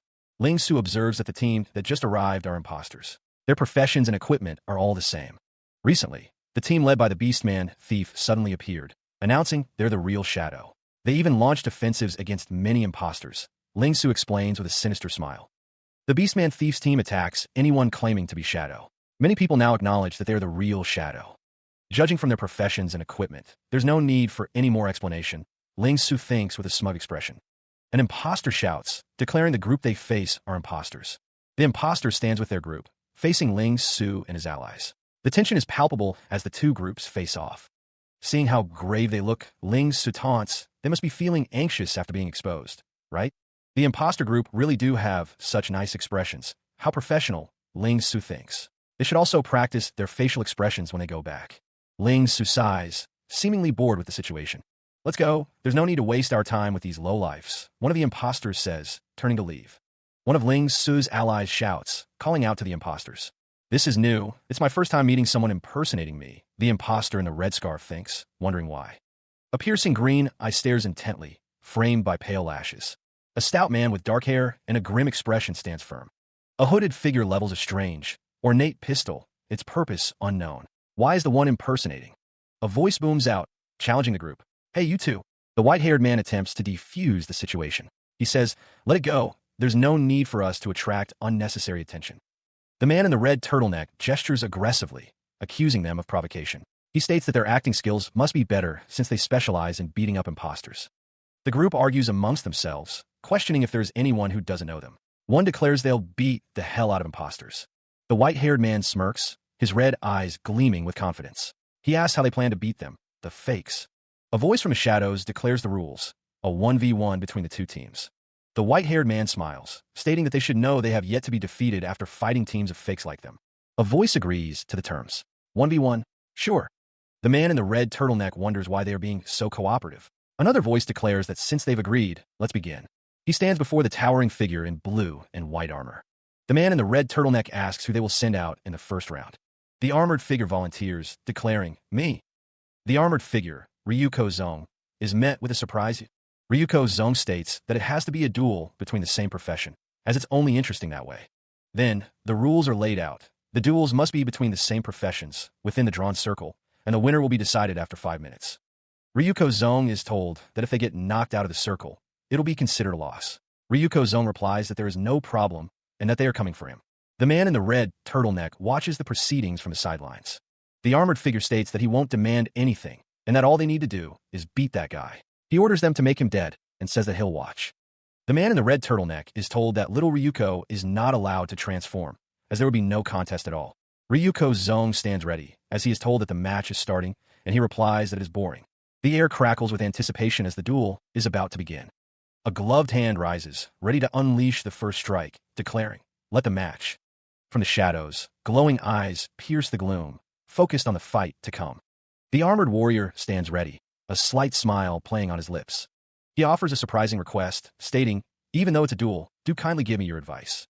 With a shout, the signal is given, and the match is declared to begin. The horned warrior grins, eager to test his strength against his opponent. He taunts, come, I'm now a lot stronger than I was. Ryuko Zong pauses, confused by the request for advice, and says, wait, huh? The armored warrior extends his hand, explaining, "We should shake hands before we begin as a sign of respect for each other." Ryuko Zong stares at the offered hand, thinking, huh? Okay, it's my first time meeting someone who wants to shake hands during a duel. The handshake is made, the armored warrior thinking, of course such etiquette is still. The man's face contorts in rage, his eyes narrowed, declaring that something is necessary. A surge of energy erupts, the air shimmering with the deployment of a powerful shield. The man in the red turtleneck, now clad in gleaming armor, roars, "Ishield Bashi," as he activates his defense. He slams his shield forward, the force of the impact sending Ryuko Zong reeling backward. The shield's power is undeniable, a wave of force emanating from its center. The armored warrior's attack sends Ryuko flying through the air, completely off balance. The distance between them widens as Ryuko is sent hurtling away from the armored man. Ling Su watches the scene unfold, his face twisted with fury, shouting, "You despicable bastard!" Ryuko, caught off guard, cries out, accusing the armored man of trickery. The force of the shield continues to resonate, the air still crackling with energy. The man in the red turtleneck smirks, declaring that the kid has already lost. Ryuko lies defeated on the ground, the battle's outcome seemingly decided. She lies outside the circle, defeated. Her opponent declares that she is out of bounds. The dust settles around Ryuko Zong's armored legs, the scene a testament to her defeat. The man in the red turtleneck sneers, reminding Ryuko Zong that she wanted to shake hands. He claims she was despicable for trying to trick him. Ryuko Zong, face down, curses her loss. The man in the red turtleneck asks if she understands that all is fair in war. Ling Su watches the scene unfold, his expression unreadable as he prepares to step forward. The man in the red turtleneck hears Ling Su approaching. He tells him forget about little Ryuko, he will go next. A figure with white hair and a red coat stands with a glowing staff. He announces that the next match will begin and calls for the battle mage to come forward. Ryuko Zong, still on the ground, demands that the battle mage avenge her and beat the shit out of him. Ling Su stands next to a character with black hair, both watching the unfolding events with anticipation. A character with a white hat wonders aloud why the battle mage girl looks so familiar to him. A character with glasses smirks, his fingers steepled as he watches the proceedings with amusement. The character with glasses admits he didn't think it would be a girl and decides to spare her some mercy. The warrior grips the hilt of his blade, preparing for the next strike. The man behind the glasses looks up, his eyes wide with fear as he pleads, "Mercy?" The plea hangs in the air as Tilly's stands ready, sword in hand. The other warrior watches, back turned. Tilly's green eyes narrow, and he declares, "Save that word for yourself." The bespectacled fighter seems to be pleading, uttering a single word, "Mercy?" Two figures stand on the battlefield, one closer than the other, both clad in red. The fighter's expression hardens, dismissing any chance of leniency. "Say that word for yourself." One of the onlookers is shocked. He recognizes the fighter. "Are you for real?" "That's Tilly's from the arena." Another confirms the identity of the fighter. He too is surprised. "Yeah, I'd also thought I was mistaken, but it really is Tilly's." The other onlooker is confused by this development. She thought Tilly's never teamed up with anyone. The crowd discusses Tilly's involvement with a workshop and her recent fights with the Shadow Team, which have been very popular. Tilly's stands ready, her shield raised, as her opponents approach. She's surrounded by spectators. He speaks of an impersonation incident, stating it is a good cover. Ling Su stands ready, his staff glowing with magical energy. The man's expression is serious as he addresses his opponent. Ling Su attempts to lighten the mood, suggesting a trip to a dessert shop after the fight. Her eyes narrow, and she thinks that her opponent doesn't think she's the real deal. The man prepares his magic, a purple aura emanating from his hands as he prepares to strike. Then, the fight is ready to begin. The signal is given, and Ling Su warns his opponent not to blame him for not holding back. The man stands ready, his staff pointed towards his opponent. The air crackles with energy as the attack is launched. Ling Su tells his opponent to try not to get shocked by his magic skills. The magic surges forward, and Ling Su declares that he is a member of Shadow. He stands amidst a swirl of thorns and crackling energy. The air crackles with the declaration of his technique, Thornlock. The thorns multiply, forming a cage around an unseen target. Energy pulses through the rapidly growing thicket. The thorns continue to spiral, tightening their hold. The thorny prison is nearly complete, its barbs sharp and menacing. Ling Su surveys his handiwork, declaring, "You're surrounded by my thorns now." He confidently asserts that his captive will be unable to move. Ryuko Zong's voice rings out from within the prison of thorns, defiant. The man in the black outfit watches with concern, wondering why Ryuko Zong allowed herself to be captured. Ling Su dismisses his companion's worries, noting that Ryuko Zong has improved since their duel with Tilly's. Ryuko Zong remains trapped, but a glint of determination shines in her eyes. Instead of attacking recklessly, she has learned to observe her opponent's attacks. Ling Su believes Ryuko Zong will continue to be cocky for a few more seconds, chuckling to himself. Someone watching wonders if it is over, while another tells Ryuko Zone to just surrender. An observer explains that Tillies could not have randomly teamed up with other people, and that it is just their appearances that look similar. Someone shouts to wait and look, as something is about to happen with the Thornlock. Smoke begins to pour out from the top of the Thornlock, signaling a change within. A beam of light erupts from within the Thornlock, a sign of immense power. The thorns begin to crack and splinter, unable to contain the force within. Ling Su's smug expression vanishes, replaced by shock and disbelief. The beam of light intensifies, cutting through the air with unstoppable force. With a final burst of energy, the Thornlock shatters completely, its power nullified. A system prompt appears, declaring that Ryuko Zone's skill has been broken. A surge of raw power erupts, shaking the very air itself. Ling Su leaps back, narrowly avoiding the rapidly expanding energy. The white-haired man stares in disbelief. "How's this possible?" he exclaims. The energy claws at his heels, a constant reminder of its presence. A scream pierces the air, lost within the explosion of power. The energy explodes outward, forming dragon-shaped projectiles. A health bar depletes, a stark indicator of damage sustained. Tillies raises an arm to shield their face from the blast, wincing in pain. A voice echoes, a reminder: a battle mage is still a mage. Ling Su stands firm, his expression hardening. "Have you forgotten about the strengths and weaknesses between the various magic elements?" The dust settles, revealing Tillies' legs amidst the fading energy. The back of Tillies' head is visible, their fate uncertain. The man in the hat looks shocked as he realizes Tillies broke free. Someone comments on Ryuko Zone's smooth and clean attack. The energy attack streaks through the sky, heading towards its target. The blast slams into Tillies, sending him reeling backward. The force of the blow sends Tillies spinning through the air. The impact of the attack is visible on Tillies' face as he is sent flying. Tillies struggles to regain his footing, his weapon held high. Despite his efforts, Tillies is unable to stop his fall. He hits the ground hard, cursing his carelessness. Tillies grits his teeth, realizing he underestimated his opponent. Despite the setback, Tillies prepares for the next attack. Another blast of energy hurtles toward him, promising more pain. Ryuko's zone descends, staff leveled, ready to strike with incredible speed. Ling Su watches Ryuko's zone's descent, his expression betraying no hint of concern. The distance closes as Ryuko's zone plunges toward the ground, staff aimed directly at Tillies. A burst of ice erupts as Ryuko's zone's attack connects, obscuring the battlefield in a cloud of frost. Ling Su's eyes widen, acknowledging Ryuko's zone's speed, a hint of surprise flickering across his face. He shouts at Tillies, berating him for losing focus during the crucial moment of the duel. The air crackles with energy as Ryuko's zone unleashes a fiery dance, a rising phoenix of destruction. A massive explosion of fire engulfs the area, the heat intense and blinding. Ryuko's zone is sent hurtling backward, defeated by the force of the counterattack. The fiery blast continues to rage, consuming everything in its path. The explosion reaches its peak, a cataclysmic display of power. The system declares the end of the duel, announcing the victor.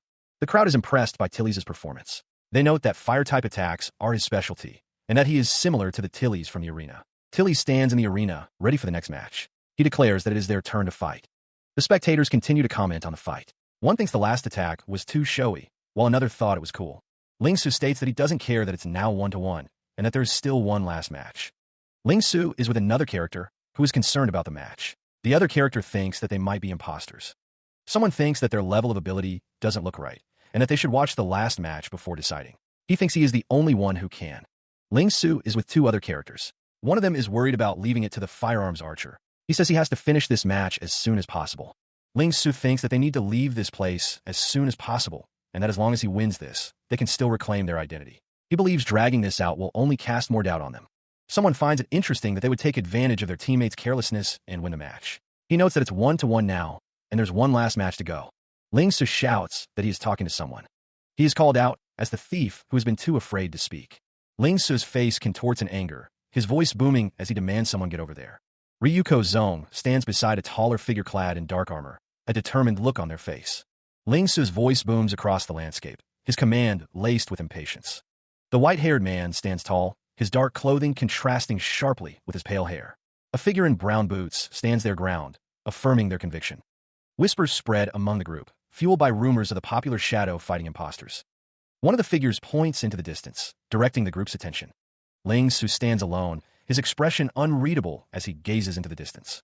Two figures stand close, their faces obscured by shadow as they look up. A woman with pink hair wonders if Ling Su remembers her after all this time. Another figure scoffs, doubting that such a godly person could remember them. 3 figures stand together, 2 behind a pink-haired individual.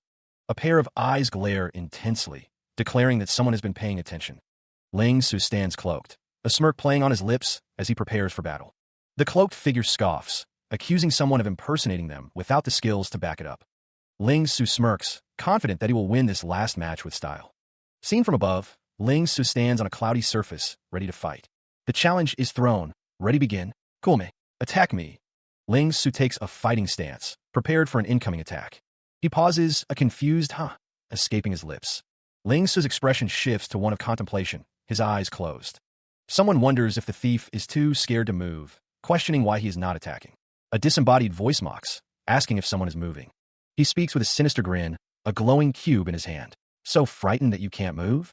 The cube pulses with energy as Ling Su taunts his unseen opponent. Do you know how to play as a thief? Brat.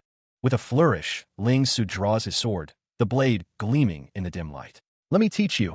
A cloud of purple smoke erupts, filling the air with an acrid scent. Smoke bomb.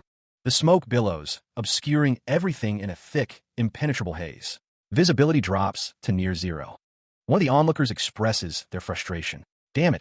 Now, we won't be able to see anything. I wanted to see how Boss Ling Su is going to beat that thief. The group struggles to see through the smoke.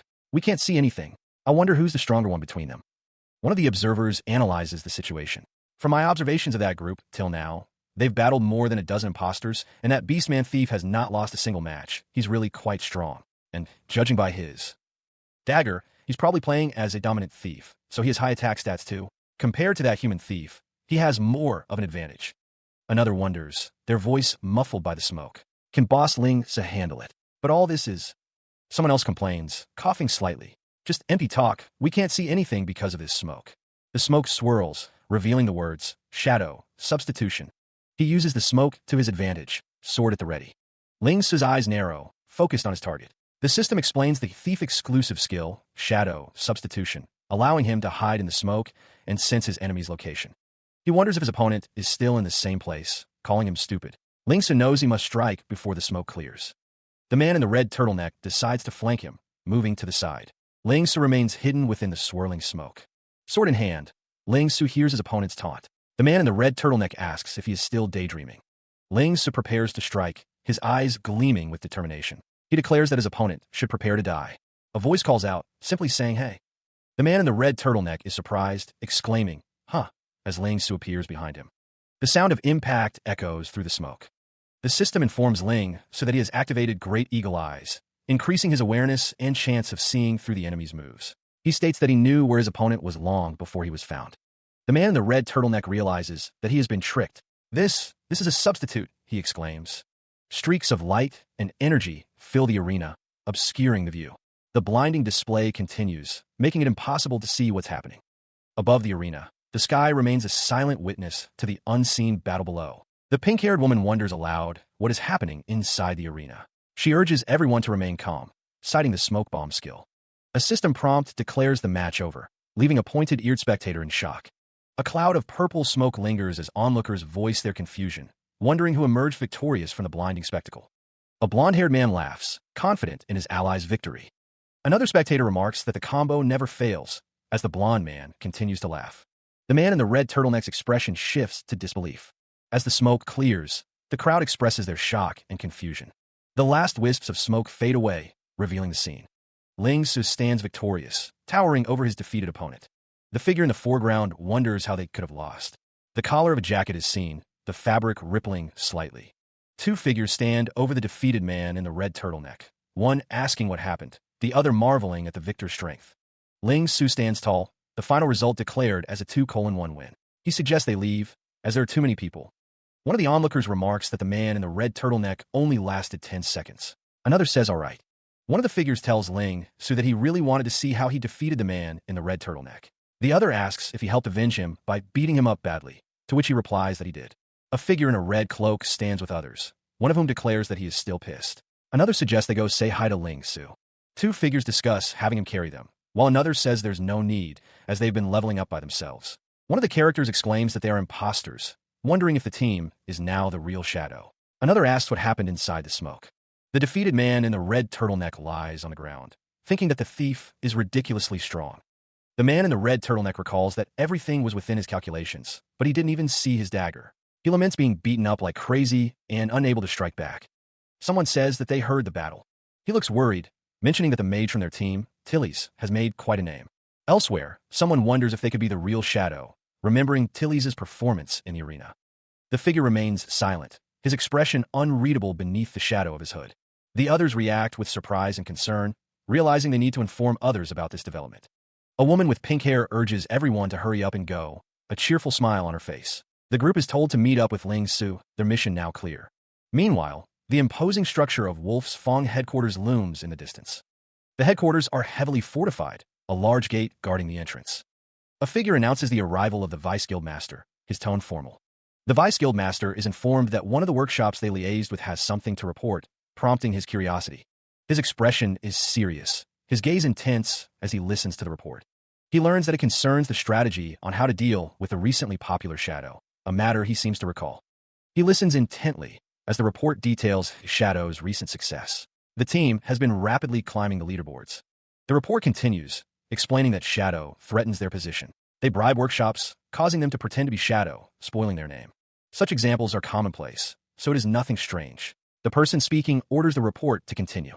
The man in the white suit learns that the battle mage in Shadow is likely a player whose ID is Tilly's. Knowing her ID makes everything easier. He relays his instructions. He orders the thieves in the guild who are adept at assassination to hide their guild information and target that player's team. The man stands with his back to the viewer, listening to the report.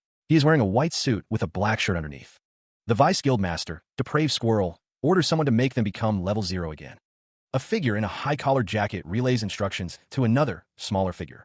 The order is to target a player's team, using Thieves Adept at Assassination. The figure in the high-collared jacket demands that the targeted players be reduced to level 0. Meanwhile, inside Nebulous, his conference room, a voice declares that the members of the First Division should quickly seize the first records. A figure in a red outfit stands before another, relaying the order immediately. The figure in red pauses, questioning if something is wrong. A man with silver hair observes that the Vice Guild Master, Coco Lee, seems distracted. Coco Lee is asked if she has forgotten about a certain bet. The figure in red stands with their arms crossed. Coco Lee recalls a bet she made with a thief named Ling Su to enter the top 10 on the team leaderboard within a month. He strains to remember, recalling that a few days have passed. Coco Lee informs Ling so that their team's name is Shadow. The four-man team that suddenly appeared on the team leaderboard is indeed Shadow. Coco Lee confirms with Tian Na that she has been paying attention to Shadow, who has become quite popular. Coco Lee reads on the forum that the guy is rather arrogant, and someone didn't really like him when they met. Ling Su inquires about Shadow's current results, his brow furrowed in thought. Coco Lee explains that the first week's results haven't been calculated, but the records they've set recently are shocking. She will send the records of the dungeons they cleared. Ling Su muses that Shadow's understanding of Heavenland must be extraordinary to achieve such feats. Ling Su, peering through his glasses, acknowledges that with these results, they have. The text reveals that Shadow has unconsciously threatened the benefits of some of the big names. Coco Lee observes that a tall tree naturally attracts the wind and wonders if they should send someone to protect them. Coco Lee decides that they won't need to do anything because no matter what, he's still a member of Nebulous. A hand stirs a dark liquid in a white cup, the spoon clinking softly against the ceramic. Ling Su stands before a doorway, his expression thoughtful as he considers his own path. He raises the cup to his lips, the steam swirling gently around his face. Elsewhere, a voice calls out to Ling Su, the tone friendly and familiar. Ling Su is approached by a woman with pink hair, her expression surprised. The pink-haired woman calls him Brother Ling Su, noting that it must be fate. She asks if they were able to level up smoothly. Another man excitedly recognizes Ling Su, asking if he is one of Shadow, but a hooded figure tells him to be quiet. Two characters with pointed ears look on, one stating that now that he knows it's Ling Su's team, he is sure it's true. Ling Su says that it's not as amazing as they think, and that his teammates are also very impressive. The pink-haired woman says that without Ling Su, leveling up has become so slow, and that without them, he wouldn't have been able to do it alone. The pink-haired woman asks if Ling Su remembers her from his friend list, and says that it's a habit of hers. Another character says that he's been trying his best to find a guide for Fishman's Tide, and asks if they are stuck at the last underwater battle because of the lack of oxygen. He closes his eyes, lost in thought, as he considers the situation. From behind, one of the group members gushes over Ling Su's knowledge and skill. The armored man dismisses the need for further assistance, stating they can figure it out themselves. The pink-haired girl argues that it would be easier with Ling Su's strategy, but the armored man seems set on declining. The armored man scolds the pink-haired girl, telling her that the location and the tip are enough. The group continues to discuss Ling Su as they prepare to leave, noting they rarely get a chance to meet him. Ling Su overhears them, saying they'll be going first, and he focuses on the fact that there are 4 of them. The group walks away, promising to meet again and acknowledging Ling Su as the strongest. He looks up, the word strongest echoing in his mind. His eyes narrow, and he vehemently rejects the notion. Sitting at a table, he reflects on being the strongest, or rather, on not being it anymore. A memory flashes, reminding him of a past opponent. He knows time is running out, and he needs to pick up the pace. He resolves that reaching level 15 and becoming awakened will be a new beginning, and the only way to resolve the old man's debt. The city lights shine brightly, illuminating the buildings below. After 1 week, the Team Shadow, under the attention of countless people, entered the top 20 for the first time on the team leaderboard. The leaderboard's top 20 has always been occupied by prominent figures from either big workshops or big guilds. This has once again attracted the attention and alarm of big workshops and guilds, and even created a new wave of competition for the positions on the leaderboard. 2 weeks later, Shadow obtained 15th fourth place, and it became a hot topic known to all. Confirming Shadow's identity gave Shadow a sense of mystery, and the topic of whether Shadow is able to enter the team leaderboard's top 10 became a hot topic. In the 3rd week, Shadow lived up to expectations and broke through to the top 10 on the leaderboard. With short dungeon, clear times, Shadow set new records everywhere with the experience Ling Su had from his previous life. In addition, as no one stepped out to stop them, the team's total score reached 16058. This has ignited the flames of the players' expectations even more, and Shadow has even become the mysterious idols of some players. The path ahead winds through a dense canopy, the sky a distant promise. As the 4 continued their ascent, a lurking threat finally revealed itself. The hidden danger that has been lying in wait for them finally appeared. But just as the 4 continued, the hidden danger that has been lying in wait for them finally appeared, ready to rush to the top. The game that they came from is about to begin. They've taken a share of other people's cake, so it looks like it's a big guild. They've come prepared, and they have no fighter's morals whatsoever. They finally found Shadow, and report this to the superiors and prepare to attack. Understood. She's been so bored with clearing dungeons lately. This is nice since she can get moving again. There are quite a number of them. She'll call for more people if things get bad later. There are roughly about 20 thieves, most of whom are at level 10. He tells them not to waste too much time here. They have to finish this fast. They're the dark horses, recently emerged, now trapped here. The cloak figure is told to be extra careful by Boss Squirrel. A week ago, the screen displays NO15, Team Shadow, who are skilled in making new dungeon records. They underestimated Team Shadow, who are stronger than they thought. The man states that it's not about their uselessness, but the strength of Team Shadow. He wants to stall for as much time as possible, stating he'd like to meet these 4 people himself. Since Boss Squirrel has already put it that way, they'll just have to stall for time. The order is given. 5 people per team, take on 1 person each, and drag it out as long as they can. 2 figures agree to fight separately, preparing for the coming battle. One of the figures launches an attack, moving with speed and determination. A figure with blonde hair and a horn defends against a barrage of attacks. The shield deflects the projectiles, protecting the figure from harm. The hooded figure presses his attack, but the strike proves ineffective. Ryuko Zong's eyes widen in disbelief as the attack glances harmlessly off his form. A surge of power courses through him, electricity crackling around his suddenly massive frame. The hooded figure cries out, stunned by Ryuko Zong's sudden transformation. Ryuko Zong's face contorts in a savage grin, promising pain. The hooded figure is dwarfed by the suddenly gigantic Ryuko Zong. Meanwhile, Ling Su stands firm, his weapon ready as he prepares to unleash his own power. Energy crackles around Ling Su's weapon, a sign of the power he is about to unleash. Ling Su unleashes his skill, Flaming Snake's Dragon Lock. The fire-type crowd control skill erupts, engulfing the area in flames. Ling Su declares that this should be enough to deal with a few of them. The figure smirks, inviting Ling Su to play with him for a while.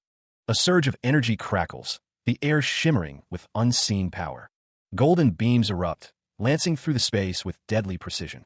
The force of the attack sends tremors through the very ground. A system prompt appears. A destructive attack has crippled a part of the body. "Don't distance yourselves," he shouts. The force of the blast sends him hurtling backwards through the air. His eyes widen in disbelief as he registers the impossible assault.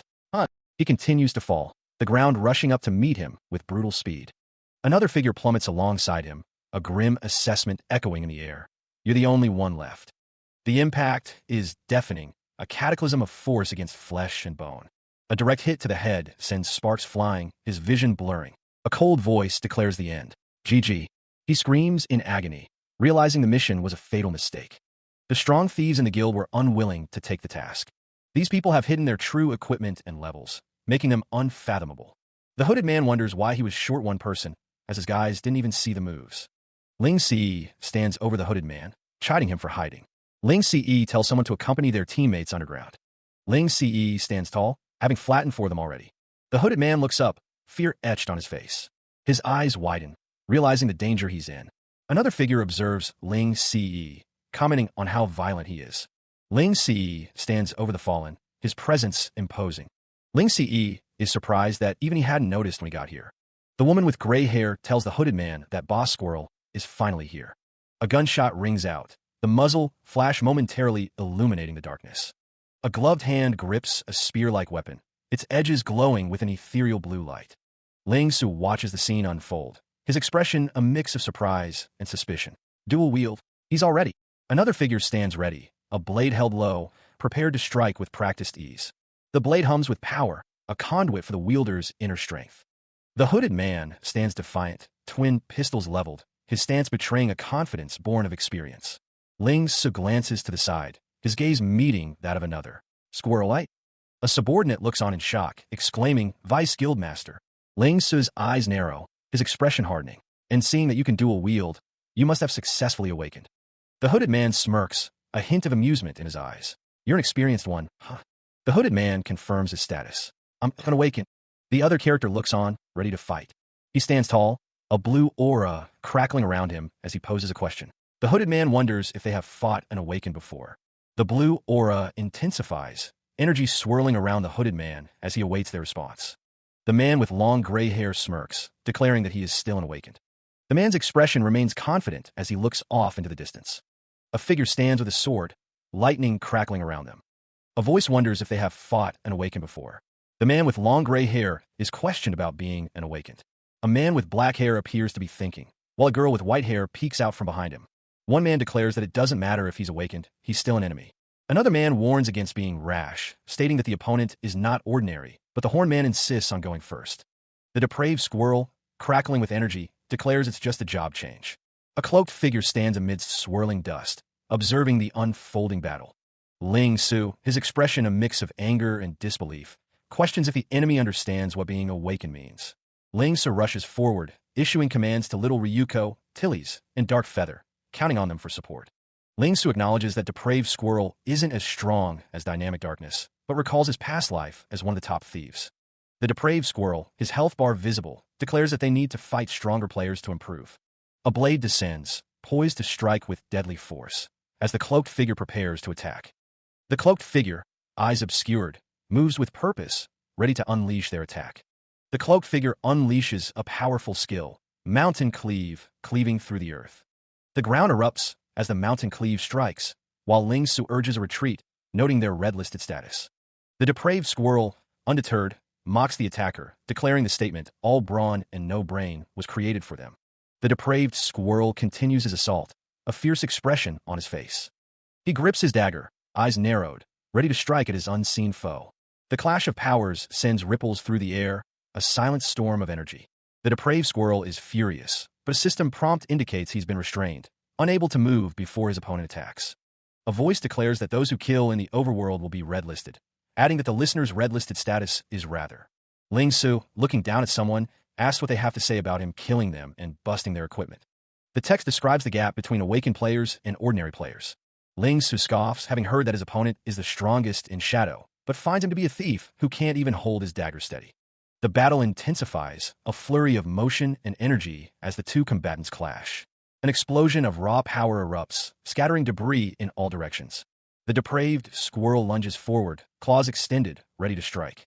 Elsewhere, a female battle mage stands her ground, wreathed in flames. Tillies unleashes her power, drawing the attention of a distant observer. Back in the fray, Ling Ce's expression hardens, energy coalescing around him. A cloaked figure stands, back turned, seemingly caught off guard. The cloaked figure is surrounded by mist, the scene fraught with tension. Tillies' eyes narrow, as someone compliments a dark feather nearby. The depraved squirrel bares his fangs, fury etched on his face. Ling Ce's gaze is intense, his resolve unwavering in the face of battle. From the trees, the cloaked figure warns of danger approaching from behind. The cloaked figure is charged with energy, ready to face the unseen threat. A spectral figure flickers into existence, its form shimmering with azure light. Was it a mere illusion, a phantom double? The depraved squirrel observes the display with a knowing smirk. He scoffs, declaring firearms wielders useless in close-quarters combat. He watches with keen interest. The hooded man murmurs, impressed by the terrifying speed on display before him. The hooded man's expression hardens. He declares his hatred for those who strike from the shadows, singling out his opponent.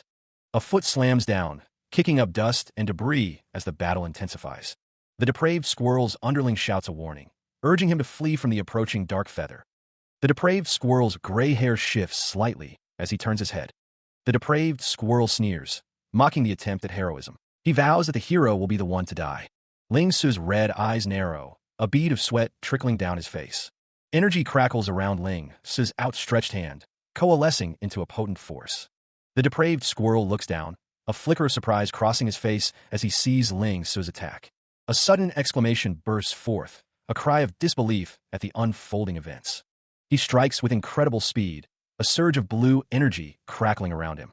The depraved squirrel glances back, seemingly caught off guard by the sudden assault. The ground bears the brunt of the impact, cracked and fractured by the force of the blow. The character with piercings strokes their chin, musing on the battle's unfolding events. No wonder he could bulldoze regular players. The white-haired man orders his comrades to scatter. Let's split up and retreat. A wave of purple energy washes over the battlefield, obscuring the scene in a haze of arcane power. A figure calls out from within the swirling purple mist, beckoning others to their location. Over here. Escape, huh? The depraved squirrel emerges from the purple energy, seemingly unharmed. You've revived? Boss depraved squirrel. We ran over from the graveyard immediately after reviving. The hooded figures stand within the purple haze. They've escaped.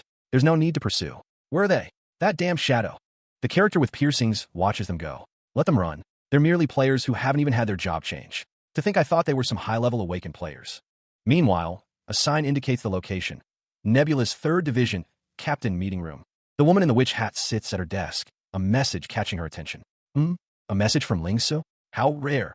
She sees the message, the screen displaying Ling Su's update, a job change. The message indicates that Ling Su accomplished what was requested, and that the members in Shadow have something more important to do. The woman witch hat's brow furrows, her blue eyes wide with concern. The news seems to have unsettled her, a bead of sweat forming on her brow. Meanwhile, Ling Su stares at a screen, his expression thoughtful. He mutters to himself, acknowledging that he has awakened. Ling Su's red eyes narrow, a determined look on his face. He declares that he will wait for the depraved squirrel. The alleyway is dark and ominous, the air thick with anticipation. Awakened, huh? A voice echoes, laced with a hint of disbelief. Ling Su stands tall, his gaze fixed on a translucent screen before him. The dim light reflects in his sharp, red eyes.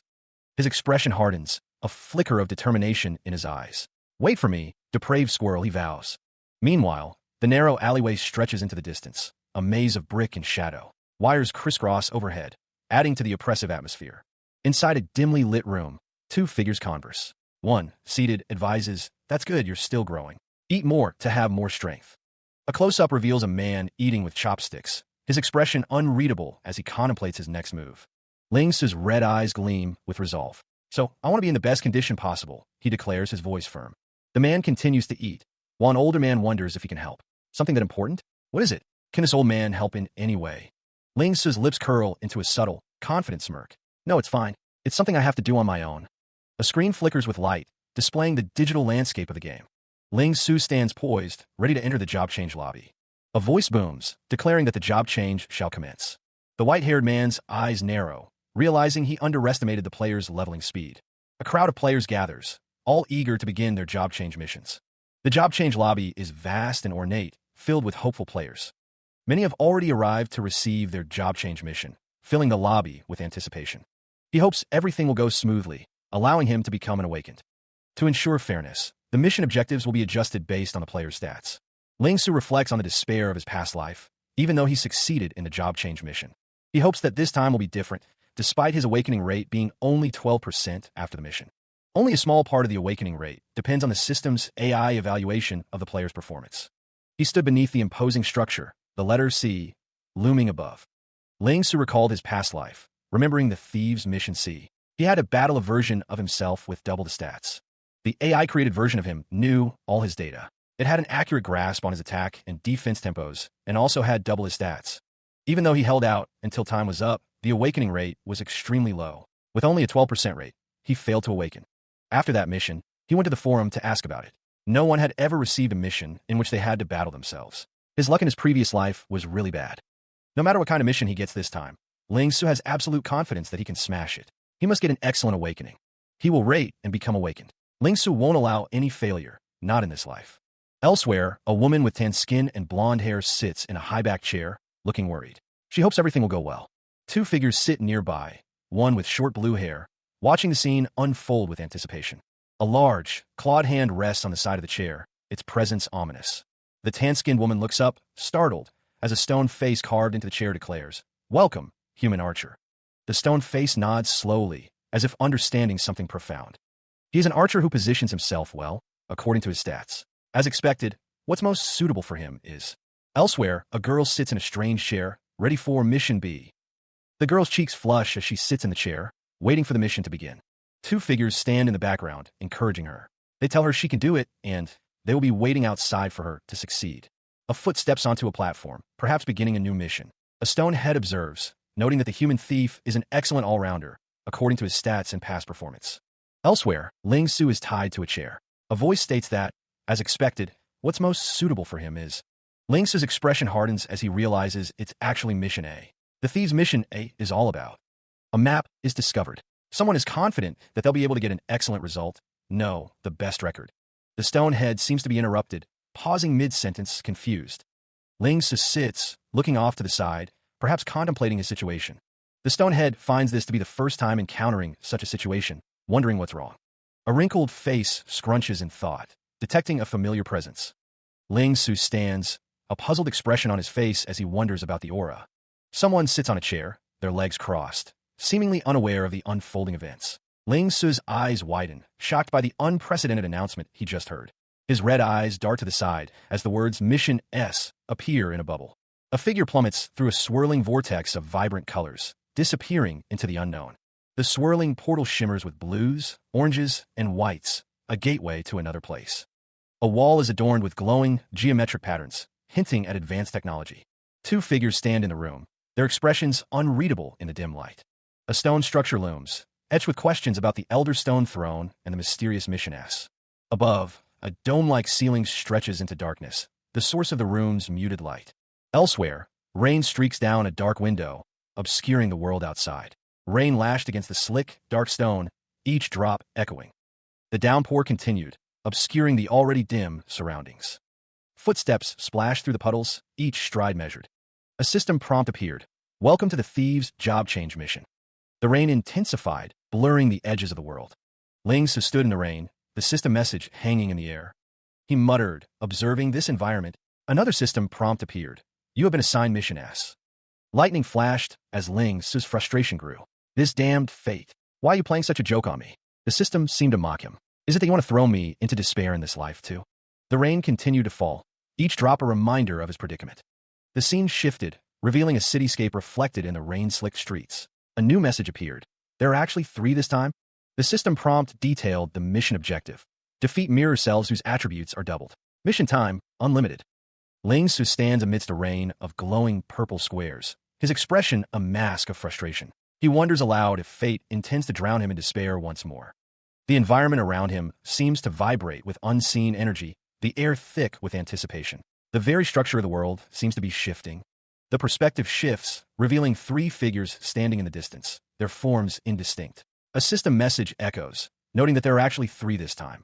A system prompt details the mission objective, defeat his mirror selves. The description warns that their attributes are doubled, and the mission time is unlimited.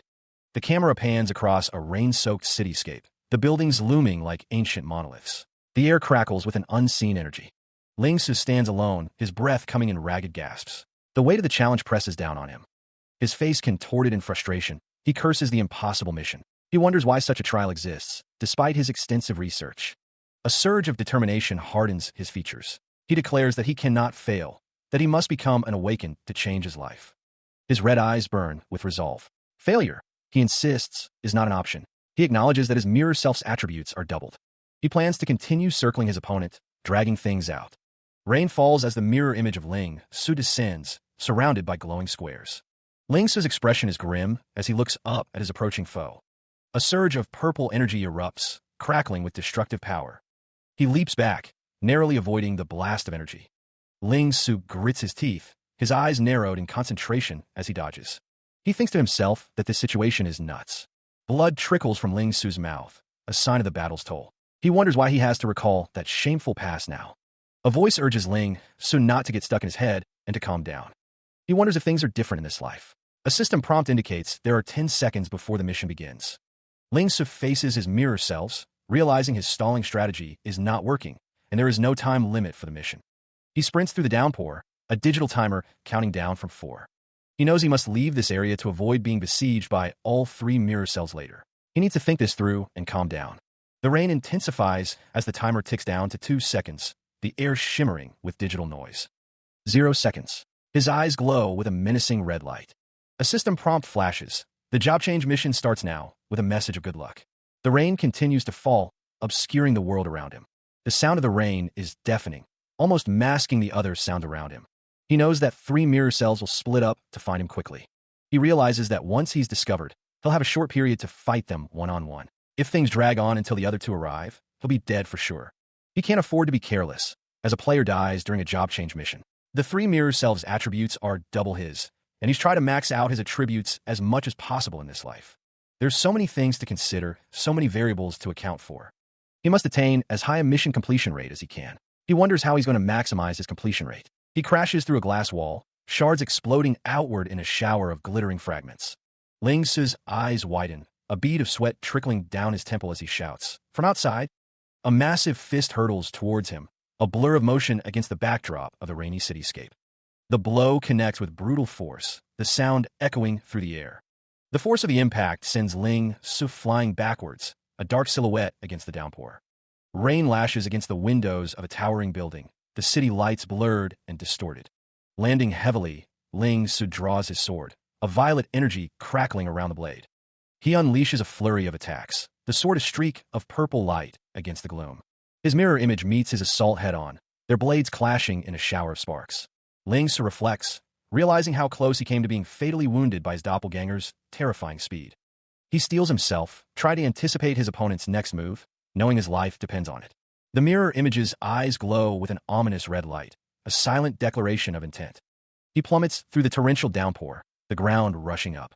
A blinding flash erupts as a beam of energy hurtles toward him.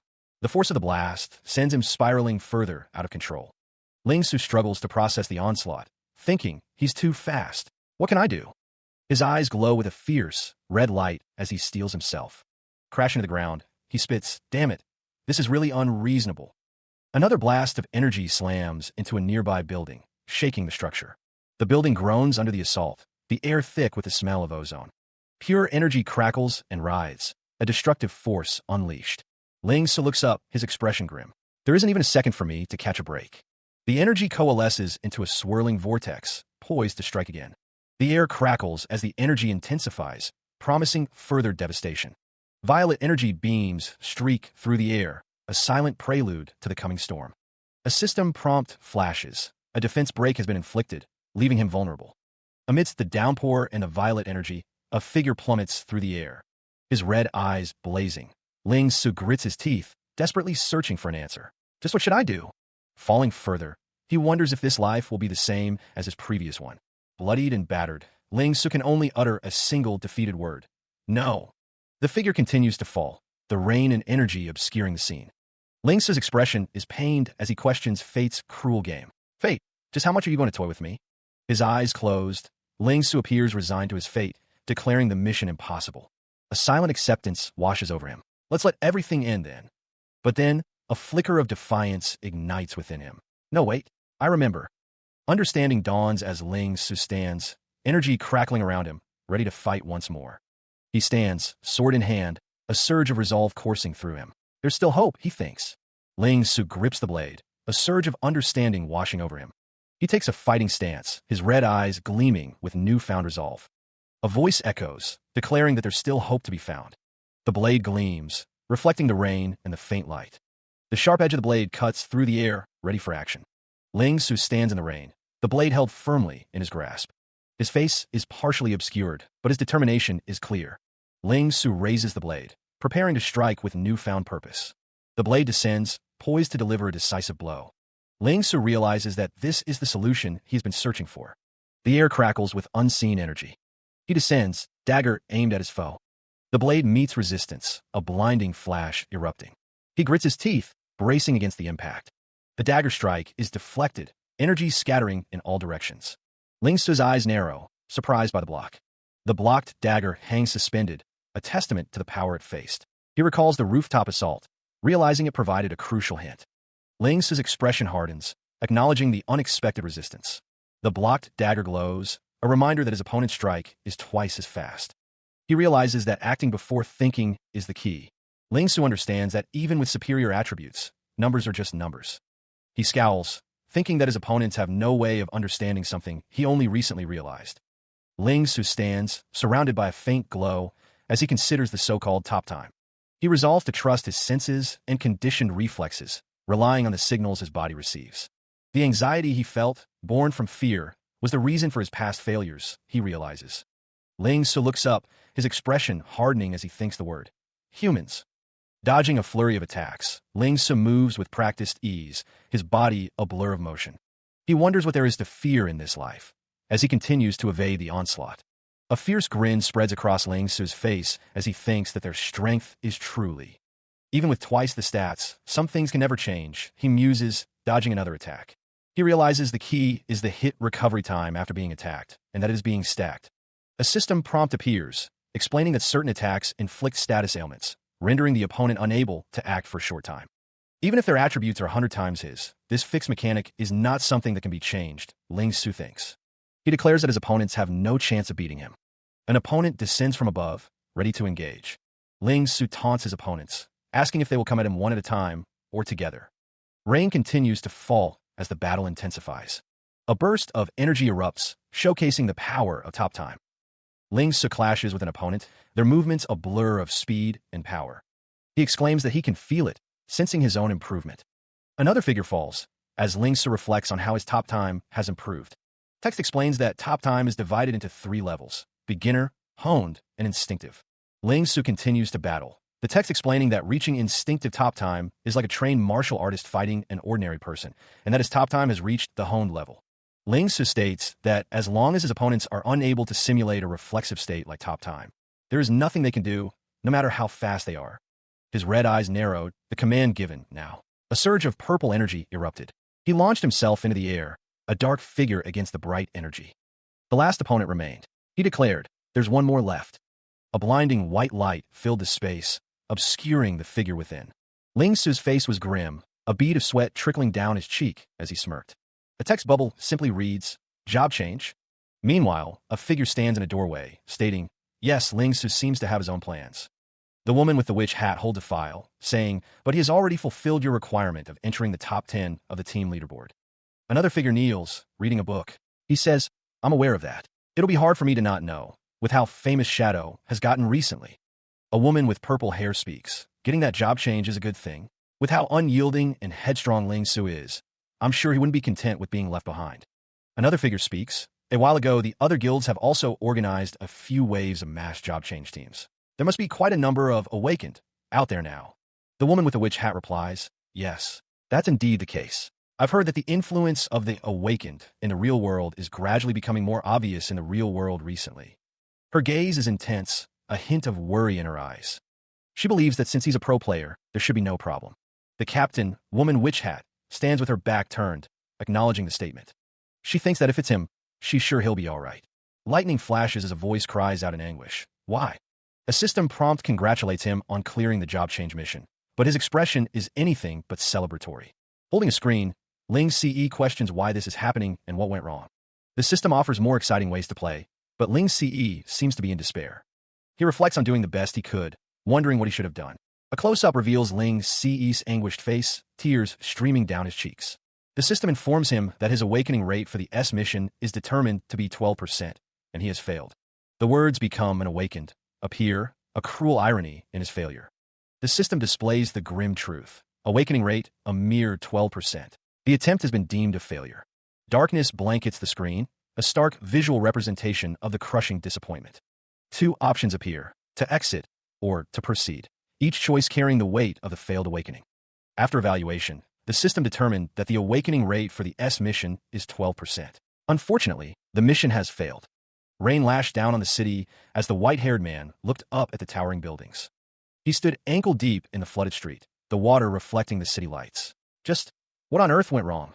Ling Su stared at the screen in his hand, his face a mask of disbelief. Why is my awakening rate still 12%? There's no way.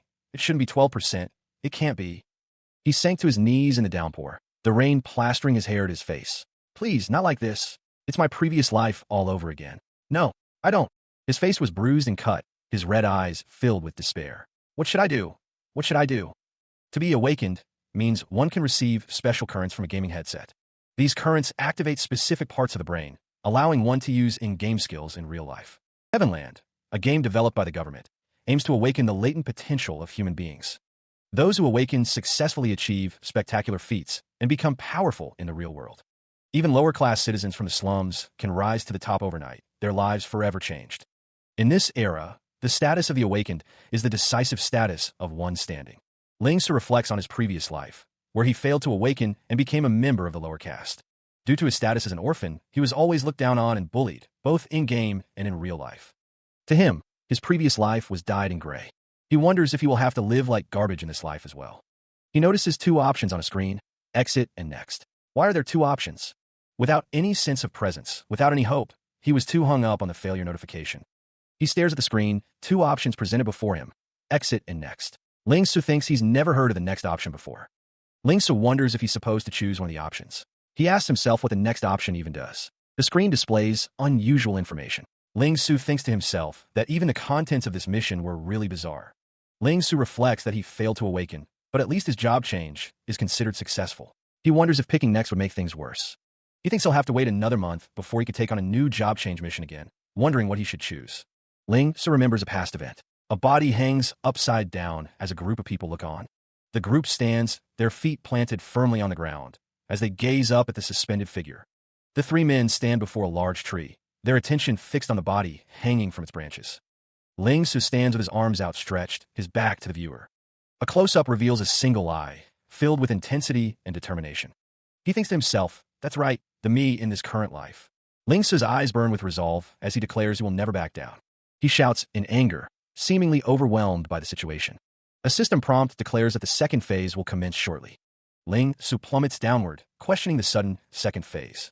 Standing in the rain, he learns that awakening rates from different phases may be stacked. His eyes widen, processing the information about the awakening rates. He realizes his final awakening rate might not be what he initially thought. A system prompt details the mission objective: defeat 6 mirror cells with double his attributes, without using skills. The system announces that the second phase will begin in 10 seconds. He smirks, declaring he'll take on as many opponents as necessary. The countdown begins, and Ling Su prepares to face his fate. Meanwhile, rain continues to fall. Someone wonders why Ling Su hasn't come out yet. Noting his status, still says cannot be contacted. She sits, arms crossed, wondering what Ling Su is up to. The woman furrows her brow, annoyed that he set his status to do not disturb. She wonders why he needs more than half a day. The woman with the witch hat dismisses the idea that Ling Su is slacking off. She believes he must have run into something troublesome.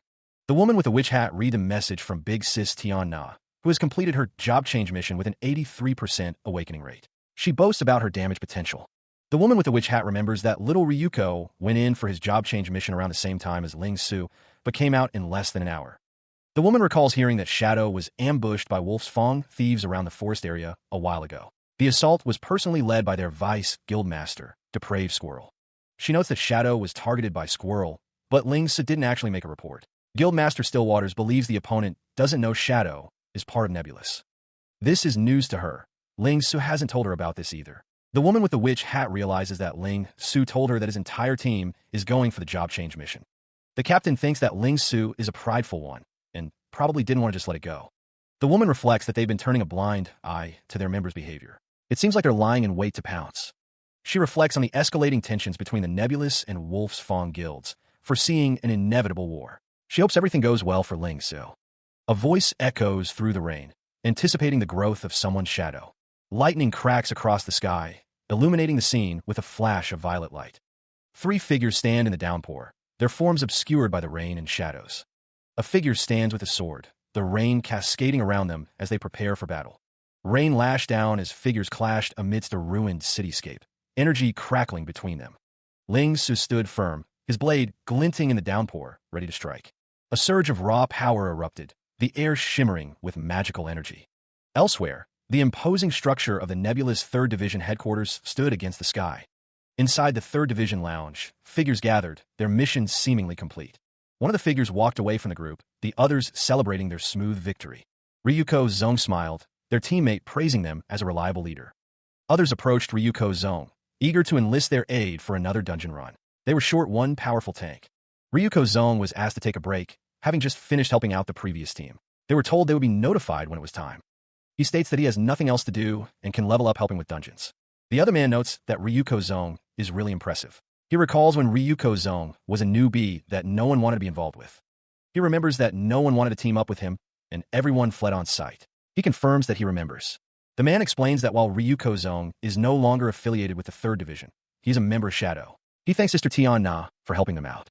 The man continues, saying that with his current abilities, Ryuko Zong could even become the primary tank for the 2nd or even the 1st Division in the guild.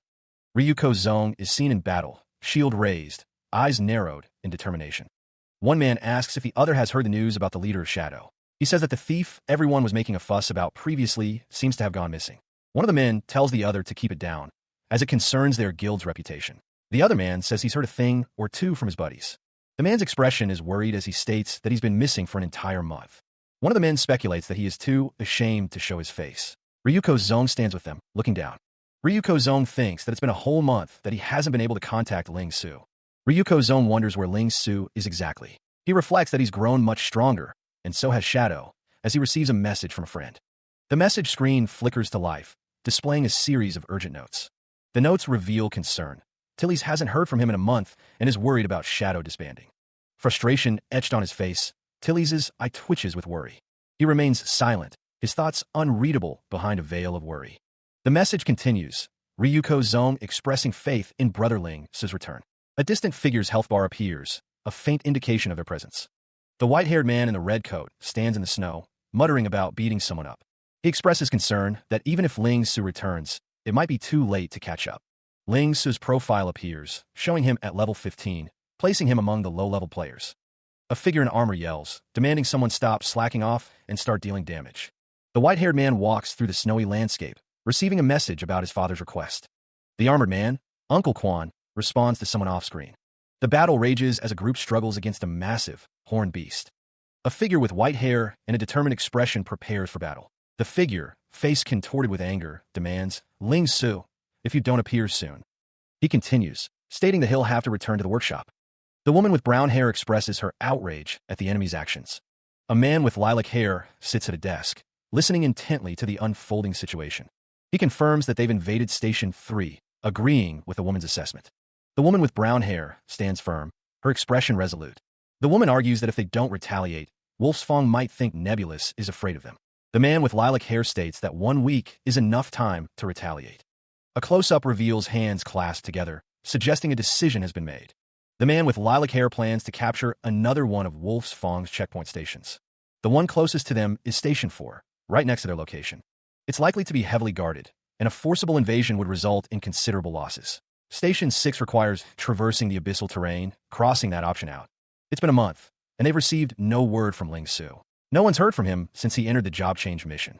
Tian Na is getting pretty anxious, being unable to contact him. The success of their mission depends on Shadow to execute a surprise ambush. Meanwhile, back in the job change mission dungeon, the air hangs heavy. Rain streaks down in the dimly lit dungeon. The environment is harsh, the path ahead unclear.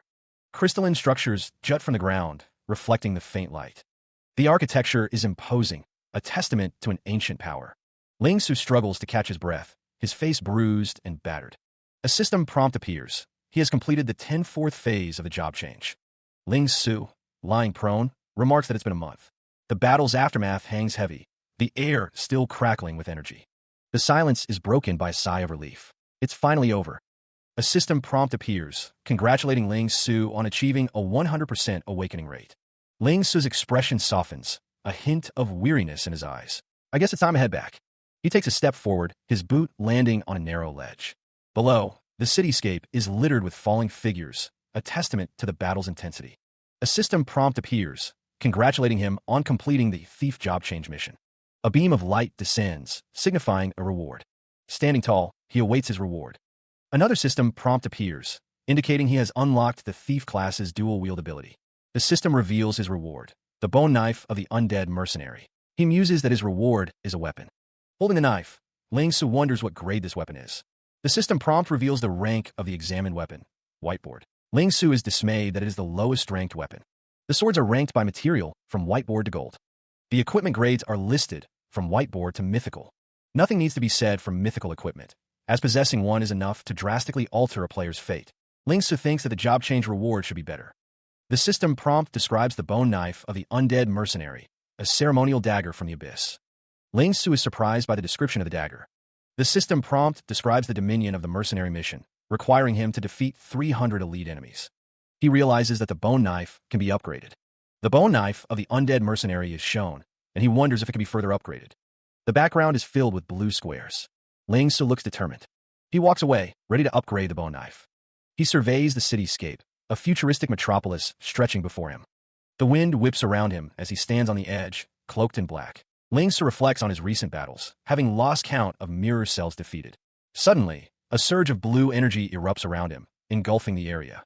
He is caught in the torrent, plummeting downwards through the radiant blue.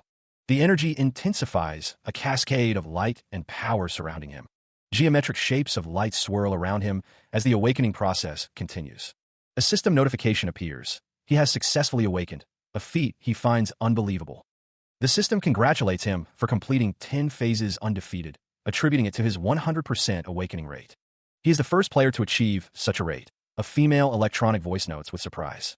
The voice continues, suggesting that he possesses other hidden powers. He questions this assertion, unsure of what hidden powers the voice is referring to. Golden light erupts from his chest, a sign of the power within. A golden badge appears in his hand. He wonders why it came out on its own. A digital face flickers into existence, its blue light illuminating the space. Ling Su stares up at the digital face, realizing there are others like him. The face informs him that, including him, there are 3 candidates to become the glorious one. He thinks it's not a unique mission and that he hasn't had time to look for related clues. A man with a hat and a scar puts his hand on Ling Su's shoulder, musing that he might be strong because he has something similar to the badge. Ling Su's expression is one of surprise and dawning realization. As a perfect awakened with a 100% awakening rate, he will receive a reward. The digital cityscape glows, awaiting his choice. The system prompt reveals his special reward, a bonus sigil that bestows the attributes of 1 additional class. Ling Su looks forward, a mix of anticipation and determination on his face. He is presented with a system prompt, informing him that he has a dual class. The system prompt continues, explaining that he must select a sigil class, and a light flashes before his eyes. Ling Su tells himself to calm down as he considers his options for a dual class: warrior, archer, or mage. He thinks about which one he should choose, knowing that this choice will alter his future path significantly. The system urges the white-haired man to hurry up and make his choice. The light splits into 4, presenting him with the options for his sigil class. Ling Su remains silent, contemplating the gravity of his decision. He considers that as a thief, cleric, and warrior do not suit his playstyle, which focuses on maximizing pure damage. Ling Su's red eyes narrow as he focuses on the choices before him.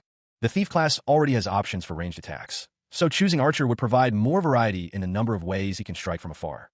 He thinks that this does not match up with what he deems as the ideal change, which only leaves 1 option. Ling Su's expression is hidden in shadow, but the faint glow of angelic wings suggests his choice. He contemplates the possibilities before him, a decision looming. Overwhelming magic damage, unpredictable enchantment attributes, and terrifying summoned creatures fill his mind. He reaches out, grasping for power. This is what he wants from his second class. A system prompt appears, confirming that he has chosen the mage class. He will be granted the mage sigil, a mark of his new path. Ling Su declares that he will be the very first spell thief, embracing his unique destiny. The system confirms that he has received the mage sigil, the mark now glowing on his forehead. A figure of pure energy materializes before him, a sign of the awakening to come. A blinding light erupts, signaling a transformation. He has awakened, stepping into a new reality. His hand reaches out once more, completing the ritual. The system congratulates him on becoming the perfect awakened, his destiny now clear. Golden light crackles around him. The mage sigil's power, still resonating. He knows it's time to go. Little Ryuko and the others must be waiting anxiously. A hand reaches out, fingers outstretched towards a radiant, glowing orb, as if drawn by an unseen force. Ling-Su raises his arms, a system prompt congratulating him on becoming the perfect awakened. Energy crackles around a leg, the air shimmering with untold power.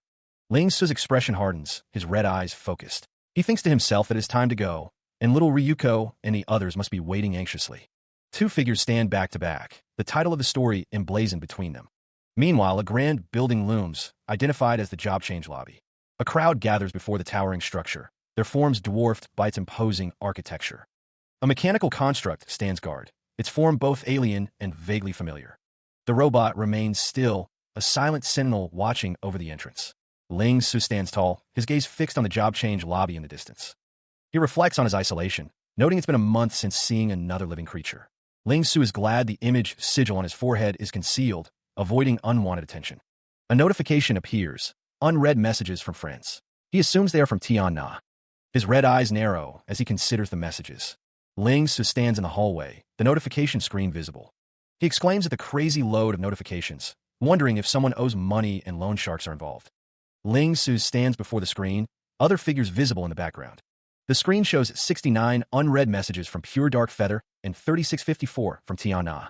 He notes that little Ryuko's messages are all about him being worried, and that the kid has already learned to worry about others. The screen displays messages from Pure Dark Feather, asking if he's okay. Ling-Su confirms his suspicion.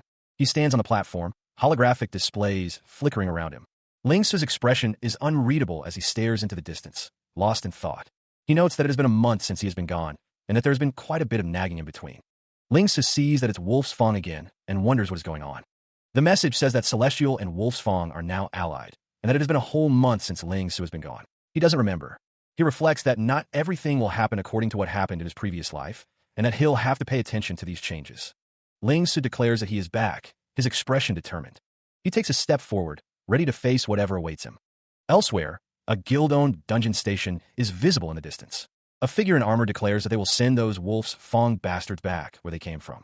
The armored figure with white hair and red skin shouts that their opponents have more manpower and resources. He urges the captain to request reinforcements from headquarters. The red-skinned figure continues to yell, demanding that their opponents bring it on. He questions if they're getting cold feet. The captain, a blonde-haired figure in armor, stands silently as the red-skinned figure continues his tirade. A group of figures stands outside a gate, one of them exclaiming that he and his band of 50 brothers can't wait any longer. The blonde-haired captain grimaces, explaining that they've already sent for help, but teleportation is not allowed, so it will take some time for reinforcements to arrive. A voice assures them that Station 2 is on their way, urging them to hang in there. Another voice says that they've been fighting non-stop for nearly 2 hours straight. Two armored figures stand guard, one mentioning that they are running low on consumables, highlighting the dire situation. The captain grits his teeth, knowing their opponents keep sending wave after wave, swapping out drain groups. He realizes their enemy planned for this and caught them unprepared. A soldier tells the captain that it's not that they don't want to hang in there, but they can't hold on any longer, and at this rate, they'll all be sent to the graveyard. Through the gate, a figure's laughter echoes, mocking them, asking what's the matter and saying even their teammates don't want to fight anymore. Three figures stand before a crowd, one asking if they don't want to fight anymore, their taunts ringing in the air. A dark-skinned man with a blue headband grins, his voice dripping with mockery. "Where's your brotherhood now?" he jeers. The defenders stand firm, their expressions unreadable as they listen to the enemy's goading words. In the distance, the opposing force stands their ground. They are tired of the Wolf's Fong breaking the treaty between their guilds. The man with the blue headband turns his back to the battlefield. He laughs, calling their strategy dumb. Another man, wearing a green coat, crosses his arms, a smirk playing on his lips. He tells them to hurry up and call for reinforcements. The man in the green coat continues to taunt, claiming he can't stand looking at them any longer. He says there's no need to waste time reasoning with the Wolf's Fong. A man with a stern expression listens intently, his gaze fixed on the unfolding scene before him. A figure appears in the distance, their voice ringing out with a challenge. Who the hell is butting in? The wind rustles through the trees, a silent witness to the impending clash. A figure clad in black leaps from the trees, a blur of motion against the sky. A man with white hair and piercing red eyes narrows his gaze, suspecting a premeditated assault. A blonde-haired man looks towards the newcomer, questioning if he is one of their own. He descends from the canopy, landing lightly on the structure below. They're intentionally provoking us with words, but refraining from direct attacks. This is all to slowly whittle us down, a strategy laid out with numbered steps. Ling Su realizes that if they get reinforcements from the other checkpoint stations, they'll be playing right into their hands. He knows that will mean weakening the combat power of those stations on their own accord, and they'll probably launch an all-out assault. The woman with the witch hat looks up at Ling Su, a mixture of confusion and suspicion on her face. "Am I right, Captain?" she asks. Ling Su is asked what his level is, as he hasn't been seen around before. He thinks that this thief truly gives off a different vibe. Ling Su recalls that he was just promoted to level 15. He looks down at the other members. Ling Su, his expression shifting to anger, asks if they are just courting death. He scoffs, noting that all the people defending the checkpoint stations have been promoted and are at least level 23. He questions what a level 15 is doing here. A man laughs, calling Ling Su a level 15 numbskull and asking if he came to be a lucky mascot. He demands to know who he thinks he is. The man continues to grin, asking what it matters if he is just level 15. Suddenly, Ling Su moves with incredible speed, leaving only a blur behind. A cloaked figure stands, sword drawn, ready to strike. His opponent faces him, seemingly unfazed by the threat. Ling Su's smirk widens, a glint of anticipation in his red eyes. He seems to relish the challenge ahead. The sword gleams, reflecting the light as Ling Su declares, "There are 50 of you. Great, I'll test my new weapon out on you." Ling Su's eyes widen, surprised by the sudden speed of his opponent. He wonders when they managed to get so close. The figures stand with their back to Ling Su, their posture suggesting a calm confidence. Ling Su smirks, a hint of amusement playing on his lips as he assesses the situation. Ling Su holds his weapon, a glint of steel reflecting in the dim light. He declares that he will test his new weapon. The sound of impact echoes through the air, a sign of the chaos unfolding. Someone exclaims in disbelief, questioning when the level 15 guy charged over there. Another wonders what the level 15 thief is thinking as he charges into the fray. A man wonders if the level 15 thief hit his head, charging straight into such a large group of people. The disembodied voice expresses disbelief at the opponent's low level. The man grits his teeth, a bead of sweat rolling down his brow. He stands with his back to the group, his white hair flowing slightly. Another man declares that he is level 25 and will take out the thief to show off. One of the men scoffs, suggesting they're being forced into bullying. Ling Su walks forward, a small blade glinting in his hand as someone shouts encouragement. He reflects on his experience, fighting large groups, diving in headfirst reflexively. A hand points forward, as if issuing a challenge or giving a command. The man declares he will finish this quickly, not wanting to waste time. The man smirks, commenting on the overconfident noobs running around. The man prepares to strike, the words "swift judge" appearing beside him. Ling Su thinks that a warrior should be wary of his close-range skills. The sound of something breaking echoes through the air. He glances upward, a flicker of surprise crossing his face. A blade flashes, cutting through the space between them. Ling Su's eyes widen as the attack comes dangerously close. His opponent remains a blur of motion, a storm of white hair. Ling Su struggles to comprehend the speed. How was he able to strike between my fingers as I unleash my skill? Blood trickles down his hand. He thinks, what sort of dexterity and split-second judgment? Using such an extreme method to interrupt my skill. Ling Su's face contorts in disbelief. What movement would that require? Just the slightest inaccuracy, and he would have failed to interrupt me. His opponent descends, a mere 0.75 seconds passing. Ow! How on earth is he so confident? A flurry of blows lands, each strike hitting a weak point. The white-haired figure continues his assault, dealing additional critical damage. Ling Su reels from the force of his strikes, his expression a mask of shock. He stands over his fallen opponent, blade in hand, as the dust settles. The downed figure exclaims in disbelief, declaring that he was defeated with a single strike. Ling Su reflects on the battle, admitting he has grown accustomed to the speed of his mirror selves. He notes that even the slightest miscalculation could have resulted in his own defeat, and that the abilities of normal players are lacking in comparison. Ling Su gazes off into the distance, dismissing his opponents as pale in comparison to himself. The defeated figure lies prone on the ground, a testament to Ling Su's overwhelming power. Elsewhere, a soldier asks about the situation, and another replies that things seem to be escalating. The soldiers discuss the situation, concluding that the thief is probably done for, and ordering mages and archers to fall back, requesting shields. A soldier on a rooftop observes the dust storm kicked up by the battle, warning others not to get besieged by it. The other soldiers flee from Ling Su, realizing they must keep their distance from him. Ling Su is now on the ground, seemingly injured and confused by the turn of events. A figure with pointed ears looks on in shock, with other soldiers behind him. He is beset on all sides, the enemy combatants closing in. The attackers, a mass of bodies, converge on the white-haired fighter. The armored soldier tries to rally his comrades, but fear is evident on their faces. The speed of Ling Su's attacks is shocking, even compared to the top thieves in their guild. One of the fighters notes that Ling Su's level must be incredibly high, perhaps comparable to their vice guild master Squirrel. A piercing scream echoes through the battlefield. The force of the attacks sends tremors through the ground. Ling Su stands atop a makeshift pillar, surveying the battlefield below. He wonders if his increased critical hit rate and damage multipliers are due to being a perfect awakened. He notes that attacks on weak points will cause double damage, and that his opponents are ill-equipped to defend against him. Ling Su believes that they haven't sent their top players, and that no guild would send their best on such a low-level mission. He decides to use these opponents to get used to his new state. He descends from above, twin blades drawn and ready to strike. The defenders have called for reinforcements from checkpoint station number 4.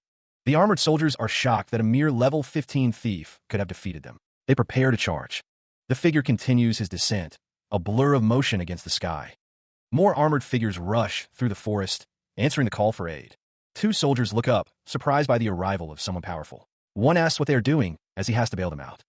The captain of checkpoint station number 4, a level 28 berserker, has arrived to reinforce his troops. One of the soldiers shouts in relief at the captain's arrival.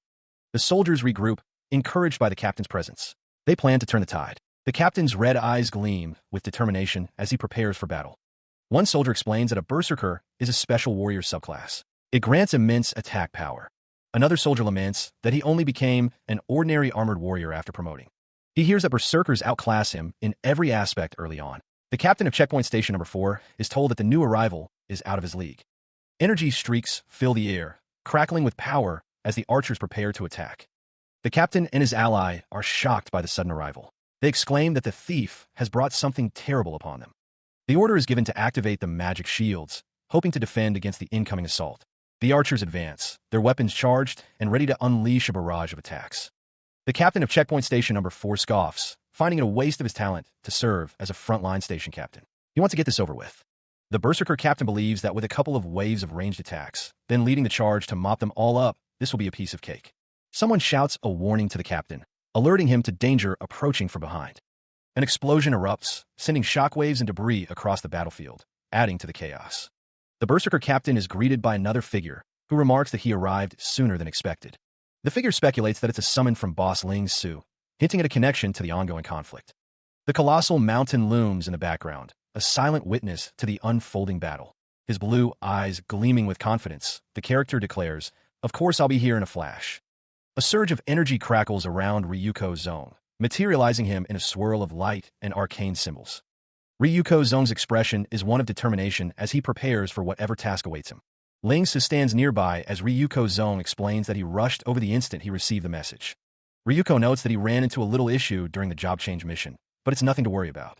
Ling Su admits that he doesn't have many good options at the moment. Ryuko Zong expresses his worry, exclaiming that he was missing for a whole month. Ling Su smiles reassuringly, telling Ryuko that Sister Tiana is also worried sick and that he should go see her after this is over. Ling Su states that he has to check in on Vankafis as well, as he's been too busy lately.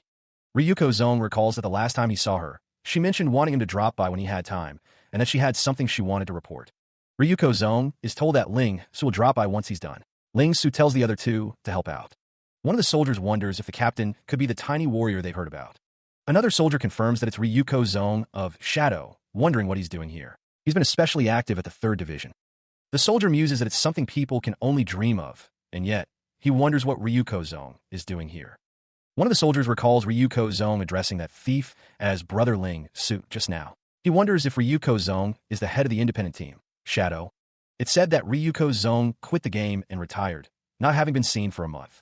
One of the soldiers exclaims that they're ignoring the captain. The captain curses them under his breath. One of the soldiers acknowledges the captain's order with a "yes, sir." Ryuko Zong, surrounded by red energy, declares that they'll end these bastards. A system prompt appears, describing the surging battle intent skill, which greatly increases damage output for a short duration. Ryuko Zong, now empowered, engages the soldiers in a flurry of attacks. One of the soldiers says, "Here we go," and tells the others to leave the berserker to him. Ling Su instructs his companion to leave the berserker to him. He notes that Ryuko Zong has really grown, almost forgetting it. 2 soldiers express their shock that Ryuko Zong went ahead, calling him all-powerful. One soldier urges the others to follow, stating that they can't just observe from the sidelines. A system notice appears, describing the vigorous brilliance or a skill. A soldier declares that they will show they are not to be messed with, urging the others to get them. Another soldier falls, as Ling Su shouts for them to bring it on. Ling Su's expression is fierce, as he prepares to fight. Ryuko's zone stands ready, shield raised to defend against the incoming attacks. Ling Su engages in combat, his movements swift and deadly. Ling Su reflects on whether Ryuko's zone promoted into any special subclass after his job change mission. He thinks that Ryuko's zone's strongest card would naturally be the Blessing of Courage, but there is still a long way to go before he can fully master it. A soldier is warned not to take a beating from the Berserker, as Berserkers are a very strong warrior subclass in the early game. Ryuko's zone stands ready, her weapon gleaming in the dim light. Ling Su moves with blinding speed, a red aura surrounding him as he attacks. He scoffs, unimpressed by her earlier display. He had expected more from her entrance. Ryuko's zone retorts, belittling his level and boasting of her own skill as a warrior. She acknowledges his level, but dismisses his ability to teach her anything. Ryuko's zone implies she will be the one giving the lesson. Ling Su continues his assault, the force of his blows creating visible shockwaves. The clash of their powers culminates in a blinding explosion of energy. Ryuko's zone laughs, finding his efforts laughable. She seems confident in her own abilities. Ling Su, surrounded by a red aura, insults Ryuko's zone, claiming he will educate her on her parents' behalf. Another explosion erupts, the energy crackling in the air. Ling Su continues his relentless assault, his movements a blur of motion and power. Ryuko's zone prepares a counterattack, promising to rearrange his face with a powerful smash. He stands amidst a swirling vortex of crimson energy, power radiating outwards. The force of the energy distorts the very air around him, crackling with unseen power. The energy intensifies, forming a blinding vortex around Ling Su. Ryuko's zone is shocked by the sudden surge of power. He thinks, he took on my raging smash without even using any skills. The shock is evident on Ryuko's zone's face. He wonders, why does it feel like he's getting stronger and stronger? Ling Su observes Ryuko's zone's defense. He notes, that's quite the interesting shield little Ryuko's holding. With a resounding crash, a foot slams down with incredible force. Ryuko's zone braces, using the shield to block a devastating blow. The force of the impact sends Ryuko's zone reeling backwards, questioning what just happened. Ling Su continues his assault, swinging his weapon down with relentless power. The figure is sent flying through the air, surrounded by bursts of energy. The attack connects with a resounding impact, the shield bearing the brunt of the force. He looks up in disbelief, the system message confirming his worst fears. Is this a joke? His weapon is broken. Ling Su looms over Ryuko's zone, crackling with energy. He smirks, asking who's the little guy now. The attack descends, a blinding flash of power aimed directly at Ryuko's zone. A system prompt declares his weapon broken, and Ling Su's expression twists in disbelief. He can't believe what he's seeing, questioning if this is some kind of joke. Before him stands Ryuko's zone, transformed into a hulking figure. He towers over Ling Su, asking who the little guy is now. The transformed Ryuko's zone looms, his massive form radiating power. The air crackles with energy around him. Someone watches from afar, utterly shocked by Ryuko's zone's sudden transformation. They question how this could even be possible. Energy crackles in the sky as Ryuko's zone's transformation continues to unfold, the very air seeming to bend to his will. Ryuko's zone, now fully transformed, repeats his taunt, demanding that Ling Su tell him who the little guy is now. Ling Su wonders what sort of skill this is. The transformed Ryuko's zone's immense size is emphasized, dwarfing the figure in blue armor. The text describes it as a post-promotion subclass, a special warrior subclass. Ryuko's zone declares that his subclass is something Ling Su hasn't earned the right to see. His expression is fierce, confident in his newfound power. He clenches his fist, ready to unleash the power within. The transformation continues, energy coursing through his veins. Igea output. Ryuko's zone is engulfed in flames, power radiating outwards. Someone monitors the situation, their fingers flying across the screen. The system prompt declares, immobilized, as the transformed Ryuko's zone stands on the crumbling earth. The earth cracks and crumbles as the power of the transformation intensifies. The ground collapses. Someone shouts that it's a DOT skill, urging everyone to get out of there. The collapse is confirmed as people flee the scene, trying to escape the destruction. Ling Su smirks, declaring it's time to take out the laundry. Blue energy crackles around Ling Su as he prepares his next attack. The energy intensifies, focusing around Ling Su's legs as he prepares to strike. Ling Su's health bar is visible as he launches his attack. He stands, blood trickling from his lip as the monstrous form looms. Ling Su realizes his early game skills are no longer effective. He mutters that he needs to switch them out. A figure, backlit and imposing, declares they will take care of the rest. Energy crackles around a figure, kanji symbols swirling with the power. The landscape erupts as a figure is caught in a cataclysmic explosion. Debris and energy fly outward from the epicenter of the blast. Amongst the rocks, an older man lies prone, lamenting his carelessness. He questions his own mistake, glowing squares hovering around him. The muscular figure stands tall, a fierce determination etched on his face. Glowing squares drift through the air, remnants of a powerful force. A voice declares that it was beautifully done, and all that's left is this. Before a colossal foot, a voice declares that only the small fries remain. He grits his teeth, a fierce determination blazing in his eyes. The figure with white hair watches him, standing tall above the battlefield. The captain's expression shifts to one of excitement, thinking of a powerful ally. The night sky stretches above, stars twinkling in the distance. Looking up, the captain calls out to someone unseen in the distance. A hand is placed on his shoulder, as a voice declares their departure. The cloaked figure speaks, confident in the captain's ability to handle the remaining foes. The captain, surprised, calls out, hoping to delay their exit. The question hangs in the air. Will they join the upcoming guild event? The figure with white hair confirms their departure, their back turned. The speaker believes their guild's chances of victory will be greatly improved with the help of the departing figures. The captain reflects on the skill of a certain level 15 thief, comparing him to a level 50+ pro. The voice booms out, declaring that it's time to mop up the remaining scraps and ordering someone not to run. A voice mocks the others, asking if they think they are real heroes. Two figures walk away, one stating that there is still quite some distance to the nearest teleporter. Ling Su asks little Ryuko what his post-promotion subclass is. Ryuko's zone responds that it is quite a mouthful. The text box reads, Warrior, the blessed beastman of the sacred mountain. Ling Su is silent, listening to Ryuko. The text explains that, as expected, because of that blessing, he received a complimentary subclass after his promotion. Ling Su thinks about the sacred mountain Ryuko's zone of the future and how he never imagined being comrades with such a legendary being. Ryuko's zone explains that there's not much other info about it, and it is labeled as a growth type, wondering if it knows he is only 12 this year. Ryuko's zone asks Ling Su if he has told Sister Tion, that he is back yet, saying she was worried sick. He states that he has sent a message, but will look for her later. Ling Su realizes he needs to see Vankafus before logging off.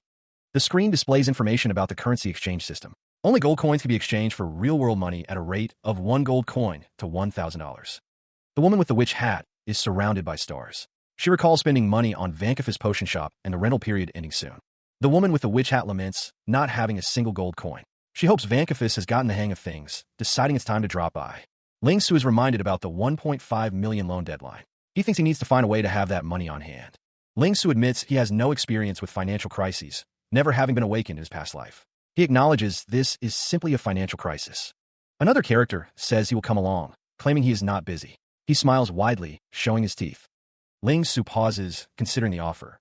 Ling Su and the other character agree to go. The other character expresses his enthusiasm. Meanwhile, a stylized image conveys the sense of rapid movement. The sign reads Casfado's Commercial Leasing Street. A warning is posted. This is your final warning. Stop cutting in line. The woman with the witch hat is selling the last 10 bottles. She reminds customers that it's 1 bottle per person and IDs are recorded. The woman with the witch hat stands below as a worker on the platform asks how many Type C potions are left. He is informed that there are 6, and 3 each of Type A and B. An off-screen voice tells the workers to prioritize replenishing Type A to 12 bottles, promising a 30% raise for the hard work. A worker responds, thanking the boss.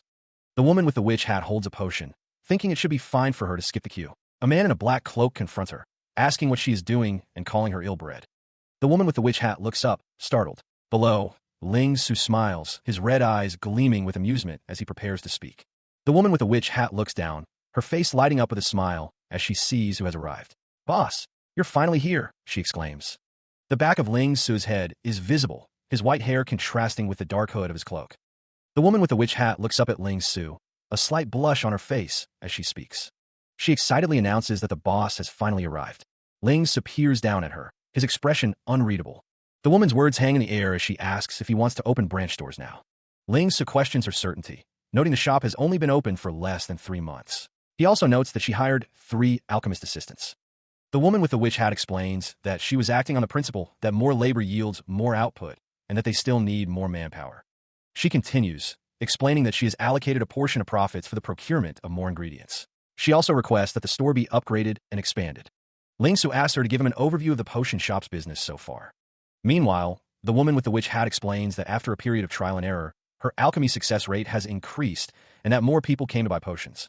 She explains that the store's performance has improved since recruiting 3 rookie alchemists. She admits she was anxious to meet with Ling Su to discuss upgrading and expanding the store. Ling Su is impressed by her business acumen, thinking she's more than just a potion maker. He muses that she has earned her title of Alchemist Emperor. He states that the store's earnings are bound to his player ID, but that can only be done with his approval. He then checks the record of transactions from today. The woman with the witch hat looks down, disappointed. She reports the earnings, 363 gold and 65 silver, far below her goal. Boss, I'll let you down. My goal was 600. Ling Su waves his hands, telling her it's not bad and to keep working hard. He praises her, calling her amazing and as expected of the Alchemist Emperor. Ling Su thinks her demands of herself are way beyond what he imagined. He believes his potion investment will bring explosive profits and plans to make more investments when the virtual real estate is launched. Ling Su clears his throat, then proposes that she become a rich landlord in Heavenland. He then says, well then, Vankafis. He proposes signing an official employment contract starting tomorrow, with her pay being 30% of the store's total profits. The contract is displayed on a screen, ready to send. The woman with the witch hat is surprised by the offer. She asks if he really means it, her eyes wide with shock and excitement. Ling Su thinks about the implications of giving her 30% of the total profits. He wonders what would happen if they had 2 or 3 branch stores, or even dozens.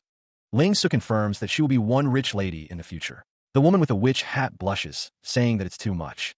Ling Su states that whether that can happen will depend on her hard work and dedication. Vankafis. He looks down at her.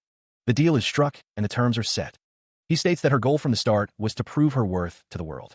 Ryuko looks up, her face obscured by her hood. Ryuko Zong understands and vows not to be blinded by money. Her eyes shine with determination, as she believes there is nothing more meaningful than achieving one's goals in life. Ling Su smiles, seemingly pleased with her response. A small, furry figure looks up in awe, sensing a piercing aura of aspiration. The contract sits on the table, ready to be signed. Ryuko agrees to the terms, and is told she doesn't have to call him boss anymore. She replies, gotcha, boss. The background shifts to a digital display. Ryuko notes that this is her first time going offline after being promoted. Ling Su is called to breakfast by an older gentleman. The older man states that, after breakfast, they need to talk about going to school. He sits on the edge of the bed, a strange stillness about him. But suddenly, his eyes snap open, pupils dilated with shock and a hint of fear. Golden energy erupts around Ling Su as he rises, his body seemingly unable to contain the power surging within. The energy intensifies, and the nerves in his brain pulsate madly, a sign of the transformation taking hold. His eyes widen further, a desperate plea escaping his lips. Wait, no. A blinding flash of golden light emanates from him as Ling Su wonders if he is awakening. The light intensifies, engulfing his entire being. He wonders if his body is evolving as the golden energy courses through him. An older man, witnessing the spectacle, calls out, Ling Su, are you all right? He notes that Ling Su's brain is awakening. Ling Su cries out in pain, exclaiming that it hurts, and that it was supposed to hurt so much. The older man reaches out, his expression a mixture of concern and helplessness as the golden energy intensifies. Ling Su roars in agony, the transformation reaching its peak. The light streams down, illuminating the interior of the structure. A beam of light pierces the sky, a sign of something extraordinary. The building stands tall, a silent witness to the events unfolding within. The sky is visible through the building's opening, a vast expanse above. Amidst the bustling crowd, a man in a suit walks with purpose across the street. Adolphe, clad in a suit and sunglasses, holds a small object, his gaze fixed on something distant. The gauge reads an alarming level. The awakening rate is far higher than before, a cause for concern. Adolphe considers the implications. Could it be a perfect awakened, something truly extraordinary? Adolphe surveys the scene, a hint of disdain in his voice. The slums, his polished shoes strike the pavement as he continues his journey. Adolphe moves through the crowd of a decision made. Guess I'll have to go pay a visit. The crosswalk teems with people, each unaware of the events about to unfold. A sudden crash echoes through the room, shattering the silence.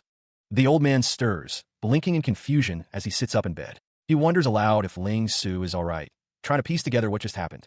The sound of splintering wood reverberates through the room once more. The door bursts open with a bang, the sudden intrusion startling the old man. A man's voice booms, questioning if they are trying to trash the place before running away. The man approaches the bed, his eyes locking onto the old man as he recognizes him. Ling Su stands in the doorway, arms crossed, declaring that it has been 2 months and their time is up. He demands to know what the loud noise was about. A hand reaches out, demanding money from the old man, calling him a low-life beggar. The old man begins to speak, his expression a mix of defiance and weariness. The old man retorts, annoyed by the noise and questioning who they are calling lowlives. Ling Su stands in the doorway, observing the scene with a stern expression. Ling Su leans against the doorway, his red eyes blazing with anger as he dares them to repeat their insult. He stands, energy crackling around him as the old man looks on. The man in the red shirt stands in the doorway, demanding to know who is being called lowlives. Ling Su's eyes narrow, and he dares someone to repeat what they said. A cat peers into a trash can, searching for something within. A hand gently strokes the cat's head. Rain streaks down the side of a building. The man in the red shirt stands over two prone figures, demanding to know why they aren't talking anymore. The man's expression is troubled as he thinks about a recently awakened individual with a strong aura, worrying about his performance rating. Ling Su stands tall, his back to the viewer as he looms over someone. He states that he needs to get out of there. Below, two men cower, begging for mercy. They claim they were just doing their job and asked to be spared, promising to talk. An old man in a gray suit peers out from a doorway, questioning what Ling Su is. A voice commands them to stop. Ling Su assures someone, presumably the old man, that he is fine. He then says it's fine if they're all right. One of the men explains that they were wrong to disturb his breakfast. They were simply anxious to complete their assigned task, as many people don't pay their loans. The man continues, saying that if they can't collect what they're supposed to, they'd be skinned alive when they return. He mentions the ruthless nature of their boss. Ling Su, intrigued, asks who their boss is, claiming he doesn't know. He demands to be taken to him. The man below is shocked by Ling Su's request, asking if he is serious. Elsewhere, a line effect indicates a shift in location. A large, industrial building stands against the sky. Inside, a man sits on a throne, surrounded by others. He asks if he's being told that someone got hurt at such a critical moment. Chris, also known as the Silver Viper of the East, sits, casually mentioning the importance of a race. An armored warrior, with only a 12% awakening rate, apologizes profusely for his carelessness after drinking with his brothers. He vows to put his life on the line, begging for trust as he is struck in the head. A gunshot rings out. The Silver Viper of the East continues, explaining that the man's awakening rate was already lower than his opponent's. The Silver Viper of the East holds the gun, ready to fire again. The injured man, now on the ground, thanks his boss for sparing him. Others discuss the Silver Viper of the East, noting his ability to kill without hesitation. One man comforts another, lamenting that the competition the boss was looking forward to is ruined. A man with white hair and red eyes wonders if this competition is really that important to him. Someone offers to compete for him, while another warns not to add fuel to the fire. A man looks confused. He towers over the fallen figure, berating him for bringing a newbie. It was not the newcomer's place to speak. The pink-haired man flips through the pages of a book, demanding to know the opponent's awakened class and the winning condition. Chris Silver Viper holds a gun, his expression challenging. He asks if they're sure they are talking to him. A man bows deeply, profusely apologizing for bringing this client to discuss alone. Ling Su stands silently in the background. Another man insists that the newcomer jumped out on his own and that he had nothing to do with it. Chris Silver Viper's face contorts in anger. He declares that he is surrounded by idiots.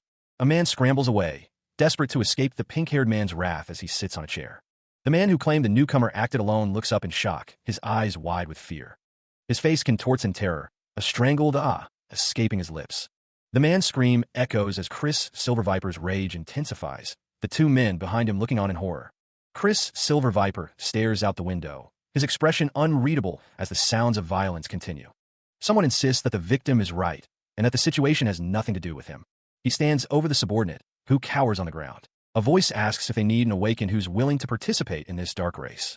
Ling Su's expression is cold as he listens to the proposition. He believes that he would be satisfied with his abilities. Someone shouts for everyone else to get out. The man questions if it is 1.5 million. A lone figure walks through a desolate cityscape, discussing the terms of a potential deal. If he wins, the 1.5 million loan will be written off.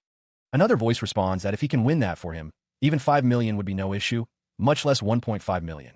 The man with pink hair states that the dark race this time is going to be one major gamble with the South District. He continues, discussing the awakening rate, in-game level, and awakened class. The white-haired man admits that even though he's a spell thief, he's yet to obtain a single spell, so that just makes him a regular thief in practice.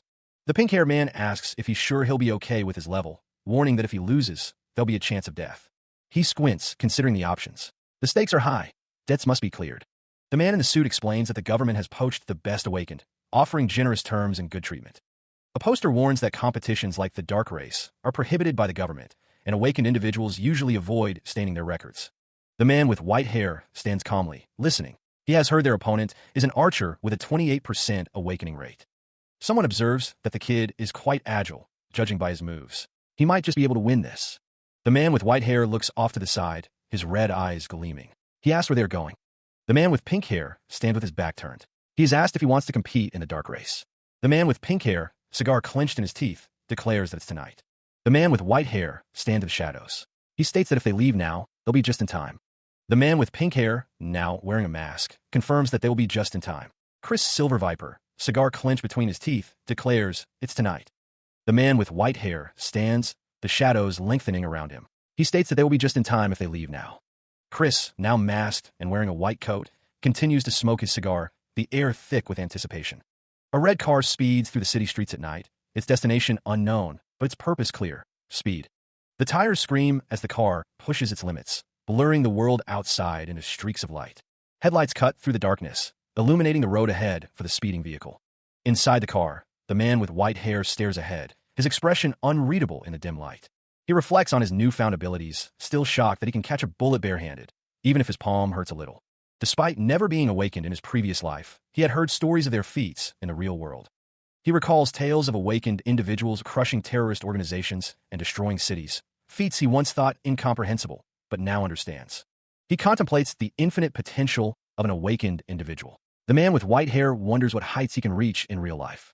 Immovable dark lines solidify in the man with pink hair's mind. He resolves to become the number one awakened in real life as well. Despite knowing he's about to participate in a death match, the man with pink hair doesn't look nervous. Chris Silver Viper notes that he is calm and composed. A foot steps out of a sleek, red car. The man with pink hair declares that they have arrived at their destination. Chris Silver Viper is welcomed by a man standing near the gate. The man with pink hair is introduced as Chris's hand. Chris Silver Viper and the man with pink hair ascend a set of stairs. The man explains that this is the slum's secret dark battle arena. The man with white hair assumes that the bets placed here are related to unspeakable acts. He wonders if that is the case.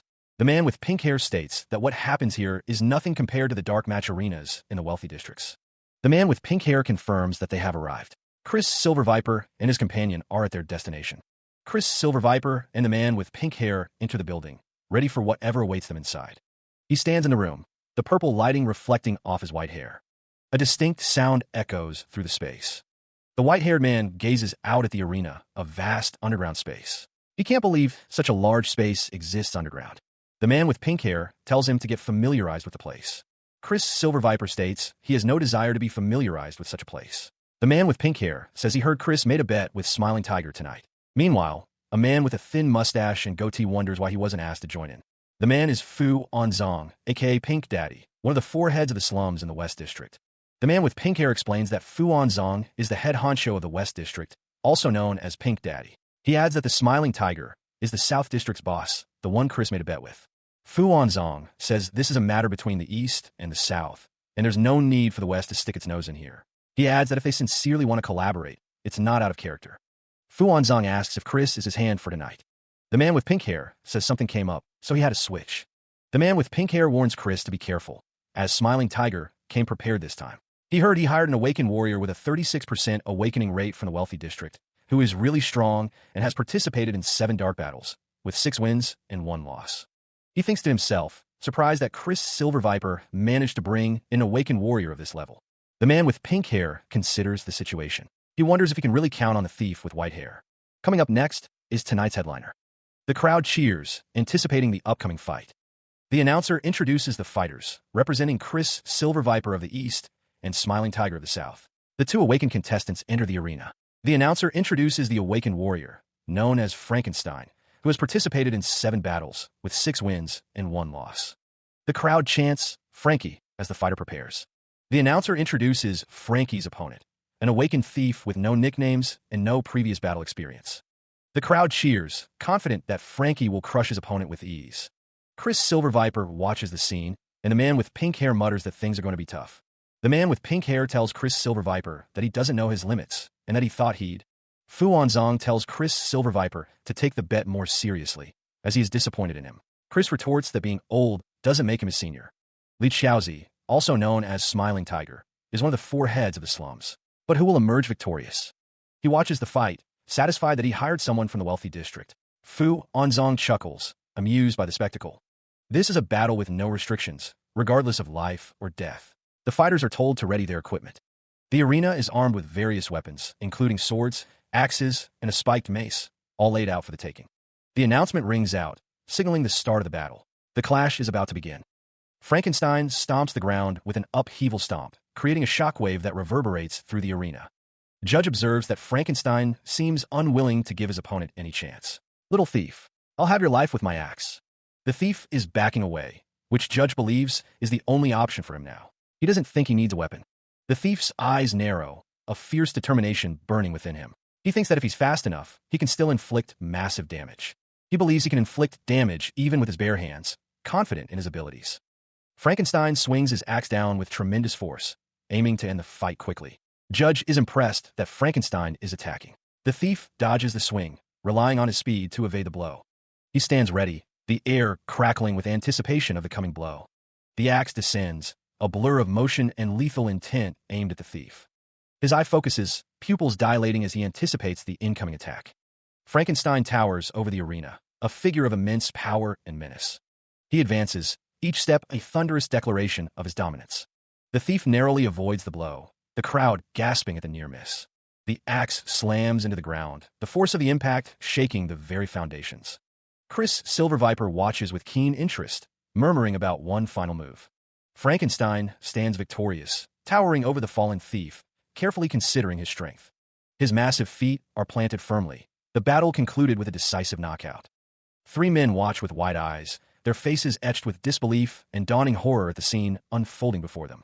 The grotesque figure looms, its face a mask of stitched flesh and cold, dead eyes, a padlock hanging ominously from its collar. The announcer shouts into the microphone, declaring a knockout, the crowd's roar implied in his excited tone. The monstrous figure stands over his fallen opponent, muttering about controlling his strength to avoid accidental fatalities. Dust and debris swirl around the combatant's feet, the aftermath of a brutal exchange of blows. A lone figure walks away, disappearing into the shadows, the sounds of the fight fading behind him. The man stands alone in the arena, the dust settling around him as he surveys the scene. The stitched figure stands, his back to the viewer, a silent, imposing presence in the aftermath of the battle. The onlookers react with shock and fear, their faces mirroring the intensity of the fight they just witnessed. The man with white hair observes the scene, noting the lack of defensive prowess in the fallen opponent. The text warns that focusing purely on DPS as a warrior is dangerous. The older man looks on, utterly bewildered by what he has just witnessed. I'm not seeing things, he mutters. A disembodied voice echoes, questioning if they truly won with such an unparalleled strike. The crowd erupts, declaring it the awakened thief's victory as confetti rains down. The stitched figure stands in the arena, the victor of the brutal fight.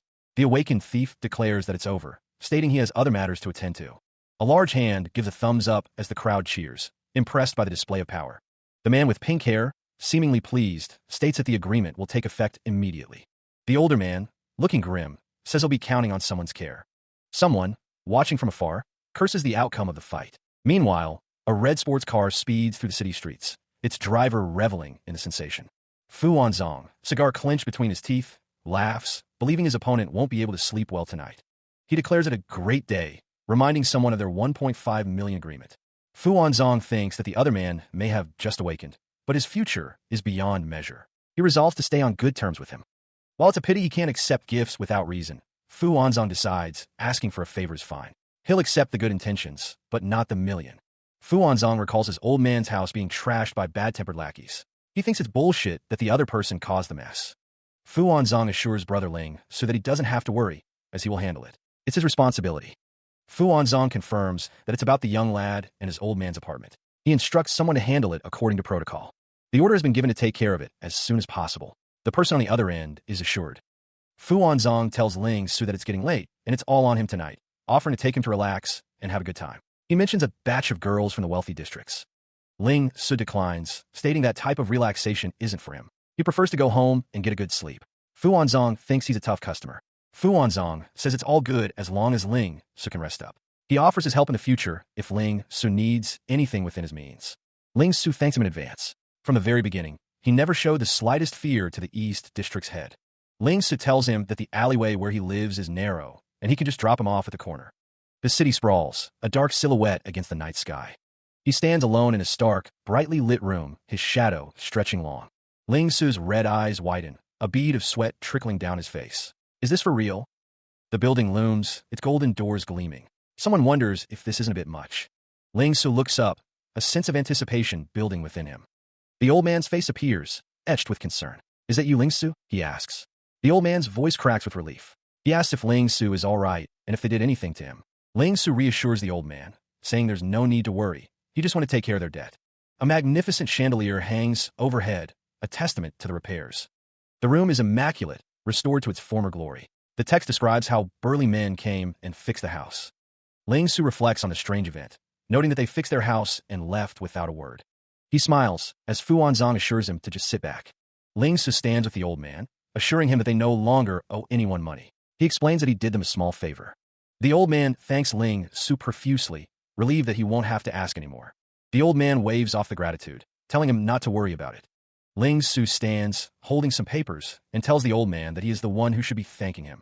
Ling Su learns that he should report to school soon, as the old man has settled the paperwork for him. He has secured a free spot at 3rd High School. Ling Su sits in a chair, reading the paperwork. He mutters to himself about 3rd High. He wonders if this is fate, and if he's going to 3rd High in his life too. He reflects that it is a place filled with memories. Okay, let's not be so polite with each other, since we're family. A hand presents the 2nd generation of the smart gaming headset. He exclaims that this is great, as the headset improves realism and ease of control and can regulate the body's functions. With better equipment, he can improve the precision of his micro-movements. He stands in the room, telling the old man he'll be logging in. Ling Su suggests the old man should rest soon, as he intends to double his efforts in-game. The old man tells him to give it his best. The city lights flicker in the distance.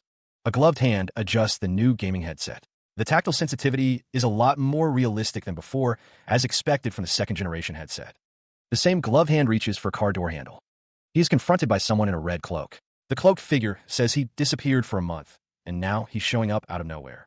Ling Su thinks to himself that now that he's taken care of the problem in the real world, it's time to take care of unfinished business here.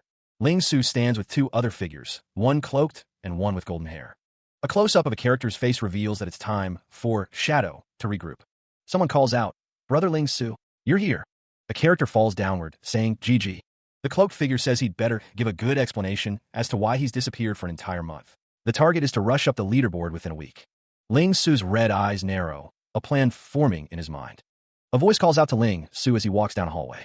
Ryuko Zong stands with another figure, demanding an explanation for Ling Su's month-long absence. Meanwhile, at the Nebulous Guild's front garden, Tillies and Darkfeather are greeted by a familiar face, who notes their new gear.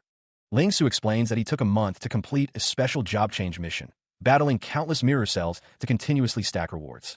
Another character observes that the system assigns different missions based on each player's differences, while Ling Su notes that his was just an NPC rescue mission. Ling Su smiles, stating that he hasn't seen the group in quite a while. Ling Su adds that he would like to invite someone. He wonders if it's a looted, owned dungeon, noting that Darkfeather and he aren't part of Nebulous. Ling Su thinks that he might have to join Nebulous temporarily when the time comes. The other character says that after they're done with the dungeon, he can leave the guild whenever he wants. He asks if they're in a guild, right? He says sure, as long as it's interesting, he's game. The character with white hair says he's in a workshop, and there are workshop rules against them joining guilds as they wish. Ling Su stands with his hand on his hip, listening to the other characters speak. The character with white hair tells Ling Su not to worry, it's just for a day, and that he believes Wolf's Fangy's depraved squirrel will be there as well. He asks Ling Su to come with him to pay him back for what happened last time. The other character says that the wretched rat will be there as well. The character with white hair says that this time, he's going to beat him up so hard he'll be scrambling on the floor looking for his teeth, and that he's in. Ling Su says that he has to spend the week on grinding levels, and that they can just... Meanwhile, a character stands in front of Ling Su and the other character, saying that it's been 2 months and he's finally found them. A character with horns is shown with a health bar. Ling Su continues his walk, remembering his promise to challenge Shadow. A voice calls out, exclaiming, "Wasabi-kun," and asking where he has been. The speaker notes that Wasabi-kun is already level 23. Ling Su stands beside another character, who wonders aloud who this is. A red-skinned character appears, declaring his intention to challenge Ling Su. The sound of something falling echoes through the air. Meanwhile, the Nebulous Guild backyard stretches out before them, a place for challenges. Another sound effect punctuates the air. He asks if it is a one-on-one fight, wanting to be let in on the action. The red-skinned character declares that he's been working hard to level up and has been successfully promoted. The red-skinned character, confident in his gadget thief subclass, believes he can put up a fight. Ling Su asks Wasabi-kun who he wants to challenge. He states that there are 2 people he would like to challenge. Wasabi-kun looks up at Ling Su, who says he wants to challenge him. Ling Su adds that with regards to little Ryuko, he'd like to know how much she has improved. As for Wasabi-kun, Ling Su would like to ascertain if there have been any changes in the distance between them since their last spar. Wasabi-kun asks if there are any rules, stating that no matter what, Wasabi-kun is his friend. Ling-su responds that there are no rules and asks him not to hold back, adding that he will also give it his all. Ling-su thinks that otherwise, this match will be meaningless, and tells Wasabi-kun to do as he says and go all out. Wasabi-kun thinks that in that case, he won't hold back. A blade flashes through the air, moving with incredible speed. Ling-su moves to attack Wasabi-kun, his blade a blur of motion. The blade crackles with energy as Ling-su brings it down towards Wasabi-kun. Wasabi-kun thinks that Wasabi-kun's a thief, so his specialty should be speed, and that he's got to pay attention to any sudden attacks. Wasabi-kun braces himself as Ling-su's attack comes bearing down on him. He is met with a swift counter, a large arm blocking his view. The force of the blow sends Wasabi-kun flying amidst a burst of energy. Wasabi-kun realizes that he was fighting a clone. He can't muster up any strength. It's a weakening mist. The weakening mist surrounds him, sapping his strength with every passing second. He must hurry and get out of the weakening mist's range. Not only does it decrease his visibility, but it also slows his movements. High above, the thief descends, a sinister grin spreading across his face as he prepares to strike. Wasabi-kun struggles against the mist, his movements sluggish and his vision blurred. He is caught in an electric trap, the energy coursing through his body. The thief descends further, blades drawn, ready to capitalize on Wasabi-kun's vulnerability. Wasabi-kun is trapped, the thief declaring that he is right where he wants him, with nowhere to run. The thief attacks with all sorts of items and cause all sorts of unexpected effects. The thief's eyes glow with malicious intent as he prepares his next move. He cries out as the red-skinned thief descends, crackling with purple electricity. The thief wields a strange, metallic shield, also glowing with the same violet energy. Wasabi-kun grits his teeth, struggling against the paralysis. He wonders why he isn't fully immobilized. The red-skinned thief scowls, realizing Wasabi-kun is resisting the paralysis. He knows he can't dodge in time. The thief prepares to strike with the shield, declaring that it is his turn to attack with the shield storm assault. The red-skinned thief prepares to strike, his eyes gleaming with malicious intent. High above, the figure realizes they are running out of time. The air crackles with energy as the shield storm assault is unleashed. A figure declares that it is their turn to enter the fray. From below, one of the figures believes it is about to be their turn. A dark shape looms, a harbinger of the coming storm. Below, a figure gazes upward, seemingly aware of the impending danger. The attack lands, a massive hand descending upon the figure below. The red-skinned figure resigns himself to defeat, crushed by the overwhelming power.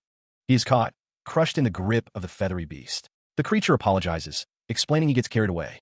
The air vibrates with the creature's power. It seems that when he gets serious, things escalate quickly. The feathery beast looms over Wasabi-kun. Ling-su, watching from below, declares that it's his turn to act. Ling-su gazes upward, his expression unreadable as he prepares to enter the fray.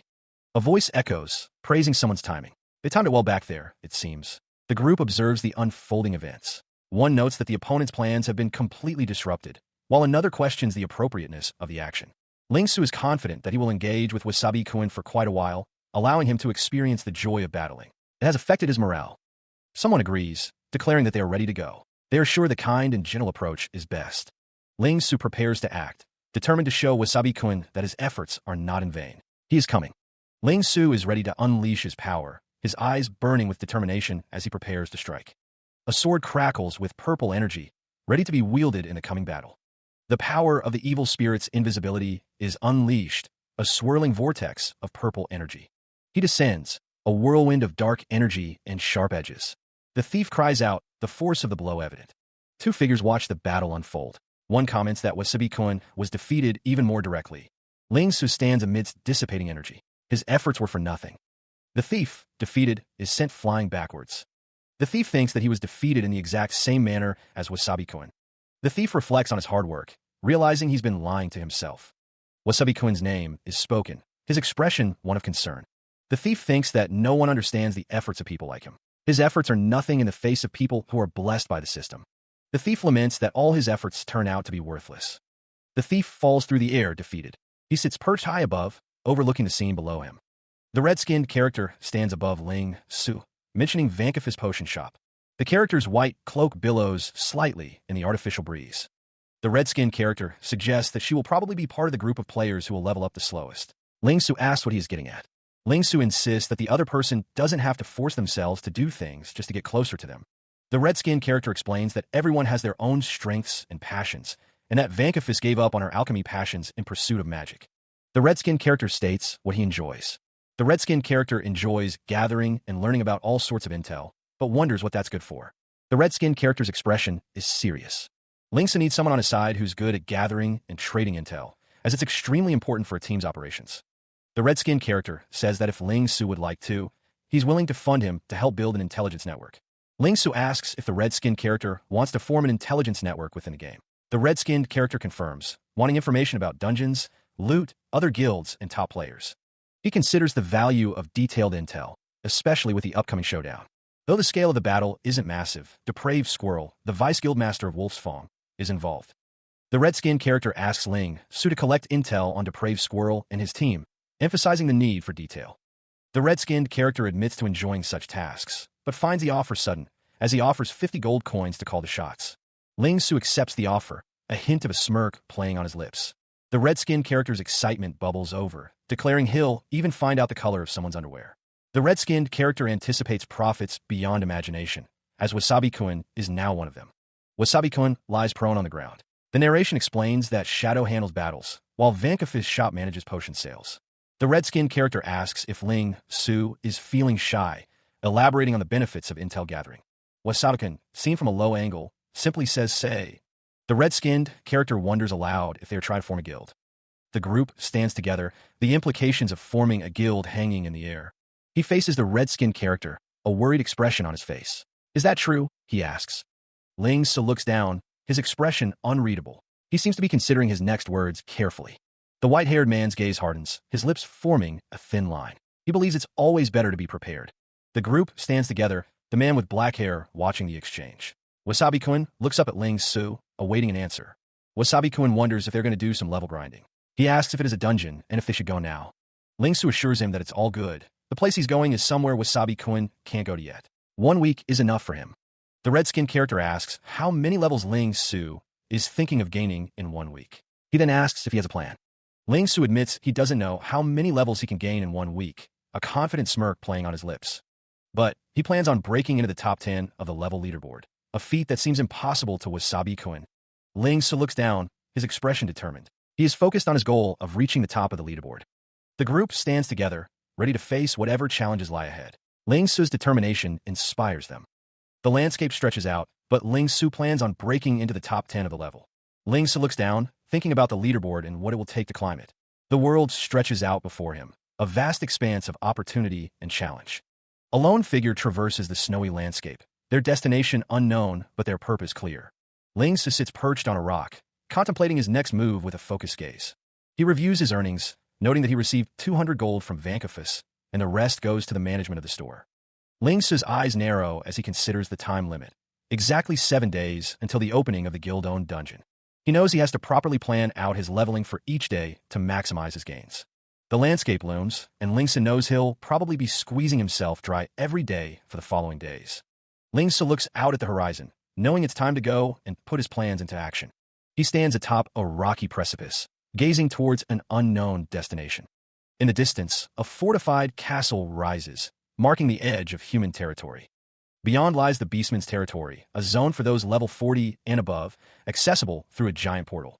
These portals are Casfado's zone transporters, capable of sending travelers to other races' territories. Although there are no level restrictions, aside from a few thrill seekers, no player is daft enough to wander in. Lingsu stands before the entrance to the Beastman territory, declaring that he can. He recalls his previous life, remembering when he came to this area at level 70 with team. His reason for coming to the Beastman territory is the secret merchant, the only place to get the essential item needed for his level grinding plan.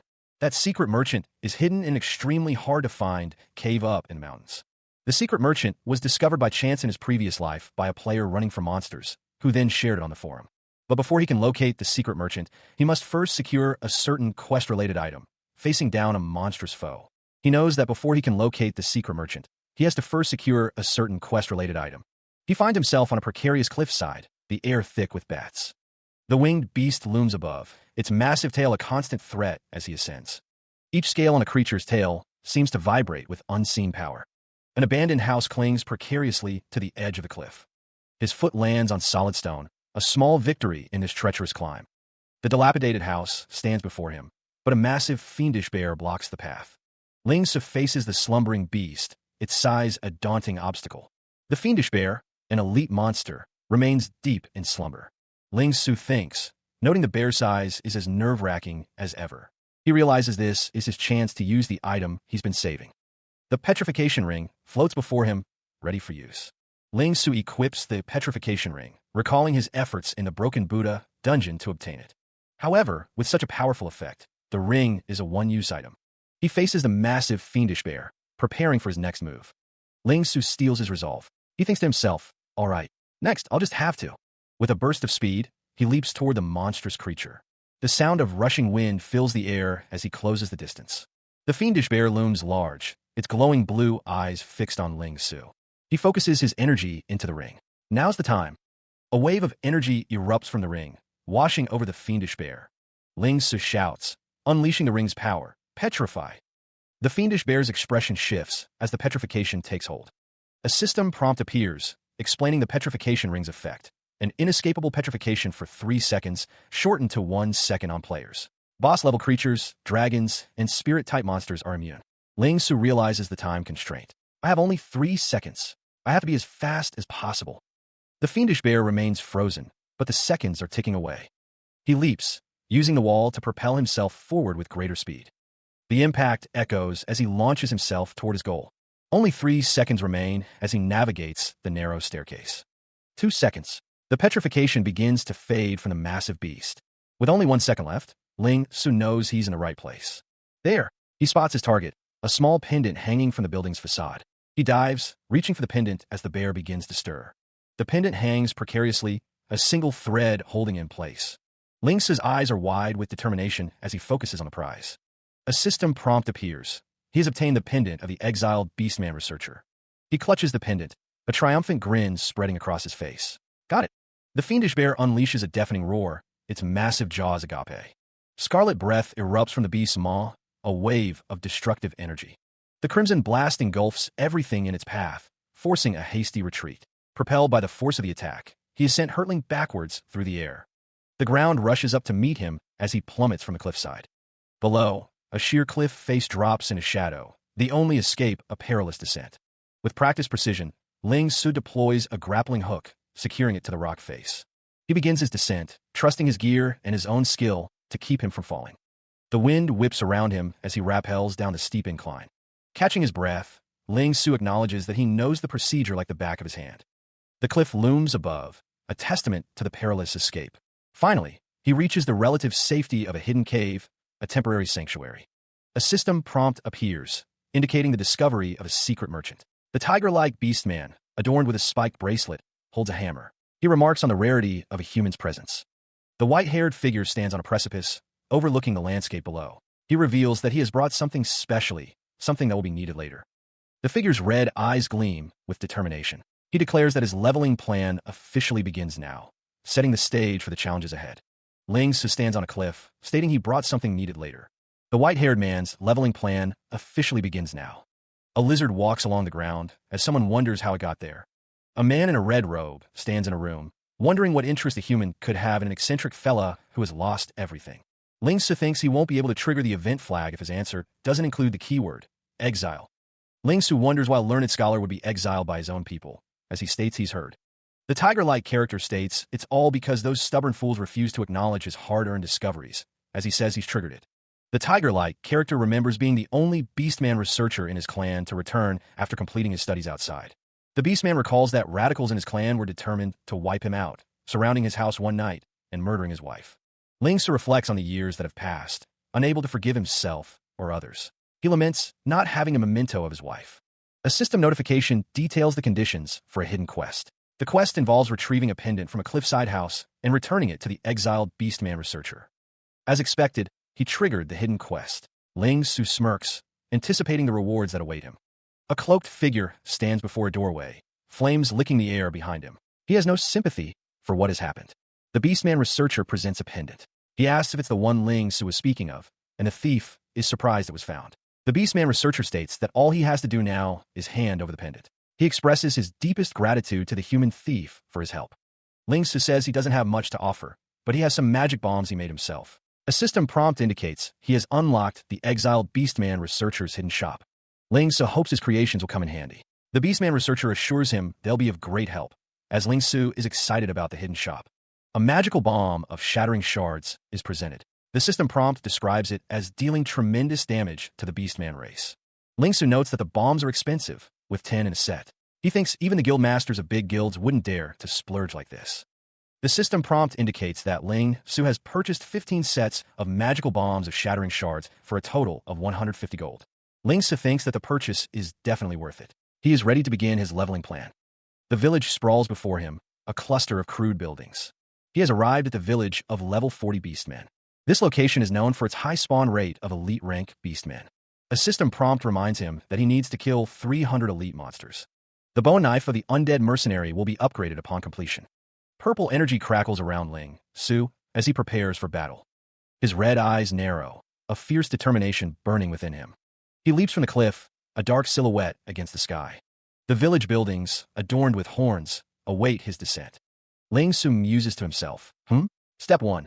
He plummets downward, directly towards the unsuspecting Beastmen. The Beastmen are about to be baited, just as he planned.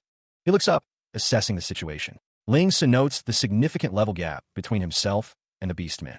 All prepared, he thinks, clenching his fist around several small stones, readying himself for the coming battle. With a burst of speed, the supporting male launches himself at one of the hulking Beastmen, a blur of motion against the larger foe. The Beastman reels from the sudden attack, his expression shifting from aggression to surprise as he struck. The camera angle shifts, offering a low perspective of another Beastman, his massive form looming over the village. A horde of Beastmen stands ready, their silhouettes dark against the backdrop of their village, anticipating the coming conflict. Ling Su's gaze hardens, his red eyes focused and determined as he prepares to face the overwhelming odds. The village is shown from above, the architecture crude but functional, a testament to the Beastmen's resourcefulness.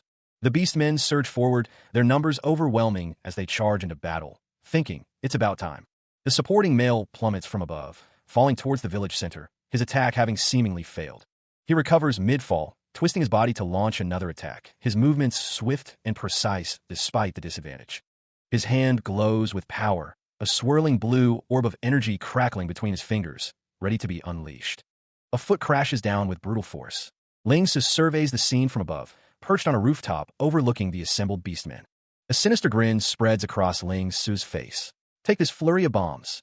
Explosions erupt, engulfing the area in a torrent of energy.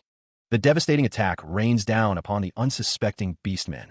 The Beastmen are caught in the blast, struggling against the overwhelming force.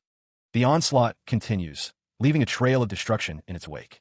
A system prompt appears. You have killed 2 elite monsters. He thinks, what a thrill. Another system prompt flashes. You have leveled up. Ling Su's expression is one of pure satisfaction. This leveling rate is so satisfying. The system continues to reward him. You have leveled up. Ling Su stands amidst the fading energy, the system prompt still visible. A monstrous figure peers through a shimmering, rectangular gateway. The green-skinned orc clutches a strange, jagged blade. More of the creatures emerge, wreathed in crackling blue energy. One declares his intent to teleport out after clearing this wave. He stands amidst a swirl of golden power, a determined glint in his red eyes. Ling Su believes he has enough magical bombs to reach level 30. The white-haired warrior's gaze is intense, a hint of a smile playing on his lips. He anticipates a thorough transformation in the coming days. A monstrous figure collapses, defeated by an unseen force. Ling Su stands amidst swirling energy, strategizing his next move. He thinks to himself that he can teleport out to respawn the area 3 times a day. He believes he has enough magical bombs of shattering shards on hand to get to at least level 30. Ling Su's red eyes gleam with determination as he continues his relentless grind. He anticipates a thorough transformation in the next few days. The town below bustles with activity, unaware of the power being amassed above. Ling Su notes that it's the 5th day, and he's now at level 32, up from level 15. His health bar remains strong as he continues to level up. Ling Su considers his progress, wondering if other factors might be at play. The rapid pace of his recent leveling had not gone unnoticed. Ling Su found the method satisfying, yet increasingly dull. The repeated motions of his leveling process were beginning to take a toll. He steeled himself, declaring this would be the last wave. Ling Su had chosen to keep his level information private, preventing him from appearing on the ranking board. Others had chosen to hide their information as well, dropping out of the board. The highest level displayed on the ranking board was 41, but he knew there were players at even higher levels. He noted he was barely in the top 10, and lamented that he couldn't catch a break. Meanwhile, the competition was only going to get more heated, and leveling rates would only increase further as players upgraded their equipment. A system prompt appeared, displaying the bone knife of the undead mercenary and his mission progress. 272/300. First weapon upgrade. Linksu knew he must find somewhere else and come up with a way to clear more waves. Now that he'd unlocked the exiled Beastman researcher's hidden shop, Linksu considered bringing little Ryuko and the others to level up later as well. He considers the lack of skilled players in other classes. Forming his own guild crosses his mind. It's one of the goals of his current life, never forgotten. Linksu acknowledges there's so much to be done. Meanwhile, someone expresses shock at his rapid level increase. She asks how he managed such a feat. The woman with cat ears and a witch hat looks surprised, her blue eyes wide with disbelief. She can't believe it, exclaiming that even a rocket isn't that fast. The red book is held in her left arm. Linksu explains he merely used the EXP bonus from hunting mobs way above his level. He admits the process was rather troublesome. The woman seems shocked by the explanation. Linksu looks at her with a calm expression. The woman acknowledges that it's still shocking. Linksu thinks to himself that he continues to make the impossible possible. The camera focuses on the bookshelf, filled with numerous books. Linksu asks if what she told him earlier is true. He is identified as Guild Master Stillwaters. The woman relays that Shadow wants to carry out a solo mission at the Guild-owned dungeon. She adds that he just told her about it today. He walks alongside Ryuko Zong, listening intently to her explanation. Linksu's red eyes narrow as he considers the implications of the checkpoint stations. The diagram illustrates the planned assault on Wolf's Fong, seizing their checkpoint stations. Ryuko Zong states that the area will be theirs after the mission is complete. Tiana's assessment is not unfounded, the text bubble declares. Linksu reads from a book, acknowledging the provocations from Wolf's Fong, but suspects that no one is willing to let things slide. Ryuko Zong stands with a file in hand, as Linksu notes that things are going to get interesting. She agrees, but is afraid due to Celestial being allied with Wolf's Fong. Linksu raises his voice, asserting that Guild Master Stillwaters will handle any problems, so there's no need to worry. The book is held open, as Linksu claims he is just joking. Ryuko Zong asks to know the details of the mission when he knows more, telling him to tell Guild Master Stillwaters. Ryuko Zong accepts the mission, stating that she has accounts to settle with someone during the upcoming Guild-owned dungeon. Ryuko Zong is warned not to be too impulsive, as Linksu is their vice guild master and has improved over time. He stares off into the distance, a steely resolve hardening his gaze. Ryuko Zong vows to never again silently endure insults and humiliation. Ryuko declares that he is leaving, turning his back on the woman in the witch hat. The woman in the witch hat watches him go, admitting she can't do anything about him. The following day, Ryuko searched for elite mob spawn locations based on his memory. He joined the other 3 members of Shadow to clear mobs above their levels, employing special tactics. On one hand, it was to level them up a bit more, and on the other was for his weapon. Finally, after they were all exhausted from clearing waves of mobs the entire day, Ryuko's bone knife of the undead mercenary finally evolved. Apart from the appearance, the grade improved from whiteboard to bronze. Improvements in its attributes meant the skill he'd been looking forward to, Dominion of the Mercenary, was also finally unlocked. With this weapon in his hand, his next big plan began on the day before the launch of the Guild-owned dungeon. That suits him the most in his second class as a mage, the abandoned chapel of the Vile Serpent. He stands before the looming structure, a monstrous serpent coiled around its ancient stones. Linksu is surrounded by a field of crackling, yellow energy, ready to face whatever challenge lies ahead. The masked man's red eyes narrow, his expression a mixture of focus and determination. Energy crackles around Linksu's hands as he prepares to unleash his power. A system prompt appears, indicating that Linksu has activated the skill, Dominion of the Mercenary. The energy intensifies around Linksu, swirling like a protective aura as he stands his ground. Linksu faces a looming, shadowy figure, the air thick with anticipation of the coming battle. The masked man's expression hardens, his spell thief journey about to begin. The monstrous serpent looms over the building, its presence radiating a palpable sense of dread. Ryuko Zong stands before the serpent, his quest for the spell about to begin. A surge of energy erupts, signaling the start of a new phase in the unfolding events. The masked figure's red eyes narrow as he contemplates his path, thinking of his spell thief journey. A colossal, dragon-like entity looms over a grand structure, its purple form radiating an otherworldly power. A booming voice echoes, declaring that the moment of truth starts now. The air crackles with unseen energy, a palpable tension building in the atmosphere. 2 figures stand back to back, their expressions unreadable, as if bracing for an impending conflict. The dragon-like creature perches atop a towering structure, its silhouette stark against the twilight sky. The creature's massive head descends, its glowing eyes fixed on something below. The dragon-like entity leans forward, its form partially obscured by swirling energy. Scales shimmer as the dragon-like creature prepares to unleash its power. The dragon-like creature looms, its presence casting a shadow below. The spectral warriors stand ready. Its massive head fills the view, a hint of its power barely contained. The dragon-like creature opens its maw, revealing rows of sharp teeth. The creature's aura engulfs the surrounding area, threatening the nearby buildings and the spectral warriors. The spectral warriors brace themselves as the dragon-like creature's aura intensifies. The spectral warriors stand firm, their forms glowing with an ethereal light. The spectral warriors stand their ground, facing the immense power of the dragon-like creature. The spectral warriors stand atop the dragon-like creature's head, ready to strike. The dragon-like creature roars, its breath a torrent of destructive energy. A voice echoes, declaring that the spectral warriors are immune to the vile serpent's venomous aura.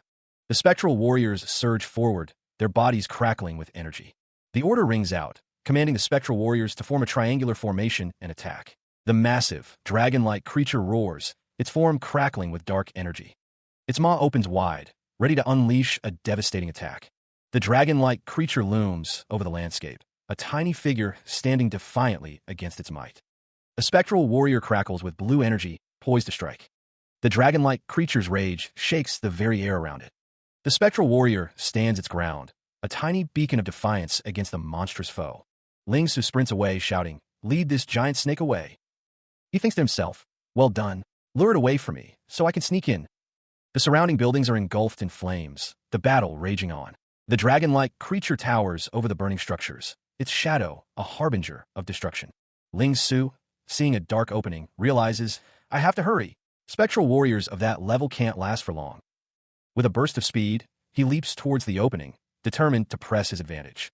He finds himself inside a vast, ornate chamber, sunlight streaming through arched windows.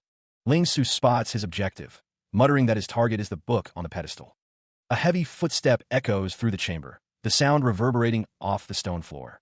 Ling Su's eyes widen, a bead of sweat trickling down his temple as he turns. He realizes something is wrong, wondering what this mechanism is.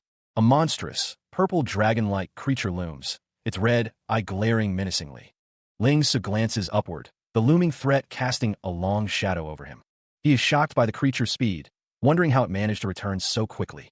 Ling Su's eyes widen, realizing this situation is beyond his expectations. He summons spectral warriors, commanding them to protect him as he deals damage.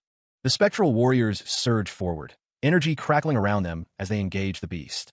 The spectral warriors attack the dragon-like creature, their ethereal forms clashing against its scales. The spectral warrior roars, its crystalline form shimmering with an eerie, cold light. Above, a book levitates, bathed in an ethereal glow as Ling Su reaches for it. He thinks, regardless of the outcome, he must try. Tendrils of dark energy swirl around Ling Su as he focuses his power on the floating book. The purple beast roars, its massive form dwarfing the spectral warrior in the distance. The monstrous roar echoes through the chamber, shaking the very foundations of the structure. Ling Su stands near a glowing platform, the air crackling with magical energy as the battle rages around him. The clash of spectral energy and monstrous power creates a chaotic scene of destruction and raw force. Amidst the chaos, Ling Su stands firm, his resolve unwavering as he prepares his next move. Holding the book aloft, he channels his energy, unleashing a wave of power against his foe. Exhausted but triumphant, Ling Su collapses to the ground, whispering that he did it. The battlefield is littered with the remnants of the fight, the spectral warriors standing guard over their master. The hall stands silent once more, the echoes of battle fading as Ling Su surveys the scene. The air crackles with residual energy, a fading echo of power. He turns away, a red book clutched in his hand as he bids farewell. A shimmering trail of light streaks across the dark expanse. The moon hangs high in the sky, a silent witness to the night's events. Ling Su stands in silhouette, contemplating the skillbook's power. He thinks to himself that he should be the first to obtain this skill as a system prompt appears, asking if he will learn the skill, Kiss of the Vile Serpent. Ling Su smirks, thinking this is the perfect first spell for Spell Thief. The system announces that he has learned the skill, Kiss of the Vile Serpent, a mage-exclusive skill. An older man with a goatee says that it was a job well done, and all that's left is to wait for the launch of the guild-owned dungeon tomorrow. Ling Su realizes that if it weren't for Gramps' wake-up call, he probably would have forgotten about having to report to school today. A close-up of Ling Su's face is shown. He thinks that the thought of going back to school is even more nerve-wracking than logging back into the game after his regression. He approaches the school building, a familiar weight settling in his stomach. The memories flood back, being bullied, humiliated, a target for violence. He scoffs at the thought. Ling Su's expression hardens, a flicker of determination in his red eyes. He can't believe he's back, and as a transfer student no less. The third high school entrance notification looms. The sign clearly states his status, student Ling Su, transfer student. However, Ling Su knows things will be different this time. He resolves to re-experience this wondrous school life. He walks among the other students, a new chapter beginning. The third high school entrance notification brings a surprising thought to mind. Ling Su is listed as a transfer student in Year 1, Class 3. He knows things will be complete, somehow. Ling Su reflects on re-experiencing this wondrous school life. Ling Su introduces himself to everyone. He adjusts his jacket, ready to face the day. Ling Su reflects on how things have changed since his past life, when he was in Year 1, Class 6, and how he thought he misread the notification. The teacher smiles warmly, announcing that Ling Su will be joining Class 3. She encourages the class to welcome him. Homeroom and languages teacher Su Ting is in her first year and doesn't seem very familiar with the role yet. Ling Su recalls that she was a young and hardworking teacher. The narrator reflects on the difficulty of teaching kids in puberty. A student off-panel tells him that he should introduce himself. Tang Ku, the group leader, asks if he's going to tell them his name. He also questions Ling Su's white hair. A student wonders if Ling Su got in through connections as he sits at his desk with his arms behind his head. Another student thinks that Ling Su's transfer is due to nepotism. Su Ting asks Tang Ku not to make things difficult for their new classmate. She explains that Ling Su transferred due to family circumstances. A student recognizes him as one of the infamous students that gave the high school a lot of trouble. He thinks there's always one or two of those characters in every class. Tang Ku assumes that he does. He states that his hair color is natural and that the school board should be aware of this. He tells the class to feel free to ask any more questions. Su Ting looks on as a student thinks to himself that he does have more questions, but he'll ask them later when there's a chance. Su Ting tells Ling Su to take a seat. She says that since he transferred so suddenly, he will have to take the seat in the back for now. He thinks that it is the so-called protagonist seat. Two students look at Ling Su as one of them says, "Hey." The student smirks, a low chuckle escaping his lips as he stands by the desk. A memory flashes. Ling Su's foot sweeps out, sending the student sprawling with a cry of laughter from onlookers. The student's face contorts in anger, muttering insults about the white-haired kid under his breath. Ling Su stands tall, the sound of the student hitting the ground echoing through the room. The impact resonates, a sharp crack cutting through the air. The classroom is in disarray, students murmuring, unsure of what just transpired as they ask what's wrong. The student waves off concerns, claiming it's nothing, but internally questions Ling Su's strength. Ling Su looms over the seated student, a subtle smirk playing on his lips as he thinks that the student should thank him for holding back. His red eyes gleam with suppressed power, a hint of danger lurking beneath the surface. He thinks that otherwise, the student's lackey would have suffered a bone fracture. Ling Su offers a hand, inquiring if the student is all right and helping him up as the teacher tells the class that it was an accident. The student grits his teeth, a silent fury burning in his eyes as he glares. A sign indicates Year 1, Class 3, lessons will resume soon. The sound of a door opening echoes through the hallway. Ling Su announces his arrival. A voice responds, welcoming him back. Someone asks about Ling Su's first day. The response is that it was pretty normal, which is good to hear. He is told to shower, as the meal will be ready soon. He reflects that he's still not used to the renovated house. Ling Su stands under the shower, letting the water wash over him.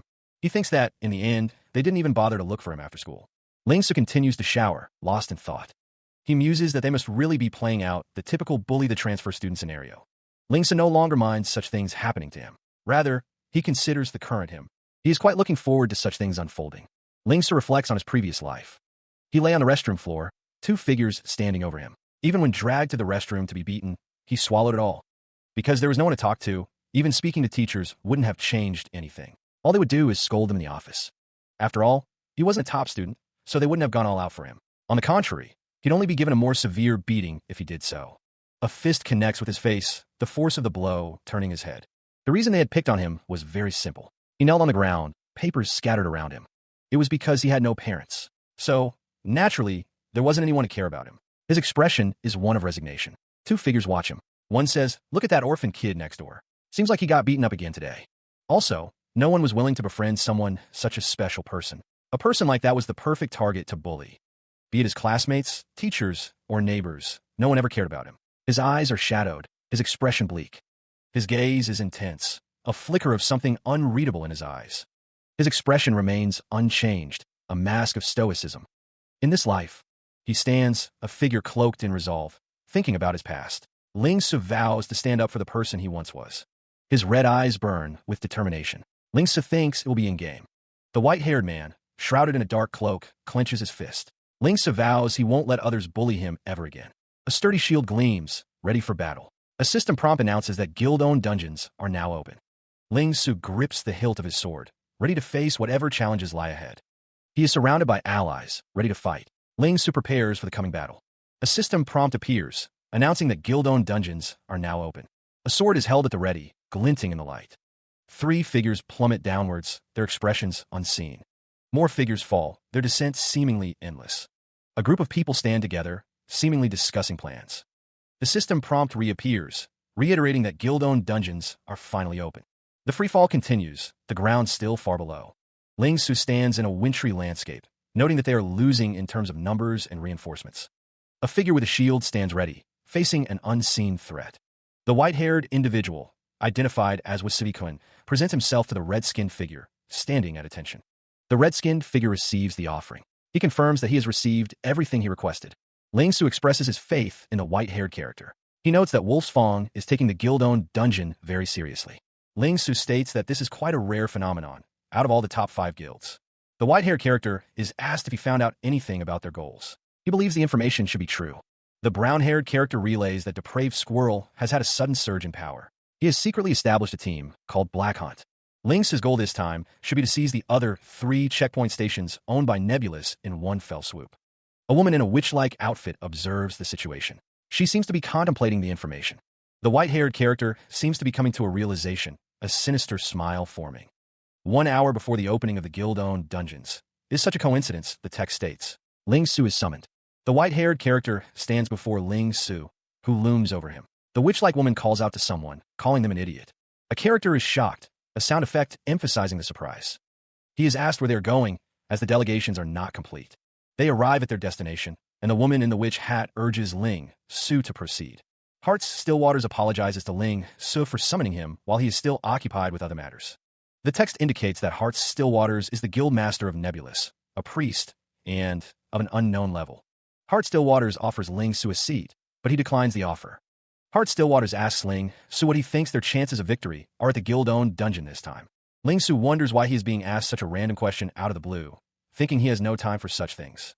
Heart Stillwaters admits that he is aware the outlook is not very good for Nebulous at this time. The text explains that Nebulous is currently ranked dead last among the top 5 guilds. Heart Stillwaters repeats his question, asking what Ling Su thinks their chances of victory are for this dungeon.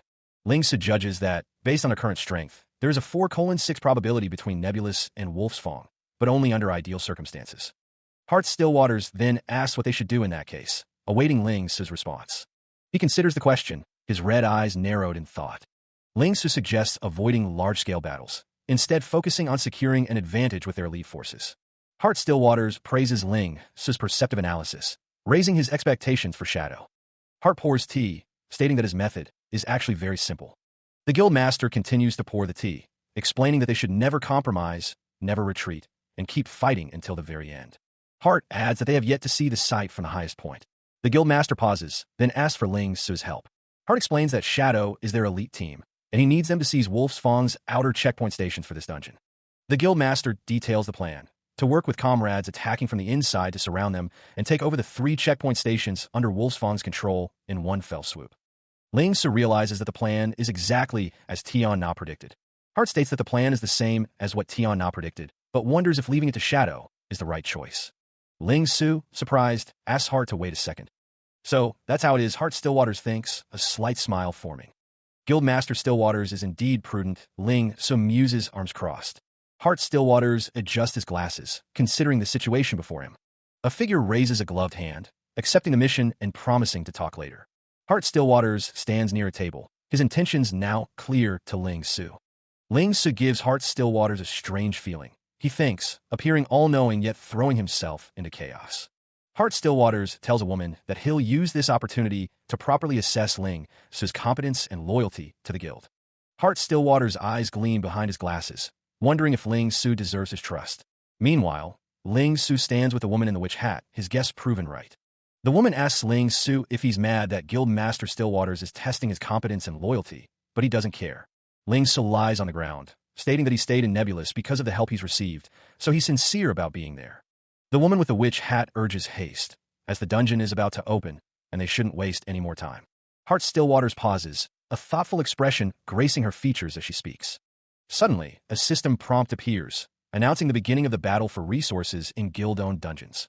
The white-haired man strides forward, his destination a towering gate of ice and steel. A blonde-haired companion follows close behind. The trio continues their trek through the snowy landscape, their destination still the imposing gate ahead. Ling Su glances back, issuing a command. A witch with blonde hair and a black hat retorts, expressing her surprise that their missions would be the same. The white-haired man stands before the gate, his gaze fixed on the path ahead. He thinks to himself, wondering who will seize all the checkpoint stations in the end. Ling Su's red eyes glint as he gives the order. Shadow, follow me. Ling Su stands, surrounded by his subordinates. He reflects on the mission and the other factions involved. He wonders who will seize all the checkpoint stations in the end. A figure in white is carried through the air. The canyon walls loom large as they move swiftly through the landscape. The group descends further into the canyon. The walls are steep and the path is treacherous, but they continue their descent. The canyon stretches out before them, a vast and imposing landscape. A small structure clings to the cliff face. The group moves quickly, their destination clear. Wolf's Fong. Checkpoint Station 4 is right ahead. Follow me, Will. The speaker's face is partially obscured, but his intent is clear. He directs them to go around directly to the back. Ling Su explains that the people with Sabiko bribed will be waiting for them. They will open the back door for them to enter the checkpoint station. The white-haired man states that he thought they were going to have to fight their way in, and expresses his boredom. He notes the high-level players within. He stands with his companions, one of whom questions their confidence. The horned character wonders if players will be fighting for resources. The diagram illustrates the checkpoint stations outside the guild-owned dungeons. They serve as respawn points and landing points for reinforcements. The higher the guild's glory points, the richer their rewards, Ling Su explains. Another party member says it still sounds like a pain. The horned character asks Ling Su if he plans to get to their destination from within. Another member notes, seizing checkpoints is like declaring war. Ling Su states that they can call a shortcut. He explains that they can get to the outskirts of the dungeon in the shortest time. The group descend a cliffside path. The route is precarious, but it offers a way to bypass the main entrance. The mission is to infiltrate Wolf's Fong's Checkpoint Station 1. Ling Su's plan is to avoid direct confrontation and sneak in from the cliffs. Ling Su's companion notes that Wolf's Fong is probably not worried, as they're the number 3 guild. They don't seem afraid of fighting back. The group discusses their plan in a top-down view. One member says all these schemes are nothing but a headache. The team rappels down the cliff face, making their way towards the station. They try to stay hidden as much as possible. A gloved hand presses a button next to a door. A system prompt indicates that the back door cannot be opened by an unaffiliated member. The passcode is 321. That's the passcode with Sabiko and the other party agreed upon, a voice declares. A sliver of light peeks through the crack in the door. A voice calls out, questioning if they're a comrade who has the wrong door. The white-haired figure declares that the warrior of love has come. He wonders about the secret code, suspecting Wasabi-kun did this on purpose. A hand presents a cloth, stating that it is the correct code. They demand the rest of what was agreed on for passage. Suddenly, a figure in a dark cloak kicks Ling Su, sending him flying over a wooden crate. The guard smirks, having successfully lured the group into a trap. The white-haired figure is caught off guard, wondering how many enemies there would be. One of the guards laughs maniacally as Ling Su lies on the ground. A red cape billows as the ambush unfolds. The white-haired figure remarks that Wasabi-kun got screwed over. A woman in a large hat expresses disappointment that there are only 4 of them, telling them to go to hell. The white-haired figure tells them to be grateful that they're treating them so well. He wonders if he should inform the others. Ling Su believes things will get tricky if there are more of them. The woman with the gray hat observes that these 4 seem somewhat familiar. She recalls that they're from the team that was making waves previously. The cloaked figure declares that he will go seek a good vantage point as dark energy swirls around him. Ling Su tells his team to take care of anyone who tries to escape. A system prompt appears, describing the post-promotion skill, Scattering Crow. One of the guards asks what they are discussing and accuses them of trying to let at least one teammate escape. He warns the others to pay attention and not let the one who turned invisible slip away. The woman with the gray hat struggles to remember the name of the team. She asks what they're talking about and what this is about making waves. One of the figures states that after rushing the team leaderboard, they haven't really been showing their faces. He says it's only natural that they don't recognize them. One of the guards shouts, questioning who they are as the mysterious figures stand before them. The guard remembers now, realizing that they are that thief. The guard's eyes widen as he begins to identify them as the Nebulous. A figure with glowing red eyes declares, Shadow. He plummets from above, wreathed in crackling, violet energy. The white-haired swordsman descends, blade aimed at his opponent below. The armored figure cries out, the purple energy intensifying around him. The sword descends, and a scream pierces the air. Heart Stillwaters watches the battle unfold. So fast, she exclaims, ordering the shadows to kill them immediately. A blade flashes, cutting through the air with deadly speed. Heart Stillwater's eyes widen in alarm, her face etched with sudden fear. A golden arrow streaks through the air, an unseen threat made manifest. The battle rages on, a chaotic dance of blades and mystical energies. The archer draws back the string, preparing another shot. The arrow finds its mark, striking Heart Stillwaters with brutal force. From the rooftops, a guard shouts, realizing it's the archer who vanished moments ago. An ambush! He peers through the scope, a grim satisfaction on his face. GG, he mutters. The clash of steel echoes as the battle intensifies. Blades meet, sparks flying with each strike. From above, a figure descends, blade glinting in the light. He prepares to strike, lightning crackling around him. The white-haired warrior is engulfed in flames, his sword a blur of motion. He fights with fierce determination. The warrior shouts, Roger. He receives orders from Shadow. Make it quick, leave no one standing. The woman's voice booms, laced with fury. Which direction did that voice come from? Find me that thief at once. Her eyes blaze with anger as she points a finger, her command echoing through the battlefield. A voice answers, close and menacing. I'm right here. The white-haired warrior's gaze hardens, his expression unreadable as he prepares for what's next. Crimson eyes narrow, a voice cutting through the air with chilling certainty. I'm right here. The speaker's gaze is intense, a silent promise of impending action. A blinding flash erupts, signaling a sudden, violent confrontation. A figure wreathed in flames scoffs, dismissing their opponent's efforts. Too slow. The fiery aura intensifies as the figure continues to taunt. That casting speed of yours won't do it all. A piercing scream echoes, a sign that the battle has taken a painful turn. The flames dance menacingly, casting an ominous glow on the unfolding conflict. A dark figure descends, blade drawn, ready to strike a decisive blow. Chaos erupts as allies rush to defend their leader. Protect the captain. Clerics, hurry up and heal the captain. A surge of magical energy erupts, forming an energy barrier. The system describes it as a life-saving skill.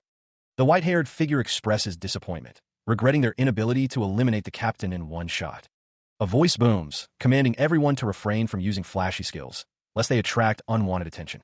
With a burst of speed, the figure leaps forward, ready to engage. Someone curses, enraged by the ambush. They demand the others surround their attackers. The woman's eyes widen in fury, her mouth agape as she witnesses the unfolding chaos. A warrior brings their blade down with tremendous force, aiming to cleave their foe. Steel meets steel, the clash echoing through the battlefield. The warrior's legs pump, driving them forward with relentless speed. The warrior's face is set with grim determination, their eyes narrowed in focus. A critical hit lands, the impact sending shockwaves through the area. The group coordinates, focusing their attacks on the thief. Two figures descend, weapons raised, intent on ending the battle quickly. They shout a unified battle cry. But before they can strike, a surge of electrical energy erupts. The white-haired figure is caught in the blast. The figure, now crackling with residual energy, glances upward, assessing the new threat. The source of the attack is revealed. Electro-binding. The figure is engulfed in raw power. The white-haired figure acknowledges the skill. He seems almost impressed by the display. Elsewhere, frustration mounts. The archers are ordered to eliminate the gunner, a critical threat to their strategy. One archer voices concerns about the distance and the gunner's elevated position. The captain dismisses these concerns with a shout. The order is clear. Find a way to overcome the challenges and neutralize the threat immediately. An archer spots an opening, a potential angle of attack that could bring the gunner within range. Confident in his aim, the archer prepares to fire, determined to take down the gunner with a single shot. The gunner, focused and resolute, prepares a gravitron swirl, refusing to yield the advantage. The gravitron swirl takes effect, sending the archer spiraling downwards, caught in a vortex of energy. The gravitron swirl churns, a vortex of raw power and crackling energy. The air vibrates with the force of the swirling vortex. The swirling mass grows, consuming everything in its path. A nearby figure cries out, recognizing the growing threat as a monster. Trapped within the gravitron swirl, a figure struggles against its pull. The vortex intensifies, dragging the figure deeper into its chaotic embrace. The swirling energy continues to expand, its power seemingly limitless. Another figure stands firm, declaring that they are the captain for a reason. Desperate, the trapped figure cries out to be released. A new spell is cast, a song of cleansing to counter the vortex. A system prompt appears, explaining the properties of the diamond-shaped barrier. He realizes that Ryuko is about to be interrupted, and he must intervene. He watches intently, his red eyes narrowed, assessing the unfolding situation. A figure whispers a name, Tilly's, while preparing a sniper rifle. They intend to break her barrier. Another figure descends, a small chibi version of themselves whispering, "Gotcha," as they fall. The descending figure is caught in a swirling vortex, their fate uncertain as they plummet downwards. Ling's expression shifts, a subtle smile playing on his lips as he watches. Energy crackles in the air, a visual manifestation of the powers at play. The red-haired figure, surrounded by pink energy, declares their immunity to the gravity swirl, even with a broken barrier. She asserts her dominance, stating that no one will interrupt her casting. The red-haired figure questions the situation, a hint of defiance in her tone. Is that so? The energy intensifies, swirling around the combatants as the battle escalates. The red-haired figure unleashes a fiery attack, commanding their opponent to fall into the swirl. Flaming Ring of Judgment.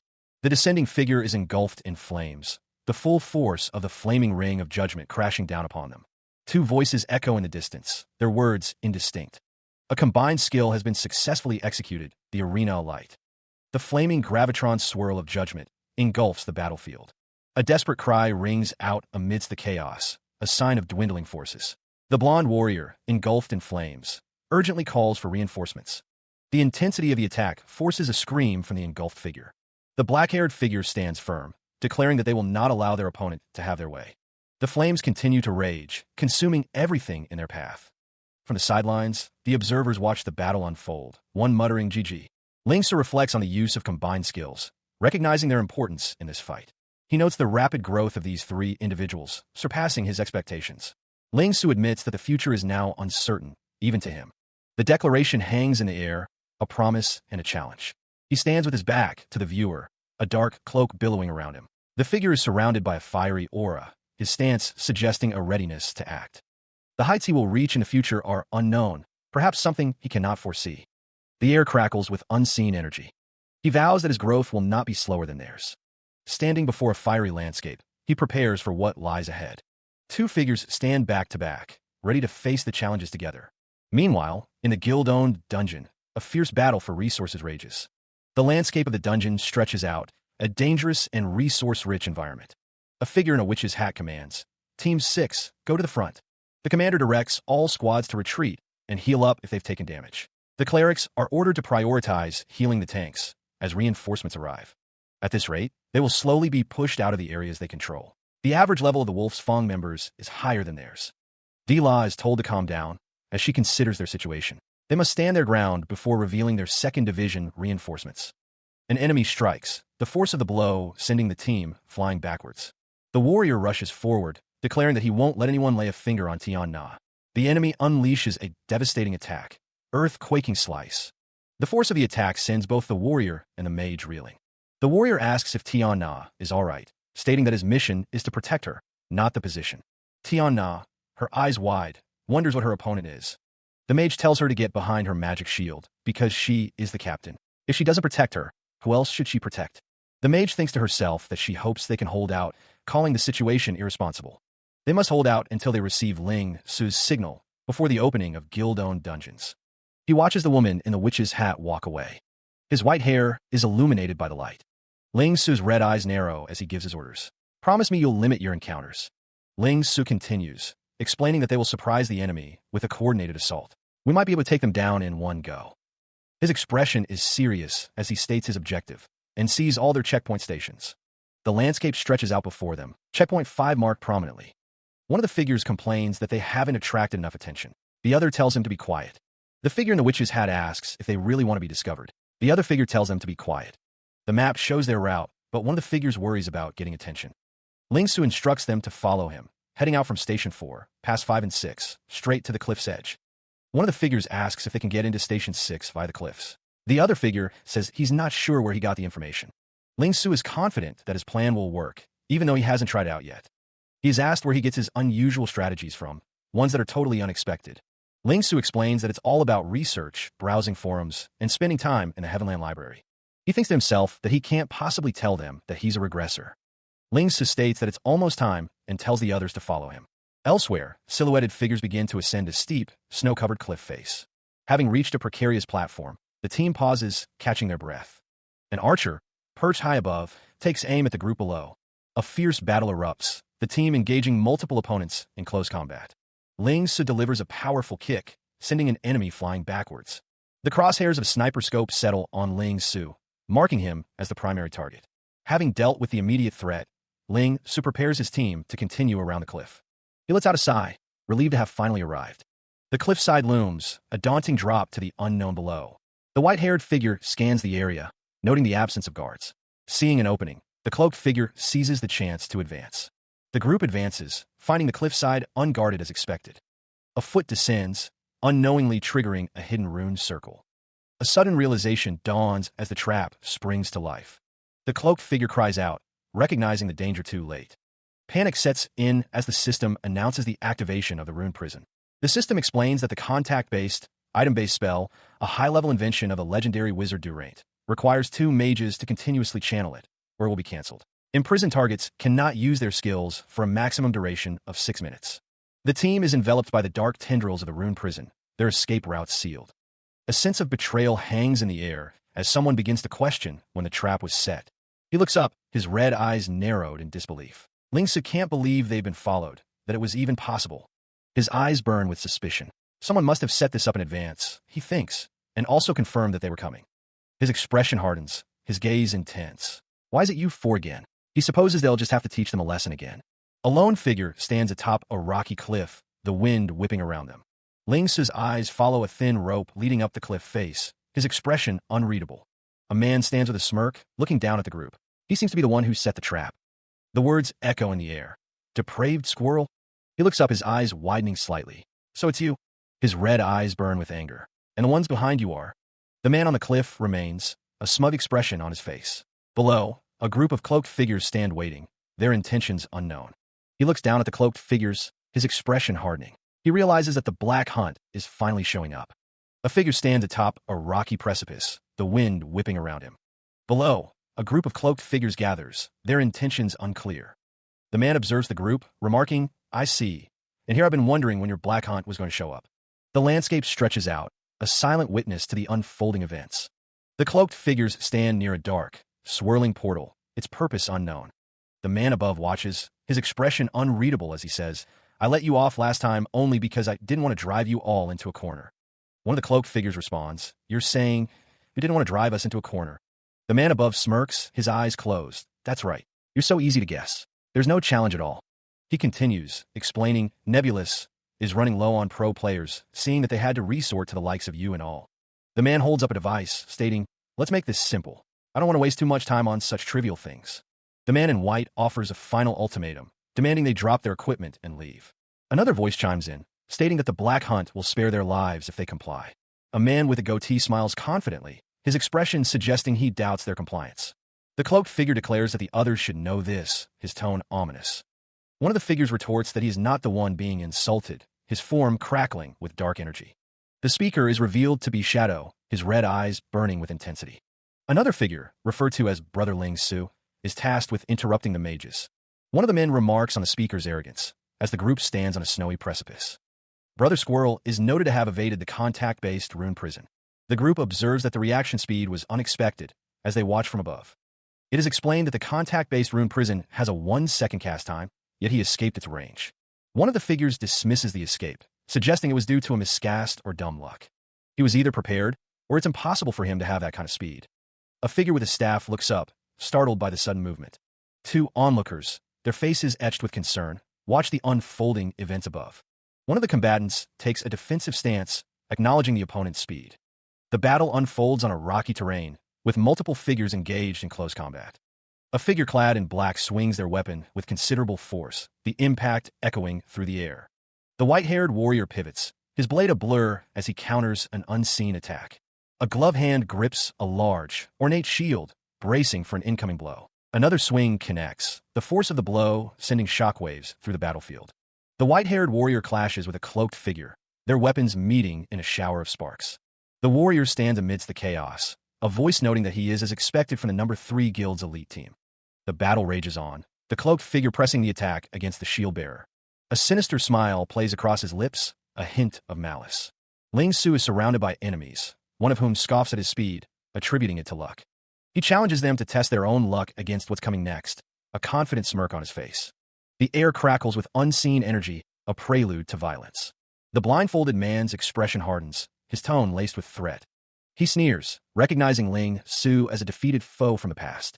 A voice booms out, an order given with lethal intent. Kill him.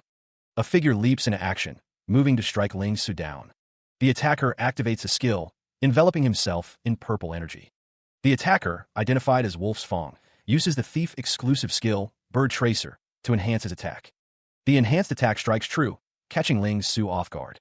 Blasted by the force of the blow, Ling Su is sent flying backwards. He is blasted backward by a surge of violet energy. The force of the blow contorts his features in a grimace of pain. Amidst the chaotic energy, a familiar figure materializes. A clone. When did he? The white-haired enemy plummets through the air, caught off guard. He plummets, but manages a taunt. It seems like you really have improved. His allies watch him fall, one shouting a desperate command. Block him. The wind rushes past the white-haired enemy as he falls further. The Ling Su clone descends upon him, blade drawn and ready to strike. The white-haired enemy grits his teeth, realizing he's being pushed back. He thinks the frequency of his attacks and the way he's countering our blades. He shouts, desperate for assistance. Forget that I have my teammates to back me up. Get this guy off me. The clone's sword descends, poised to strike a decisive blow. Energy crackles around the blade, ready to unleash a devastating attack. Crashing, sword ripple. A sword-edged shadow descends, poised to strike with deadly force. Ling Su's red eyes narrow, assessing the situation with cold calculation. Both at once, huh? How convenient. A foot descends, surrounded by crackling purple energy, ready to deliver a devastating blow. The rapid shadow thrust skill activates, a surge of power unleashed. The force of the attack sends Ling Su reeling backwards, struggling to maintain his balance. A warning cry rings out as a figure shouts, behind you. The attacker's legs are poised, ready to strike with precision and deadly intent. Ling Su's eyes widen in realization, questioning if his opponent is taking advantage of invulnerability frames. A system prompt flashes, indicating that Ling Su has canceled the rapid shadow thrust follow-up damage. Blades clash, the air thick with the scent of ozone and the promise of violence. The dance of blades continues, a whirlwind of steel and shadow. A figure stands silhouetted against the light, noting that it's still the micro-movements of top time. He sneers, his red eyes glinting with disdain as he shouts a challenge. Ling Su wants to see if his opponent has improved, calling him a loser. A figure descends from above, a sword held ready. They're surrounded by a cloud of smoke. A sneering man with gray hair and a green-trimmed jacket taunts his opponent. He declares that he will see if they have really improved, calling him a loser. The white-haired figure stands on a rocky surface, his cloak billowing behind him. He holds two short, curved blades, ready for fight. Three figures stand on a snowy cliff, two of them holding spears. The white-haired figure from before stands below them, looking up. A character declares that the results will be the same. Below, the words Shadow Snake Technique are displayed. Dark, shadowy tendrils writhe and twist, obscuring the figure within. The white-haired figure is surrounded by dark energy. He seems surprised by the display of power. The shadowy tendrils surge forward, a mass of dark energy. A character asks if their opponent's top time is only good for dodging. He hangs suspended, dark energy swirling around him. Is this all they've got? Two observers watch the unfolding battle. One notes that the thief can only defend against Boss Squirrel, flawlessly dodging every attack. The hooded figure gazes downward, his expression unreadable in the shadows. The cloaked figure stands firm, his sword at the ready. These attacks aren't enough to make him slip up. Dark energy crackles and writhes, a tangible force surrounding the combatants. A figure with white hair and a black blindfold grins, saying, "Thanks for getting me here." The hooded figure's eyes widen in realization. He thinks, this is right where I wanted to be. Something's wrong. The hooded figure realizes he's been led around from this distance by Boss Squirrel. Ling Su unleashes a blue energy blade. He shouts, "Damn bastard, you were toying with me." Ling Su descends, blade aimed at his opponent, ready to strike with deadly force. The white-haired figure smiles as a system prompt appears. Casting has been interrupted. He says, "If I hadn't done that, you wouldn't have lowered your guard." Boss Squirrel stands on a cliff, exclaiming that he can't maintain the spell on his own, and the prison is dissipating. The man glares upward, his face contorted in anger as he spits out an insult.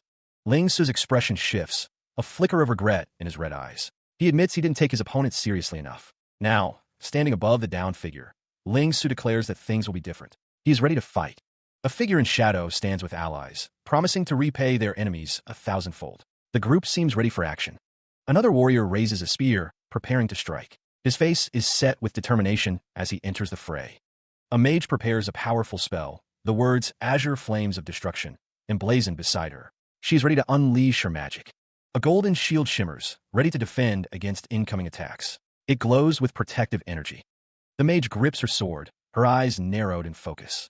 She's prepared to fight at close range, if necessary.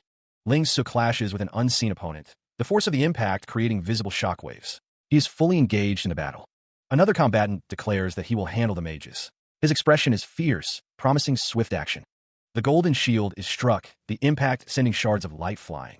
It is withstanding a powerful blow. A cloaked figure states that he has taken an interest in fighting thieves. He seems ready to join the conflict. He levels his golden gun, declaring that he will handle two of them. The sound of footsteps echoes as the fighters prepare to engage. Another warrior, shield raised, announces that they too have a target in mind. The armored figure stands ready, shield gleaming, prepared for battle. The air crackles with energy as the fighters unleash their power. The blonde warrior, surrounded by purple energy, declares that the warriors should be left to him. Two figures face off, weapons drawn, ready to engage in close combat. A figure with white hair smirks, observing that everyone seems to have chosen their targets. The white-haired figure declares his intention to settle the score with a depraved squirrel. A figure plummets downward, caught in the chaos of the unfolding battle. The sounds of battle intensify, filling the air with the clamor of conflict. A furry arm crackles with lightning, ready to strike with immense power. A beam of light strikes the tiger-tailed figure, the force intense. Elsewhere, the cloaked figure takes aim with a strange device in hand. An archer, cloaked in an invisible field, scoffs at his opponent's arrogance. The tiger-tailed figure boasts of challenging the thieves, even two at once. Two figures conspire to backstab the idiot and take him out in one shot. The invisible archer is struck by a sudden, unseen attack. A smirk plays across the face of one of the cloaked figures. The cloaked figure raises a glowing sword, ready to strike. Another figure fires a bow, the arrow blazing with energy. A system message declares that the archer's invisible status has been cancelled. The archer's face contorts in a mask of shock and disbelief. The cloaked figure surveys the scene, weapons still raised. Hunting them down, it seems, was child's play. His eyes glow with golden power, vision enhanced. A system prompt confirms the activation of Istaric Goldeneye. The system message details the skill, Starlit Goldeneye. It massively boosts perception, rendering invisibility useless for 60 seconds. From the shadows, the cloaked figure observes the distant activity. It seems like they're all getting busy. The gray-haired man's lips curl into a smirk. He mutters a single word, squirrel. The white-haired figure stands amidst the chaos. He declares that it's about time they settle the score, too. A close-up reveals the texture and detail of the white hair. The gray-haired man smiles, a hint of amusement in his eyes. It seems like they've made some progress. A foot descends, ready to strike. He believes they are perhaps much more than you can imagine. The air crackles with anticipation. Now it's time for the showdown. The white-haired figure stands ready, the battle about to begin.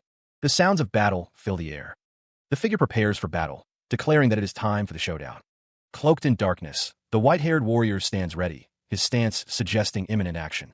The warrior's legs are tensed, ready to spring into action against nasty opponents. Meanwhile, in a grand hall, two figures discuss whether Ling Su can complete the mission, noting that his shadow will be up against Datude if their intel is accurate. The woman sits in a chair, looking at a screen, and says that they are up against rather nasty opponents. One of the figures calls someone a depraved squirrel, surprised that he would put together his own team. The other figure states that, according to their intel, the 6 members of Black Hunt are from Wolf's Fawn's 1st Division. The man holding flowers is told that he has left an extremely crucial step to Ling Su, and he asks what about it. One of the figures says that if his plan fails, it will directly affect the outcome of the entire operation, and while Ling Su shows promise, he is up against a tough one this time. He admits that he isn't even sure he could defeat the current depraved squirrel himself. Heart Stillwaters wonders aloud what dungeon the depraved squirrel has been grinding these past few days. The dark crevasse of the depths is rumored to hold a powerful skill, though the official introduction is vague. Someone has run that dungeon over 100 times, but it is unknown if they have gotten the skill. Heart Stillwater states that it will be even more of a challenge for Ling Su then, given the dungeon's difficulty. A woman with short, dark hair expresses her annoyance, stating that she doesn't understand why Heart Stillwaters has so much confidence in him. Heart Stillwaters asks what they told her when they invited her to join Nebulous. The woman pauses, seemingly remembering something important. Heart Stillwaters knows she remembers, asking how could she forget such shocking words. The woman asks if Heart Stillwaters will assist her in her search for a truly capable leader. The woman wants a leader that can surpass that man. The scene fades to black. They stand with arms crossed, remembering Ling Su's words about surpassing that man. Ling Su recalls his initial skepticism, admitting he thought Heart Stillwaters was all talk. The guild master of the #1 guild, Divine Chamber Kaiser Storm Mountain, wields a gleaming sword. A figure stands tall, their silhouette imposing against the light. Heart Stillwaters sighs, admitting they don't know what spell Ling Su cast on them back then. Ling Su asserts that he's never been one for empty words, reminding Heart Stillwaters that they should know him better. Heart Stillwaters retorts, denying any close friendship with Ling Su. They shout, their face contorted in what might be embarrassment. Ling Su denies saying that, chuckling as he accuses Heart Stillwaters of getting worked up over their childhood. Heart Stillwaters gazes into the distance, admitting they've always sought the view from the top. They concede that they lack the capabilities to achieve that themselves, at least with regards to Storm Mountain. Ling Su states that Storm Mountain will never be Heart Stillwaters' match, noting that he's always been better since they were kids. The top of a head is visible as a voice declares that's not what they think. The woman's expression hardens, her blue eyes narrowed as she listens intently to the unseen speaker. The cloaked man states that Storm Mountain was able to make Divine Chamber the #1 guild of Heavenland. The cloaked man continues, explaining that in the beginning, she gave it her all in hopes of surpassing him one day. A smirk plays on his lips as he admits that after a while, she changed her mind. The cloaked man explains that if she can't surpass him herself, she can use her own abilities to search for one who can do so. He continues, stating that if he can find an even more capable leader, they'll be able to bring him to the view from the top. The cloaked man's eyes gleam as he muses that perhaps it could be somewhere even higher than that. The woman stammers, asking if he is saying what she thinks he is saying. Her eyes widen in shock as she asks if he means Ling Su is the one she's been searching for. The cloaked man smiles faintly, responding only with a cryptic, "Who knows?" The cloaked man admits he's not sure about that himself, but he has seen some recordings of Ling Su in his shadow in combat on the forums. He adds that he may not be the best in terms of skills. They observe Ling Su, noting a certain possibility in his gaze. It's an expression not often seen on an average person, something that sounds iffy. Ling Su's eyes burn with intensity, his face set in a determined scowl. He declares his possession of an undying will. The intensity in Ling Su's gaze is palpable, his red eyes narrowed and focused. His expression is fierce. Heart Stillwaters stands their ground, a slight breeze rustling their cloak. They seem unfazed by Ling Su's declaration. Ling Su stands ready, his stance wide and balanced. He's prepared to fight. The shadows deepen around Heart's Stillwaters, obscuring their features. Only the edge of their cloak is visible. Blades clash in a burst of speed and energy. The air crackles with unseen power. Heart Stillwaters faces off against Ling Su, remarking on the opportunity to face someone with top time. They find it interesting to face someone of the same class. Ling Su moves with incredible speed, his dark blades slicing through the air. He is a whirlwind of motion. Ling Su's eyes narrow, his expression a mix of focus and determination. He thinks he's doing well, but a surge of power erupts, a rapid comprehension taking hold. The air shimmers with energy. Heart Stillwaters reveals that they have already seen through Ling Su's evil spirit's invisibility. Ling Su hangs in the air, shocked that his movements were anticipated. Heart Stillwaters appears as a shadowy figure, revealing that he, too, possesses the power of invisibility. Ling Su glances upward, his expression a mix of surprise and frustration. The white-haired fighter realizes his opponent has repositioned, now flanking him. Dark energy crackles, a prelude to another unseen attack. A figure streaks across the battlefield, leaving trails of white energy in its wake. Ling Su is caught in the wake of the attack, purple energy swirling around him. The air shimmers with residual energy, the aftermath of a block strike. Heart Stillwaters grins, acknowledging Ling Su's defensive capabilities. The air vibrates with the force of an impending attack, bullet velocity. A figure launches forward, engulfed in trails of yellow energy, moving at incredible speed. The system highlights the bullet velocity skill, a basic attack capable of turning the tide. Ling Su's eyes narrow, his expression a mix of focus and anticipation. High above, Heart Stillwaters floats, declaring that things will turn out the same as last time. He thought Ling Su would surprise him after all this time. The figure descends, a blade appearing in his hand, surrounded by swirling energy. Ling Su's face twists into a sinister grin, acknowledging the difficulty of landing a killing blow on someone with top time. With a swift motion, Ling Su declares he will end this quickly, his blade piercing through Heart Stillwaters. Heart Stillwaters is impaled, but Ling Su looks up, surprised. He wonders if it could be that skill. The blade glows with an ominous light, the words the brilliance of gazing into the crevasse, echoing. The figure declares that ending him with this move is his gift. The figure declares that it is time to end this quickly, standing over a defeated opponent. Ling Su looks up, hearing the declaration, wondering if it could be that skill. The figure announces that ending with this move is their gift to their opponent. Ling Su's expression hardens, his eyes narrowing as he prepares for what's to come. A figure looks up, seemingly surprised by the turn of events. A figure stands amidst a pool of blood, the aftermath of a brutal attack.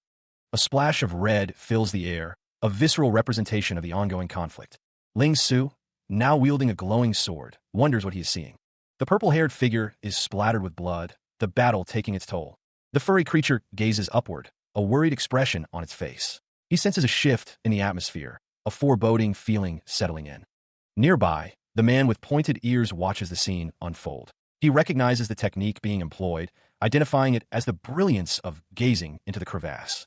The armored figure stands amidst a swirl of red energy. He is honored to be able to use this move, the brilliance of gazing into the crevasse. A system prompt appears, detailing the skill. It is a warrior and thief exclusive skill, a power that stems from the darkness of the crevasse. Ling Su's expression hardens, his eyes narrowing. He knows this isn't looking good for him, sensing the power of the incoming attack. The armored figure's companions watch with anticipation. One comments that their boss wants to get this over with quickly, assuming Ling Su is even capable of putting up a fight. The armored figure steps forward, his foot coming down with force. The ground trembles beneath the weight of his impending attack. The figure unleashes his attack, Blossom Rainstorm. A barrage of energy descends upon Ling Su. In response, a shield of energy activates, emblazoned with the words Bladed Shield. It is a desperate attempt to defend against the onslaught. The man with gray hair shouts, urging someone to get behind him. He prepares to face the brunt of the attack. The armored figure stands above the battlefield, his weapon raised. He is confident in his ability to break through any defense. He declares his intent, promising to break that shield. The attack is imminent, the tension palpable. He stands firm, the force of the blow reverberating around him. The hooded figure levels their rifle, energy crackling around the weapon. A sword slams against the blue energy shield, the impact sending sparks flying. Another figure descends, wreathed in crackling purple energy. The man with slick-back hair smirks. He says, "So, you blocked it with your sniper rifle. You're doing pretty good for an archer." The hooded figure scoffs, retorting that it was a mere scratch on your little face. A voice booms, declaring that he has really overestimated yourself. The white-haired figure in the wizard hat prepares to strike, surrounded by swirling energy. The figure in the red cape descends further, the purple energy intensifying around them. The green-haired figure sneers, dismissing the idea of a female battle mage as a joke. A sinister smile spreads across a face, the speaker musing, "I guess this is working out." A voice declares that things have not been this interesting since. He stands, weapon in hand, recalling his previous fight. Ling Su scoffs, reminding his opponents that they are relying on a 2-on-1 advantage. He demands to know what they have to say for themselves. Two figures in robes respond, offended by Ling Su's words. They declare that they won't let his disrespect slide. Ling Su smirks, telling them to remember every word they've said. He prepares to attack, his hand glowing with power. The words Lization form of Fisty appear as Ling Su prepares his attack. Ling Su is surrounded by a red aura as he prepares his fist. He declares that he will make them pay for their words. Ling Su's fist glows brighter as he prepares to strike. Lightning crackles as the attack is unleashed. A blinding light erupts from Ling Su's fist. The robed figures brace for impact, one yelling for the other to defend. He stands, wreathed in power, the air crackling around his transformed body. One of the warriors looks up, his expression a mix of awe and disbelief. "What the heck is that?" he exclaims. The warrior wonders how an illusory skill could possibly last this long, his brow furrowed in thought. Muscles ripple beneath fur as the energy continues to emanate from Ling Su. Another warrior scoffs, acknowledging Ling Su's physique and explosive power. He wonders if anyone in their guild could even scratch him. The warrior admits he has never seen anything like this before, acknowledging the terrifying strength Ling Su possesses. Ling Su looks down at his opponents, a hint of disappointment in his eyes. One of the warriors taunts Ling Su, daring him to fight without transforming, boasting of their guild's deviance. Another warrior refuses to shrink back down, declaring he is not dumb. The fur on Ling Su's transformed body bristles with contained power. Ling Su's energy intensifies, the air shimmering with barely contained force. One of the warriors breaks, fleeing from the overwhelming power.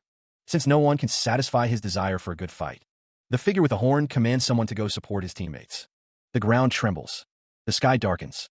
The man with the red eyes admits that the teammates they found are pretty interesting. Indeed, they're beyond his expectations. However, he suggests that they take care of themselves first. There's no need for that, he thinks, believing that he alone is enough to take on the four of them. This will end in the same way as the last time. The figure stands in a dark aura. He decides he'll try this out on them. "What's that?" He stares down, a faint smile playing on his lips. The woman commands her troops to maintain formations. She orders the 6th 4th Division to advance. Above, a soldier stands ready. Below, the woman with the witch hat stares intently. A system prompt appears, delivering a message from Ling Su. It's time to move. The woman below smiles. Finally. The message rings out. His plan worked. Everyone is listening up. The woman orders a withdrawal from the battlefield. She commands them to attack Wolf Fong's checkpoint stations. The sound of steel echoes as a sword is drawn from its sheath. A hand grips the hilt of a sword, ready for battle. The woman with cat ears and a witch's hat stares intently at a system prompt. A message from Ling Su flashing across the screen. It's time to move. Her eyes widen, a smile spreading across her face. Finally, her plan is about to be put into action. Addressing her unseen forces, she commands them to withdraw from the battlefield and prepare to attack Wolf Fang's checkpoint stations. A surge of energy crackles around unseen legs, the air vibrating with anticipation. Ancient symbols glow with power, a silent promise of destruction and chaos.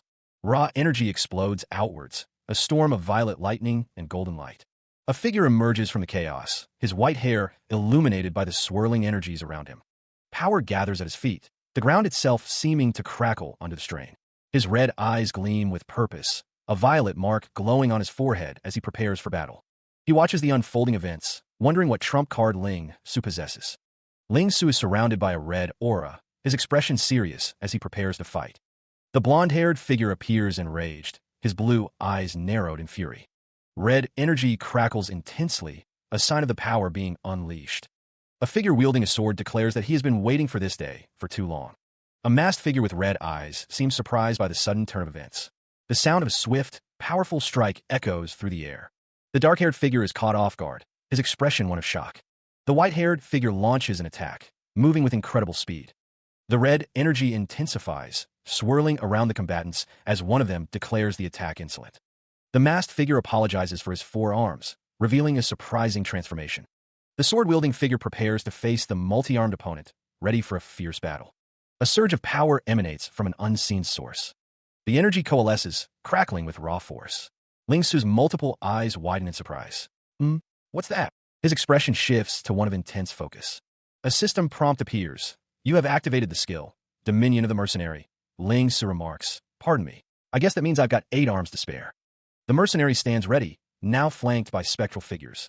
A figure descends, sword drawn and ready to strike. Ling Su smirks, unimpressed. The summoning skill?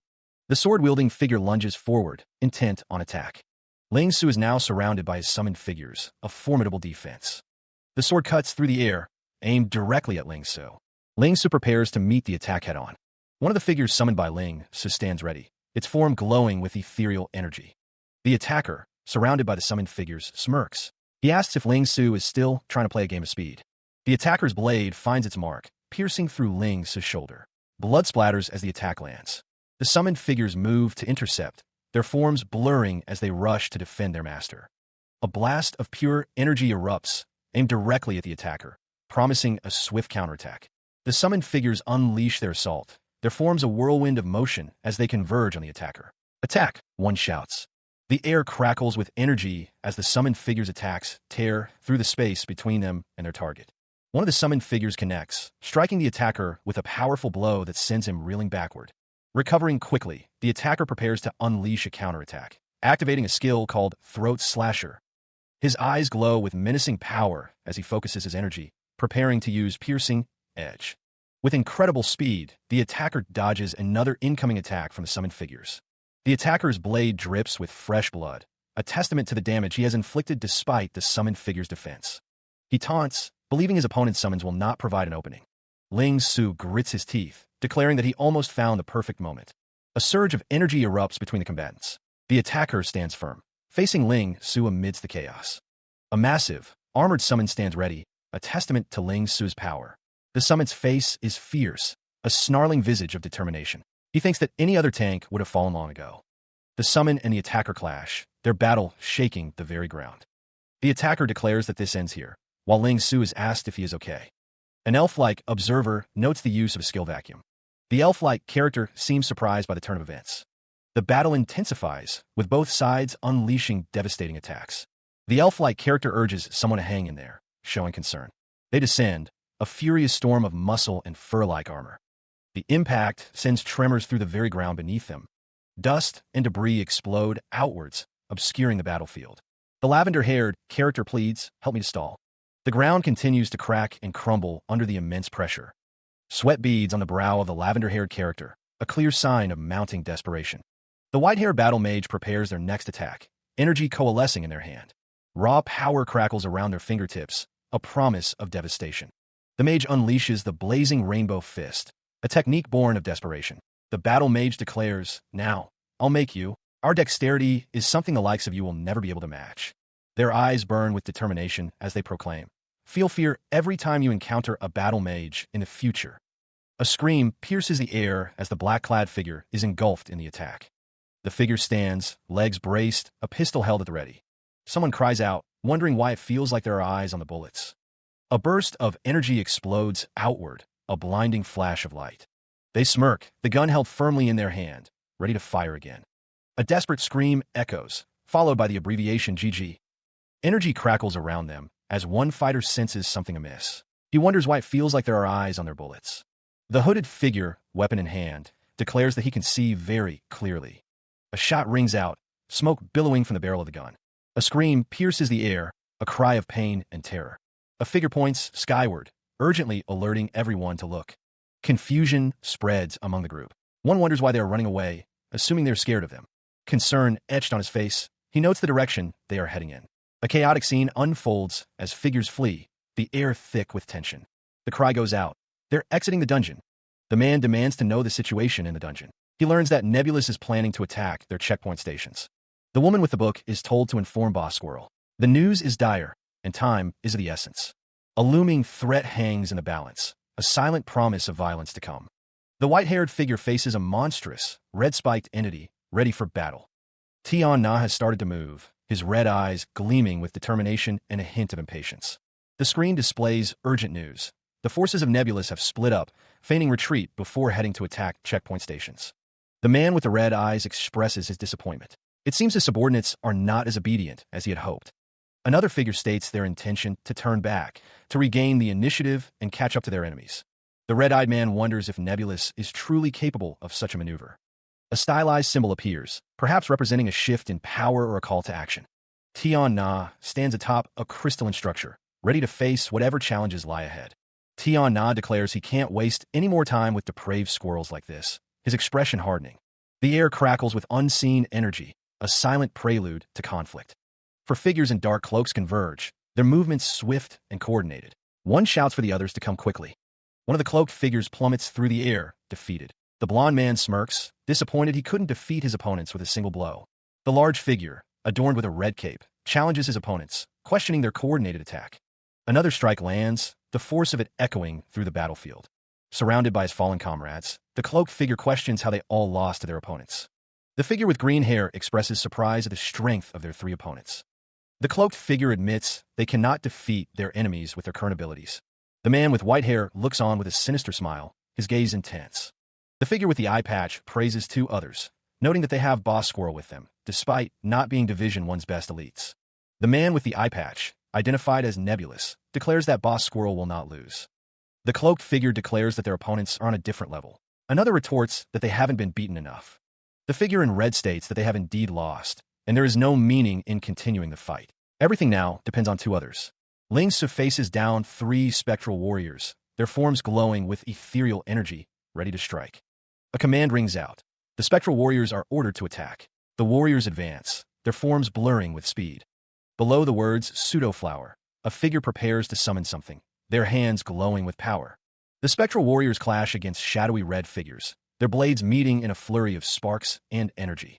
A system prompt appears, explaining that pseudo-flower allows the user to create a clone that lasts for 1 minute. The clone can deal damage and apply status effects. The battle intensifies as the spectral warriors and shadowy figures continue their struggle, their movements a chaotic dance of destruction. The figure scoffs, dismissing the summons as brainless. They stand ready, prepared for the next phase of the battle. The hands complete the summoning gesture, energy crackling between their fingers as the ritual reaches its climax. The figure stands amidst the chaos, the shadowy figures looming behind them as they prepare to unleash their power. A massive spectral sword materializes behind the figure, a testament to the power they now wield. He is engulfed in a swirling vortex of red and blue energy. An unseen figure taunts him, remarking that he prefers one-on-one combat.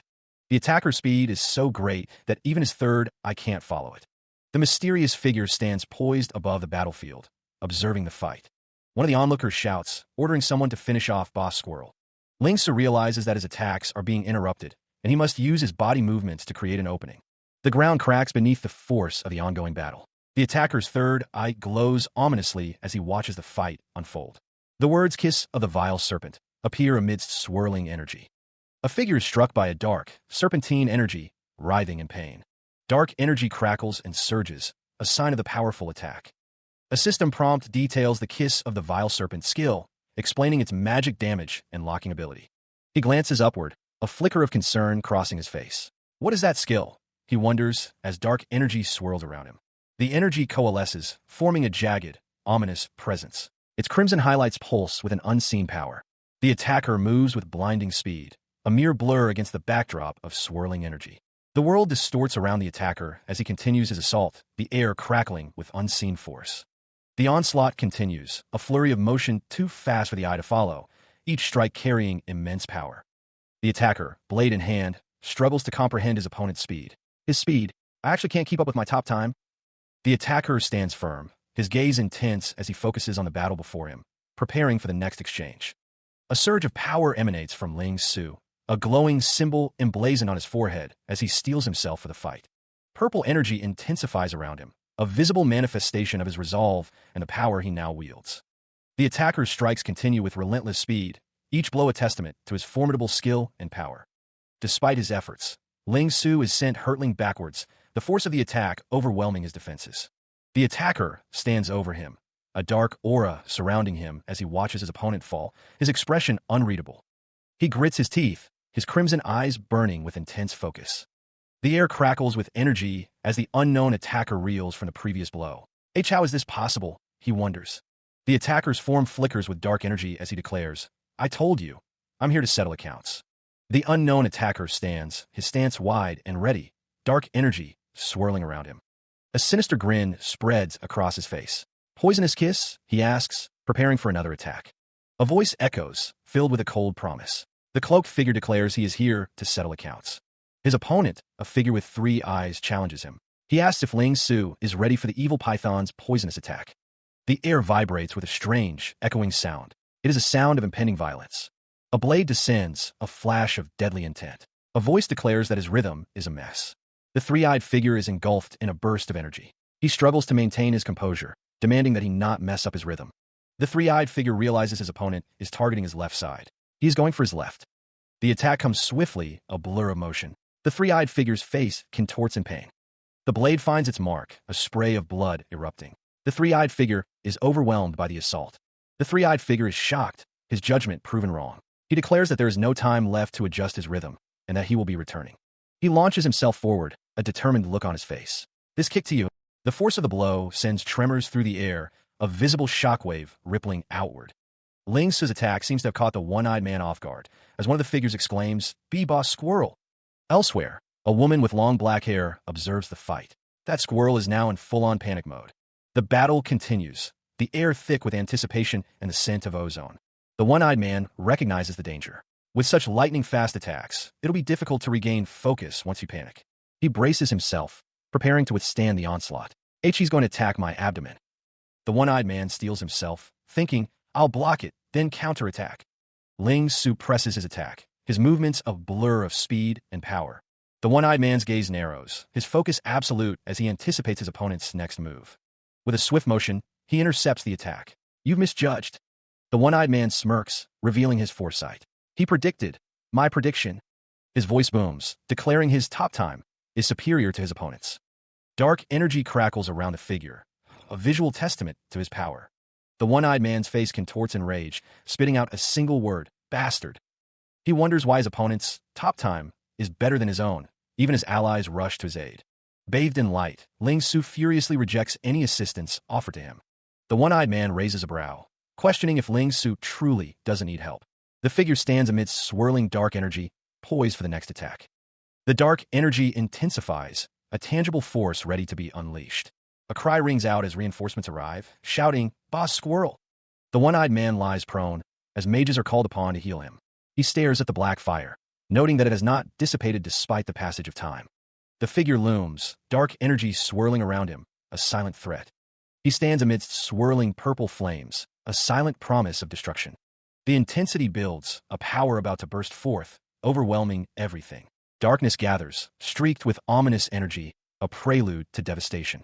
The air crackles with unseen force, a symbol of impending doom.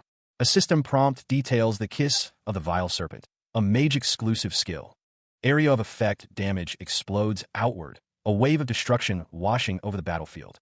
His eyes wide with disbelief. An enemy wonders how such power is possible.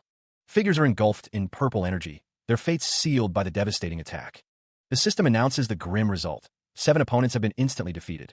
His red eyes gleaming. Ling Su appears calm amidst the chaos he unleashed. An ally exclaims over Ling Su's power, marveling at the never-before-seen move. 3 figures stand silhouetted against a cavern backdrop, preparing for what comes next. A hand grips a polearm, ready for the coming battle. The system indicates that a disposable, short-distance paraglider and grappling hook have been equipped. The team plans to coordinate with Tian Na and attack from the outside. A figure with white wings stands ready, flanked by allies. One of the team declares, "We're ready." They are instructed to follow, go around the cliffs, and land in Wolf's Fang's checkpoint station. The team descends, ready to seize all of the checkpoint stations. From Wolf's Fang's perspective, any scheme Nebulous could come up with would automatically crumble before the might of depraved Squirrel. However, no one in Wolf's Fang could have guessed that Ling Su would appear as such an unpredictable factor. Ling Su is one who would be able to mess up Wolf's Fang's rhythm completely. The team plans to launch a pincer attack to smash through Wolf's Fang's line of defense. It took a considerable amount of time for depraved Squirrel to revive. Ghostly figures gather in a graveyard, their intentions unclear. One observer looks on, surprised by the scene. The members led by Nebulous, along with Ling Su and Tian Na, invaded with absolute speed. They captured all 3 checkpoints. Beneath a stormy sky, the group stands victorious. The red flag waves, a symbol of their swift conquest. The offensive proved too much. The checkpoint station burns, consumed by flames, a testament to the invaders' might. Depraved Squirrel could only retreat resentfully. They gave up the rights to the dungeon, walking away from the cliffside. His face contorted in anger. The loss of the dungeon writes clearly a bitter pill to swallow. Nebulous successfully seized the rest of Wolf's Fang's 3 remaining checkpoint stations, leaving a trail of fire in their wake. This small-scale dungeon rights battle was something both parties planned for a long time. The end is now at hand. The scene fades to darkness, the outcome of the battle hanging in the balance. Finally, the conflict came to a close, the long-fought battle reaching its conclusion. Hart Stillwaters declares that the battle for the rights to the guild-owned dungeon has ended. But what's the cost? The unseen speaker declares that the outcome is as they predicted, their plan unfolding as intended. The victory had been decisive, a clean sweep across the board. Ling Su's expression remained unchanged, a slight smile playing on his lips. The announcement rang out. Ling Su executed the plan perfectly under Tian Na's leadership, and Nebulous successfully captured all the checkpoint stations. A scoff escaped someone's lips, a quiet hint of disapproval. The order was given, the next phase about to begin. The command came down. The entire guild was to receive Ling, Su, and the rest. The atmosphere was thick with anticipation, the air buzzing with excitement. The woman with purple hair scoffs, unimpressed despite the victory. Ling Su, it seems, executed the plan perfectly. Her blue eyes narrow as she gives a direct order. She demands that her instructions be followed. The man with purple hair stands tall, his expression unreadable behind his glasses. Confetti rains down, celebrating the victory. The city is awash in celebration, the sounds of joy echoing through the streets. The woman with white hair smiles, the confetti swirling around her. The victory is sweet. The Nebulous main gate portal stands as a testament to their success. They have become much more confident than before. The man with purple hair instructs that the rewards be distributed to Tian Na and the rest who secure the victory. Someone wants to speak with Ling Su in private. A voice echoes, an invitation hanging in the air. Please enter. He steps through the doorway, entering a room with a high ceiling. The walls are a stark white, the room sparsely decorated. A large table sits in the center, surrounded by chairs. Ling Su's expression is unreadable as he surveys the scene. A voice muses that Wolf's Fang is probably still having a hard time accepting this. The voice continues, stating that depraved Squirrel is unwilling to accept the truth. A figure with glasses looks on, preparing to reveal something. The figure asks what exactly it is that he is after. Ling Su sees a look in his eyes, a silent request to put their status aside and give an honest answer. His red eyes narrow, and he declares he wants to get to the point. Ling Su stands tall, confident that no matter the angle, he is the unequivocal number one. The corner of his mouth quirks upward, a subtle hint of amusement playing on his lips. Even though he knows Heart Stillwaters is aiming for the top, Ling Su can't help but be astounded by his aura. That's the attitude he's hoping for. Heart Stillwaters proposes, "I can assist you with becoming the unequivocal number one." How does that sound? Ling Su is taken aback by the sudden offer. Heart Stillwaters exudes self-confidence, his gaze unwavering and intense as he awaits Ling Su's response. The grand hall stretches upward, its towering windows framing a twilight sky as Heart Stillwaters asks, "Or are you questioning my capabilities?" Ling Su is visibly affected by the sheer force of Heart Stillwaters' aura, his eyes widening in surprise and perhaps a hint of apprehension. Ling Su reflects that Heart Stillwaters has always been calm during their interactions, so he'd almost forgotten the man in front of him. Heart Stillwaters, seated regally, is one of the top 5 greatest clerics in Ling Su's previous life, a fact that underscores the weight of his offer.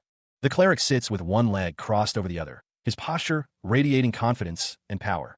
Heart Stillwaters, with a sheepish grin, admits, "Ah, my bad. I added some shining special effects." Ling Su responds, "I'm really flattered. Putting aside your staunch confidence in me, I'm quite well aware of my limits." Heart Stillwaters counters, "Heavenland is a new frontier with unlimited possibilities. That's not a problem. I can wait for you." He looks away, a slight grimace on his face, as he's told not to dawdle. Heart Stillwaters smiles, awaiting his answer, and tells him to say when he's ready. Even after leaving the meeting room, Ling Su still feels like the situation is surreal. He thinks that perhaps Heart Stillwaters is taking a costly gamble on him. Ling Su looks off to the side, contemplating the offer and its implications. He reflects on what he's gained, knowing there's a whole pile of things to be done. Ling Su didn't think Guildmaster Heart Stillwaters would have such high expectations of him. He remembers that the highest level attained now is level 45, and he's gained a clear understanding of his weakness after his battle with Squirrel. Also, Vankaflis's potion shop has to conduct extensive recruitment, and he's yet to investigate the mysterious badge of the Glorious. He sees a note reminding him to go out for groceries and not forget to go to school after breakfast. Although it's a little tiring, Ling Su thinks this is pretty good, and he's never been this fulfilled. The city stretches upwards, a testament to progress and ambition. The day begins with a cheerful greeting. Another student excitedly recounts the events of last night's episode. But the peaceful morning is shattered. A figure halts another's progress with a harsh command. The aggressor demands an apology. His red eyes burn with anger as he awaits a response. Tang Ku, Ling Su's hooligan classmate's leader, stands with 2 others. He declares his indifference to the situation. The sound of impact echoes. Glasses fly from a face as violence erupts without warning. A hand reaches out, perhaps to deliver another blow, or to prevent one. On the ground, the victim pleads to retrieve his glasses. He is met with a demand for payment. The injured man's face is bloodied. He cries out, perhaps for help or in pain. A sneering face looms. The threat is clear. Further violence is imminent. A foot descends towards the fallen glasses. The aggressor mocks the victim's concern for them. The victim is sent flying. The force of the blow is evident. He and his cronies approach their target, intent on causing trouble. The sound of snapping plastic echoes as glasses are crushed underfoot. The group surrounds their victim, jeering and blocking any chance of escape. They seem to enjoy the torment. One of the cronies calls out to Tang Ku as the victim lies prone on the ground. A swift kick lands with brutal force. The victim cries out, shocked by the sudden attack and the pain that follows. The lackey recognizes the transfer student, Ling Su, as their target. Another member of the gang urges their boss to leave, noting the growing crowd of onlookers. Tang Ku, enraged, vows revenge on Ling Su for this humiliation. Another student approaches Ling Su, asking if he is all right after the beating. The student offers Ling Su the stolen wallets, his face bruised from the attack. Ling Su is shocked to see that the student managed to retrieve 3 wallets. A hand presents 3 wallets, stating that they were accidentally dropped. Adolf, a tall man with white hair, stands over his student, urging him to trust him. The man's red eyes narrow as he says, "Excuse me." Adolf, wearing sunglasses, asks if the student isn't awakened. The student wears a school uniform with a backpack slung over his shoulder. Ling Su is startled by a voice, the speaker inquiring if he isn't awakened. Adolf stands behind Ling Su, holding a hat, his expression unreadable behind dark glasses. Another student compliments Ling Su, calling him cool, while a third urges him to hurry or he'll be late. The student seems surprised by the compliment, responding with a flustered, "Ah, right." Ling Su is thanked profusely and told not to worry his mom and to get a new pair of glasses. Ling Su is called a kind fellow as he looks off to the side, listening intently. A hand gently rests on his shoulder as a voice tells someone to calm down. Adolf smiles, stating that he will answer all. He states that the young man can ask his questions, but suggests they move elsewhere to talk. The air crackles with unseen tension. Another figure stands outside a building, stating he is risking being late for his first official day of school to speak. A hand grips a pistol, the metal gleaming ominously. The man in the hat and sunglasses stands firm, a silent intensity radiating from him. The gun is raised, aimed with deadly precision at an unseen target. Ling Su's eyes widen in surprise, a silent question forming on his lips as he notices the threat. Energy flares around a hand, a sign of rapidly gathering power. Ling Su is now surrounded by a swirling aura of raw energy. The gun is still trained on him, but he is ready to defend himself.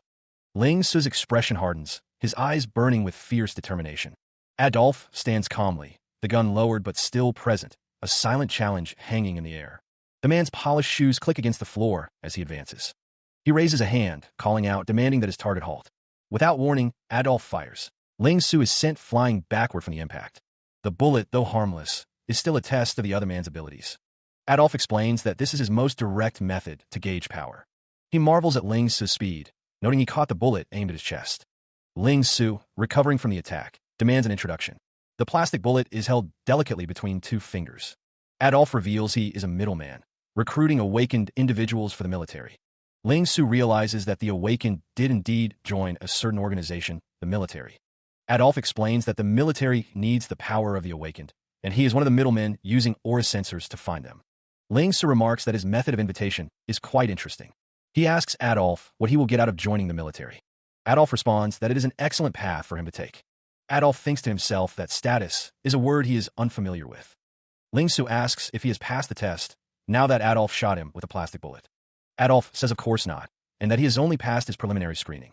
Adolphe continues, saying that Ling Su will still have to undergo the military's official examination. Ling Su asks when the official examination will be, and Adolphe responds that it will be in an hour. Ling Su is surprised, saying that he doesn't think it's a good idea for him to be absent on his first day of school. Adolphe tells him not to worry, and that they will take care of that. Adolphe says that he has already prepared the helicopter, which surprises Ling Su. The helicopter is headed to a large, imposing building. The building entrance is large and imposing, as expected of the military. He stands with Adolphe in a wide hallway, as Adolphe tells him to pick up the pace. A red-haired man with scars on his face declares that he won't disappoint. Two figures stand, their lower bodies visible, as they await the start of the examination. Adolphe is told that they already have 5 candidates, and that his request for an extra candidate is against regulations. The 3rd General of the Ground Forces and West District's awakened supervising examiner looks on. The examiner wonders if the young lad can measure up to the red-haired man with an awakening rate of 54%. The red-haired man is described as the most outstanding one of this batch, as Ling Su stands nearby. The examiner is asked if he has measured his awakening rate yet, but he has not. The examiner states that they will wait and see what happens with Ling Su. The sound of something breaking echoes through the stone walls. The first measured awakening rates of several candidates are displayed, ranging from 12% to 54%. Ling Su's first measured awakening rate is listed as no record. The screen flickers to life, displaying a stern-faced man in uniform. The screen shifts again, this time showing a man in a suit. The announcement declares the format, a 1 versus many battle. The treatment they receive will depend on the final results. Ling Su listens intently. He questions the announcement, wondering if they will measure their awakening rates via a battle royale. The red-haired man scoffs, telling him he is overthinking it. He calls him a newbie, stating that their awakening rate is meaningless to the military. A lion-like man with a scar across his face speaks. He says that what they are after is their individual combat data. He tells them to leave if they are not confident. The message is clear. Their battlefield is ready. In the distance, several figures approach a massive structure, ready to face their trial. The text declares that the ones awaiting them will be the elite anti-supernatural ground army.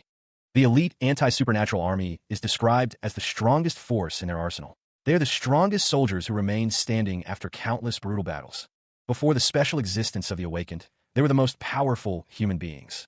Now the once strongest human army. The text declares that combat will decide who is superior. The challenge is about to begin.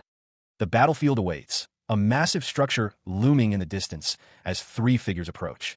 A symbol descends, marking the beginning of a new era of combat. The elite anti-supernatural ground army stands ready, the strongest force in their arsenal. These soldiers, once ordinary humans, have evolved into beings of immense power, capable of reclaiming towns from thousands of terrorists. The strongest human army, now awakened with superpowers, prepares for a new challenge. The time has come to determine who is superior through combat. The trials are about to begin. The order is set, one by one. Entrants will face 15 anti-supernatural soldiers. The overseer observes, remarking that this exam seems quite interesting, as data will be collated and performance reassessed. Entrant number 1 is called to the arena, their actual combat awakening rate about to be tested. 15 of them, huh? It's going to be a bit tricky, the entrant thinks, a bead of sweat forming. The heavy gates stand open, awaiting the first entrant's arrival. He faces a daunting formation of elite soldiers, ready to prove his worth. Bring it on, he shouts, confident in his abilities. 2 men observe the scene. One, wearing a hat, scoffs at the entrant's confidence. He believes underestimating the elite soldiers is a mistake. The fight is being monitored. An observer laughs, watching the first entrant's progress on a screen. With a resounding crash, the first entrant's foot slams into the arena floor. He throws a punch, connecting with one of the armored soldiers. The force of the blow echoes through the arena. The elite soldiers stand their ground, shields raised, ready to defend against the entrant's assault. A counterattack lands. The first entrant is struck, the impact sending him reeling backward. Staggered, he grits his teeth, questioning if his attack had any effect. The armored soldier remains unfazed, his shield glowing with energy. He thinks to himself that it didn't work. The soldier prepares to strike, remembering that their strikes should be able to punch through steel. The first entrant faces the armored soldier once more, bracing for another attack.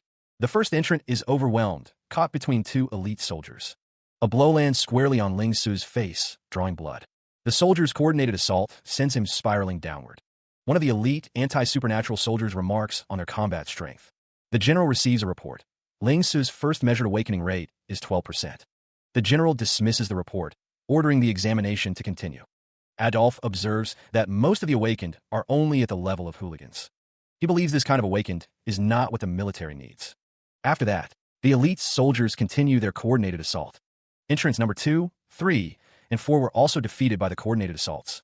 The anti-supernatural soldiers proved too much for the awakened.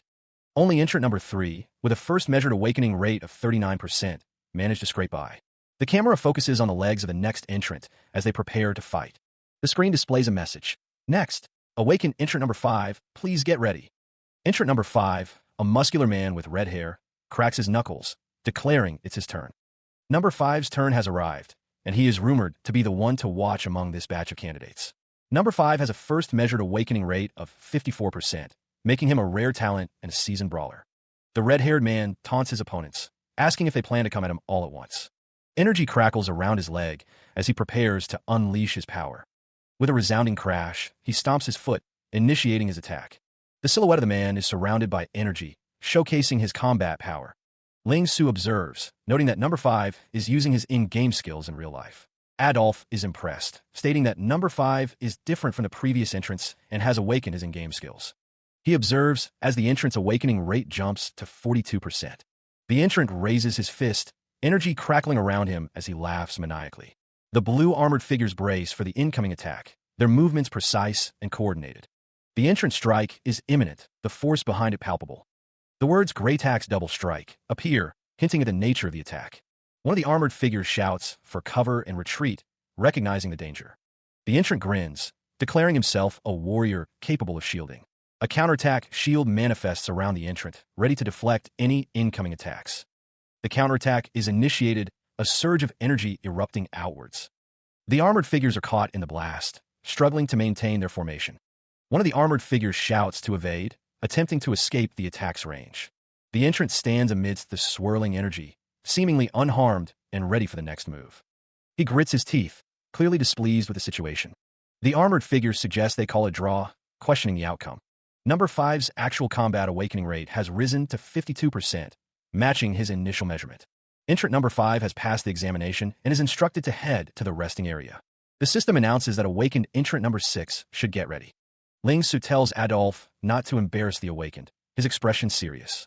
Adolf contemplates synchronizing his mental state with his physical form to be in synchrony. He wonders if it is something like this as he takes a step forward. Adolf, surrounded by a purple aura, declares that it wasn't hard. He wonders what is happening as he summons his in-game equipment. 2 men observe, one exclaiming that Adolf summoned equipment, questioning if he is seeing things correctly. The screen displays 100%, indicating a completed process. His awakening rate jumped to 100% in an instant. Adolf is surrounded by digital effects and purple energy. Adolf's red eyes gleam with newfound power. A voice booms, declaring the examination begins now. Adolf looks down at the other students, thinking he might still make it back to school by the afternoon. Ling Su stands, his body crackling with energy, ready to face whatever comes next. His red eyes burn with intensity, a stark contrast to his white hair. A voice booms, declaring the start of the examination for both sides. Ling Su looks up, determined to return to school by the afternoon. The man with sunglasses learns that the awakening rate is already at 100%. He asks to take a look. The man with sunglasses is shocked that the perfect awakened would actually exist. Another man in a suit sits in a chair, realizing that it's actually possible. He says they must keep this man, no matter what it takes. The man in the suit says they'll give him anything he wants, and that they have to keep him.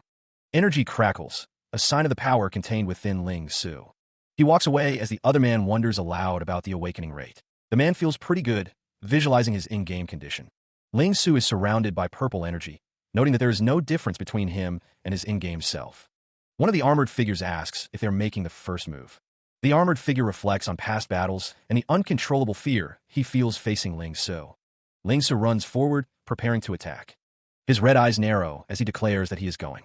Ling Su unleashes a powerful attack on the armored figure. A blue energy attack is thrust forward. A yellow energy attack follows in rapid succession. Ling Su continues his assault, his movements a blur. He declares that it's a one-shot with a combined skill.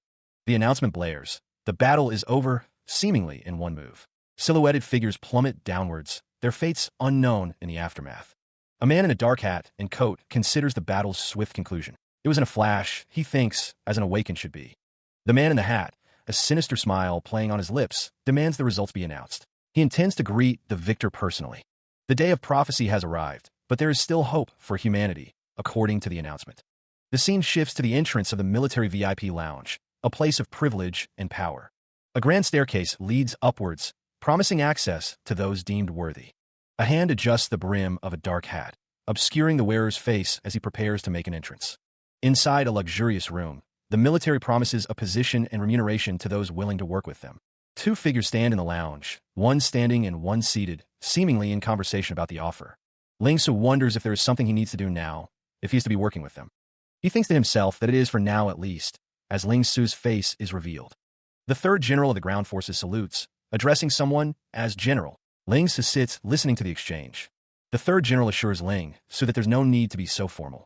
He calls Ling Su the treasurer of their West District.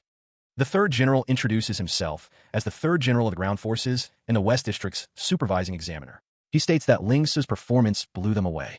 Ling Su wonders if this means he passed, questioning what's next and the overall situation. He thinks there's no such thing as a free lunch. The third general reiterates that there's nothing Ling Su needs to do for now, his expression serious. The third general explains that Ling Su has passed the examination, meeting their recruitment requirements. They will provide everything he needs in his daily life in return for his assistance in the future. Ling Su's red eyes narrow as he asks what kind of assistance they require from him. The third general explains that there are more and more awakened individuals now. While many are willing to join the military, most are unwilling to join them. The third general continues, stating that some antisocial awakened individuals abuse their powers to commit all sorts of crime and destruction. A building is shown being destroyed, illustrating the potential for chaos and devastation.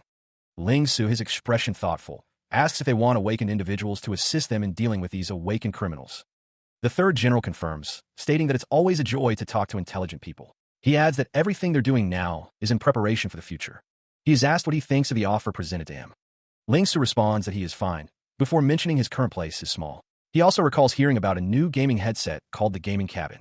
The third general of the ground forces laughs, saying they won't make him do things for free. He tells Adolf to give Ling Su a new place to live and the latest gaming cabin. The third general of the ground forces says he looks forward to seeing him again and to let Adolf know if he needs anything. Adolf confirms he will be in charge of communication with Ling Su. Adolf says he will prepare what Ling Su requested as soon as possible. A helicopter takes off, presumably to take Ling Su back. The sound of the helicopter fades into the distance. The helicopter lands, and a figure exits. Ling Su notes that it's getting late and school is already over. He laments having to save the joys of school life for another time. He thinks that he finally gets to give his Gramps a better place to live, which is nice. He's sure his Gramps will be delighted with a bigger place. A system prompt appears, welcoming him back to Heavenland. Ling Su realizes that the game has an impact on his real-life status, and it's time for him to power up. A hand grips a dagger, its blade crackling with arcane energy. But most importantly, Ling Su's red eyes narrow with determination. The Casfado Magical Origin Institute looms, a place where he intends to turn his unique spell thief dual class into an invincible existence. A student wonders aloud if the mage is allowed, as the Magical Origin Institute is exclusive to the mage class. Ling Su seems different, and another student guesses he's probably on a special mission. Soren, a level 30 luminous mage, boasts that he'll have no trouble taking first place in the Institute's mission rankings today. 5-star Shimmer, hinting at the challenge ahead. Soren interrupts, noting that they're the only ones who dare to take on the 5-star missions. A system prompt confirms that the 5-star mission has been accepted. Ling Su stands before a doorway marked with a 5-star rating. He's taking on a 5-star mission all by himself. A glove hand presses the accept button, triggering a system prompt. The screen indicates that the 5-star mission has been accepted and is now loading. 5 stars shine above the doorway as Ling Su walks through. He seems to be muttering something to himself. Meanwhile, a woman with auburn hair speaks, though her words are obscured by the panel's edge. Ling Su, his expression unreadable, is taking on a 5-star mission all by himself. A man in a wide-brimmed hat exclaims, noticing Ling Su's outfit. He wonders if it isn't that a thief. Ling Su stands tall, his gaze fixed on something beyond the frame. The man in the hat continues, noting that Ling Su is outfitted like a thief. Another woman wonders why he's allowed to enter the Magical Origin Institute. The man in the hat believes Ling Su is just trying to act mysterious. He thinks he's probably a mage no one wants to team with, so he's wearing a costume to attract attention. The woman with auburn hair says she sees. She notes that Ling Su even hid his information because he's afraid of being found out. The man in the hat scoffs, saying he's seen plenty of dummies like that. He stands, a weary expression on his face. So many people, he thinks with a sigh. His red eyes narrow, reflecting on the types that populate this game world. A step forward, a silent declaration of intent. He looks down, his gaze sharp. "What you looking at?" he demands. The blond man, wide-eyed, shouts a warning. He threatens to call for help if Ling Su approaches. Ling Su's expression remains impassive as he inquires, "How much money do you have on you?" The man's face contorts in confusion. He asks, taken aback by the question. One of the women behind the blond man asks about the total worth of his equipment and gear. The woman with brown hair looks on, as the blond man stands beside Ling Su.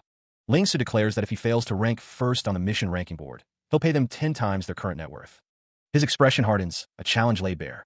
He proposes a high-stakes gamble, suggesting that if he wins, his opponents must give him everything they possess.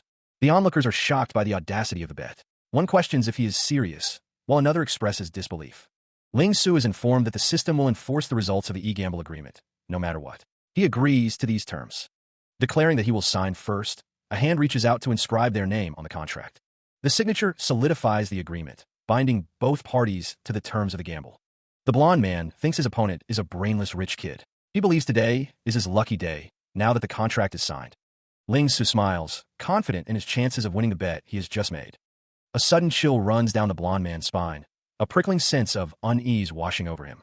Meanwhile, a ranking board mission is in progress, the landscape bathed in electric blues and fiery oranges.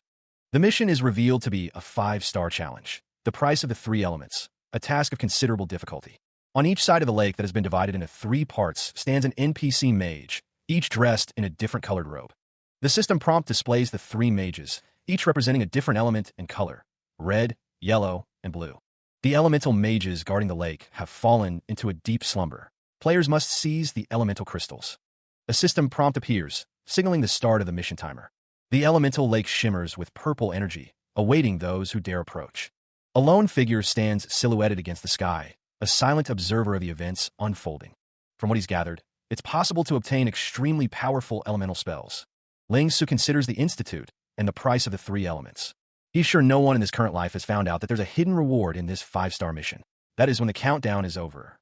If someone possesses all 3 elemental crystals, they will be rewarded with the 3 elemental spells. They will obtain an additional powerful spell as well. These 4 spells are what he's after. Ling Su raises his sword, preparing to strike. He moves with incredible speed. He presses onward, spear in hand, advising his team to listen carefully. The red-haired figure watches from afar as the team moves forward. Ling Su stands firm, emphasizing the need to focus on obtaining only 1 crystal. He warns against trying to get all 3. Suddenly, a surge of energy erupts, shaking the very ground they stand on. 2 figures notice the surge. Someone has already triggered the protective spells. The red-haired figure raises their staff, flames dancing around them, ready for what's to come. The energy intensifies, building to a crescendo of raw power. A voice booms out, announcing the arrival of the guardian golems. The magma golem appears, a towering figure of molten rock and fire. Alongside it stand the thunder golem and the vapor golem, each a formidable elemental force. Ling Su explains that stealing the crystal is unlikely because they will obtain the elemental crystal's protection. The magma golem looms, a silent guardian against any who would dare to steal the crystal. He recalls having elemental crystals in his grasp 3 times before. Each time, guardian golems have protected him. One of the team members reminds the others to support him as he deals damage. Once the golems are taken out, they will see who can defeat the elemental mage first. He is confident about seizing the crystal. He believes this mission is in the bag. Once he successfully completes this first 5-star mission, he won't have to stress about missions afterwards. He thinks about the ranking board and how he has to win the bet with that brainless guy. Someone tells another to step aside. The golem seems surprised by the sudden command. Another character identifies the approaching figure as that costumed mage. Someone declares that they will be going ahead. A woman in a blue dress tells someone to step aside, her expression firm. A character reminds someone else not to forget about their bet. A figure dashes forward, their intent unknown. Someone declares that they are now within range to use backstab. The fire golem's face looms large, its expression unreadable. He raises his hand, a surge of purple energy crackling around him. The energy intensifies, a palpable force emanating from his outstretched hand. That guy. His movements. A voice wonders if he is a mage or a thief. A golem stands, wreathed in blue energy. A woman in red stands atop the golem, observing the unfolding events. Ling Su declares his intention. He'll be taking the first elemental crystal. A figure clad in black clashes against a towering golem wreathed in fire. Ling Su, his white hair catching the light, declares his intention. I'll be taking the first elemental crystal.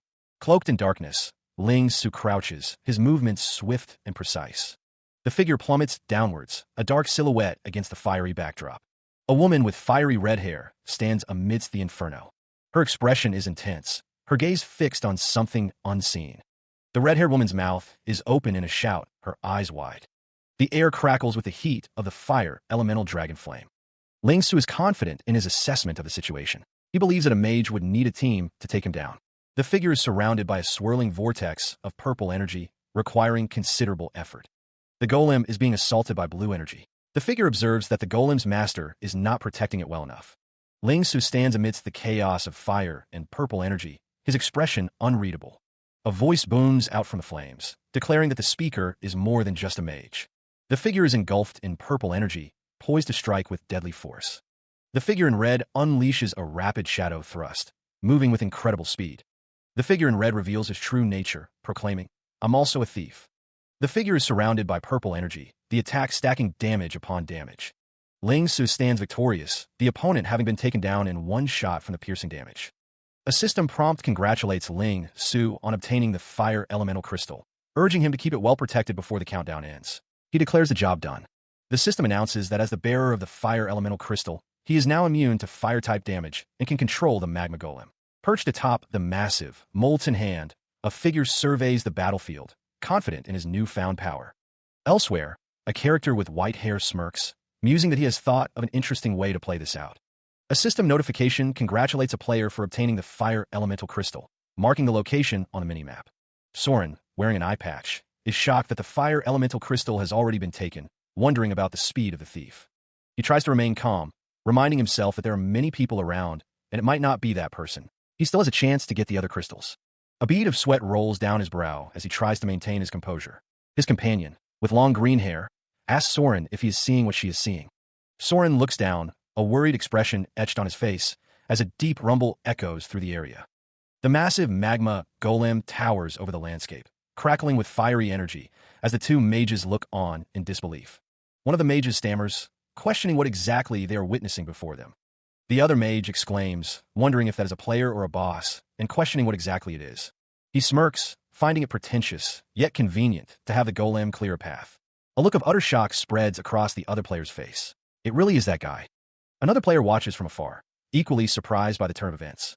Ling Su commands the magma golem, ordering it to head straight for the remaining crystals. The massive golem lumbers forward, its fiery footsteps shaking the very ground. The magma golem clashes with another elemental golem, sparks and fire flying in all directions. The thunder and water elemental golems have already been defeated in succession. The remaining players can only watch helplessly as their defenses crumble.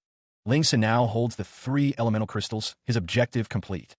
A system prompt congratulates him on obtaining the fiery flames, swirling water, and thunderous punishment elemental crystals. And with that, for the first time since the game's launch, one player has gathered all 3 elemental crystals. In the days that followed, Ling Su reached new heights, unseen since the game's launch, on the Magical Origin Institute's mission ranking board. That was his unquestioned domination of the other players as a spell thief, rising above the competition. Round 2 of the 5-star mission commences, and he is surrounded by purple energy. The system prompts him to use elemental manifestation, Thunderflash, transforming him into lightning. Next, the system prompts him to use elemental manifestation, Covert Water, transforming him into a lethal water fog. Round 4 of the 5-star mission begins, and the system prompts him to use elemental manifestation, Burning Lava. The system explains that he will be transformed into fiery lava, bestowing scorching flames on surrounding enemies. A smirk plays across his face as he prepares for the next challenge. The system reveals a hidden elemental spell granted from gathering the 3 elemental crystals, a powerful reward. He stands amidst the chaotic elemental energy, ready to unleash its power. The system explains that in the name of heaven and earth, he will temporarily obtain the body of chaotic elemental power. Elemental energies clash as 2 figures battle amidst a chaotic display. A crowd gathers, their attention fixed on the mission ranking board. They wonder what's wrong with the board. The board displays a single name, hidden from view, at the coveted number 1 spot. Why is there only one player on the ranking board? It wasn't an error. All other mages were cornered and hunted down. Linksa did not let anyone score at all. Today's Magical Institute missions have come to an end, leaving many to ponder the day's unprecedented events. A high vantage point shows the grand staircase within the Magical Institute, hinting at the scale of the events unfolding. Footsteps echo through the halls, a sign of the hurried activity following the mission's conclusion. The crowd is eager for answers. The missions for today are finally over, and they want to know what happened. The long-haired mage looks on with concern, his expression reflecting the gravity of the situation. 2 figures emerge, finally free from the trials they faced within the mission. They're finally out. One of the mages kneels, recounting their harrowing experience with a bug player who was killing indiscriminately. The 2 figures are surrounded by others, relieved to be out and no longer suffering the endless loop of being slaughtered. He remained on the floor, muttering that it was just a nightmare. A voice echoed, causing the kneeling figure to remark on the coincidence of the situation. Linksa looked up, startled by the question. The white-haired figure loomed over him, inquiring why he was kneeling. The white-haired figure stood tall, his presence dominating the space. Another figure watched from behind. Linksa's eyes widened in disbelief, his expression a mix of shock and confusion as he began to speak. The white-haired figure grinned, reminding him of their agreement. He directed Linksa's attention upwards. With a predatory smirk, the white-haired figure demanded that Linksa remove everything he was wearing.